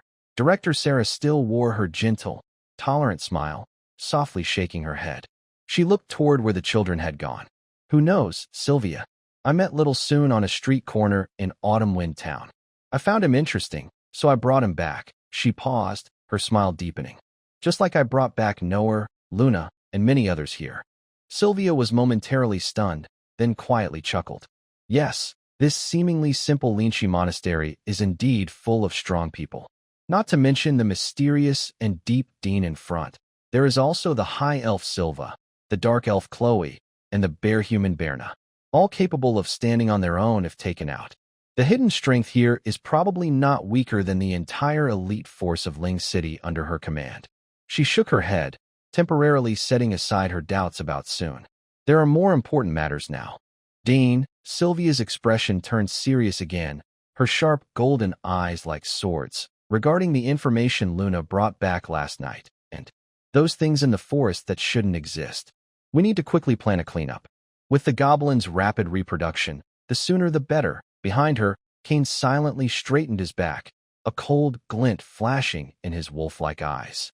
Dean Sela nodded and made a "please" gesture, turning to the side. "Inside, we will discuss. Sister Marta has prepared some tea snacks. The matter of Mia was like a small thorn gently piercing Soon's heart, occasionally stirring him. They wanted to go to the library to learn magic theory from Sister Ella. Mia and Nora were eager to go to the training ground. Recently, they felt they had improved a lot and thought they were ready to spar with him in swordsmanship. I'll go to the library too. When you guys learn to use chi, then we can talk. Beating weak opponents is boring, he said teasingly, waving dismissively, ignoring Mia's puffed cheeks and Nora's elongated tone, and turned to follow Leah. The library was very quiet. Sunbeams from the high windows cast gentle light, dust floating slowly in the air. The smell of old paper, dry ink, and wood filled the space. Sister Ella sat in a patch of sunlight by the window, behind a heavy oak desk. Her long, wine-red hair flowed over her shoulders, shining beautifully in the sunlight. Anna and Ella, the twin porcelain dolls, sat opposite her, tilting their small faces and listening carefully. Ella's voice was soft, elegant, with a calm rhythm, explaining the basics of elemental perception. Leah's eyes lit up like a returning lark, quietly slipping over and squeezing in beside the twins, listening intently. Soon glanced at her. Ella's golden fox-like eyes flicked toward him, subtly curling at the corners, but she continued her lesson without pause. Her delicate fingers traced the air, creating faint magical glimmers, demonstrating the initial cycle to the three young girls. Soon wisely shifted his gaze away, scanning the dimly lit room before settling on another corner. In the shadow by the wall, a small table sat alone near the window. A graceful figure was seated there, almost blending into the background. Sister Chloe bowed her head slightly, her silver-white hair flowing like cold moonlight, with a few strands hanging down, nearly touching the thick, open book. Her violet skin reflected a mysterious, calm glow through the soft light coming through the window. Her nun's outfit fit snugly around her body, following the gentle curves of her slender waist. She looked as quiet as a classical portrait, only occasionally turning a page with her ruby-like eyes. Soon walked over, his footsteps muffled by the thick carpet. Sister Chloe. The dark elf heard him and slowly looked up. Her ruby eyes moved away from the book, showing a hint of confusion at being interrupted, then focused on Soon's face. Soon, do you need something? Her expression was calm, but Soon felt that beneath her peaceful surface, there was a lazy, reserved charm typical of dark elves. I have a question, Soon said, his gaze naturally drifting to the book on her desk. Her appearance and skin color were quite striking. He only read a few lines before his eyelids twitched. The words on the page were not in common language, but in ancient calligraphy. But Soon, who understood all languages, could read it. That a young hero ventures into a fiery lair to challenge the Red Dragon Queen. Dragon fire is not a destructive breath, but a steaming, intense heat that can melt even the strongest steel. The hero is trapped in a scorching, tight dragon treasury far beyond human imagination. Every ounce of strength is greedily drained and exploited. That to sharpen the hero's sword in edge and endurance, he is forced to endure the almost suffocating, all-encompassing training ground of the Slime Queen, until the goddess of love and beauty takes pity and grants her blessing with holy water, infusing the sword's spine with an endless spring of life. Soon remained calm, his gaze returning peacefully to Chloe's face. She seemed quiet on the surface, but inside. Wild. Or maybe she was reading in the library, thinking no one could understand? Chloe asked softly, gently turning a page of the book with a natural motion. Soon steadied himself and finally asked the question that had been circling in his mind. Sister Chloe, can women really have children with other women? Chloe paused her page turning. She looked up, her ruby-like eyes carefully examining Soon's face, as if trying to determine whether his question came from pure curiosity or something else. Soon's face showed a sincere desire to learn, fitting his outward appearance. Yes, she replied calmly, with the clarity typical of someone explaining a book. But there are specific conditions. She gently closed the book halfway, resting her hands on the dark cover, her posture relaxed yet maintaining the dignity of a nun. Every year, during the Sun Month, in mid-July, for 7 consecutive days, there is a blessing of life bestowed by the goddess of life and order, Ananke. It is meant to promote growth and reproduction. She paused, the sunlight outside casting a faint glow on her violet cheeks. But this world is not only under the worship of Goddess Ananke. This blessing has been twisted. During those 7 days, the sun turns a strange golden-red color, and just looking at it can make people restless. The weather becomes hot, crops grow wildly and ripen early, and the fruits carry an overly sweet scent. She chose her words carefully, speaking as if describing a natural phenomenon. All living beings experience a surge of desire, entering a state of strong reproductive impulse. During that time, she continued, unconsciously rubbing the edge of the book cover. The rules of reproduction become chaotic. It's no longer limited to men and women. Women with women can also have children. People have given this week many names: the Week of Heartfire, the Month of Beasts, the Festival of Wild Dreams. Some close their doors, suppressing their desires. Others wear masks to hide their faces, walk into the night, and indulge freely. Listening soon gradually understood. It turns out that these are unusual events that only happen under specific times and conditions. His gaze involuntarily flicked back to the half-closed book. On the newly opened page, the words written in ink were more direct and explicit than before. The Titan Queen who controls lightning, performing the final enchantment ritual with the roaring thunder pool. The blessings of the goddesses converge, forging an unstoppable power. He quickly looked away, feeling a faint heat in his ears. The content in the book, or what Sister Chloe just said, really makes the heart race. Ahem, that's inappropriate. Chloe closed the book with a sharp snap, sealing away the suggestive words inside its heavy cover. Any other questions, Soon? Soon almost asked, "Can I borrow that book to look at?" but stopped himself and instead asked another long-standing question. I have another magic question. Is there a way to cast spells faster? For example, without chanting such long incantations, Chloe wasn't surprised by this change of topic. She gently rested her hand on the closed book cover, her calm face showing careful thought. There are many ways. The most common and reliable is to use magical equipment, like a suitable staff. A staff can guide magic power, helping it flow more smoothly within your body, and make shaping it or locking onto targets easier. Her voice was especially clear in the quiet library. Many staffs have embedded gems or cores that store extra magic, making their power greater and their range wider when used. Some rare equipment can even store an entire spell in advance, so when needed, you just think about releasing it. She paused, her gaze falling on Soon. Her ruby-like eyes flickered slightly, as if she could see through his ordinary appearance to some invisible things. But for someone like you, with naturally abundant magic, the more important thing now might be learning how to control and guide it, rather than always relying on external tools. Her voice was steady and clear, like recounting an ancient truth. Magic is like a wild horse, and control is the reins. The steadier you hold the reins, the faster you can build your spells, and the quicker your casting becomes. When you master it to a certain level, you can omit the long parts of the incantation, just guiding the magic with your mind. This is called silent casting, or mental release. Silent release. Soon's eyes lit up. He instinctively leaned forward. Then, is there a way to go even further? For example, you don't even need to silently recite spells, just a quick thought, and the magic takes shape and releases itself. His mind was filled with images of quick, silent spells that activate instantly. But privately, he didn't dare to try it himself, because magic can backfire if not done carefully. Yes, Chloe answered without hesitation. That means you need to refine each detail of a spell until it becomes instinctive. You must complete the entire process of building and activating the spell the moment you think of it, skipping the usual incantation steps. This is a very advanced skill, which either depends on talent or years of obsessive practice. Chloe, do you know how to do it? Soon asked, looking at her. Chloe looked into his eyes for a moment. Her ruby-like pupils reflected the young mage's figure.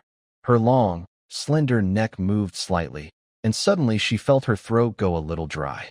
Yes, she said softly, her voice a bit lower than usual. Can you teach me? Soon asked eagerly. Chloe's gaze gently swept across the quiet library, passing over the thick book closed on the table that belonged to her, and finally returned to Soon's face. Yes, but not here. She stood up, her white nun's dress flowing with her movement, outlining her slim but graceful figure. Her silver hair cascaded over her shoulders like a waterfall. Let's go to the backyard. She reached for the thick book, then tilted her head slightly towards Soon. Soon immediately followed her. The two of them walked out of the library, through a peaceful corridor lit by shadows cast by stone pillars, heading toward the sunny backyard lawn bathed in the warm afternoon light. The backyard of the monastery was warm and cozy under the afternoon sun. Several ancient trees spread their lush branches, casting large patches of cool, dappled shade on the ground. Chloe led Soon to the thickest oak tree. Its gnarled roots formed a natural seat right there. "Let's sit here," Chloe said casually, settling on a raised root. Her white nun's dress spread out smoothly, and against the pure white background, her violet-toned skin looked even more mysterious in the shade. "Sit down, close your eyes. Forget about complicated spells, just see. Feel your magic inside you, like sensing blood flowing through your veins or the rise and fall of your lungs." Seunyi sat cross-legged on the grass opposite her, closed her eyes, and tried to focus inward. At first, her mind was restless, but soon the vast and gentle sea of magic became clearer in her awareness. It was indeed huge, but as Sister Chloe had said, it felt somewhat, too, whole, lacking detailed guidance and control. She calmed herself and, under Chloe's guidance, tried to sense the subtle flow of magic. Linfeng moved through the branches and leaves, stirring the grass and brushing her slightly long black hair on her forehead. Her hair was soft, brushing her smooth forehead and occasionally touching her cheek. Sunlight filtered through the trees, casting small, jumping spots of light on her. She quietly kept her eyes closed, her long eyelashes casting a small fan-shaped shadow under her eyelids. Her nose was straight, and her lips were gently pursed in concentration. The pure innocence of the young boy mixed with a certain indescribable delicacy. Under the afternoon shade, he looked like a painting bathed in soft light. Chloe watched him quietly, her ruby-like eyes calm and still. Gradually, her gaze drifted from Seunyi's tightly closed eyes to his hair, moved to his elegant neck exposed by the loose collar, and finally settled on the faint greenish-blue mark beneath his collarbone.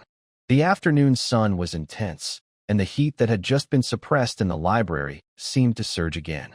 The air carried the bitter scent of sun-dried grass, but it was subtly mixed with the clean scent of the boy, fresh, dry, like linen washed and dried in the sunlight.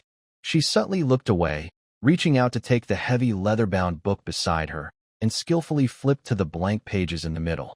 A black feather pen was already between her fingers, its tip glowing faintly with magic. Her gaze returned to Seunyi, her ruby eyes narrowing slightly with a focused, almost artistic scrutiny. The feather tip hovered above the paper, still and suspended, as if she was composing or waiting for inspiration. Meanwhile, northwest of the tidal forest, the dense canopy formed a heavy dome, completely blocking out the noon sun. This area was shrouded in darkness, the air thick and still, with not a breath of wind penetrating, making it feel like a different world from the open woodland nearby. Sister Celine hovered in midair, her pure white wings glowing coldly in the darkness. Her green eyes were sharp like an eagle's, fixed tightly on the shadowy forest below, which seemed capable of swallowing everything. Sylph stood on a sturdy branch high above, her platinum hair neatly tied back. She held her elven bow half drawn, with a blue wind aura swirling around the arrow, but she did not release it. That was the only moving color in the forest.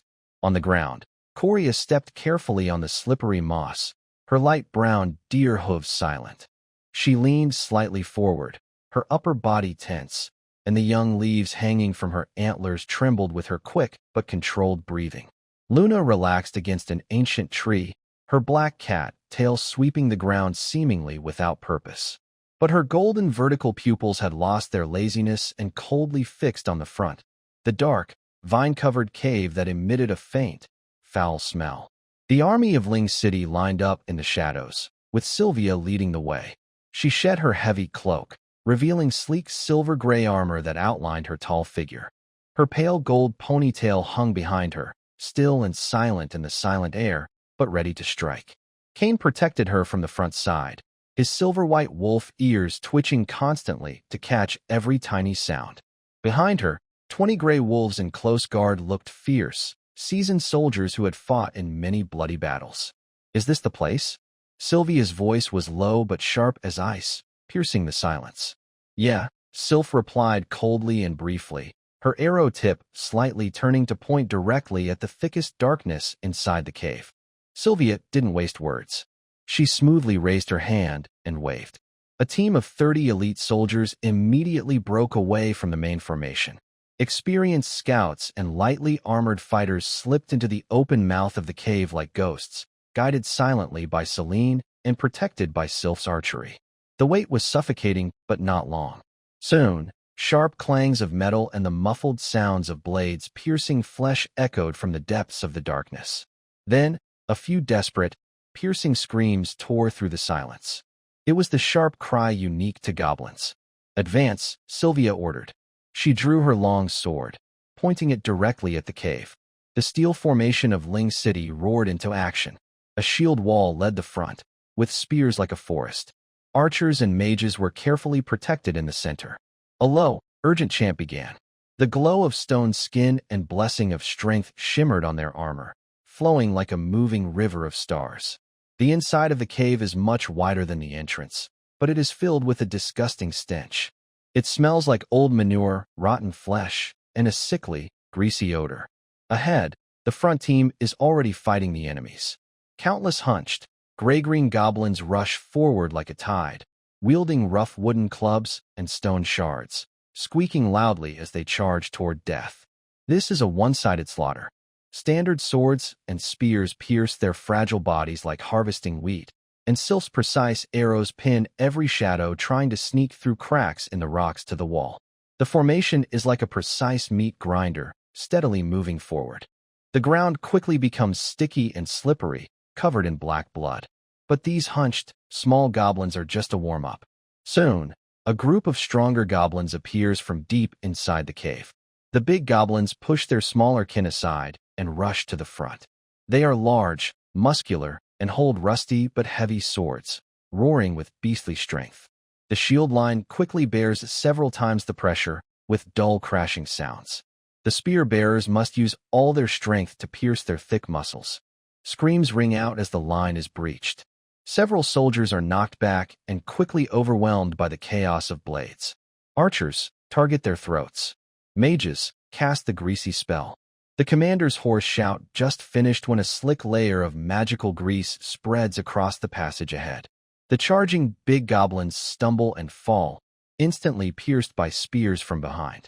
A rain of arrows follows, accurately hitting their eyes and throats. But the noise of battle is like a heavy stone thrown into a deep pond, awakening the terrible creatures deep within the nest. Heavy, orderly footsteps echo from deep inside the cave, accompanied by beast roars and twisted, strange chants. Watch out! Sylph's clear warning rings loudly in everyone's mind. Different creatures are coming. Next, the monsters emerging make many veterans gasp in surprise. A giant goblin troll over 3 meters tall, with skin as hard as weathered rock, swings a massive club as thick as a tree trunk, each step causing stones to fall. Goblin wolf riders, riding filthy wolves, have eyes glowing with bloodthirsty red, darting out like ghosts from both sides of the rocks. The two heads of the double-headed goblin ogre roared loudly at the same time, and a giant spiked hammer with a bloody wind swept across. There was also a deformed, muscular goblin orc with fangs protruding, holding an axe, charging forward like a bulldozer. In the back, a goblin shaman hiding behind a stalagmite waved a bone staff, and evil green-purple light flashed repeatedly. Poison bone arrows shot into the crowd from tricky angles. These advanced monsters even wore full sets of metal armor and sharp standard weapons. The mage team. Fireballs. Target the trolls and ogres, Sylvia shouted sharply. The rear mages quickly stopped supporting and gathered bright red light at the tips of their staffs. But the enemy's charge was too fast. Cain, Sylvia shouted again, and a burst of golden magic erupted. She dismounted her horse and transformed into a straight, sharp golden light, rushing directly at the frontmost double-headed ogre. The sword light flashed like lightning and disappeared in an instant. The fierce head was cut high into the air, and a bloody fountain gushed out like a column. Almost at the same moment, Cain appeared like a silver ghost in the blind spot of the giant's vision. A wolf's shadow flickered, and the giant's thick-legged tendons snapped with a loud sound. The huge body screamed and collapsed, then was torn apart by the rushing silver wolf guards. Cain fought purely and fiercely, each charge precisely biting the enemy's vital points. His sword and claws were covered in blood. For the Lord. For NUNS City, the guards roared as they followed their knight leader, like a pack of bloodthirsty wolves, piercing into the sharpest part of the enemy tide. Boom! The mage's chants finally finished. Several hot fireballs roared into the dense monster group. The explosions were deafening, and the shockwaves blew off limbs and arms. The smell of burnt flesh quickly replaced the stench of decay. Spirit of nature, please listen. Korea's gentle voice sounded amid the chaos. Her wooden staff paused slightly, and countless thorny vines and tough creepers burst from the ground, tightly entangling the legs of the wolf riders and orcs, stopping their charge. A warm green glow spread out, healing wounded soldiers, stopping bleeding, and easing exhaustion.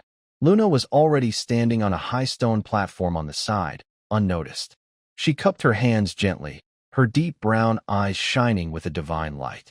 The laziness was gone, replaced by a cold and serious aura that made people shiver. Let the harvest begin. Her voice was soft but strangely clear through the noise of the battlefield, with death as the reward, divine skill, bountiful dead realm. Suddenly, the rocky ground ahead changed. Dark thorns and purple poisonous vines burst out wildly, like living creatures, piercing and wrapping around the goblins. Then, several bright, tempting fruits appeared out of nowhere and exploded. Corrosive acid splashed everywhere, deadly pollen filled the air. A twisted, deadly garden bloomed among the enemies, clearing a large space instantly and stopping the reinforcements. In the middle of the formation, Silva became the calmest death god on the battlefield. Every time her bowstring trembled, an arrow wrapped in whirlwinds or cold ice was released, accurately hitting the shaman's eye socket, the archer's throat, or any monster trying to command. With her alone, she tightly suppressed all the enemy's long-range attacks. Despite Sylvia and Cain's fierce struggle, the nuns' divine magic bombardments, and precise sniping, Lin Guqing's army surprisingly held their ground in this uneven fight, even beginning to push back. As the battle reached a fierce, deep inside the cave, that evil aura that had been swirling and chilling to the bones suddenly exploded. Roar! A roar filled with pure rage and destructive desire shook everything, causing loose stones on the rocks to fall. A huge, suffocating shadow crashed through, violently knocking away its fellow creatures blocking the way, and stepped forward with a mournful sound from the ground. The Demon Goblin King. It was as large as a mountain, with muscles nearly twisted out of shape, and its dark red skin seemed to flow with boiling lava. Its horns, curved and fierce, twisted on its head, and its giant axe, burning with black flames, radiated a terrifying pressure.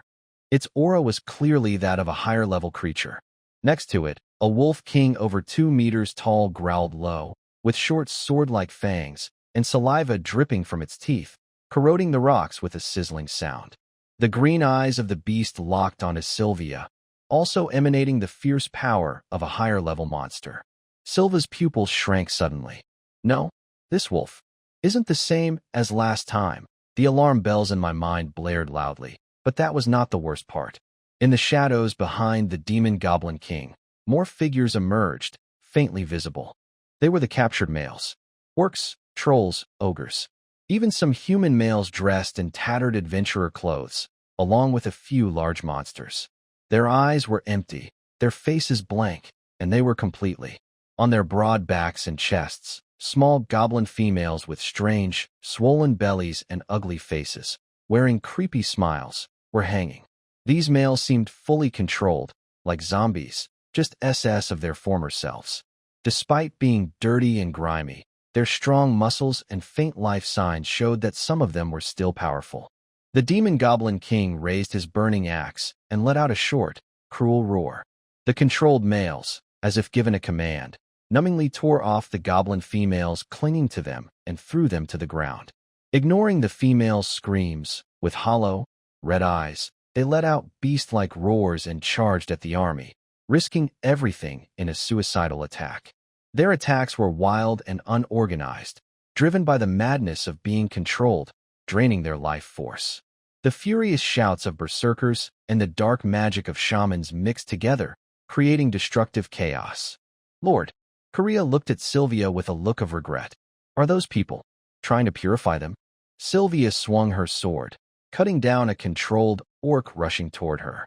Her pale golden eyes swept over the hollow, twisted faces, some of which belonged to familiar townspeople. Her gaze flickered for just a moment before she hardened her resolve like steel. The battlefield cannot wait. They are enemies now. Her voice was cold and piercing, spreading across the battlefield. All-out attack. Focus on defeating the leader first. The command was firm. The seasoned soldiers quickly followed orders, launching arrows and magic once again. Although Sylvia's side had more high-level fighters, the suicidal charges of the controlled enemies and the endless tide of goblins caused the casualties to rise rapidly. Their defenses were on the verge of breaking. The Demon Goblin King and the Poison Fang Wolf King fought fiercely against Sylvia and Kane, each clash unleashing powerful shockwaves. Korea's healing aura never faded, but cold sweat was already forming on her forehead. The mage's magic was quickly running out, forcing them to drink precious potions to keep casting spells. Luna once again cast a divine spell, divine technique, life overload. A dazzling seed of light was thrown into the enemy ranks, greedily draining their life force. The enemies rapidly grew and bloomed into brilliant, yet deadly light flowers, which then exploded loudly. Although this cleared a small area, it was soon filled again by more enemies. Sylvia frowned, her arrows still hitting their marks perfectly, but her unease grew stronger. Something was wrong. The key, Succubus Goblin Queen, had not appeared. These controlled males. This wave of attacks. Suddenly, Selena's urgent and clear voice echoed directly in their minds. Emergency. Large-scale, abnormal activity outside the forest. It's a beast tide, and there's a sign of a low-level magic disaster. Many enemies are coming from multiple directions toward the nest. They will arrive in about 15 minutes. Sylvia's eyes flashed with cold light. It's a trap.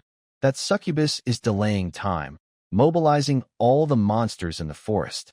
She quickly turned to Sylvia and shouted sternly, "Leader, we must retreat immediately. The soldiers are at their limit. Supplies and magic are almost gone. If we get surrounded from both inside and outside, we will all be doomed." Sylvia pushed back the Demon Goblin King with her sword, her pale golden hair stained with blood. She quickly scanned the battlefield. Soldiers' faces were full of exhaustion and wounds. The front line kept retreating under fierce attacks. Korea looked pale, and the mage's chants had become hoarse. Kane fought hard to block a strike from the Poison Fang Wolf King, deep claw marks on her silver armor. She moved to Sylvia's side, her wolf ears upright, her golden pupils serious. "My lady, Sister Sylvia is right. The terrain is unfavorable, the enemy's numbers are abnormal, and there's unknown reinforcements. We can't hold on any longer." Sylvia's chest heaved violently. Her gaze swept over her once-beloved people rushing forward, over the soldiers struggling behind her, and finally fixed on the howling demon goblin king charging again. A decision, made in an instant. "Give the order." Her clear voice, full of authority, rang out through the bloody cave. "Cover each other. Retreat. Aim for the monastery. Quickly."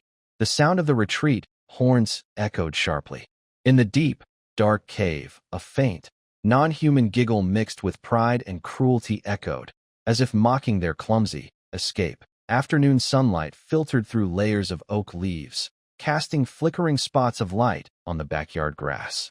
A plump gray sparrow hopped around, pecking at grass seeds, making tiny, chirp sounds. Under the shade of the tree, Soon sat cross-legged on the soft grass, palms facing up, eyes closed. He could feel the warm flow of magic inside him, like a restless stream that needed spells, dams, and channels to guide and shape it. But after Sister Chloe's lesson about magic being an extension and spells being ideas, he tried a new way, not to force it, but to imagine. First, he clearly drew a circle in his mind, sketched runes, and gave it the ideas of heat, expansion, and stability. the basics of a fireball spell. Then, almost instinctively, he silently recited the short spell sounds, not aloud, but in his mind, passing over the magic notes. The air above his palms slightly twisted, and with a soft pop, a stable, orange-red fireball about the size of a basketball appeared out of nowhere. The heat warmed his face, the core of the fireball stayed steady, and the flames at the edges danced lively. It worked, much faster than usual. Soon opened his eyes, a glint flashing in his black pupils. He didn't let the fireball fade away. Instead, he moved his mind, and the fireball popped and vanished. Almost at the same time, he made a gentle fist with his left hand, and a clear water sphere quickly formed, rippling with tiny waves on its surface. With a flick of his index finger, a small, crackling pale electric spark jumped at his fingertip. The grass at his feet rustled, and a few tender green vines sprouted from the ground, wrapping affectionately around his ankle. The earth wall spell was a bit slower. A roughly textured, half-human-sized wall of dirt rose in front of him, stirring up a little dust. "Hey," Soon chuckled softly, feeling a familiar thrill, like the satisfaction of a gamer conquering a tough challenge. These beginner-level elemental magic spells, which once required clear chants and gestures, now, as long as his thoughts were focused enough and he kept up with constructing the spell, could be cast almost silently within a second or two. I am truly a genius. He suppressed his small sense of pride and remembered that Sister Chloe, the senior mage, was nearby. So, he decided to try a more difficult challenge, completely abandoning the final silent recitation of the syllable and attempting true, silent casting. His goal was a basic water sphere spell. He closed his eyes again, took a deep breath, and felt the fresh green air fill his lungs. This time, he skipped the step of mentally simulating the echo of the spell. Instead, he focused entirely on building a complete, three-dimensional water sphere in his mind. Its shape, density, flow, and control points. His magic responded, flowing more actively than before, rushing to the top of his head. He could feel a water sphere forming quickly. But unlike before, when the magic felt steady and controlled, this time it seemed a bit restless. The structure of the spell trembled slightly in his perception, like a soap bubble blown too big, ready to burst at any moment. Suddenly, he opened his eyes and pointed at a small bush nearby. "Go!" The water sphere shot out, but it was slower than usual, and its path was a bit shaky. Halfway to the bush, with a soft pop, the water sphere burst unexpectedly, turning into a cool mist that scattered in the air. The tiny water droplets shimmered in the sunlight filtering through the leaves, creating several small, bright rainbows across the green grass. They lingered for a moment before fading away. Ugh soon rubbed his suddenly aching temple. Relying entirely on mental strength to force magic, skipping the traditional spell as a stabilizer, used up a lot more concentration. It was like trying to turn a rusty valve with your mind. But this exhaustion was quickly replaced by excitement. A smile involuntarily crept onto his face. I really am a genius. Since arriving in this world, aside from the first few days when he was forced to live as a beggar, everything has gone smoothly after Sister Sarah took him in. It's like playing a game with all the mods installed. What was once difficult suddenly became easy. People should know how awesome I am. Thinking this, Soon turned his head and looked at Sister Chloe under the oak tree. Sister Chloe had changed her posture without him noticing. She was originally sitting modestly nearby, observing the lesson. At this moment, she leaned against a smooth, old tree stump, with her knees bent, creating a private and cozy reading corner. The heavy book she brought from the library was open on her lap, her knees pressed together. She slightly lowered her head, her long silver hair flowing over her shoulders, with a few strands hanging near her face that had a faint purple sheen. She held a dark feather pen, its tip sometimes hovering above the page, sometimes touching it, making a soft, sigh sound. She looked so focused that it seemed she was cut off from everything around her. The afternoon breeze brushed past, gently moving her hair and lifting the sheer fabric of her white nun's dress. The nun's dress from the Linchi Monastery was simple and uniform, with a design that was shorter in the front and longer in the back.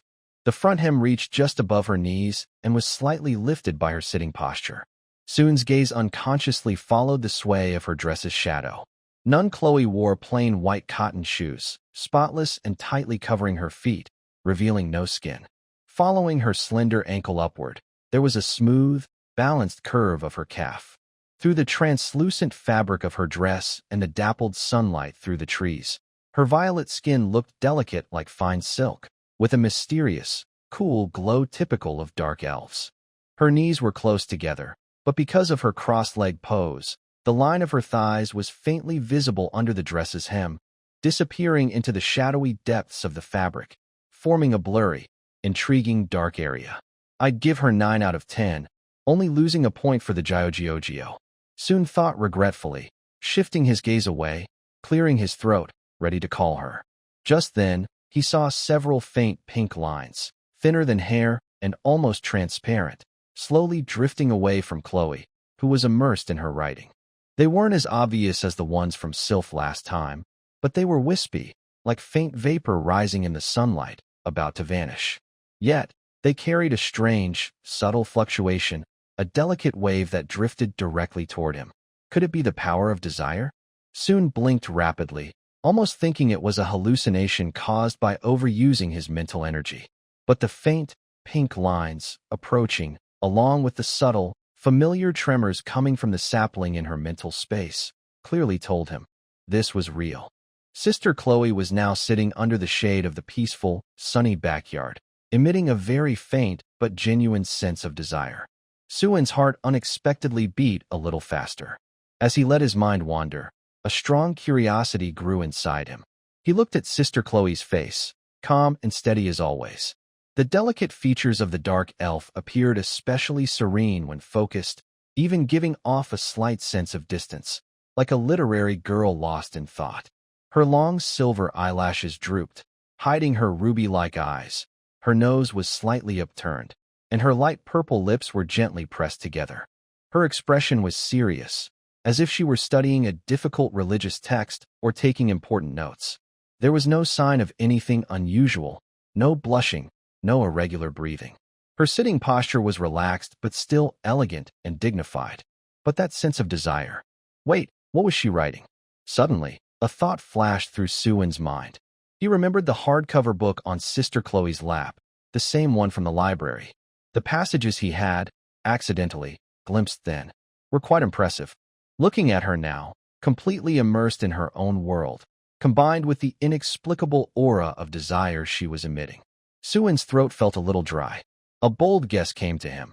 Perhaps this quiet, elegant dark elf nun, who liked to admire ancient books, alone, was actually seriously creating something in that thick book on her lap. Something so extraordinary that it might even stir subtle emotions within her.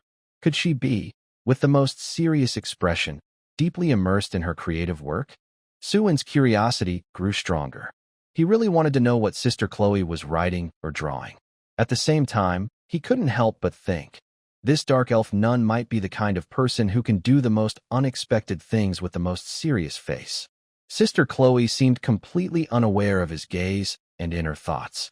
Her feather pen gently touched the paper again, gliding across the surface. This time, Suin seemed to hear a very soft, satisfied sigh blending into the rustling sound of the wind and leaves. The few strands of desire seemed to grow slightly stronger and more vivid. The backyard remained quiet, with the gray sparrows still hopping and the sunlight still warm. But Suin felt that this afternoon's practice time suddenly turned onto a small path he had never expected. A path filled with secret fragrances and full of big question marks. Should he speak up to interrupt her? Or should he watch a little longer? Deep inside the goblin cave, the demon girl goblin Queen Mona leaned lazily on her luxurious throne covered with animal skins, one leg bent, the other casually hanging down. Her heart-shaped tail tip lazily swept through the air, occasionally.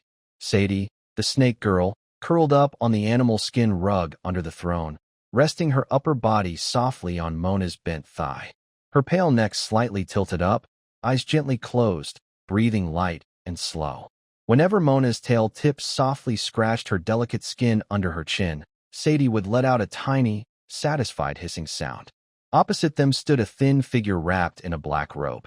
His face under the hood was pale with anger. Mona, his voice was low but trembling, Are you trying to ruin Count Vane's plan? Who gave you permission to act on your own? Can I be blamed for that? Mona lazily didn't bother to lift her eyelids fully, her purple-red eyes glowing strangely in the shadows. Some bugs crawled into the house. If I don't send the little ones to clean up, should I invite them in for tea? Her voice dragged on, and her fingers casually played with Sadie's loose hair around her neck. Besides, they've already come knocking. I can't just stand by and do nothing, right? Or, she finally lifted her eyelids and glanced at the man in the black robe. Do you expect me to hand over this place with both hands? I don't care, Mona interrupted him, a slight smile on her lips, cold and without warmth. I just wonder if your Lord Count is willing to part with it. In recent years, this nest has been like a hen laying golden eggs, providing the Count with many high-quality goods. He knows this well. Giving up? The Count wouldn't let him go easily. But seeing Mona's lazy, dismissive attitude, a fiery anger rose uncontrollably. A goblin, a creature who only escaped from slavery thanks to the Count's favor, daring to show such an attitude in front of him? Don't forget how you got to where you are today, his voice squeezed out from between his teeth. Without the Count's kindness, you wouldn't even know which cage you're in. Suddenly, he stopped. Mona's tail halted. Sadie opened her eyes, her amber vertical pupils shrinking into cold, thin lines, fixed firmly on his face. It felt as if a thick, sticky substance suddenly seeped into the air, like something from the darkness opening its mouth and silently exhaling cold, damp breath. The man in the black robe broke out in a cold sweat. Though bound by a contract with the Count, Mona dared not truly kill him, but making him suffer a little, she could do that. Hee. Mona suddenly laughed again, her tail gently swaying as if the previous moment of stillness was just an illusion. I would never forget the Count's kindness. Her smile trembled slightly, her body subtly shifting with the curves covered by her dark red chest armor. Flames of her long hair slipped over her shoulders, sticking to her pale green skin. Her stunning, almost enchanting face, under the dim light, radiated a mesmerizing charm that made one dizzy. The man in the black robe felt his throat go dry, involuntarily swallowing. His contempt and instinctive reaction twisted inside him, causing his face to turn red and pale alternately. But he only dared to think this in his mind. The Goblin Queen, like the elves, was rare, more so the succubus Goblin Queen. Few could resist her charm unless they had strong mental defenses. Mona lowered her eyes, her fingers brushing Sadie's cheek. Sadie immediately closed her eyes obediently, like a well-groomed cat. When she looked up again at the man in the black robe, the remaining smile in her purple-red eyes had vanished, replaced by a lazy, mocking look. To her, these human nobles and the goblins in the caves, who only knew how to fight and reproduce, were fundamentally no different. Sometimes, they were even more disgusting. She lazily raised her hand. In the darkness behind her, several figures silently slipped out. Tall, alluring, with movements that carried a strange rhythm. 3 female goblins emerged, their faces still showing the rough features typical of their kind, but their bodies were surprisingly exaggerated. They had blank, gentle eyes and were not wearing any clothes. You saw that too. Mona's tone returned to her usual casual attitude. The city lord of Lin Gucheng, the Silver Sword, brought so many people, and yet he retreated, didn't he? She twirled a strand of red hair with her finger. Now, there's no need to hide anymore. Like before, the black-robed man's gaze was fixed on the goblin women. His throat moved slightly. He tried to keep a serious face. What you say? I will report everything to Lord Vane. His tone was trying to sound firm, but his voice wavered a little. The warning had some effect, though it was uncertain how much. Right now, he had a more urgent matter. He had played with many women before, but this one, carefully tuned by Mona herself, had a strange attraction. She was ugly, yes, but her figure, and that irresistible sense of obedience and playfulness. He almost half-dragged, half-pushed, the nearest goblin woman into his arms, feeling her cold, smooth skin. He quickly nodded toward Mona, then held the goblin women and hurried away down a side corridor. The area around the throne fell silent again, leaving only faint sounds of rustling and whimpering from afar. The fake smile on Mona's face completely disappeared. She softly called out, "Glue." Heavy footsteps sounded. The demon goblin king stepped out of the shadows, still covered in fresh blood and burn marks. Standing over 3 meters tall like a small mountain, he knelt before the throne, his head bowed. "Queen." "The ritual continues," Mona said calmly, her voice emotionless. "Yes." Glue stood up and took steps that made the ground tremble, then left. Soon, the sounds deep inside the cave grew more intense and high-pitched, mixing screams of pain, wild roars, and the sticky sounds of friction and collision. The air was thick with a sweet, bloody smell. Mona sat back on her cold obsidian throne, unconsciously playing with Shade's hair, her violet-red eyes gazing into the distant void. The Linshi Monastery at dusk. When the team returned, only a faint red glow remained on the horizon, like a bloodstain that hadn't been wiped clean. They started with 500 people, but only over 300 came back. Many had colorful decorations, and their simple bandages were soaked with blood, turning dark brown. Their steps were slow and heavy. Their armor was covered in mud and dried blood clots. Some weapons were broken, others dulled. No one spoke. Only heavy, suppressed breathing, the sound of metal scraping, and footsteps crunching over gravel could be heard. Outside the monastery, makeshift wooden houses had been built. The subhumans fleeing from the forest gathered by the roadside, silently watching the defeated team return. An elderly deer-person woman hugged her frightened young granddaughter tightly. A rabbit girl bit her lip, while a catboy clenched his wooden stick tightly, then weakly let go. The hope in their eyes was slowly fading. Director Sela stood on the stone steps in front of the monastery gate. Her long, pale hair fluttered slightly in the evening breeze. Her warm amber eyes looked over the team, calm but heavy with emotion.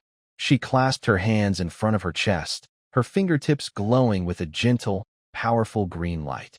Her quiet chant was like a breeze brushing over grass. Great healing spell, shade comfort. A warm glow spread out from her, like ripples on water, softly touching each returning soldier. The edges of deep wounds began to move and close. The pale faces, drained of blood, regained a little color. Even the exhaustion and shock on their spirits seemed to be eased.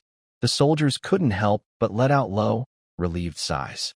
Sylvia raised her hand, and Kane immediately gave a silent order for the officers who could still move to organize the wounded and prepare for rest. She herself took off her stained cloak and nodded slightly to Sela. "Director Sela, may I speak with you?" Sela nodded and gestured to the side. "Please." The monastery's reception room. The glow of an oil lamp flickered on the walls. The air was mixed with the scent of herbs and a faint trace of blood seeping through the door. Sylvia stood by the window, her back to the room. Her silver-gray shoulder armor bore dried, blackened bloodstains. Outside, the last light of day was swallowed by the dark forest. "The attack failed," she said quietly, without turning. "The goblins' numbers were much higher than expected, and that elusive demon goblin queen. She has a way to summon the forest beasts." When mentioning that title, Sylvia's eyes flashed with deep fear. Sister Sylph stood up straight from the wall, her platinum hair swaying slightly with the movement. Her voice was clear and cold. "It was my mistake. I didn't fully investigate the nest. No, that's not your fault. Without your information, we would still be in the dark," Sylvia said as she walked back to the long table, pressing her fingers against the rough wooden surface with a little force. "I was too hasty," she admitted, her voice lowering with a rare hint of self-mockery. "Let emotions cloud my judgment, and I wasn't prepared enough. I thought this cleanup would be simple." Across the table, Sister Luna sat quietly in her chair, her black cat tail resting on the armrest. She propped her chin with both hands, elbows on the table, as if finally waking up from a half-sleepy daze. She yawned slowly. This cleanup was even more exhausting than running overnight to Linga City to deliver information. Her golden vertical pupils swept over Sylvia as she lazily asked, "So, what do you plan to do next?" Sylvia took a deep breath and looked at the Knight Commander beside her. "Kane, here." The silver-white wolf ears suddenly perked up. "Gather all the soldiers in the city who can be mobilized, leaving only the minimum security personnel. Have Cecilia prepare enough supplies and bring them to the monastery. We need to prepare for a long-term fight." Her speech was quick, clearly reflecting that these plans had been thought over repeatedly during the retreat. At the same time, Have Windsor keep a close watch on the outskirts of Linga City, especially the forests and trade routes in other directions. I don't want any more surprises. Yes, Kane responded firmly. Wait, Sylvia stopped her, adding, have Cecilia issue a summons in the name of the Lord's residents to the Adventurers Guild, calling experienced adventurers. Inform them of the size and threat level of the nest, and set a high bounty. Prepare at the highest standard. Kane paused, then nodded forcefully and quickly left, the sound of armor rubbing fading away. The room became quiet again.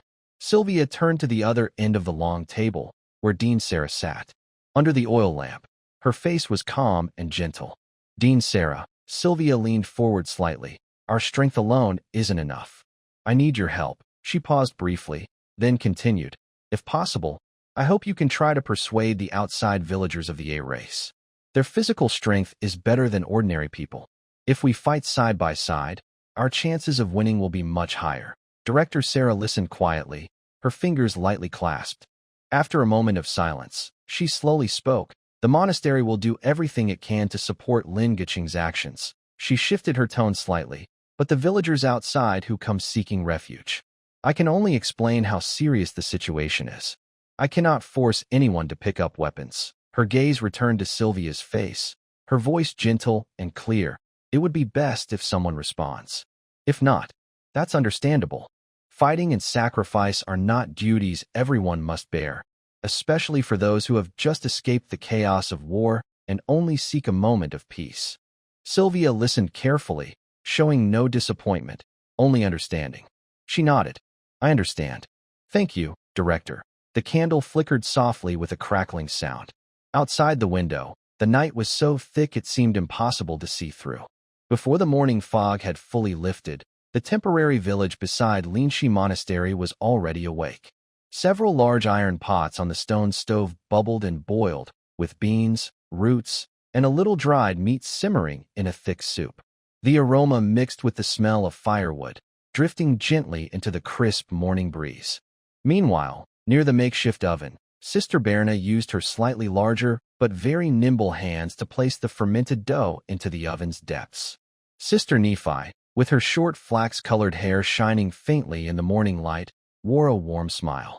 She handed out hot rye bread to the line of erased villagers, speaking cheerfully, "May the goddess's abundance be with you." Most of the line consisted of the elderly, women, and children. They took the food, often quietly reciting a blessing or bowing deeply. Their tired faces seemed briefly brightened, flickering with a faint light.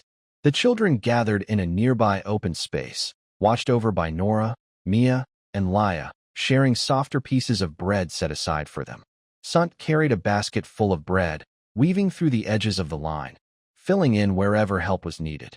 "May the goddess grant you fullness," he said, handing a sturdy piece of bread to a winged mother holding her young child close, her wings slightly disheveled.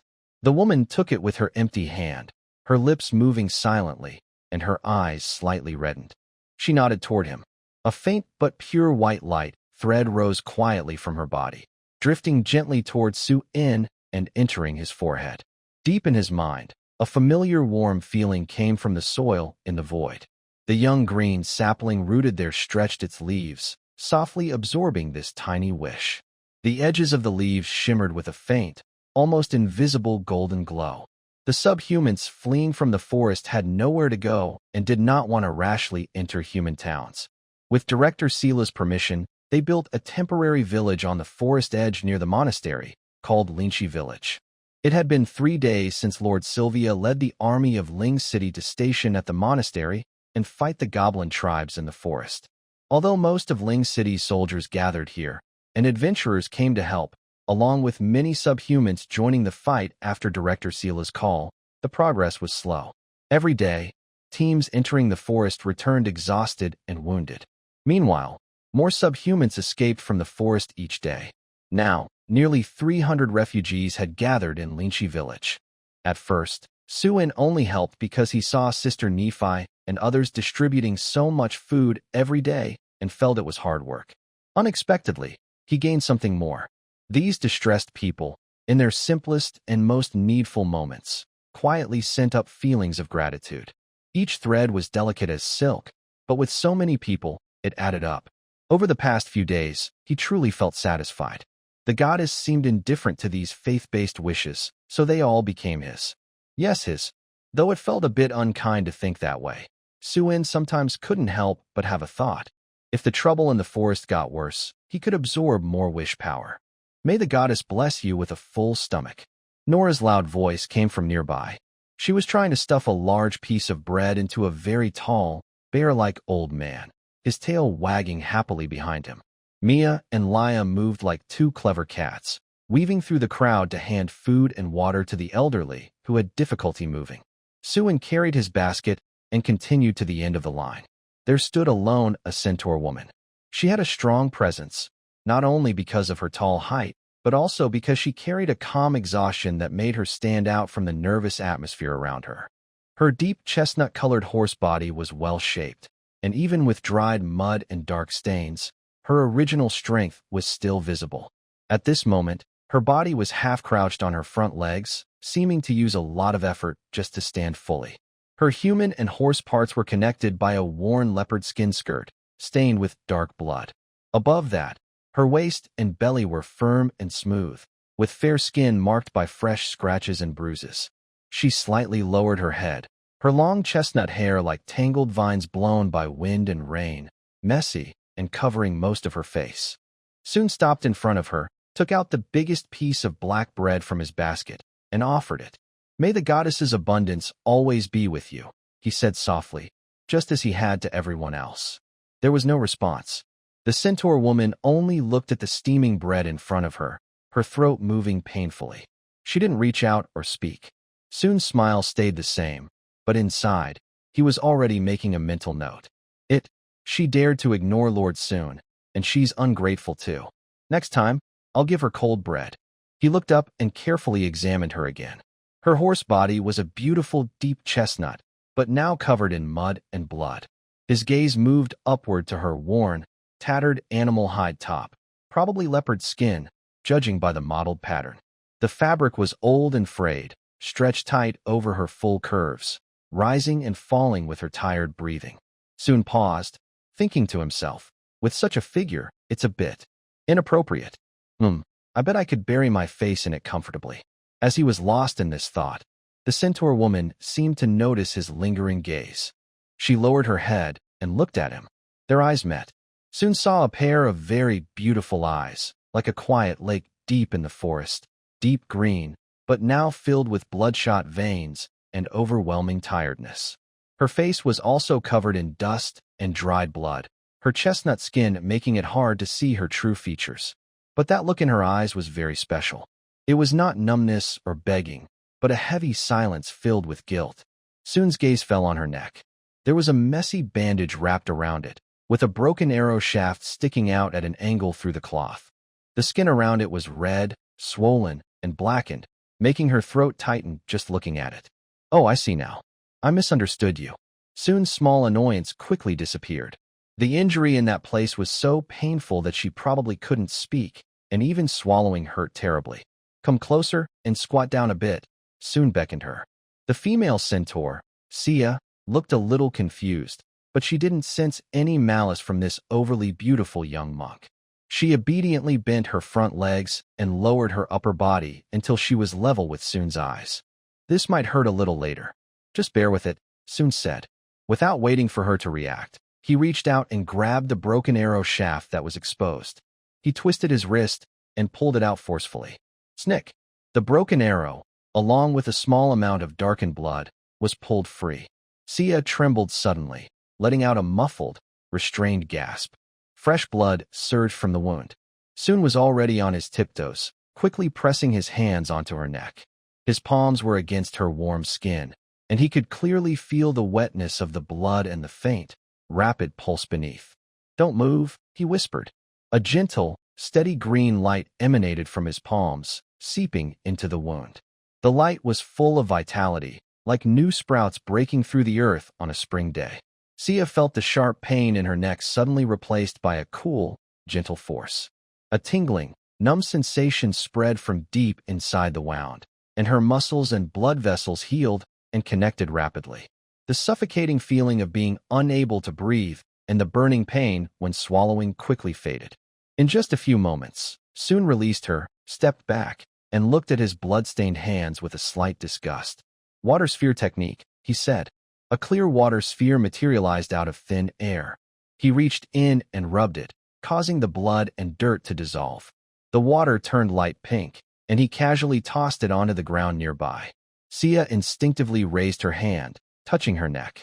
The skin there was smooth, with only a few traces of dried blood. The wound had disappeared, leaving no scar. She tried swallowing, and it went smoothly without any pain. She opened her mouth again, and air passed over her vocal cords, producing a hoarse, uncertain sound. "Thank you. It's okay, it's fine now," Suin said, flicking water droplets from his hand and smiling at her. "May the goddess be with you." Her smile was pure and bright, shining through the dappled sunlight filtering through the leaves. It made Shia feel a little dazed. "Thank you. May the goddess be with you," she finally managed to say, clearing her throat. Her voice was clearer than she expected, though still a bit hoarse from not speaking for a while, with a faint tremor. At that moment, Su-in saw a bright, solid ball of faith energy rise from her body. It was no longer like thin threads but a more solid, glowing mass, swirling with a soft golden light inside the milky white. This energy ball suddenly shot straight into his chest. In his mind, the small sapling in his consciousness gently swayed, and the bud at its top seemed to bloom a little more. Suin's eyes lit up instantly, and his smile grew even brighter. "Wow, this is the kind of sincere devotion the goddess loves. I must mark this with a red pen in my notebook." This energy ball was almost as valuable as the entire harvest of yesterday's village. "If you ever feel unwell again, you can come to the monastery to see me," Su-in said softly, his tone becoming much gentler and even a little eager. "Wait, Master Monk," Shia hurriedly called out as Su-in turned to leave. Her voice was a bit hoarse from just recovering. Can you tell me your name?" Su-in turned back. The morning light fell on his black hair and eyes, casting a gentle golden glow around him. Su-in, Su-in, Shia repeated softly, memorizing the short name along with his overly handsome face and the lingering warmth from his palm. She stored it deep in her mind. She looked at the young monk in his milky white robe, with a small, delicate figure, walking quickly towards Sister Nephi and some children who were waving at him from nearby. Soon, she blended into the lively, bustling group of people distributing supplies. Unconsciously, her fingers gently brushed her smooth, untouched neck again. In the evening, the courtyard of Linshi Monastery was bathed in warm, golden sunset light. The water from the fountain splashed onto the stone platform, making soft, crisp sounds. After dinner, Laya had already taken the twins, Anna and Ellie, obediently to the library to learn magic from Sister Ella. In the courtyard, only 3 idle little figures remained: Soon, Nora, and Mia. They were gathered around the fountain, staring at the relaxed, colorful koi swimming in the water. The fish's tail fins looked like silk, creating rainbow-like illusions in the shimmering light. Such boredom. Mia rested her chin on her hand, her honey-colored cheeks glowing with the sunset, and her black cat ears drooped tiredly. "There's only this one fish in the fountain. It swims alone, with no friends. It looks so lonely. Maybe we should go fishing, but Dean Sarah and Sister Nora said we shouldn't go far from the monastery right now." Nora hesitated, scratching her fluffy brown ears. "Just to the little creek near the forest." "It's not far, just a short walk," Mia said with a shrug. "That creek is very shallow. I don't think there are big fish," Nora pointed out practically. "Where do you get all these questions?" Mia suddenly raised her voice, a little annoyed, her tail bristling. "Are we going or not?" She felt a bit frustrated inside. Lady Sylvia had been busy leading people into the forest to deal with goblins, and her mother Luna hadn't been seen all day. They had promised to come play with her, but neither of her moms could find her, and she hadn't seen them all day. Nora was startled by Mia's tone and instinctively turned to Soon, who was reaching out his finger, seemingly wanting to touch the rainbow koi in the fountain. I'll listen to Soon." Beneath the soft, beautiful fins of the rainbow koi, tiny, almost invisible hairs grew. If touched with bare hands, they could use with a strange poison. The poison wouldn't cause immediate pain, but would make the victim experience a brief, pleasant hallucination, seeing the most beautiful or desired scenes in their mind, while their muscles relaxed. Soon knew this, but he thought, standing by the fountain, he probably wouldn't drown just because his muscles relaxed. Besides, he had the life devotion spell, the powerful healing magic granted by the goddess, that could protect him. His curiosity about what his most beautiful or desired vision might be was growing stronger. He tentatively reached out his fingertip toward that dazzling rainbow. "Why do I have to listen to Soon?" Mia complained angrily, turning her head. "Hey, Soon, are you going or not?" No response. At this moment, Soon's fingertip just brushed the edge of the rainbow silk carp's tail fin, and a tiny, barely noticeable tingling sensation appeared. In the next moment, the surrounding sounds quickly faded away, and the scene before his eyes rippled like water waves, shifting and changing. It was warm, soft, and carried a calming scent of grass and trees. He felt wrapped in extreme comfort, with his gaze falling on mesmerizing, curvy shapes. Dean Sarah's gentle, smiling face was close to him, her amber eyes full of tender affection as she patiently showed him something. He was so happy he couldn't speak, just wanting to stay immersed in this warm, blissful happiness. Suddenly, that gentle, pure face blurred for a moment, transforming into the face of a golden-skinned, golden-eyed little cat girl. The softness he was leaning on instantly disappeared. His mouth felt empty. Soon, soon, soon, the real-world voice exploded like thunder right beside his ear. Mia angrily moved closer and shouted with all her strength.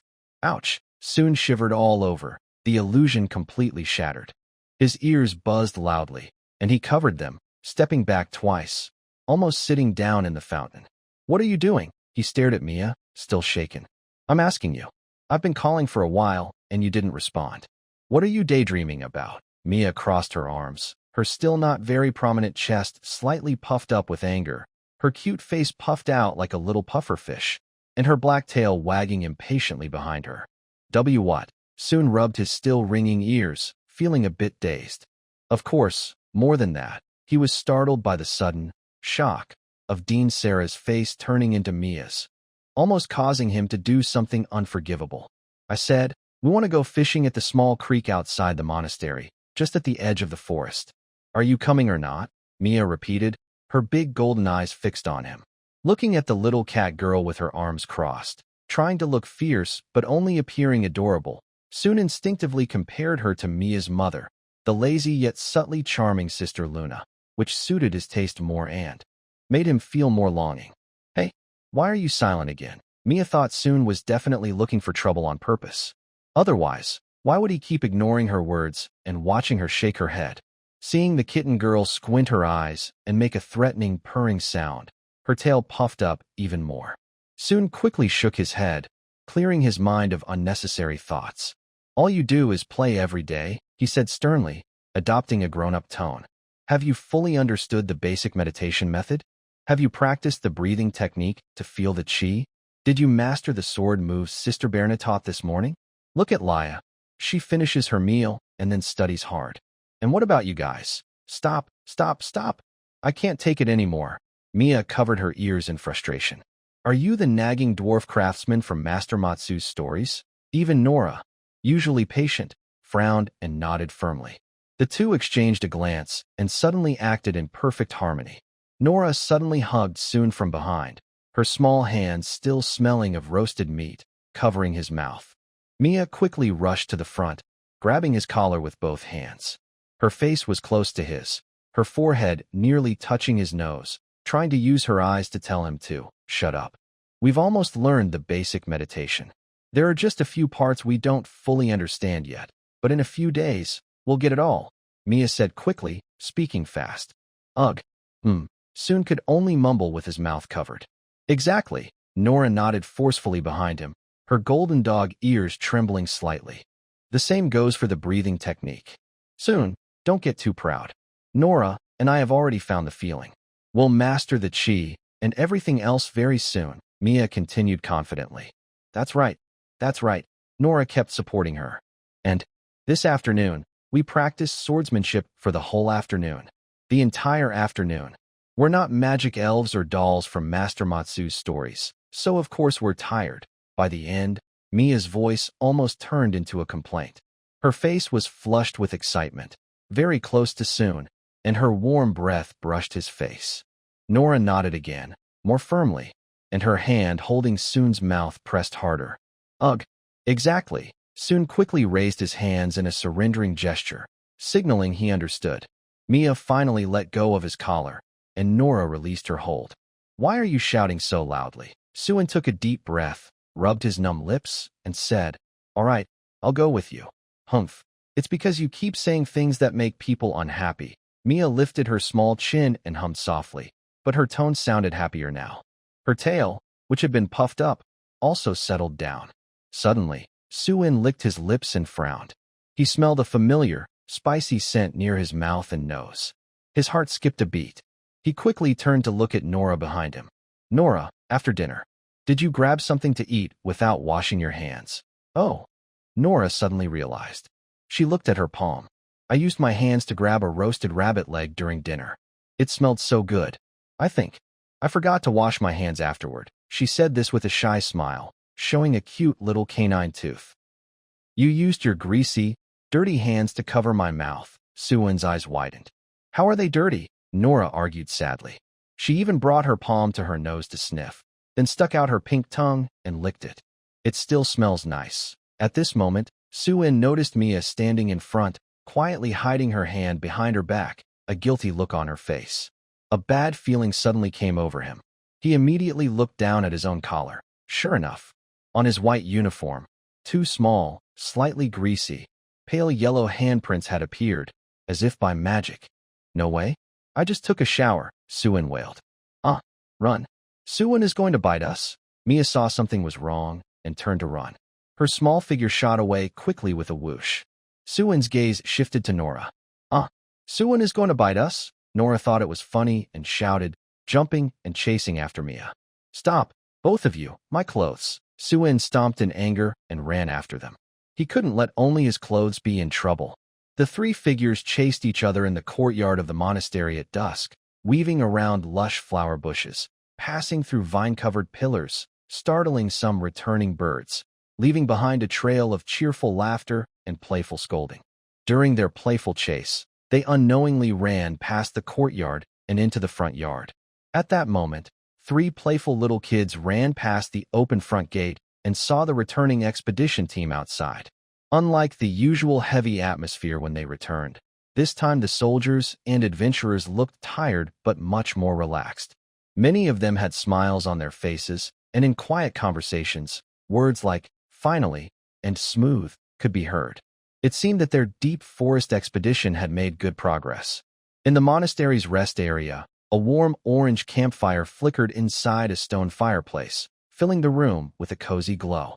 The air smelled of roasted meat, sweet malt wine, and the fresh scent of soap from everyone's recent baths. After a long, tense day of fighting, everyone could finally relax and enjoy this rare moment of peace. Lady Sylvia, Sir Kane, Sister Luna, Sister Sylph, and a few female adventurers they didn't know had all changed out of their heavy armor or nun robes into simple, white casual clothes, soft cotton shirts, and loose knee-length shorts. Their simple outfits made them feel more relaxed and carefree, shedding their usual formal roles. Nora brought a small stool and sat between Sir Kane, who was grilling meat, and a blonde-haired, high ponytail female adventurer. Although dinner had just ended, she stared at the sizzling, oily skewers on the fire, her golden dog ears twitching slightly, with faint traces of tears at the corners of her eyes. How much longer? She muttered softly. Mia sat on Lady Sylvia's lap, almost nestled into her. She rested her head against her ladyship's soft shirt, her small black cat tail lazily swaying as she chattered about the small things of the past few days.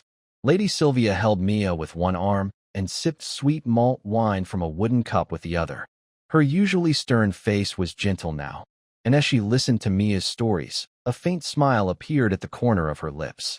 Sun's gaze shifted from the lady and swept across the rest of the rest area. Around the campfire, some sat or leaned, including Sir Kane, Sister Luna, Sister Sylph, and the cheerful female adventurers. Adding Nora and Mia, he gradually realized that he was the only man here. This fact made him feel a little strange. But then he thought, No one else seemed to care about it. After all, he had a pretty face that looked like a 12-year-old, and his body was still slim like a boy's. To them, he probably wasn't much different from Nora and Mia, just a kid who needed care. This was good news for Sun, but there was even better news. These women were wearing light, simple clothes, just plain, thin outfits. The soft cotton fabric glowed faintly in the firelight, revealing the outline of their bodies. Under loose shorts, their smooth calves showed. They were barefoot, casually stepping on the animal skin floor. The scene was mesmerizing. Sun didn't know where to look anymore. He couldn't look away. It was too much to take in. The fire in the lounge wasn't very hot, but he felt his cheeks flush faintly. He forced himself to look elsewhere. Night, Kane was focused on turning the meat on the spit. She was tall and strong, with her white shirt sleeves rolled up to her elbows, showing her smooth forearms. Next to her, a blonde female adventurer was talking, her high ponytail bouncing with her movements. Her shirt's collar was slightly open, revealing a bit of collarbone and fair skin. Across the fire, Sister Sylph was talking with two adventurers. Even in simple clothes, this high elf's beauty was striking. Her platinum hair was loosely draped over her shoulders, a few strands falling over her chest, lifted by her full curves.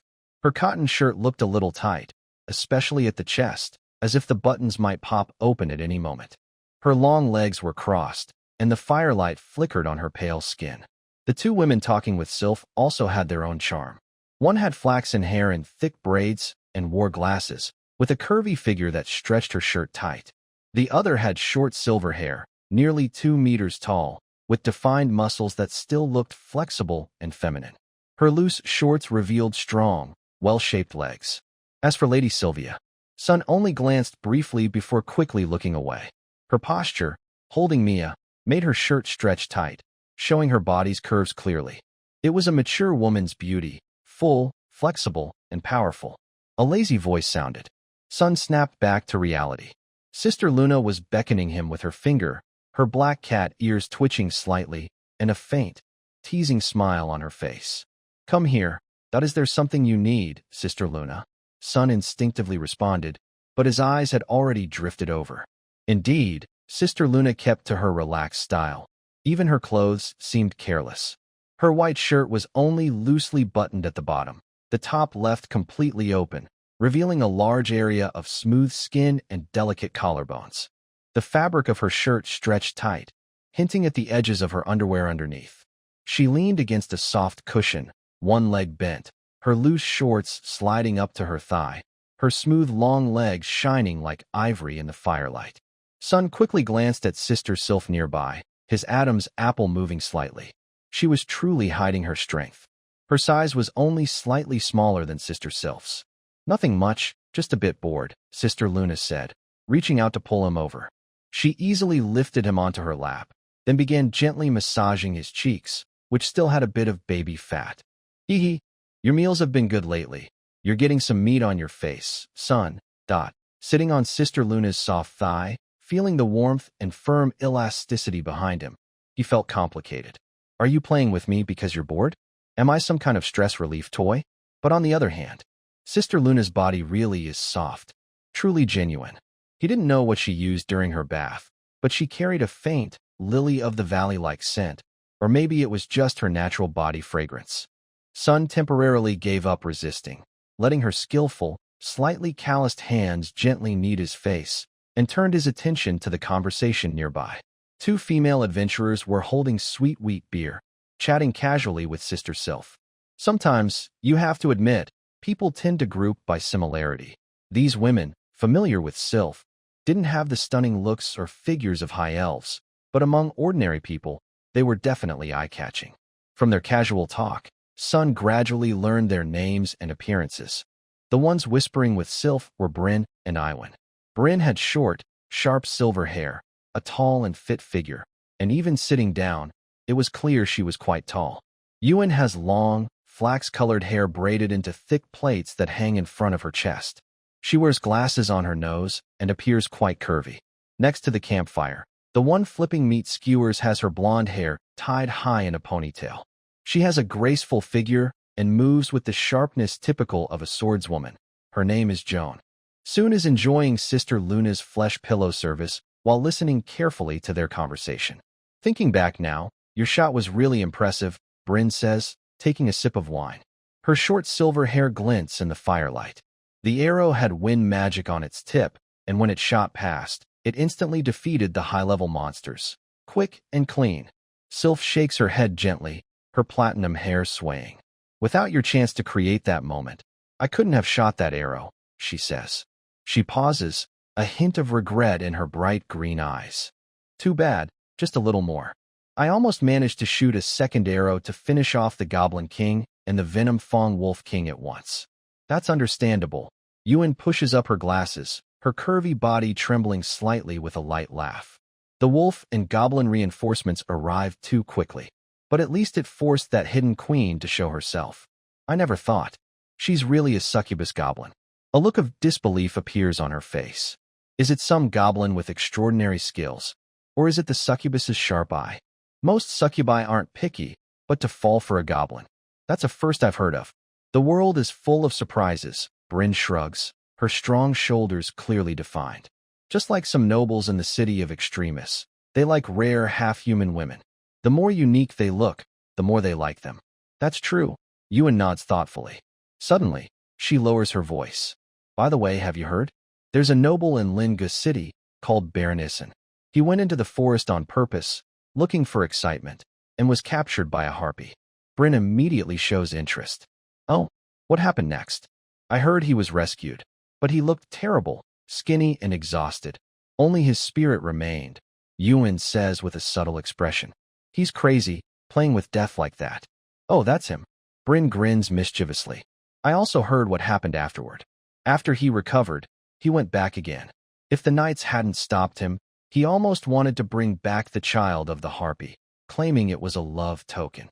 He even said, she doesn't eat me, so she must love me. What a hopeless case. When it comes to monster girls, Iwan shows a curious and subtle smile. Let's not talk about that. Have you heard? In the dream maze at the A-Race district, a new batch of slime species called shugs has arrived. People who have tried them say, it feels like sinking into the softest clouds, like you're melting away, and it's incredibly comfortable. Buren's eyes light up. I've heard about them too. They say the shugs are obedient and gentle, and good at taking care of people. If you earn their trust, they'll even follow you willingly. After this battle is over, do you want to give it a try?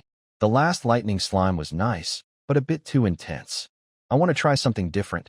Hee hee, Buren giggles, rubbing her hands. I want to go too. Silva quietly listens to her friend's conversation, her expression calm. She has also been to the Dream Customs House. It's a well-known place in Linga City, a brothel run by monster girls that caters mainly to women. Not only female adventurers, but even noble women from the city often visit. Some outsiders also come here for a look. The brothel is staffed entirely by women, and the manager is said to be a high-level succubus. She only experienced the most basic services at the time because she didn't have any particular desires in that area before. The only thing that left a deep impression was the excellent massage technique. It was simple but very relaxing, making her feel completely at ease. Silva's gaze unconsciously drifts to Soon. She recalls the unexpected, thirst-quenching moment a few days ago when her throat suddenly felt dry. She took a sip of sweet wheat ale from her wooden cup, but quickly put it down. It was also about quenching thirst, but for some reason, she felt that the wine in her hand was not as good as what Soon had that day. Hey, you too. Xiong walks over with some skewers of roasted meat, interrupting Buren and Iwan's increasingly suggestive conversation.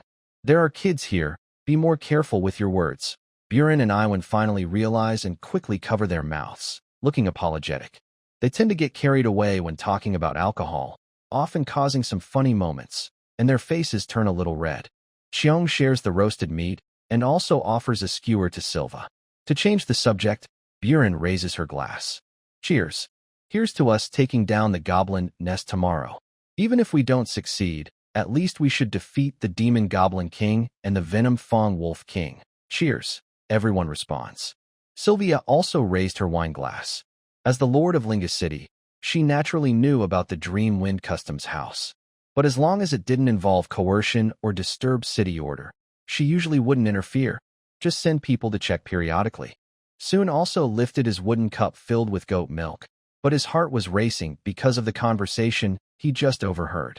Is there such a good place? It's truly very tempting. Ahem, as the top follower of the goddess, committed to spreading her glory across the world, I can't ignore such places. If I don't go to, who will? A customs house specifically for women? That sounds interesting. Change into different clothes, and everyone can be a beauty. Soon's little plan was clicking away in his mind, but his face still looked innocent. He raised his wooden cup and took a big sip of goat milk. In the next second, his pretty little face suddenly scrunched up. Puff! He barely held back from spitting it out, his whole face twisting. Wow! Someone spiked my milk. Soon quickly looked up, scanning the room. Nora was eagerly waiting for the roast meat. Mia was coquettishly snuggling in Sylvia's arms. Kane was focused on grilling the next batch. Joan was sharing food. Bryn and Iwan were toasting. Sylphian was quietly eating, and Sylvia was listening to Mia talk. Everyone looked perfectly normal. But Sister Luna. Her hands were resting on his little belly, rubbing lazily and comfortably. Soon suspiciously turned his head to look at her, but only met her half-closed, innocent-looking golden cat eyes. What's wrong, Soon? Is the goat milk not tasty? Sister Luna asked lazily. No, it's fine. Soon gritted his teeth, placing the remaining strange-tasting goat milk on the small table beside him. Don't let me find out who did this. Otherwise, you'll regret it. And when Soon turned his head away, Luna's eyes flashed with a sly smile. Behind her, her black cat tail swayed gently. At the tip, a half-empty wooden wine cup was curled. After lunch, the sun was warm. Near the forest, just a few hundred meters from Linchi Monastery, a small stream flowed gently. The water was clear and shallow, revealing smooth pebbles at the bottom, with a few small fish darting swiftly through. Sun, Mia, Nora, Leah, and the quiet twins Anna and Ellie are all by the creek. Sun used a beginner-level magic spell to summon vines and large leaves, setting up a simple shade shelter by the creek. It's not fancy, but it's enough to block the afternoon sun. They sit in the cool shade under the shelter.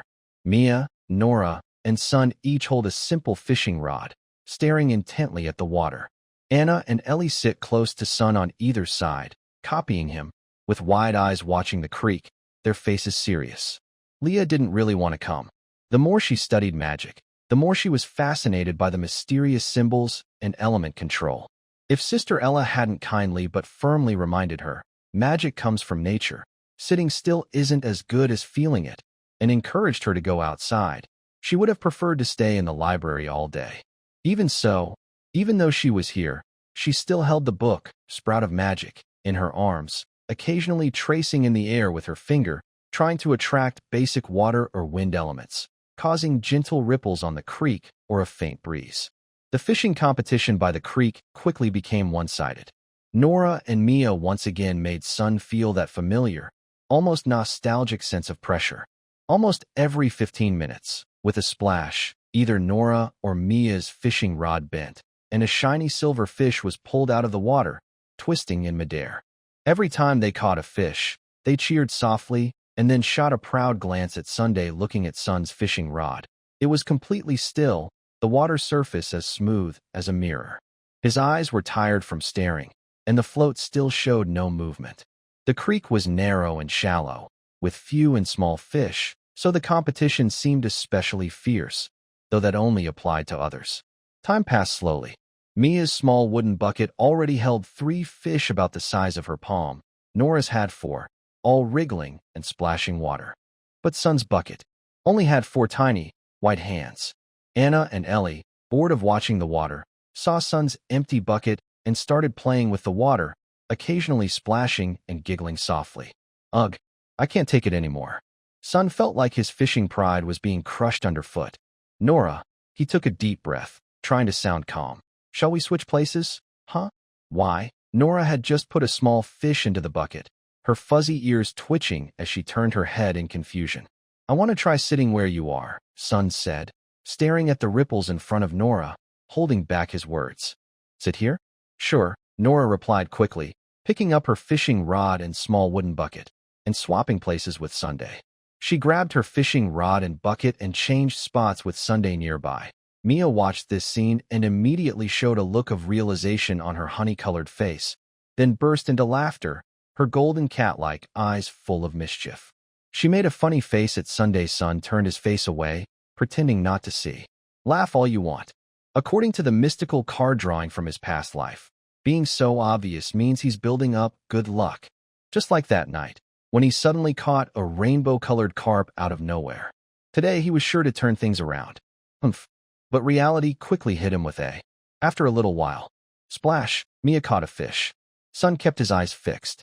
Splash, Nora, who had just moved to Sun's original spot, also caught a fish. Sun's expression started to falter. Anna, Ellie, he said hoarsely, could you sit with Sister Lila for a while? Anna and Ellie looked up, their big light blue eyes full of confusion. They actually liked sitting next to Sunday. But seeing that Sun didn't look well, and noticing Mia almost couldn't hold back her laughter, the two sensible little girls exchanged glances, nodded obediently, and held hands as they sat beside Lila. If it could make him feel better. With two distractions gone, Sun took a deep breath and focused all his attention on the float. It moved. The float seemed to tremble very slightly. Sun's heart leapt with joy, a smile spreading across his face. Wow, that's a big one. Nora, come help me. I can't hold it. Mia's shout and Nora's response rang out at the same time. Mia's fishing rod bent into an incredible arc, and she was almost dragged toward the creek by the fish. Noticing this, Nora immediately dropped her fishing rod and ran over, hugging Mia's waist from behind.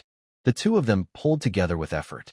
After a burst of splashing water, a shiny silver-scaled fish nearly as long as their calves was dragged up by their combined strength, flopping desperately on the grass nearby. Huh, we caught a big fish. Mia's face turned red with excitement as she high-fived Nora to celebrate. Then she held up the still struggling fish, deliberately swung it in front of Soon, lifted her chin, and stretched her tone. Hey, Soon.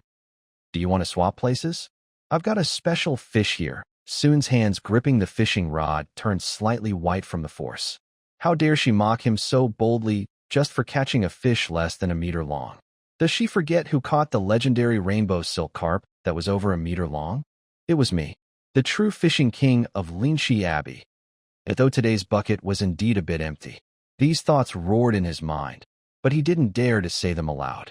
After all, he was now the real fishing king.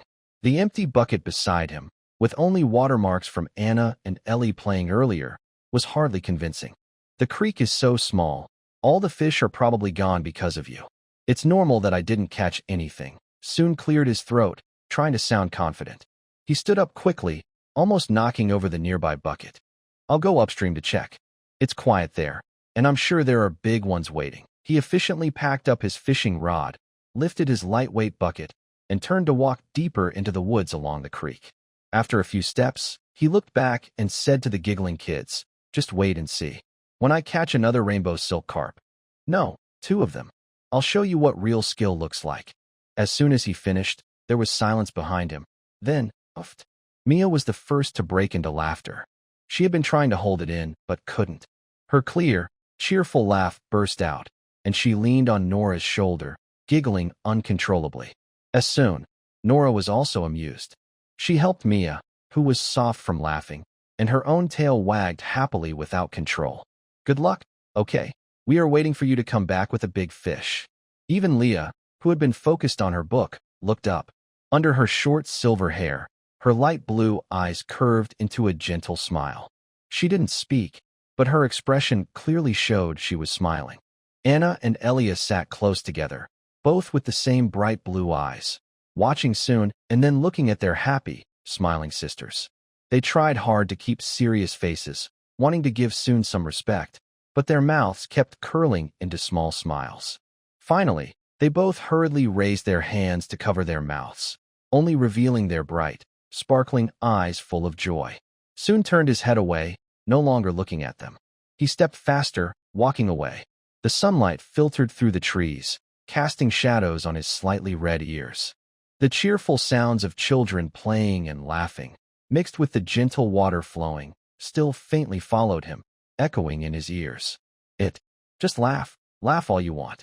He pursed his lips, feeling a little warm at his ears, but he kept walking faster, as if trying to leave behind the joyful sounds. The sunlight flickered through the leaves, dancing on his lowered eyelashes. I will catch the rainbow silk carp again. It's not about proving how great I am, but about telling you all that I will get back what I lost with my own hands. I am the greatest fisherman at Linchi Monastery.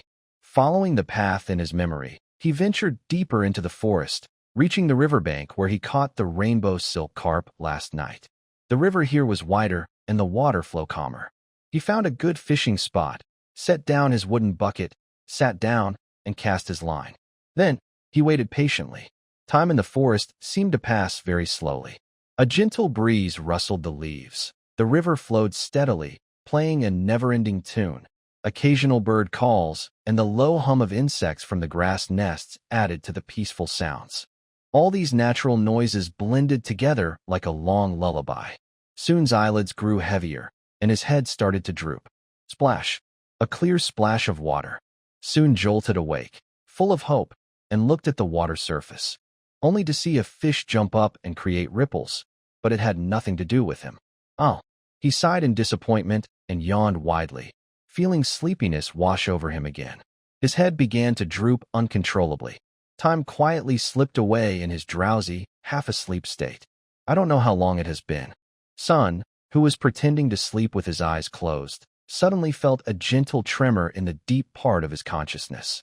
He absorbed a strange, very unfamiliar feeling of desire with a clearly mischievous tone. Sun's closed eyes suddenly opened. The laziness and sleepiness in his pupils disappeared instantly, replaced by a cold, clear awareness. About 50 meters away from him, behind a thick bush, 3 men dressed in worn leather armor and with sneaky looks were crouching.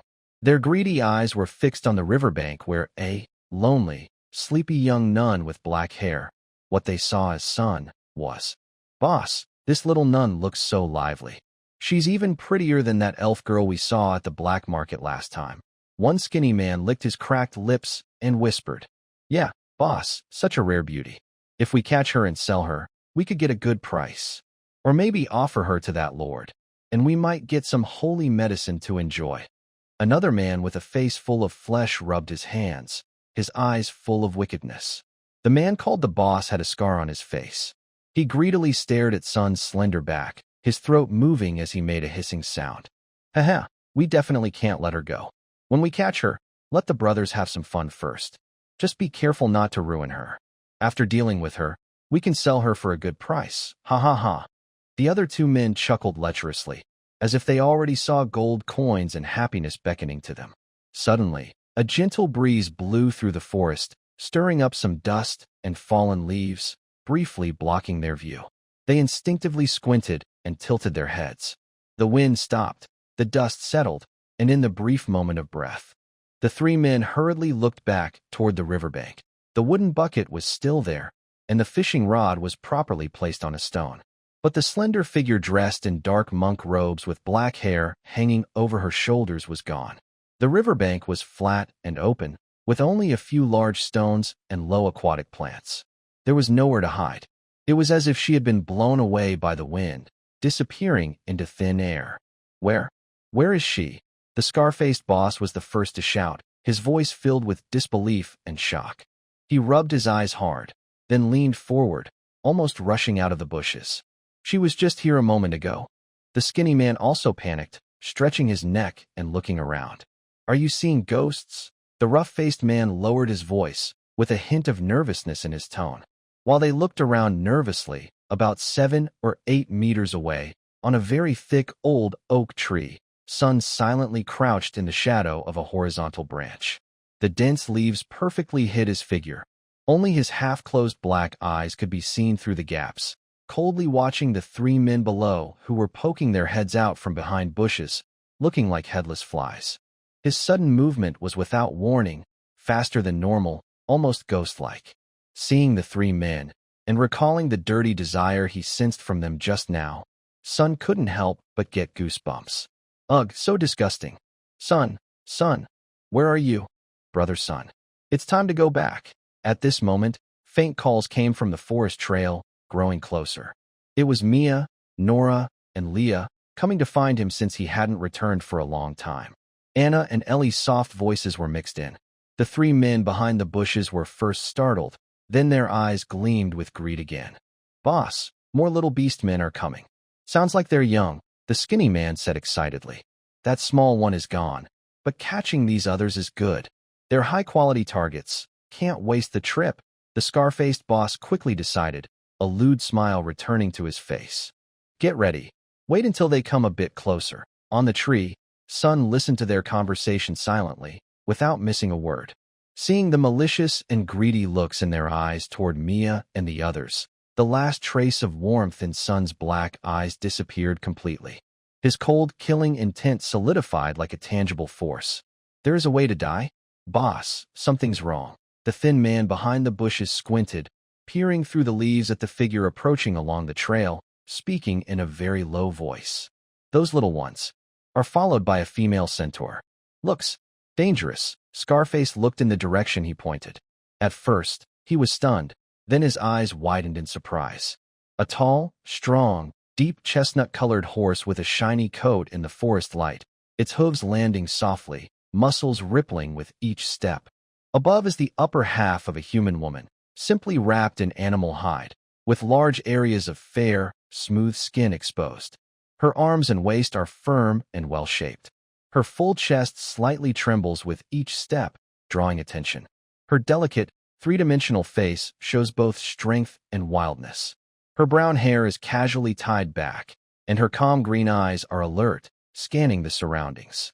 Swallowing hard, Scarface quickly notices that this centaur has no other decent gear besides a longbow on her back and a quiver of arrows. Everything else seems missing. His hesitation is immediately replaced by greed. "What's there to be afraid of?" Scarface snorts softly, lowering his voice. His eyes gleam with wickedness. 3 against 1, we have the advantage. Besides, look at her. No armor, just a broken bow. We're in the woods, not open ground. If we were out in the clearing, her 4 legs might be a problem, but here, with all these branches and vines, she can't run far." The more he talks, the more convinced he becomes. His courage grows. He licks his lips. "Grab the weapons. Get ready to attack. That mare looks like good loot, plus those little ones. This will be a big score, enough for us to have fun for a long time." The 3 of them quietly reach behind their waists and take out silent crossbows. These crossbows aren't powerful, but are silent and deadly at close range. Scarface also reaches into his pocket, pulling out a bulging leather pouch. He unscrews it and carefully spreads a thick, dark green liquid onto the arrow tips. "Spread it evenly," he whispers proudly. "This is new stuff I got from the Black Viper, the sleeper poison. Not just humans. Mid-level monsters will be paralyzed for half a day if hit. When the time comes, aim carefully and take down that mare first. The little ones won't be a problem after that." Before he finishes speaking, a small hand suddenly reaches out from the side and quietly snatches the pouch of poison from his hand. "Really? I don't quite believe it." A calm, childlike voice whispers close to his ear. Scarface, focused on his work, doesn't realize immediately. He casually responds, "How could that be false? The Black Viper brand. Daring to cheat me, I'll skin him." Huh. The last word suddenly shifts tone. He suddenly realizes something is wrong. This voice is too close. And this is definitely not the voices of his 2 followers. A sudden chill ran up his spine. Scarface looked up in fear, and his neck made a soft cracking sound from the sudden movement. Then his pupils shrank sharply. His 2 companions had been with rough vines, their mouths stuffed with moss and rotten leaves, only able to make muffled, "oh" sounds. Their 4 eyes were wide with fear, desperately twisting their bodies to get his attention. Standing in front of him was the pretty little nun they had previously been watching with greed, so close he could see every eyelash. No, that's not right. Being so close, Scarface immediately sensed something was wrong. The face was indeed overly beautiful, but with his many years of experience, he could instantly tell the difference. This was not a woman. At this moment, the other person was tilting their head slightly, looking at him with calm, black eyes, casually holding a bag of poison. Scarface's face twitched, and his heart pounded wildly in his chest. Something was very wrong. When did this little ghost get behind him? Why hadn't he noticed any movement? And what about those vines? His years of experience in bloodshed warned him fiercely. Without hesitation, he clenched a half-ready crossbow arrow in his left hand, and in a flash, drew his dagger from his waist, aiming a fierce stab at Suin's chest. This strike was fast and deadly, with the reckless determination of a desperado. But the dagger missed. The small figure before him flickered like a reflection in water and disappeared. The next moment, a voice sounded right behind his head. "Don't be so sudden. It's quite scary." Scarface spun around quickly, only to see Suin standing a few steps behind where he had just been, perfectly still, not even a strand of clothing out of place. What the heck? Scarface's mind was in chaos.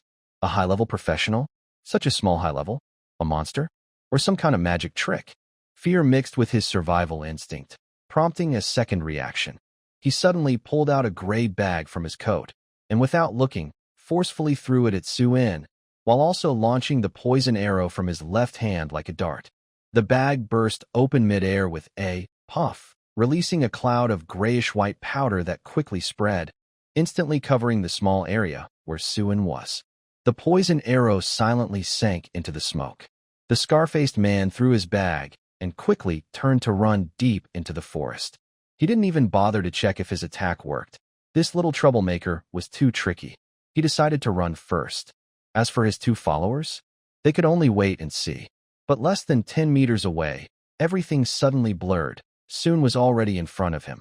Before the scar-faced man could react, Suin moved slightly, swinging his right leg like a whip and kicking hard at his knee. "Ugh!" The scar-faced man grunted, feeling a sudden rush of pain and numbness in his knee. He lost his balance and fell forward. He opened his mouth wide, about to scream. Suin casually flicked his fingers, and a wet patch of moss shot up and precisely stuffed into his open mouth, silencing his scream into a muffled whimper. Bang! The scar-faced man fell face first onto the fallen leaves, dust flying up. He struggled to move, but he was tightly bound by dark green vines that had wrapped around him, growing tighter and tighter. Suin stood still, brushing dust off his clothes. With a flick of his fingertips, more vines sprouted from all around, dragging the helpless scar-faced man back to the ground, along with his two already tied-up followers, forming a tight bundle. Suin glanced at these three struggling troublemakers and then silently disappeared into the shadows of the forest. "Mia, Mia!" Mia's voice echoed through the woods, full of urgency. Nora led the way, sniffing the air with her golden dog ears standing straight. She tried to catch the familiar scent. "This way. The smell is still fresh," she said, turning back. Her tail swayed nervously from side to side. Leah held Anna with one hand and Ellie with the other, walking in the middle. The twins had never entered the deep forest without the big nun before. They felt scared but also excited. They clung tightly to Sister Leah, their big blue eyes curious as they looked around at the tall, strange trees and bushes they had never seen in the monastery garden. Suin, where are you? We promised not to laugh at you. Come out now," Mia called again, cupping her hands around her mouth. Her black cat ears twitched nervously as she hurriedly looked around. Hearing this, Suin, who was rushing over, couldn't help but twitch his mouth. This sentence sounds a bit awkward. He was just feeling a little upset. He sighed, and in the next moment, his figure appeared silently like a shadow right in front of the path, less than 5 steps from Mia and the others. Wow! Ugh! A few children were startled by the sudden appearance and stepped back quickly, shouting in surprise. Anna and Ellie turned pale and tightly hugged Leah. When they saw it was Suin, everyone relaxed and then pouted. "Suin, you scared us to death." Mia was the first to shout, her small face puffed up with anger. "Why did you suddenly jump out?" Exactly, Nora nodded, her tail bristling like a fluffy cloud, then slowly settling down. Leah gently patted the still shivering twins in her arms and looked at Suin with disapproval. Seeing their frightened expressions, especially Anna and Ellie with their watery blue eyes, Suin realized that his sudden appearance was a bit reckless. "Sorry, I scared you." He quickly softened his tone. "Are you okay, Anna, Ellie?" The twins saw Suin's apologetic face and hurriedly let go of Leah, waving their little hands. "It's okay, big brother Suin," Ellie whispered, sniffling. "We just got startled," Anna added shyly, glancing at Suin. Then, their curiosity quickly overtook their lingering fear. "Big brother Suin, how did you do that just now?" You appeared so quickly. That was amazing. Their identical, sparkling eyes looked at him with pure admiration. Being watched with such innocent admiration, Soon felt a little lightheaded.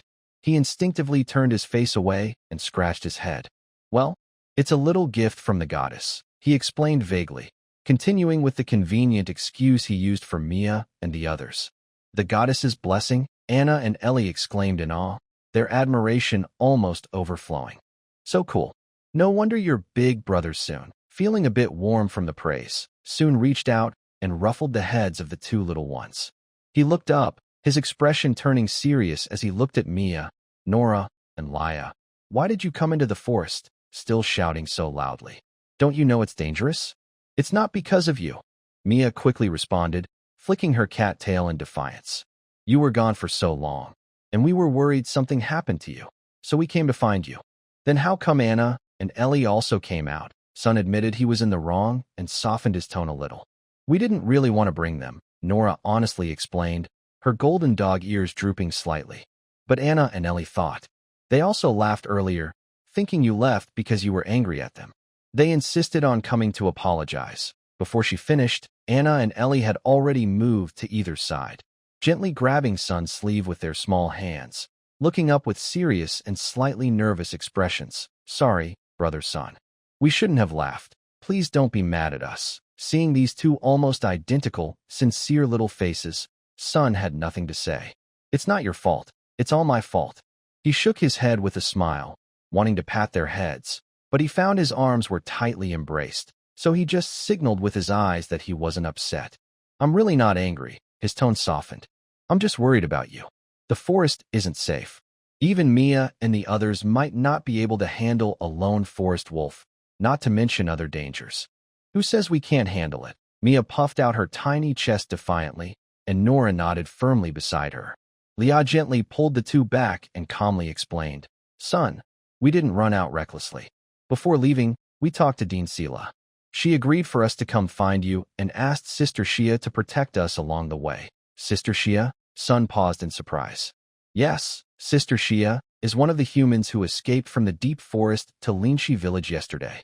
She's a very powerful centaur warrior. She volunteered to help and assist Sister Belna and the others in maintaining the order of the monastery in the village. Leah continued, her gaze shifting toward the dense woods behind everyone. With her here, Dean Sela felt safe enough to let us come find you. A centaur woman? Sun immediately remembered the centaur he treated yesterday. At that time, she was badly injured, with faint breath, but her tall, muscular figure and overly full curves left a deep impression on him. Could it be? At that moment, a very faint sound of hooves, almost absorbed by the falling leaves, reached their ears.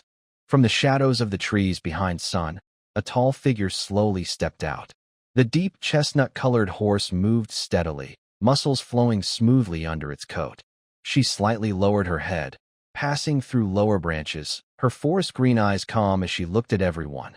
Finally focusing on Sunday, Lord Sunday, her voice was soft, with a gentle female tone, but restrained, making it sound calm. Sun turned around and looked up at the approaching centaur. Her face, cleaned of blood and dirt, was clear in the light. Delicate, three-dimensional, with a heroic yet wild charm, just the type he liked. Seeing those familiar curves, Sun immediately recognized her. It was her, the injured centaur from yesterday. It's you, Sun said with a smile. Thank you for saving me that day. Xia slightly bowed, a gesture of respect. I haven't told you my name yet. I am Xia. Oh, Xia, Sun said naturally, extending his hand. A faint hint of confusion flickered in Xia's green eyes, but she quickly understood that this was a friendly gesture. However, Sun was quite small for her, so she had to bend down significantly to shake his hand. Her hand was small, warm, and soft. At the moment of the handshake, Sun leaned forward slightly and asked very quickly in a whisper only the two could hear, Did you see them? Xia's green eyes flickered. The bandits behind them? She watched Sun turn his back to Mia, Nora, Leah, and the twins, giving a very light, show gesture. She immediately understood. He didn't want those children to know about the danger just now. She quietly glanced at Mia, Nora, Leah, and the twins, who were curious, then looked back at Sun's face. nodding very slightly but clearly. Sun sighed in relief, withdrew his hand, and returned to a relaxed expression. He turned to the children and said, "Let's go back quickly. It's not safe to stay in the forest for too long." "But what about your fishing rod and bucket?" Nora asked. "Ah." Sun slapped his forehead, showing a frustrated expression. "I left them by the river. You should go back with Xia first." Nora yawned, rubbed her eyes, and said, "Then hurry up." Mia didn't speak. She just looked at Sun for a few seconds, a hint of suspicion in her golden cat eyes. But she didn't say much, only nodded. Xia slightly bowed her body and said, "Please come up. I will take you back." Her horse was broad, and although it was a bit crowded with 5 children, they managed to sit on it. Sun helped everyone onto Xia's horse. After watching her carry the children away, he turned and left. "Hold on tight," Xia warned. Then she kicked her horse into motion. Her steps were steady and quick. Even with 5 people, she ran smoothly along the forest trail, showing her excellent control and familiarity with the terrain. Near the side gate of the monastery, Xia stopped and let the children get off one by one. Nora, feeling sleepy, waved and ran toward the dormitory area. Laya politely thanked Xia and led the twins toward the library. Mia was the last to jump lightly off the horse, her toes touching the grass gently. She didn't leave immediately. Instead, she turned around, looked up at the tall centaur, and asked directly, "Xia sister, in the forest just now, did something happen?" "Did Sun get into trouble?" Xia lowered her head. A flash of surprise crossed her forest green eyes, but her expression remained calm. "Why do you ask?" "Intuition," Mia answered straightforwardly. "Sun looked normal just now, but he was eager to send us away and insisted on going back alone. Also, Xia sister, you were always behind us, but when you met Sun, you appeared from behind him." She paused and added uncertainly, "And when you shook hands with him, you paused for a moment." Xia was silent for a moment. The sharpness of this little cat girl exceeded her expectations. "He told me not to tell anyone," Xia finally said, her voice still calm. "I know." Mia leaned in closer and lowered her voice. "But think about it, Xia sister. Sun has the amazing powers given by the goddess, and he's very fast, but his body is actually similar to ours, maybe even weaker. His swordsmanship is better than ours. When we played wrestling, Nora and I held him tightly, and he couldn't break free. He went back into the forest alone. What if the trouble from earlier wasn't fully dealt with? Or if he encounters other dangers again?" Xia's eyes flickered slightly. She wasn't sure about Sun's physical strength. If what Mia said is true, that Sun is fast but physically weak, in the complex and dangerous forest, being ambushed or caught off guard could be very risky. Seeing Xia's expression soften, Mia quickly took the opportunity and became serious. "Big sister Xia, lately the goblins in the forest have been getting more aggressive. Who knows where they might appear from? Even if Sun can run, what if he's surrounded? Or if he encounters smarter monsters?" Xia looked toward the forest. Deep in her calm green eyes, something seemed to settle. Unconsciously, she raised her hand and lightly touched her neck. The warm feeling from yesterday still seemed to linger on her skin. "Come up," she suddenly lowered herself and said briefly. Mia's eyes lit up. She smoothly turned her horse around, holding on to Xia's slim, firm waist to steady herself. "Hold on tight," Xia reminded her again, then kicked her horse into motion. Like an arrow shot from a bow, they sped toward the forest where Sun had gone. Their speed was noticeably faster. The rushing wind made Mia squint her eyes, her black hair flying behind her. She hugged Xia's waist tightly, but a small smile crept onto her lips. Her plan was working. Deep in the forest, the light was broken into fragments by the thick canopy. Sun stood again in front of 3 tangled figures bound with vines, expressionless. Their mouths were stuffed tightly, only able to make muffled sounds, full of fear and pleading. Only the scar-faced leader still had a trace of resentment in his eyes. Sun ignored their gazes. He raised his hand, and a faint green glow appeared at his fingertips.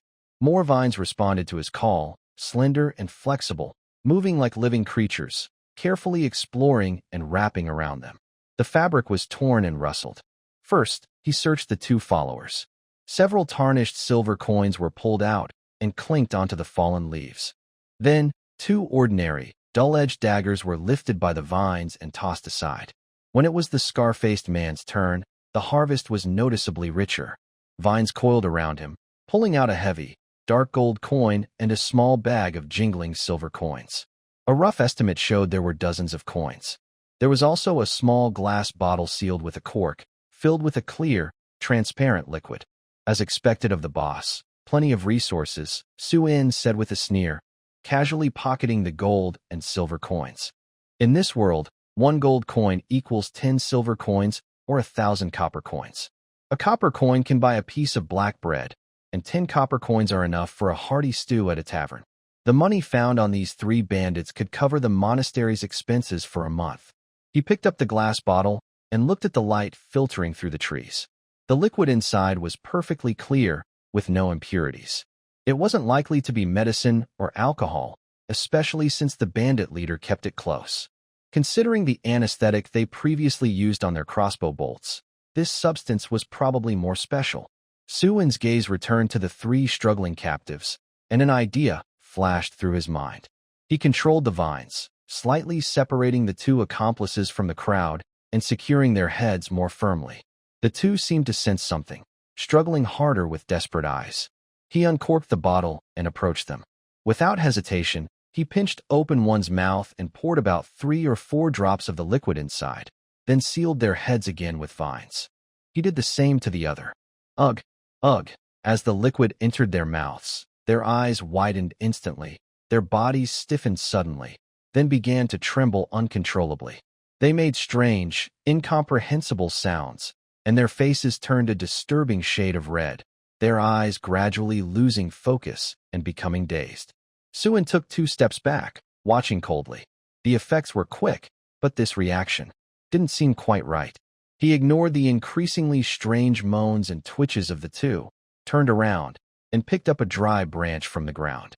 He walked over to the scar-faced man and jabbed his face with the branch tip. "Tell me, who are you? What are you doing in this forest?" Su-in had originally been ready to kill them, planning to drown these 3 and be done with it. But after calming down, he remembered the scar-faced man's accidental mention of that lord earlier and their skilled catching methods.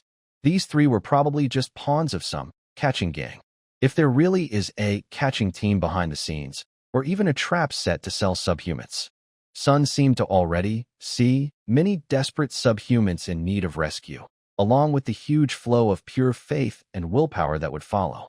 Ahem, as a devout follower under the goddess, eliminating such evil and saving innocent lives is naturally my duty. Sun wiped the corner of his mouth and noticed that the scar-faced man was just glaring at him without answering. He frowned, angry, and poked him again. "I'm asking you. Speak." "Ugh. Ugh." The scar-faced man twisted his neck violently, his eyes darting down urgently to indicate his mouth was still blocked. Oh. Sun finally realized and awkwardly manipulated the vines, pulling out the mossy, rotten leaves blocking his mouth. Cough, cough. Spit. "Lord, please spare me, Lord." Once his mouth was free, the scar-faced man immediately wailed. "I was blind and offended you. You can take my money. Just please show mercy and give me a way to live. I promise to immediately leave the Tide Forest and never." He didn't finish his sentence. Suddenly, 3 sharp ice spikes materialized out of nowhere, precisely pressing against his throat, forehead, and lower abdomen. The cold sensation instantly silenced all his words and hope, and cold sweat streamed down his forehead. "Answer my question." Sun's voice was calm, with no fluctuation, but the ice spikes hovering over his vital points were more intimidating than any roar. "No nonsense.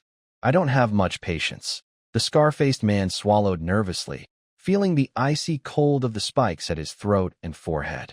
He glanced at the 2 younger men beside him, both flushed and dazed, rubbing against each other with strange sounds, feeling even more fear. "Why, yes, Lord," I answer. "Who are you? What are you doing in the forest?" "We are adventurers registered in the Extreme City. But mainly, we work for the catching team of the Golden Flow Merchant Guild. Recently, the Tide Forest has been chaotic, goblins are everywhere, many subhuman tribes are fleeing, so it's a good time for buying supplies." The scar-faced man stammered. "How many subhumans have you caught? Where are they kept? Where are they sent? We just got involved with this line not long ago. We caught only a few, 3 runaways, 2 young fox tribe children, and an old deer man. We don't have a fixed holding place. The catching team moves around the forest outskirts to avoid patrols from Linga City and resistance from powerful subhumans. How do I contact the catching team to hand over the goods? It's the gold coin you just took, sir, Scarface quickly replied, as if clutching a lifeline. That's a special token from the Gold Trade Guild. It has a magic array engraved on it for tracking and communication. Every hour, it slightly heats up and vibrates, sending the latest meeting coordinates directly into the holder's mind. That's how we find the team and deliver the prey. To prove his words, the gold coin in Sun's arms indeed started to warm slightly and emitted a gentle, rhythmic vibration. Sun took it out and held it in his palm. Sure enough, a faint but clear stream of information flooded into his mind, coordinates and a short, repeating rune mark, which seemed to be some kind of identity verification. Interesting. Sun's eyes showed understanding. This method is discreet and efficient. Whoosh. His figure suddenly vanished without warning, leaving only a faint disturbance in the air. Scarface was stunned at first, then burst into wild joy. That kid's gone. Opportunity. He immediately twisted his body desperately, trying to bite through the tough vines that bound him. After Sun left, the vines seemed less lively but still held firm, making escape seem hopeless. What the is this?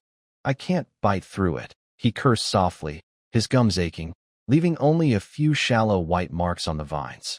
Meanwhile, the 2 little henchmen nearby, who had been drugged, looked even worse.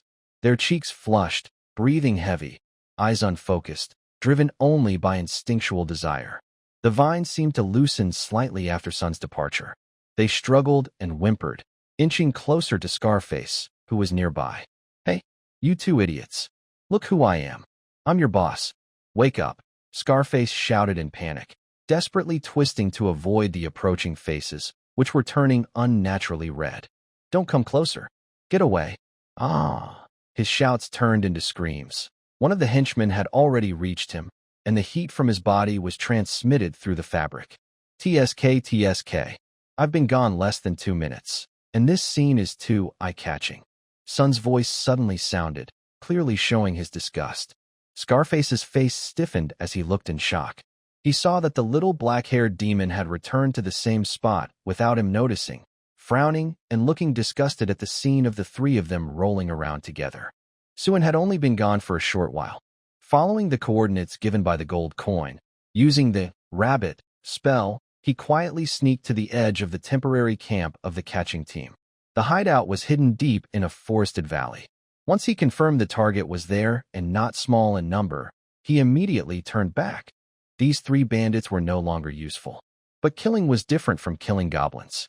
To him, goblins seemed more like savage beasts. Killing them was simple. But humans, even the most wicked bandits, it was the first time he faced such a situation. Hey, I got it. Suddenly, Suin had an idea when he was struggling. He turned around, with his back to the 3 bandits tangled together, and covered his ears with his hand. Scarface looked terrified, eyes wide. He saw that beneath Suin's feet, the green magical glow lit up again, even brighter than before. Leaves and dirt on the ground started to move unnaturally, bulging and rolling. Ugh! He wanted to shout, to beg for mercy, but his mouth was sealed again, only able to emit a hopeless muffled sound. He felt the vines binding him tighten suddenly, almost suffocating him, dragging him and the 2 unconscious little brothers toward the soft riverbank washed out by the river. Meanwhile, above their heads, the air temperature suddenly dropped. 7 or 8 large ice spikes, as thick as arms and sharp at the tips, emitting a chilling cold, quickly formed under the magic. The tips pointed downward, aiming at their vital points. Thud! The ice spikes fell precisely, accompanied by the dull sound of piercing flesh and the cracking of bones. Struggling, whimpering, and those uncomfortable groans stopped abruptly. Next, heavy objects rolled onto the riverbank, splashing water everywhere. Suin waited a few more seconds, then lowered his hand from his ears, slowly turned around, and a smile appeared on his face. Lost lambs, the messenger of the goddess has come to save you. After dealing with the 3 bandits, Suin left the riverbank and followed the gold coin's guidance back to the temporary camp of the catching team. It was a simple camp built roughly into a natural hollow in the rock wall, with a faint view of a dark mountain cave entrance. At this moment, many rough-looking people wearing mismatched leather armor and with fierce eyes are harshly driving and dragging a group of subhumans bound with ropes into a cave. Among the captured subhumans are a young fox girl, a strong bear boy, and an old deer man with shaky steps and hollow eyes. Every face shows fear and despair. Soon brushed back his slightly long black hair from his forehead. He seemed to hear the lost lambs calling for help. Good, now it's his turn to appear. At the cave entrance, 2 guards leaned against the stone wall, chatting casually. This trip was tough. We've been crawling through the woods for 7 or 8 days. My legs are almost broken. One scar-faced man spat out a grass root. Be grateful. His bald companion wiped a thin layer of sweat from his forehead. We only need to guard here, and we get paid.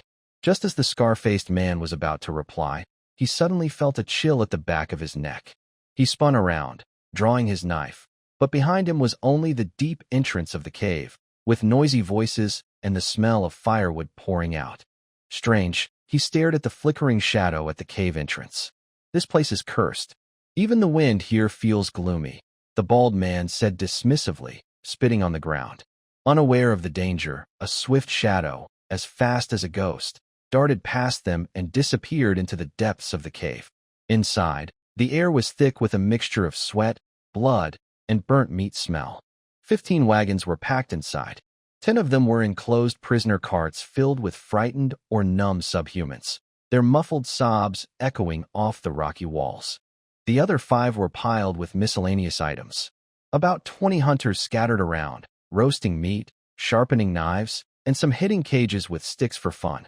Soon's figure seemed to seep out of the darkness, appearing directly beside the brightest campfire in the cave, facing the prisoner carts. The 2 closest guards were the first to notice.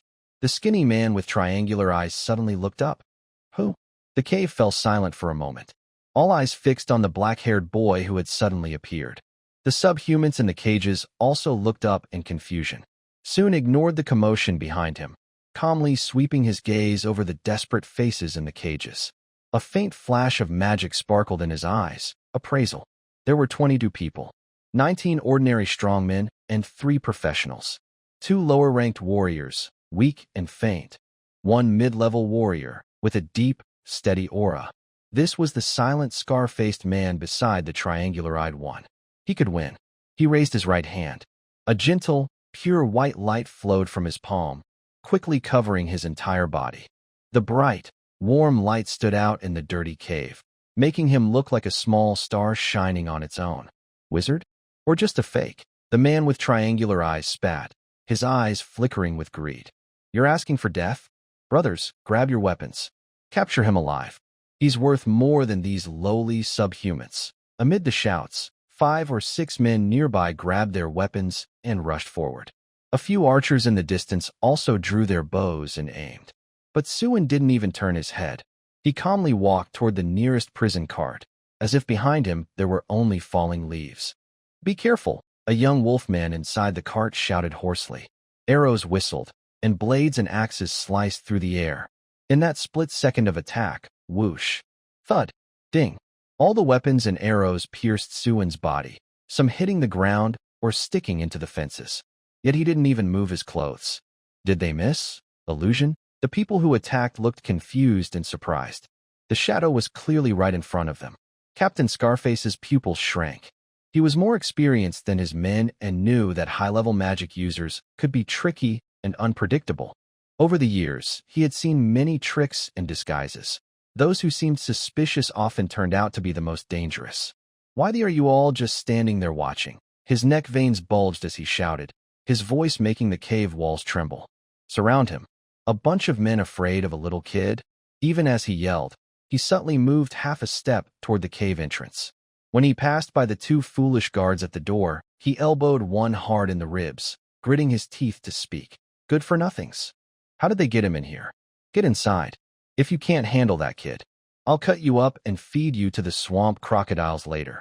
The 2 guards felt bitter inside, but could only grit their teeth, draw their swords, and join the fight. Meanwhile, Suin had reached the first prison cart, placing his hand on the rough, cold bars.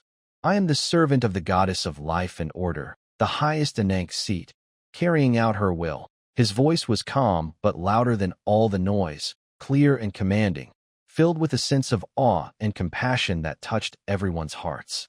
The subhumans inside the cart stared blankly at the glowing boy. The light shone through the gaps in the bars, bringing an indescribable warmth, like a campfire in the cold or the glimpse of stars in darkness. The goddess shows mercy to all beings, seeing all living creatures as equal citizens. Suin's gaze swept over every face. They steal freedom, sell their own kind, and exchange suffering for dirty coins. This is a grave sin against the order of life. As he spoke, the light around him grew brighter, as if it could reach into the darkest corners of the mind, awakening a faint hope for light and salvation. I come by the goddess's command, he said slowly, turning to face the restless catchers for the first time. In his calm, dark eyes, flickering flames were reflected, yet they remained cold and emotionless. I give lost souls their final guidance, offer redemption to the suffering, and punish the unrepentant evildoers. Before he finished, a white glow behind him swayed and gathered, and through the interplay of light and shadow, a vague, majestic female figure appeared. She wore a crown of stars, held a balance and a sprig, her face shining with light, but only her eyes, full of endless life and order, were visible, gentle yet commanding as they looked down. Though just an illusion created by magic, her pure divine aura made the entire cave suddenly silent. With justice and thorough purification, the moment the words, judgment, fell, a sudden change occurred. The light from Su-In and the goddess's illusion burst forth simultaneously, transforming into countless tiny, sparkling rays of light, like serpents of energy shooting out. These rays skillfully avoided the prison carts, but precisely wrapped around the wrists, ankles, and necks of each captured catcher who rushed forward. I can't move. Hot. So hot. The captured people cried out in terror. The light pressed into their skin, causing burning pain like holy flames, and a heavy force surged inside them, washing away their chaotic energy and fierce temper. Their muscles grew weak, blood and breath reversed, and they staggered to the ground. Listening to the captor's screams, Su-In remained unmoved, closing his eyes slightly and chanting a divine prayer filled with hints and emotional guidance. More tiny light spots, like a gentle breeze of star dust, drifted from him and the goddess's illusion, softly falling onto the prison carts and seeping into each person's body. When these light spots touched the skin, they turned into warm, soothing currents. The subjugated beings were stunned to feel that the exhaustion from days of escape, the biting cold, the injuries, and the overwhelming fear and despair, all seemed to meld away quickly under this warm flow. Instead, the vital energy of life itself refilled their bodies. At the same time, Su-In's prayer and the noble, compassionate image of the goddess directly touched the depths of their souls. The power of suggestion made the warmth and safety they felt physically closely linked to the sacred scene before them and the goddess's name echoing in their ears. The amplifying power of emotion stirred feelings of relief after surviving, gratitude to the rescuers, confusion about the future, and an instinctive longing for light, all multiplied, focused, and elevated 100 times. In extreme hardship, touched by a direct miracle, shaken by the sacred image, and guided by suggestion, these imprisoned subhumans naturally showed a strong desire to turn to the divine. Hope. This is the light of hope brought by the goddess. The oldest deer man was the first to tremble and kneel, crying out in ancient deer language, tears streaming down his face. Next, all the subhumans in the prison carts, regardless of race or age, assumed the highest respectful gestures of their tribes, kneeling, clasping their hands over their hearts, or raising their arms upward, looking at the goddess's image and Su-In with gratitude, trust, and almost burning devotion. Yes, Su-In still maintained a pure and devout appearance, but inside, he was overjoyed. A large amount of pure, bright, sincere faith and prayerful energy surged from these subhumans, like rivers flowing into the sea, continuously feeding the tender green sapling in his mind. The sapling's branches and leaves stretched happily, absorbing pure energy. Its trunk grew sturdier, and the yellow bud beneath the small green fruit at the top finally burst open with a pop, bearing fruit. Not only that, as the yellow bud turned into a new fruit, excess faith energy flowed into the original green fruit at the top until it was completely absorbed. That fruit visibly swelled by a whole circle. But it was not enough. Not enough. Suin could clearly feel the joy and sway of the sapling in his mind. If he could pour in one or two more such waves of faith, the power of the second talisman might be born. He reopened his eyes, a hint of satisfied golden light flashing briefly.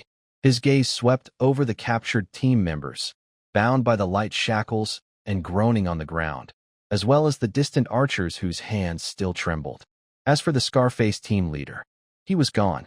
Only a hurried trail of footprints remained near the cave entrance. Can they escape? Sun's mouth curved into a slight smile. He gently flicked his finger in the air, and several pure magic threads shot out precisely, like clever keys, instantly unlocking the rough iron locks on the cages and the ropes and shackles on the subhumans. At the same time, the light shackles around the captors suddenly tightened, fixing them firmly to the ground or the rock walls, completely taking away their ability to move. The next scene might be too intense and not suitable for spectators. Sun didn't stay any longer. His figure flickered and appeared outside the cave, leaving the chaos and the impending outburst behind. On the other side, within less than a minute, the scar-faced captain desperately ran through the woods, covering several thousand meters. Heavy breathing tore at his lungs, and his heart pounded as if it was about to burst. This was the second time in his life he had run so fast. The first was when he was chased all day and night by the guards and hunting dogs after sleeping with a young lady of a fierce noble. Thinking he was far enough away, he suddenly stopped, leaning against the rough trunk of an ancient tree, gasping heavily. Sweat soaked his dirty leather armor. Today's just bad luck, running into such a creepy thing, he muttered softly, still trembling from fear as he looked back. The forest was dense and leafy, and he could no longer see the cave even faintly. It should be safe now, right? As this thought crossed his mind, his body suddenly bristled with fear. The forest light had darkened significantly, and the faint sounds of insects and birds had completely disappeared, leaving only deathly silence. An invisible, cold pressure spread out.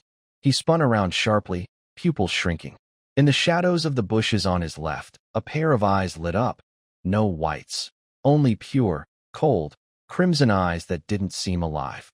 Then, on the right, behind him, ahead of him, three pairs of crimson glowing eyes silently appeared from every shadow, surrounding him completely.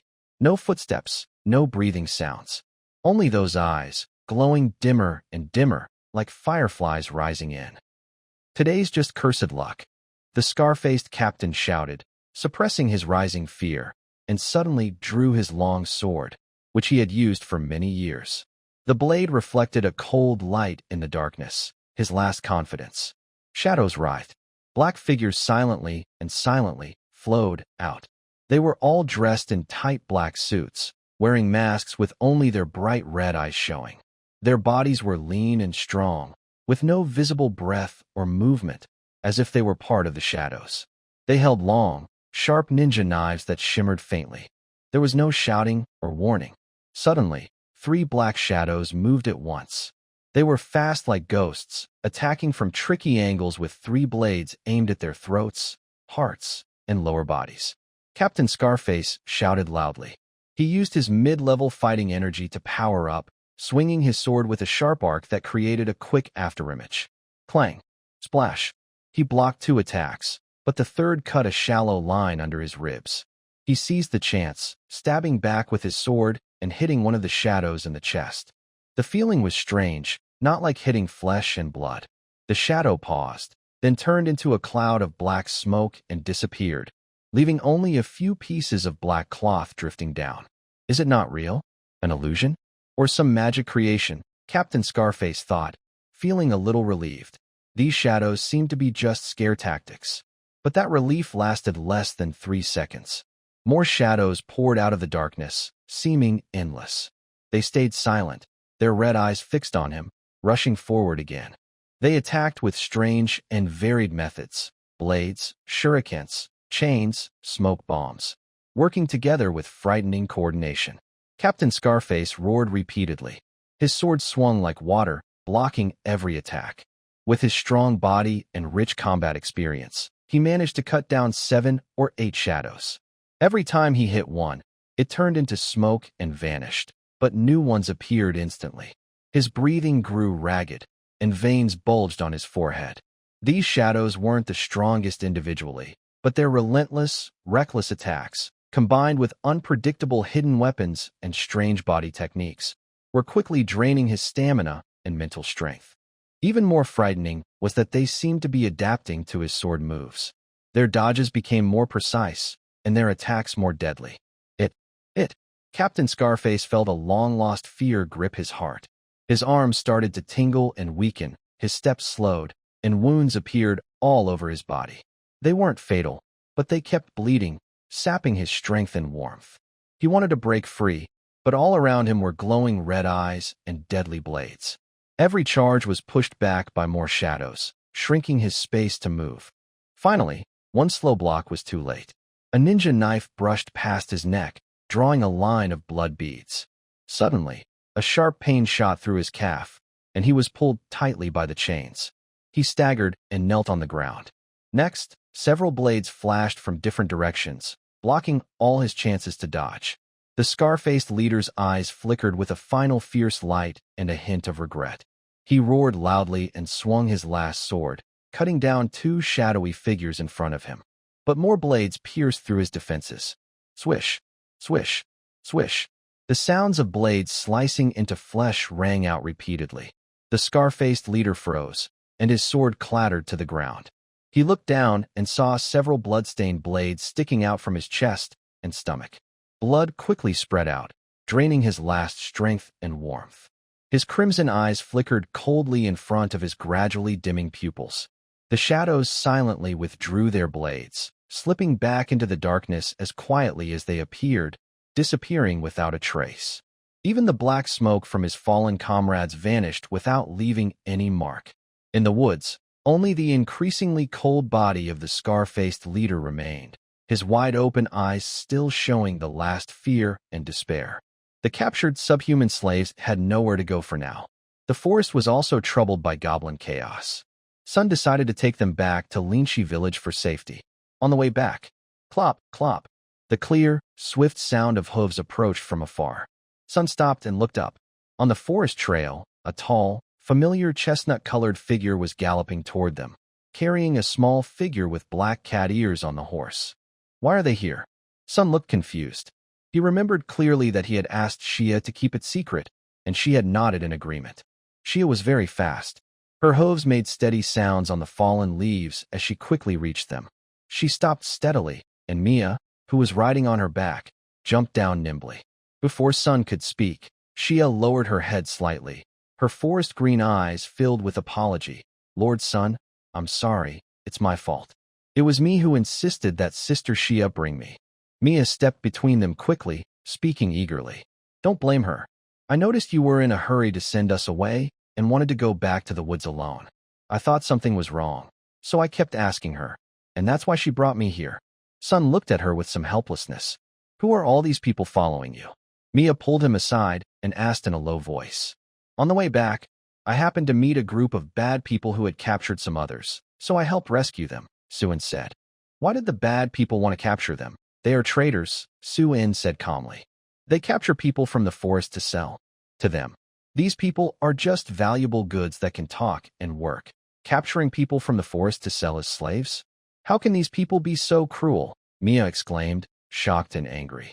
"Otherwise, do you think that's why Director Sela and Sister Berna always warn you not to go deep into the forest without adults?" Suin whispered. "The dangers in the forest are much more than just the monsters you see." At this moment, Sia suddenly crossed over the two of them and tightly hugged 2 young female centaurs from the crowd.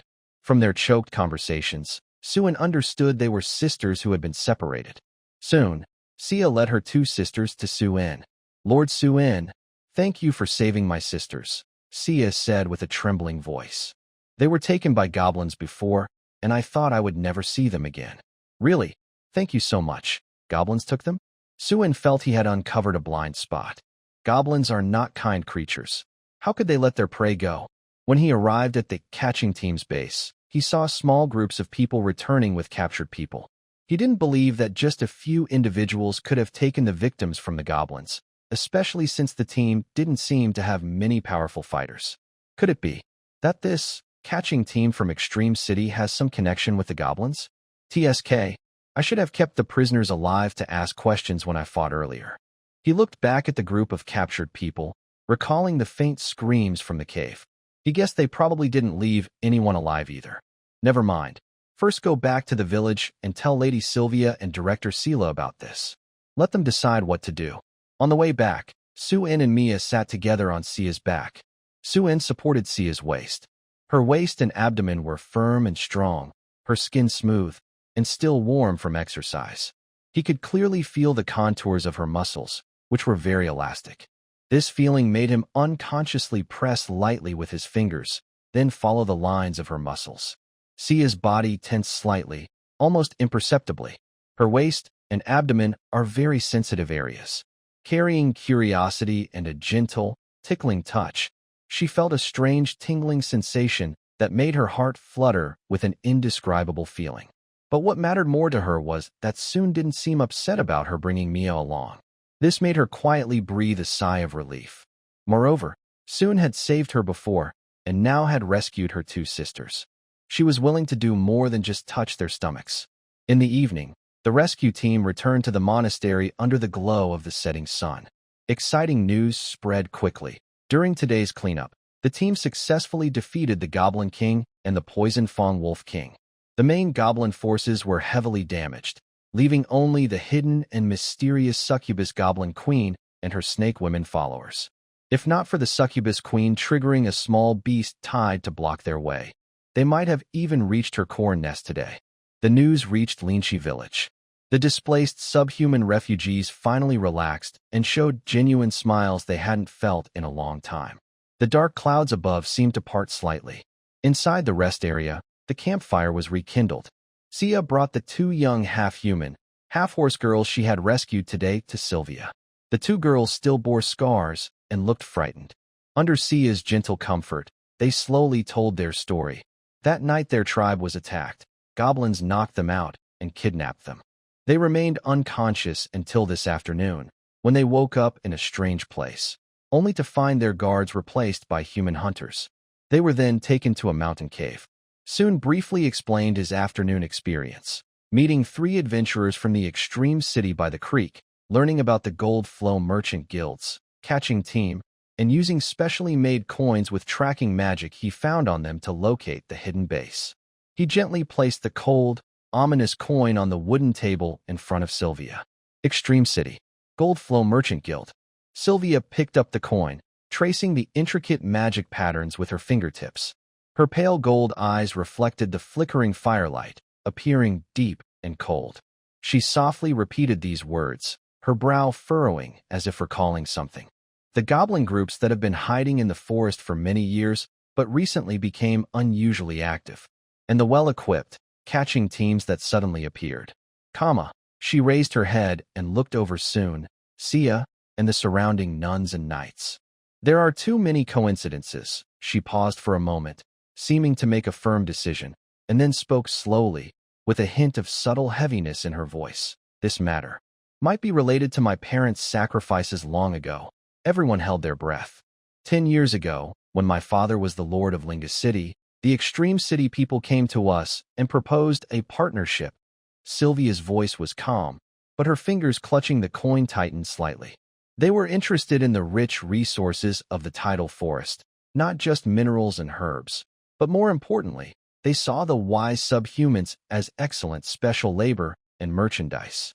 They wanted to work with Linga City to build a steady capture and transport route, sharing the benefits. My father, he firmly refused. The founding of Linga City was originally to protect those subhumans who didn't want to get involved in human conflicts or struggled to survive in the forest.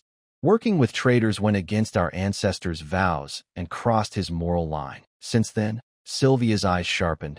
the tidal forest has become unsettled. From time to time, magical beasts or monsters would inexplicably gather in large groups, attacking the forest's edge or even harassing the outskirts of Linga City. Although each time they were discovered and dealt with promptly, Linga City has had to spend a lot of manpower, resources, and money.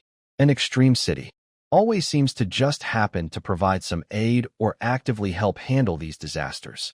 Father suspected something, but he had no concrete evidence. Plus, the geographical location of Linga City is quite awkward. She pointed to a simple map on the table. To the south is the tidal forest, and to the north, there is a vast, not entirely safe grassland separating us from Extreme City. The main trade routes between Linga City and the kingdom's heartland almost all pass through Extreme City's territory or require daring crossings of the dangerous tidal forest, then taking even riskier sea routes.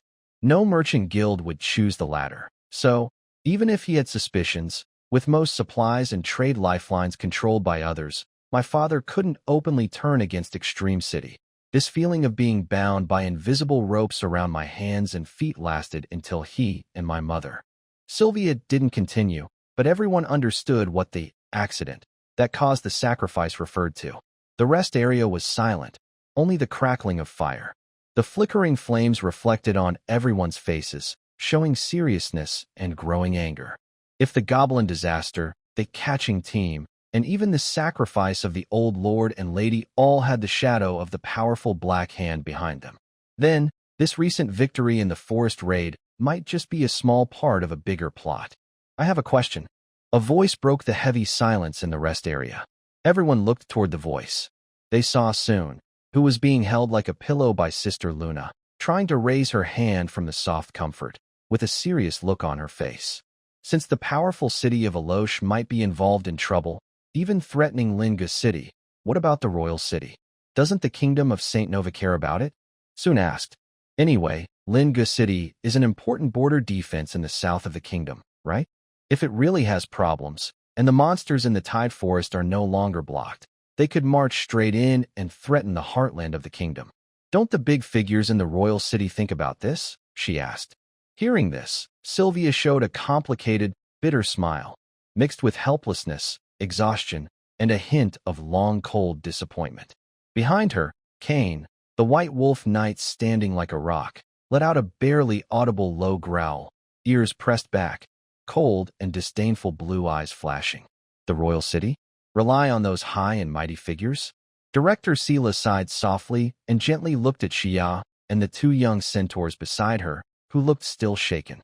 Xia, take your people to rest first. They need food, warmth, and quiet sleep. Xia nodded and quietly led her people out. At this moment, Sister Luna lazily nudged Soon's soft hair with her chin, gently pinched his soft belly, and playfully said with a smile, "The royal city. I think the nobles inside are probably too busy to care. Huh? Is that all?" Soon was completely wrapped in Sister Luna's warm, soft embrace, almost overwhelmed by her full touch. He twisted like a cat caught by the neck, trying to turn around and face her. Then what happened next? He couldn't help but ask, annoyed by the half-told story. Seeing Suin's curiosity, Director Sarah's eyes showed a faint smile. She instinctively wanted to reach out and ruffle his hair, but when she saw Luna holding him tightly and unable to move, she had to shake her head and withdraw her hand. She sat down on the mat beside Luna, her long white hair glowing softly in the firelight. "That was over 20 years ago," she said calmly, as if recounting an old, forgotten story. "I had just finished my studies in the Holy City. During my travels across the continent, I met Queen Victoria Pendregan V, who was leading her army to quell a rebellion. Her gaze fell on the flickering flames, as if looking into the distant past. I saw a very strong and special curse on her. It wasn't just an ordinary evil spell. It felt like a mark left after making a dangerous pact with an ancient being. It was deeply intertwined with her bloodline. While it gave her extraordinary power, it also constantly eroded her mind and body like a stubborn parasite." She paused, a hint of regret flashing in her eyes. "At that time, I had the ability to try to remove it, or at least weaken it significantly. But Queen Victoria refused purification. She only asked me to help suppress the curse's growth and erosion. Why? Suin couldn't help but ask, forgetting that he was still held tightly in Luna's arms. Because she needed that power, Sarah's voice was gentle. Her father, King Pendragon IV, died fighting a suddenly appeared dragon threatening the kingdom. The accompanying knights suffered heavy losses. Although the dragon was severely wounded and driven away, internal unrest was already brewing within the kingdom, especially among the ambitious border nobles. With internal and external troubles, the royal authority was shaky. Queen Victoria, who had just ascended the throne, needed enough strength to suppress the rebellion and stabilize the kingdom. The price was, once the curse fully corrupted her soul, she would gradually lose herself and eventually become a wicked dragon driven by slaughter and destruction. Oh, Suin listened with great interest, knowing it was like drinking poison to quench thirst. But she had no other choice. Sarah continued. With my help, the curse's erosion slowed down. She used that power to swiftly quell the rebellion with an iron fist, firmly holding the throne again. But the curse was now deeply entangled with her soul, making it impossible to separate. Later, I could only barely delay the spread, but not stop it. Only a legendary-level holy person could fully purify the area. Suin whispered again. Only a legendary holy person. Does that mean Director Sarah is a saint-level holy person? He instinctively looked at Sarah. His gaze lingered for a moment on her gentle, full curves. Although he knew the director was very secretive, he didn't expect her to hide so deeply. The Holy City does have a legendary figure, Sarah said softly. I once suggested recommending the Queen to seek treatment there. But the Holy City is far in the mountains, and teleportation magic is forbidden inside. Starting from the kingdom, the round trip plus healing would take at least a year, maybe more. She shook her head. At that time, the kingdom was just beginning, with a fierce dragon lurking outside and internal nobles needing to be controlled. The queen was indispensable. So, the matter was delayed year after year, and my influence weakened gradually. About 10 years ago, the queen's body could no longer support her, and she had to sleep regularly to fight the curse's erosion. Her gaze swept past Sylvia and Kane. It was also from that time that the kingdom's control and attention over distant areas, especially remote regions, began to weaken noticeably. Hidden currents started to stir again. Sister Luna took over, her lazy voice tinged with clear sarcasm. About 5 years ago, Queen Victoria finally couldn't hold on and fell into an almost eternal sleep, just to keep her soul from being devoured. The kingdom's power was left hanging. She twirled a strand of Suin's black hair with her fingers and continued. The queen's younger brother, Prince Yuz, supported by a group of nobles with vested interests, stepped forward to temporarily govern, becoming the regent. Those nobles supporting him naturally gained the biggest share, and the family that was originally loyal to the queen. She paused, her gaze fleetingly passing over Sylvia. Like the Dawnstar family, which had always supported Queen Victoria, their days haven't been easy. They face open and hidden exclusion, and it's never been less. Seeing Suin listening intently, Luna smiled softly.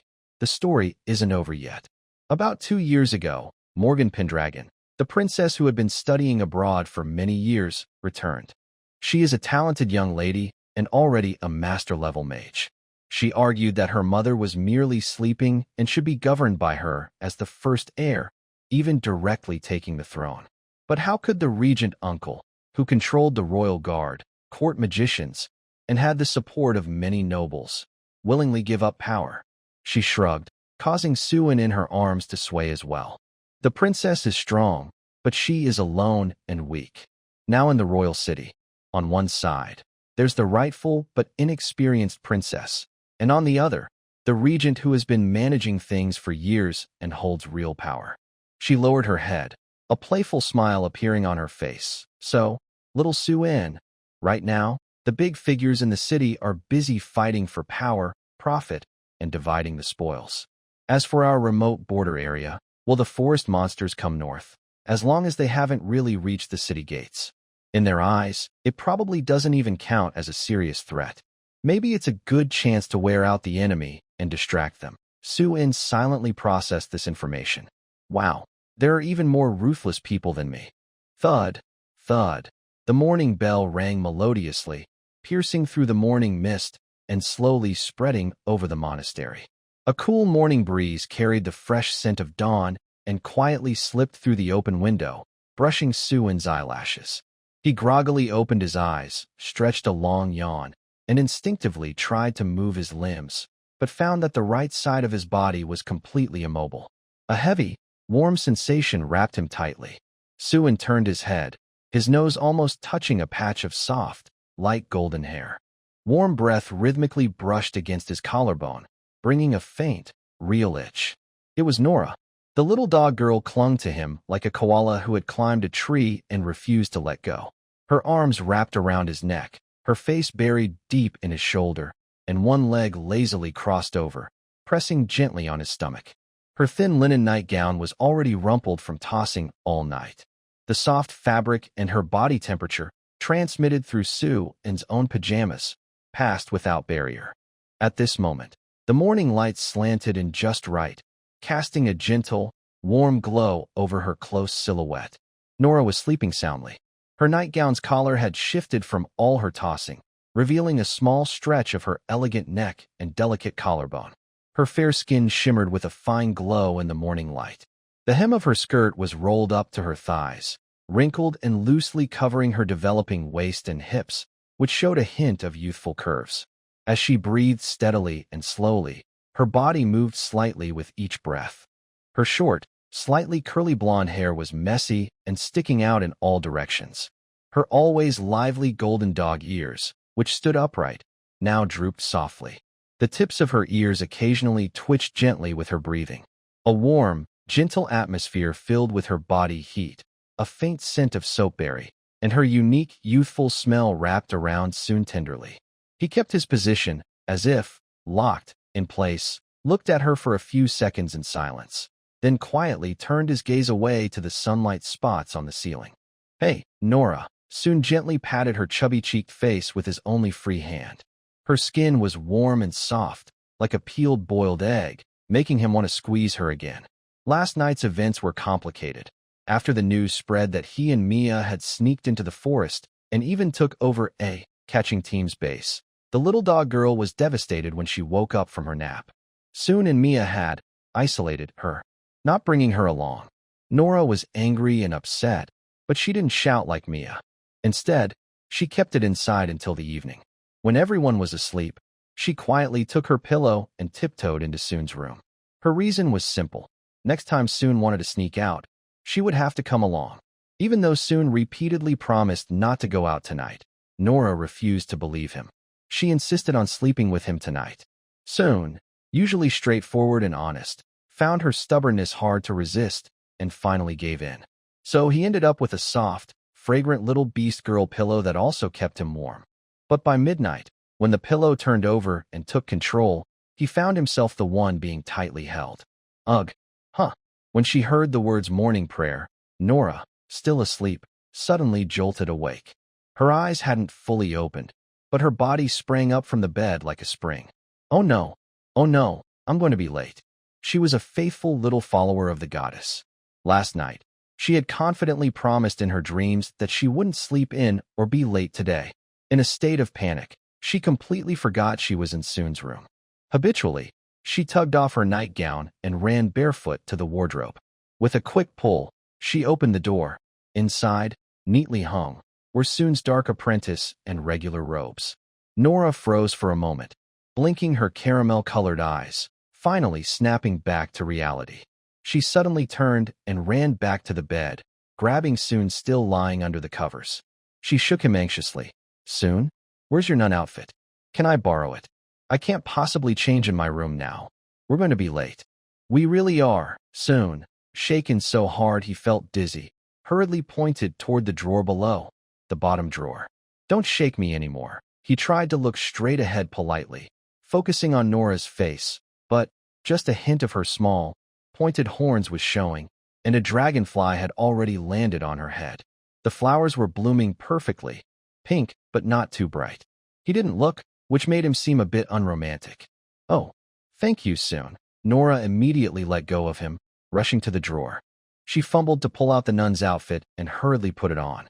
The clothes were a bit tight, especially around the chest and shoulders, feeling uncomfortable. But she didn't care about that now. She just wanted to make it to morning prayer on time. After changing, she noticed Soon was still sitting on the bed, motionless. Huh? Soon, why aren't you getting up? We're really going to be late, she said awkwardly, tugging at the ill-fitting collar and urging him. My legs are a bit numb. You go ahead. I'll just sit for a bit, Soon said calmly, in his usual tone. Don't forget, I can run pretty fast. Nora tilted her head and thought. Yeah, with Soon's speed, he could reach the church in a flash. She was sure he'd make it on time. All right then, I'm leaving first. Without hesitation, she dashed out of the room like a small whirlwind, forgetting to close the door behind her, leaving only the sound of hurried footsteps fading away. Once her footsteps disappeared completely, Soon slowly exhaled. He awkwardly lifted the blanket and slid off the bed. The fabric of his sleepwear in the middle revealed a conspicuous, awkward bulge. Sigh?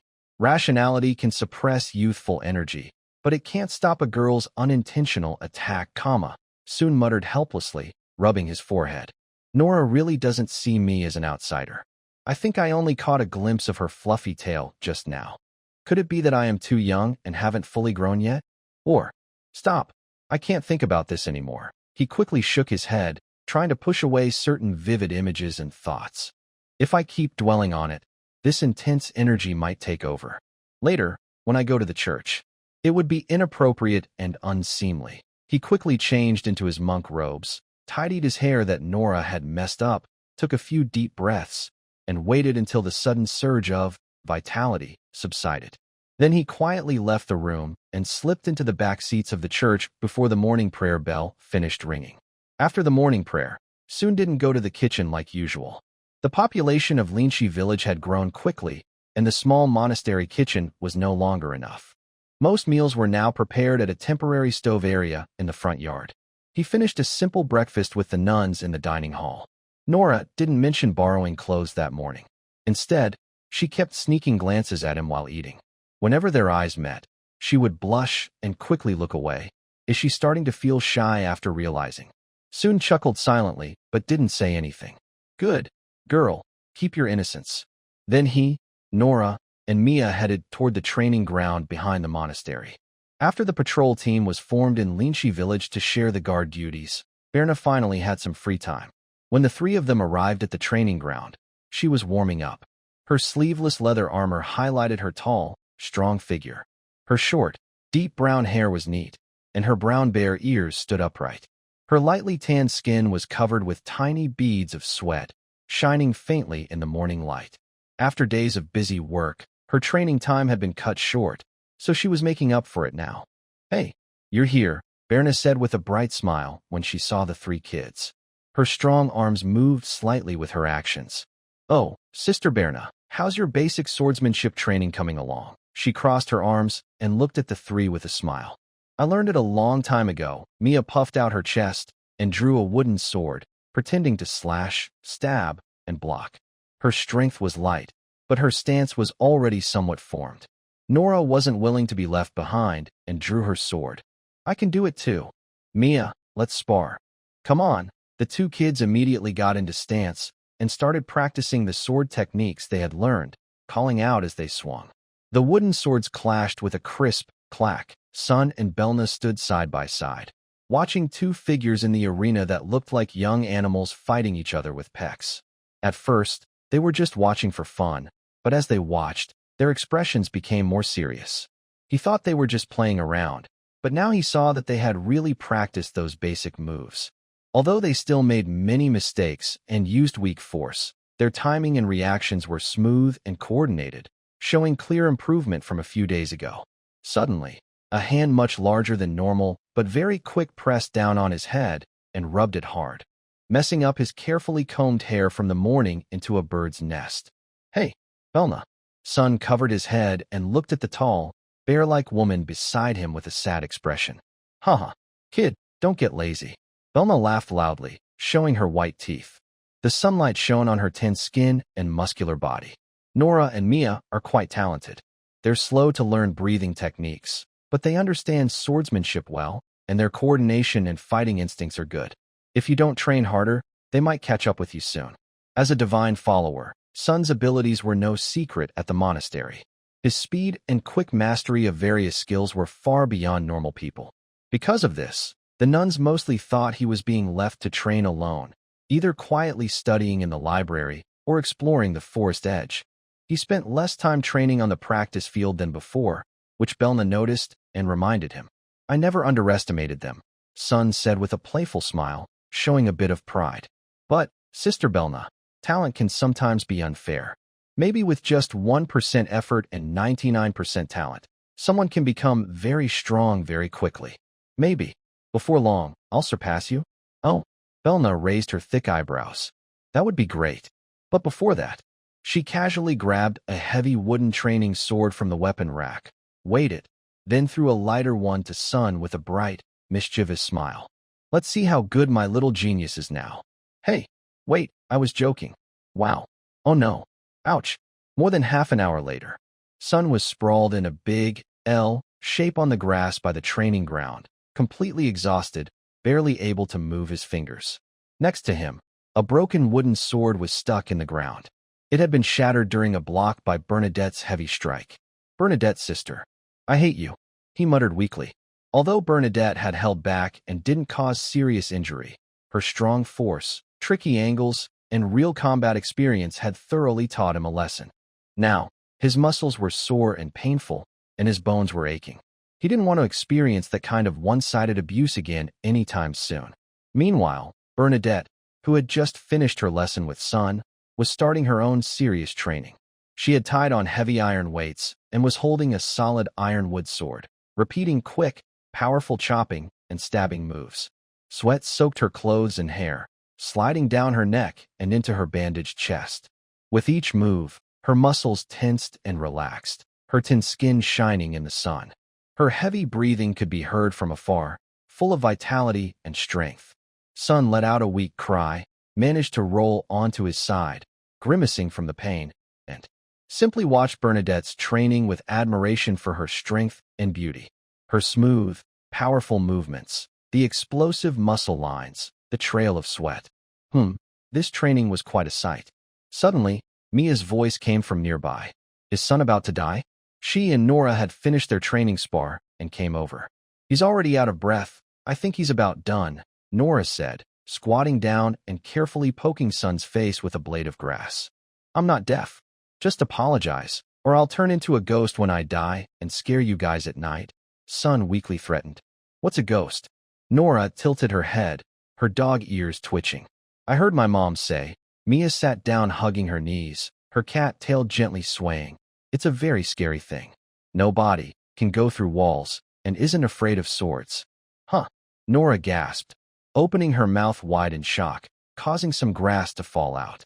She rushed forward, grabbing Soon's shoulders and shaking him hard, her voice trembling with tears. "Soon, don't die. What if you come back as a ghost to find me?" "I'm scared." "Fool." Mia couldn't stand it anymore, slapped Nora on the head. "If you keep shaking him, he might throw up even if he's not dead. Step aside. Let me handle this." Nora let go, tears in her eyes. Mia sat down on Soon's waist, moved her wrists, and smiled slyly. Soon half closed his eyes, curious about what this little cat girl was planning next. Suddenly, Mia lifted one foot, the small, honey-colored foot, slightly sweaty from exercise and shining faintly in the sunlight, directly towards Soon's face. Her foot almost touched his nose. Soon instinctively raised his hand and grabbed her ankle just before her foot could touch his face. "See," Mia proudly pulled back her foot and said to Nora, "It's alive now, isn't it?" "Mia is so clever."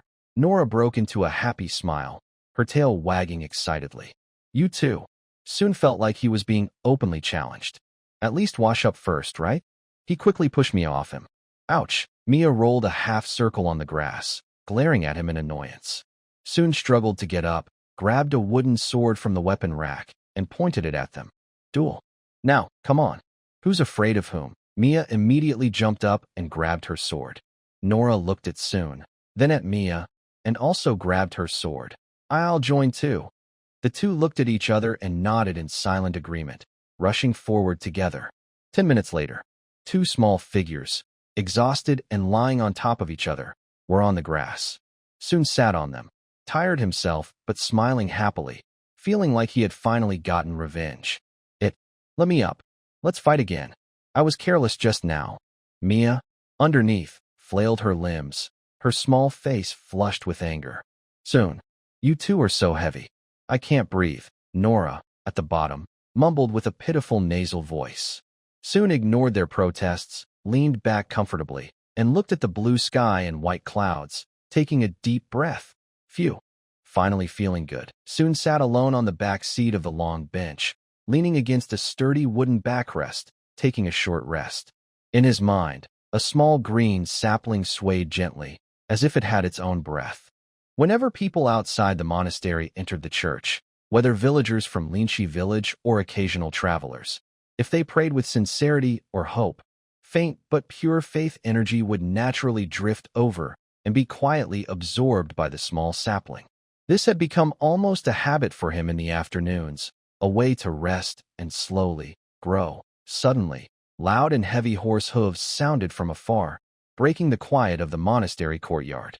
Soon after, hurried footsteps followed. Soon woke up suddenly, rubbed his sleepy eyes, and looked toward the sound. He saw a knight dressed in the standard light armor of Ling City, covered in dust, jump off his horse in a rush. He didn't even have time to tie the reins and hurriedly headed toward the dean's office on the west side of the corridor. What's going on? Curious, soon quietly followed and stopped outside the slightly open door. Inside, he heard the knight's restrained and urgent voice. Dean Sela, when will the Lord return? The northern outpost just reported that a large group of prairie orcs is gathering and moving. The vanguard is less than 20 miles from the city. Master Windsor ordered me to report quickly. Please, the Lord must return immediately to help. Most of the city's troops are away on campaign, leaving the defenses very weak. Then, Dean Sela's gentle but clearly serious voice responded. Sylvia is still deep in the forest clearing out remaining enemies. According to usual procedures, she won't return until evening at the earliest. Sir Knight, please be patient. Evening? I'm afraid we can't wait that long. The knight's tone trembled slightly. This time, the orcs are coming in much greater numbers than usual raiders. Dean Sela, could you please? A soft knock interrupted their conversation. Soon pushed open the door, peered inside, and his clear eyes fell on the two inside, the worried-looking Dean Sela and the young knight, covered in dust and with bloodshot eyes. In such moments, who else but me? I'm the best suited to run errands in the monastery now. He had always been cared for by everyone, and now he really wanted to help Dean Sela. Of course, part of it was also because he was genuinely curious about that succubus goblin queen. At that moment, as long as he followed the rescue team and had the rabbit charm on him, combined with his intermediate dual-class skills, escaping unscathed should not be difficult. He had tried before that when the rabbit charm was fully activated, even the higher-level maid shooter Sister Silva couldn't lock onto his movements. As long as he didn't intentionally approach the succubus goblin queen, there would be no danger. Thinking of this, Sun looked at Dean Sela and said, Dean Sela, I can go into the forest to inform Lady Silva. The young knight turned his head upon hearing this, seeing only a teenage boy with a more anxious look on his face. He suppressed his irritation and tried to speak politely but hurriedly. Young monk, thank you for your kindness. But this is not a time for play. The forest is dangerous, and the military situation is urgent. His words suddenly stopped. The boy who had been standing at the door just a moment ago appeared in front of him without warning, very close. It was so fast, like teleportation, that he didn't see the movement clearly. Sun raised his eyes and looked at the stunned knight, his tone still calm. My speed is fast enough to find Lady Silva in a short time. Also, I am an intermediate mage and a mid-level priest. As he finished speaking, he no longer concealed his aura.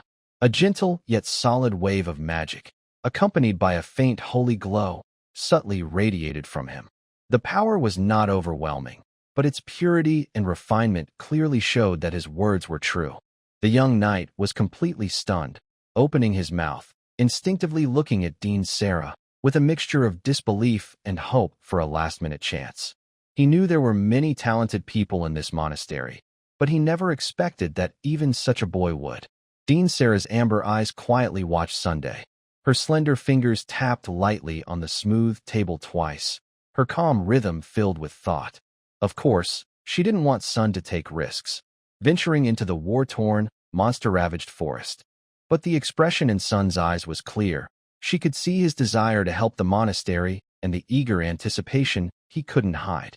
She also knew that Sun possessed some unusual skills. Right now, there was no one faster than him for delivering messages. After a brief silence, Dean Sarah sighed softly, her sigh mixed with helplessness and trust. She opened a drawer, took out a slightly rolled magic scroll that shimmered with a faint golden glow. "Well, I trust you with this, soon," she said softly but seriously, handing over the scroll. "Please prioritize your safety and don't push yourself too hard. Take this. It might come in handy." Soon took the scroll, feeling the warm magic waves and sturdy texture. It was a high-level protective scroll strong enough to block advanced magic attacks, worth a lot. "I understand," Dean soon nodded seriously and carefully stored the scroll. The young knight quickly handed him a magic recording stone that could send urgent messages, images, and information. "Please deliver this to the Lord as soon as possible," the knight urged sincerely. "Yes," Soon replied and nodded slightly to Dean Sarah. In the next moment, his figure blurred as if blending into the light, then vanished into thin air, leaving only a faint breeze. The young knight stared in surprise and instinctively rubbed his eyes. Dean Sarah looked toward the forest outside the window, unconsciously touching the holy badge on her chest and quietly praying. Northwest of the tidal forest, deep inside the Goblin Denver, the air was thick with the smell of blood, mold, and a sickly sweet scent. The stone walls flickered in the torchlight, revealing goblin corpses scattered on the ground, and a heavy stone door at the end, covered with strange carvings. Behind the door was a cave lined with animal skins and rough fabrics. Mona, the demon goblin queen, lounged lazily on a stone throne in the center. Her long red hair flowed freely, and her alluring figure was barely covered by dark metal and leather. She looked down with half-closed eyes, idly playing with her sharp, deep purple nails. Below the throne, a man dressed in fine but stained clothes, with a thick beard, paced anxiously. He occasionally glared with bloodshot eyes at the throne. "Is this what you call in control?" Robert suddenly stopped, his voice trembling with anger. "Look outside. How many days have we been trapped here by the people of Linga City? Not even a rat can get out." He pointed at Mona, trembling with his finger. "Inferior goblin, I must be crazy to trust you." His frustration from days of confinement was almost driving him mad. Originally, he was only sent to deliver a message and oversee the cooperation. Now he was being driven back by Sylvia's attack team like a trapped beast, finally locked deep inside this dark, sunless lair. The only companion he had was a female goblin sent by Mona to serve him. Thinking of the few newly born creatures with green skin and strange appearances made his stomach churn. Trash. He would never admit those were his kin. Mona slowly lifted her eyelids, a hint of mockery flashing in her crimson eyes. She examined her perfectly trimmed nails, then spoke in her usual husky, seductive voice. "You look so angry and embarrassed. It's quite unattractive, human male." "You." Robert's anger surged to his head. His fists clenched tightly, knuckles turning white, as he stared fiercely at her enchanting, inhuman face. His gaze involuntarily drifted over her curving figure. A mix of fear, hatred, and a twisted, burning desire suddenly flared up inside him. As Earl Vane's trusted aide, he was bound by a strict magical contract that forbade betrayal. If the people of Lingitching captured him alive and exposed the secret alliance between the Earl and the goblins, the Earl would make sure he never saw death as an option. This cursed goblin hybrid. If it weren't for her luring him with those female goblins and delaying him, he would have left long ago after delivering the message. How did he end up in this terrible situation? Anyway, he might die here anyway. A crazy, wicked thought suddenly appeared. Since escape was impossible, why not try the taste of this goblin queen before dying? Such a beauty, what did it matter if she was under control? His fear in his eyes was gradually replaced by obsession and wicked desire. His breathing grew heavy as he stepped closer to Mona on her throne. Noticing the change in Robert's gaze, Mona's face showed no panic. Instead, she revealed an even more intense, mocking smile, as if she was watching a bug struggle. To Robert, this smile seemed more like a tease, pushing his last shred of reason to the brink of collapse. He growled low and lunged toward Mona's lazy, seductive figure on the throne. Bang! A shadow like a whip cracked through the air, striking his face hard. The force flung him backward, smashing into the stone wall, then rolling to the ground. Robert's eyes blurred, his cheeks burning as he spat out two bloodied teeth. His blurry vision saw that, on the carpet in front of the throne, the snake woman Sadie, who had been quietly crawling at Mona's feet, had somehow straightened her upper body. Her large snake tail, which had just struck him hard, slowly retracted. Sadie used her tail tip to wrap around Robert's neck, lifting him off the ground as if he were a lifeless object. Her cold vertical pupils fixed on his face, which was turning purple from lack of air. Her hoarse voice was full of deadly intent. Despicable maggot. If the queen didn't think you were somewhat useful, you'd have already become decoration in the hole. Just as Robert's vision darkened and he was about to faint, Sadie's tail loosened. Cough. Cough. He fell to the ground, clutching his throat and coughing violently, tears and snot streaming down his face. His mind buzzed, and his dirty thoughts had already been shattered. He struggled to speak and beg for mercy. Who? The snake tail swept again, striking the back of his head. Ugh! Robert could only manage a muffled groan before everything went black, and he collapsed like a dead dog. Sadie disdainfully swept him into a corner with her tail, so he wouldn't be in the way. Outside the cave, the sounds of fighting and crashing grew closer, and a dull vibration came from the stone door. But Mona seemed unaware. She slowly rose from her throne, swayed over to a rough stone wall at the back, and extended her hand, which was stained with purple armor. She pressed it against an unremarkable dent and began to recite an ancient, obscure spell. The stone wall slowly slid open to both sides amid a deep rumbling, revealing a darker, more spacious cave behind. A strong, mixed smell of blood, filth, and decay hit her nose. Inside, the scene was chilling. Many female goblins busily moved about like worker ants, surrounding a dozen strange creatures. These creatures had the upper bodies of goblins, but their lower bodies were swollen and deformed, forming large, sluggish abdomens like ant queens. They could barely move and lay in shallow pits filled with dry grass and moss. The abdomens of these strange females kept writhing, producing translucent, sticky eggs. Nearby, ordinary female goblins quickly picked up the eggs and placed them into stone troughs. The troughs were filled with bubbling pink, meat-like mud. As the eggs were pressed in, their SS dissolved rapidly, and the tiny creatures inside swelled, deformed, and matured at a visible speed. They eventually broke through the mucus and stood up, revealing themselves as adult female goblins with distinct, bumpy bodies. This is an efficient yet disgusting production workshop. Mona ignored the strange scene and walked straight to the center of the chamber. The floor was engraved with a circular magic array about 3 meters in diameter, with complex, sinister lines that faintly shimmered with dark red and pinkish purple light. She raised her right hand, and her sharp armor blade sliced across her left palm. Deep purple blood beads dripped and precisely fell into the center of the magic array. As the blood merged, the entire array seemed to come alive, suddenly shining brightly. Mona closed her eyes and clasped her hands over her chest, beginning to chant with an ancient, seductive rhythm. Her voice became ethereal and distant, as if directly touching the soul. On the throne of skulls in the sea of blood, the fierce warrior princess, the creator of the crown, the singer of destruction, Kenidra. Listen to this humble sacrifice, fueled by cruelty, igniting the flames of ruin. Lord of desires, immersed in the depths of sensory pleasure, the enchanting performer, the fallen nectar, Saris. Hear this sweet prayer, baited with, weaving a trap of downfall. In this filthy place, offering flesh and joy. May your glory descend, may your will be revealed.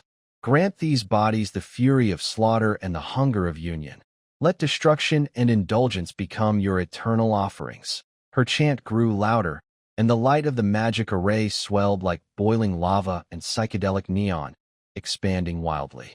Invisible waves swept through the chamber, penetrating the stone walls and spreading to every corner of the lair. All female goblins, whether normal or of a different species, began to tremble violently. Their eyes instantly turned bloodshot and red, and hoarse screams burst from their mouths. Their simple cloth coverings tore apart under the swelling muscles and surging dark energy. A fog of pink desire and blood-red brutality erupted from every pore.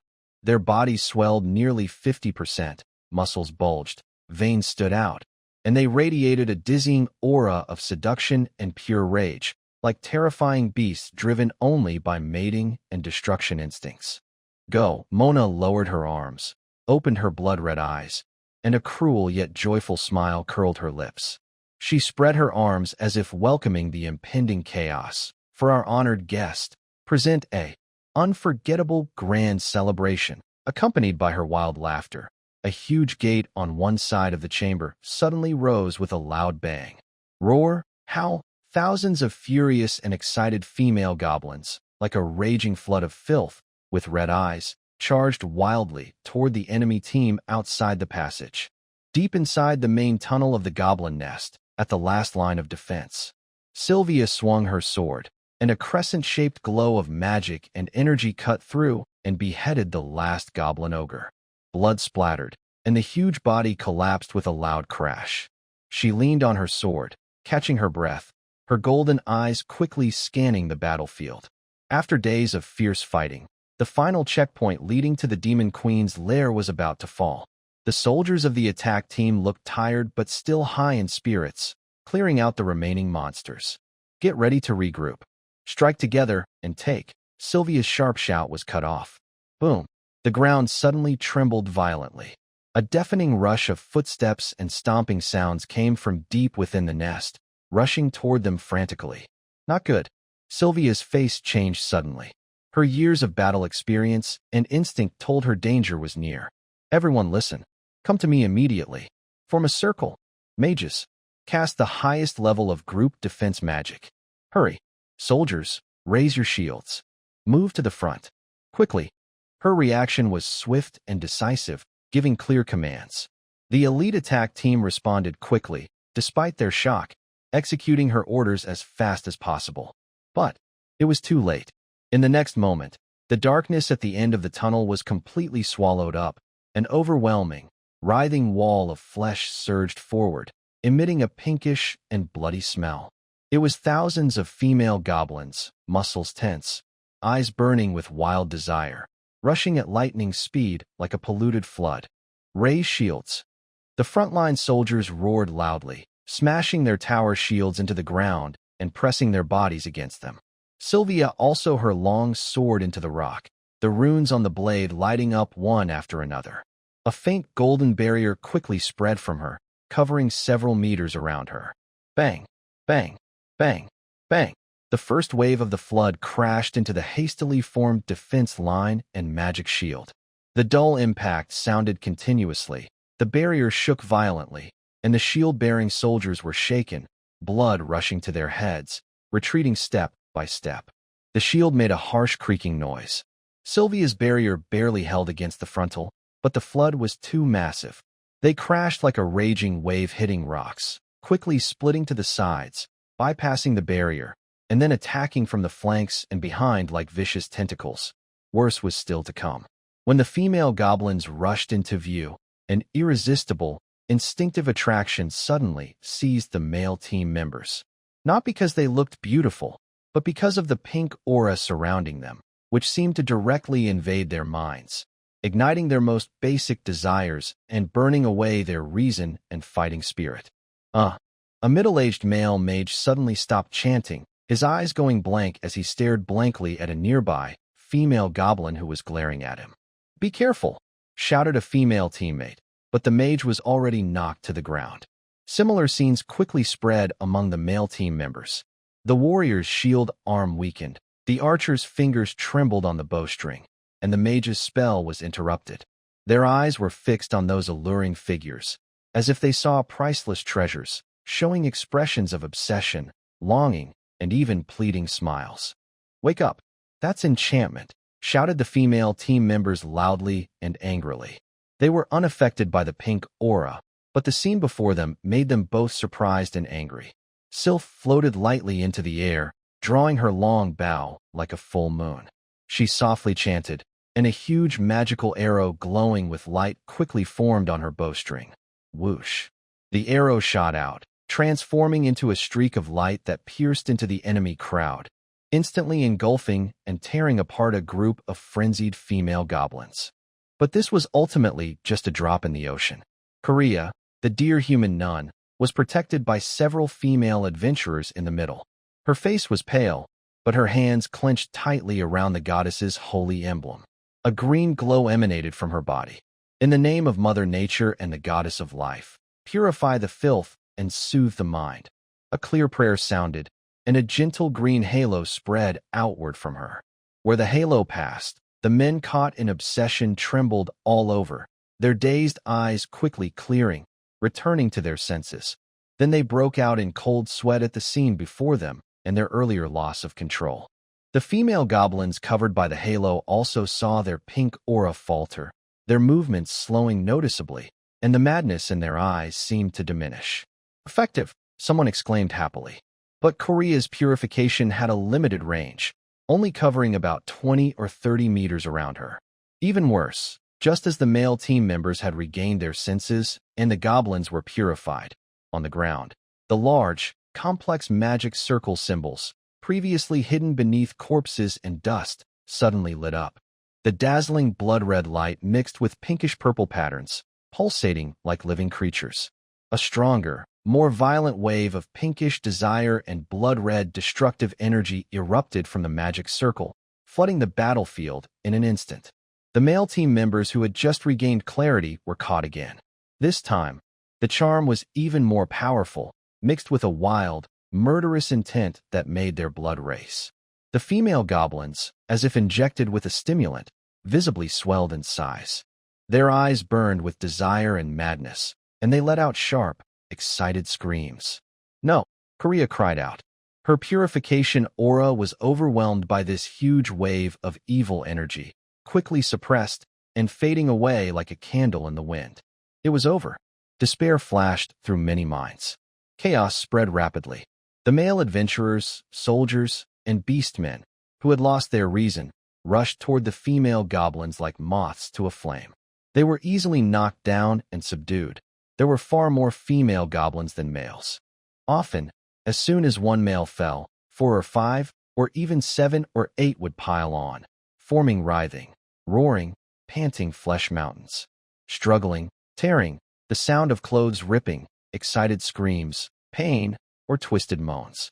All mixed together. The original smell of blood in the air was completely covered by a thick, sickeningly sweet, foul stench. The battlefield quickly turned from brutal fighting into a primitive, savage, wild, and terrifyingly obscene feast. A few female team members still able to fight tried to rescue their companions, but were immediately attacked by other female goblins. This time, the attacks were no longer driven by desire but pure, savage violence meant to tear everything apart. Claws, bites, heavy strikes, forcing them to retreat, struggling just to defend themselves. Ugh! A young female archer saw the blood and filth flowing from the flesh mountain nearby and couldn't hold back. She bent over and vomited violently. Fear and disgust choked her throat. The number of clear-headed survivors was rapidly decreasing. The female team members gathered around Sylvia, along with a few men who had been awakened or remained steadfast in their will. There were fewer than 400 left. They stood back to back, forming a constantly shrinking defensive circle, resisting attacks from all directions that mixed seductive chaos with deadly strikes. Deeper inside the cave, new female goblins kept emerging. The narrow passage was packed tight, and some goblins even started rushing back toward the cave entrance. Sylvia fell from the sky, her face grim and serious. She hurried to Sylvia's side and spoke quickly. "Lady Sylvia, they can't be saved. The power comes from a magic circle deep inside the nest. It can't be broken unless we destroy the core or kill the caster. We must keep fighting, or we'll be worn out and die. Many goblins are heading toward the entrance, and the outside team might be in danger too." Korea also moved closer, her hoof trembling. "Lady, Sister Silva is right. The source of the magic circle is inside. We need to retreat to save our strength. Our allies outside need support, or if the defenses outside fall to these." Creatures, the consequences will be terrible. Sylvia's hand holding her sword turned white from the grip. She looked at her frantic soldiers, at those fighting desperately, but falling one after another, and listened to the distant alarms and sounds of battle from outside the cave. Every second of hesitation meant more sacrifices. A deep pain flashed in her eyes, then was replaced by iron will. Everyone listened. Her voice, infused with energy, cut through the chaos. Outside the shield, countless female goblins charged wildly, smashing into the barrier with their bodies, tearing with claws and teeth, howling painfully. What the heck is this thing? Yuan, the adventurer, looked pale. She maintained her magic shield as backup and cursed. How did so many perverted goblins suddenly appear? Xiong held a thin sword, standing at the edge of the shield where the pressure was greatest. Each gentle tap of her sword could precisely pierce a goblin's throat or eye, but her face was just as serious. There's definitely something big happening inside the nest. It's probably that queen who's been hiding all along. Sylvia and her group. Hold on. The shield can't break. Bryn swung her greatsword, knocking several goblins trying to attack from the side away. Heavy breathing showed she was under a lot of pressure. Sister Luna, how much longer can you hold? Sister Luna, at the center of the shield, had lost her usual lazy expression. Sweat beads appeared on her forehead. Her golden cat-like eyes focused on the rippling shield as she softly chanted prayers to reinforce her magic. When Bryn asked, she was too exhausted to roll her eyes. She could only grit her teeth inside. How long? I feel like I'm about to be drained. When I get back, Sylvia better give me a good reward. The monastery needs renovations. The beds are too hard. They need replacing.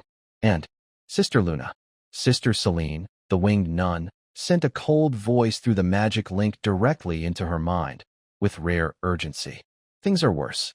These lustful goblins are emitting charm that's attracting monsters from the forest. Groups of beasts are coming from the east and north. Quite a few, and they're fast. Got it. Sister Luna took a deep breath, suppressing the salty taste in her throat. Her temple throbbed rapidly.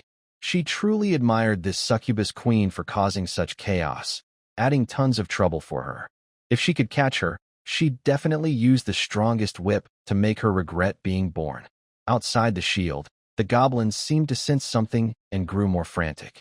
In the distant forest, the sounds of roars and rushing footsteps could be faintly heard. On the other side of the forest, Soon, who was moving quickly through the trees searching for Sylvia's rescue team, suddenly stopped. The ground was vibrating clearly and rhythmically, growing louder from far away. He leapt onto a tall, ancient tree and looked toward the source of the tremors. In the distance, smoke and dust billowed, trees swayed. A group of fierce forest monsters, red-eyed wolves, raging bears, and even saber-toothed tigers, rushed out first. What was shocking was that on the backs and necks of these monsters, there were several well-built, fully female goblins, bouncing wildly as they ran with the beasts. They let out sharp, tempting screams, and their pinkish aura filled the air.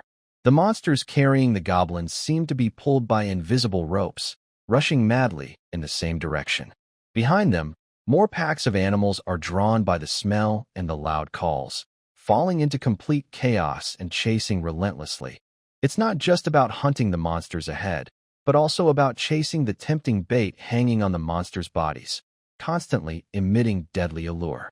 Soon, on the treetop, widened his eyes and slightly opened his mouth. This scene, this feeling of déjà vu, it's like something he has only seen in certain unmentionable stories. Wow, he muttered to himself, processing the powerful image.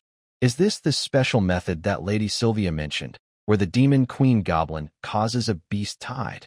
Indeed. Quite special, he sighed, no longer hesitating.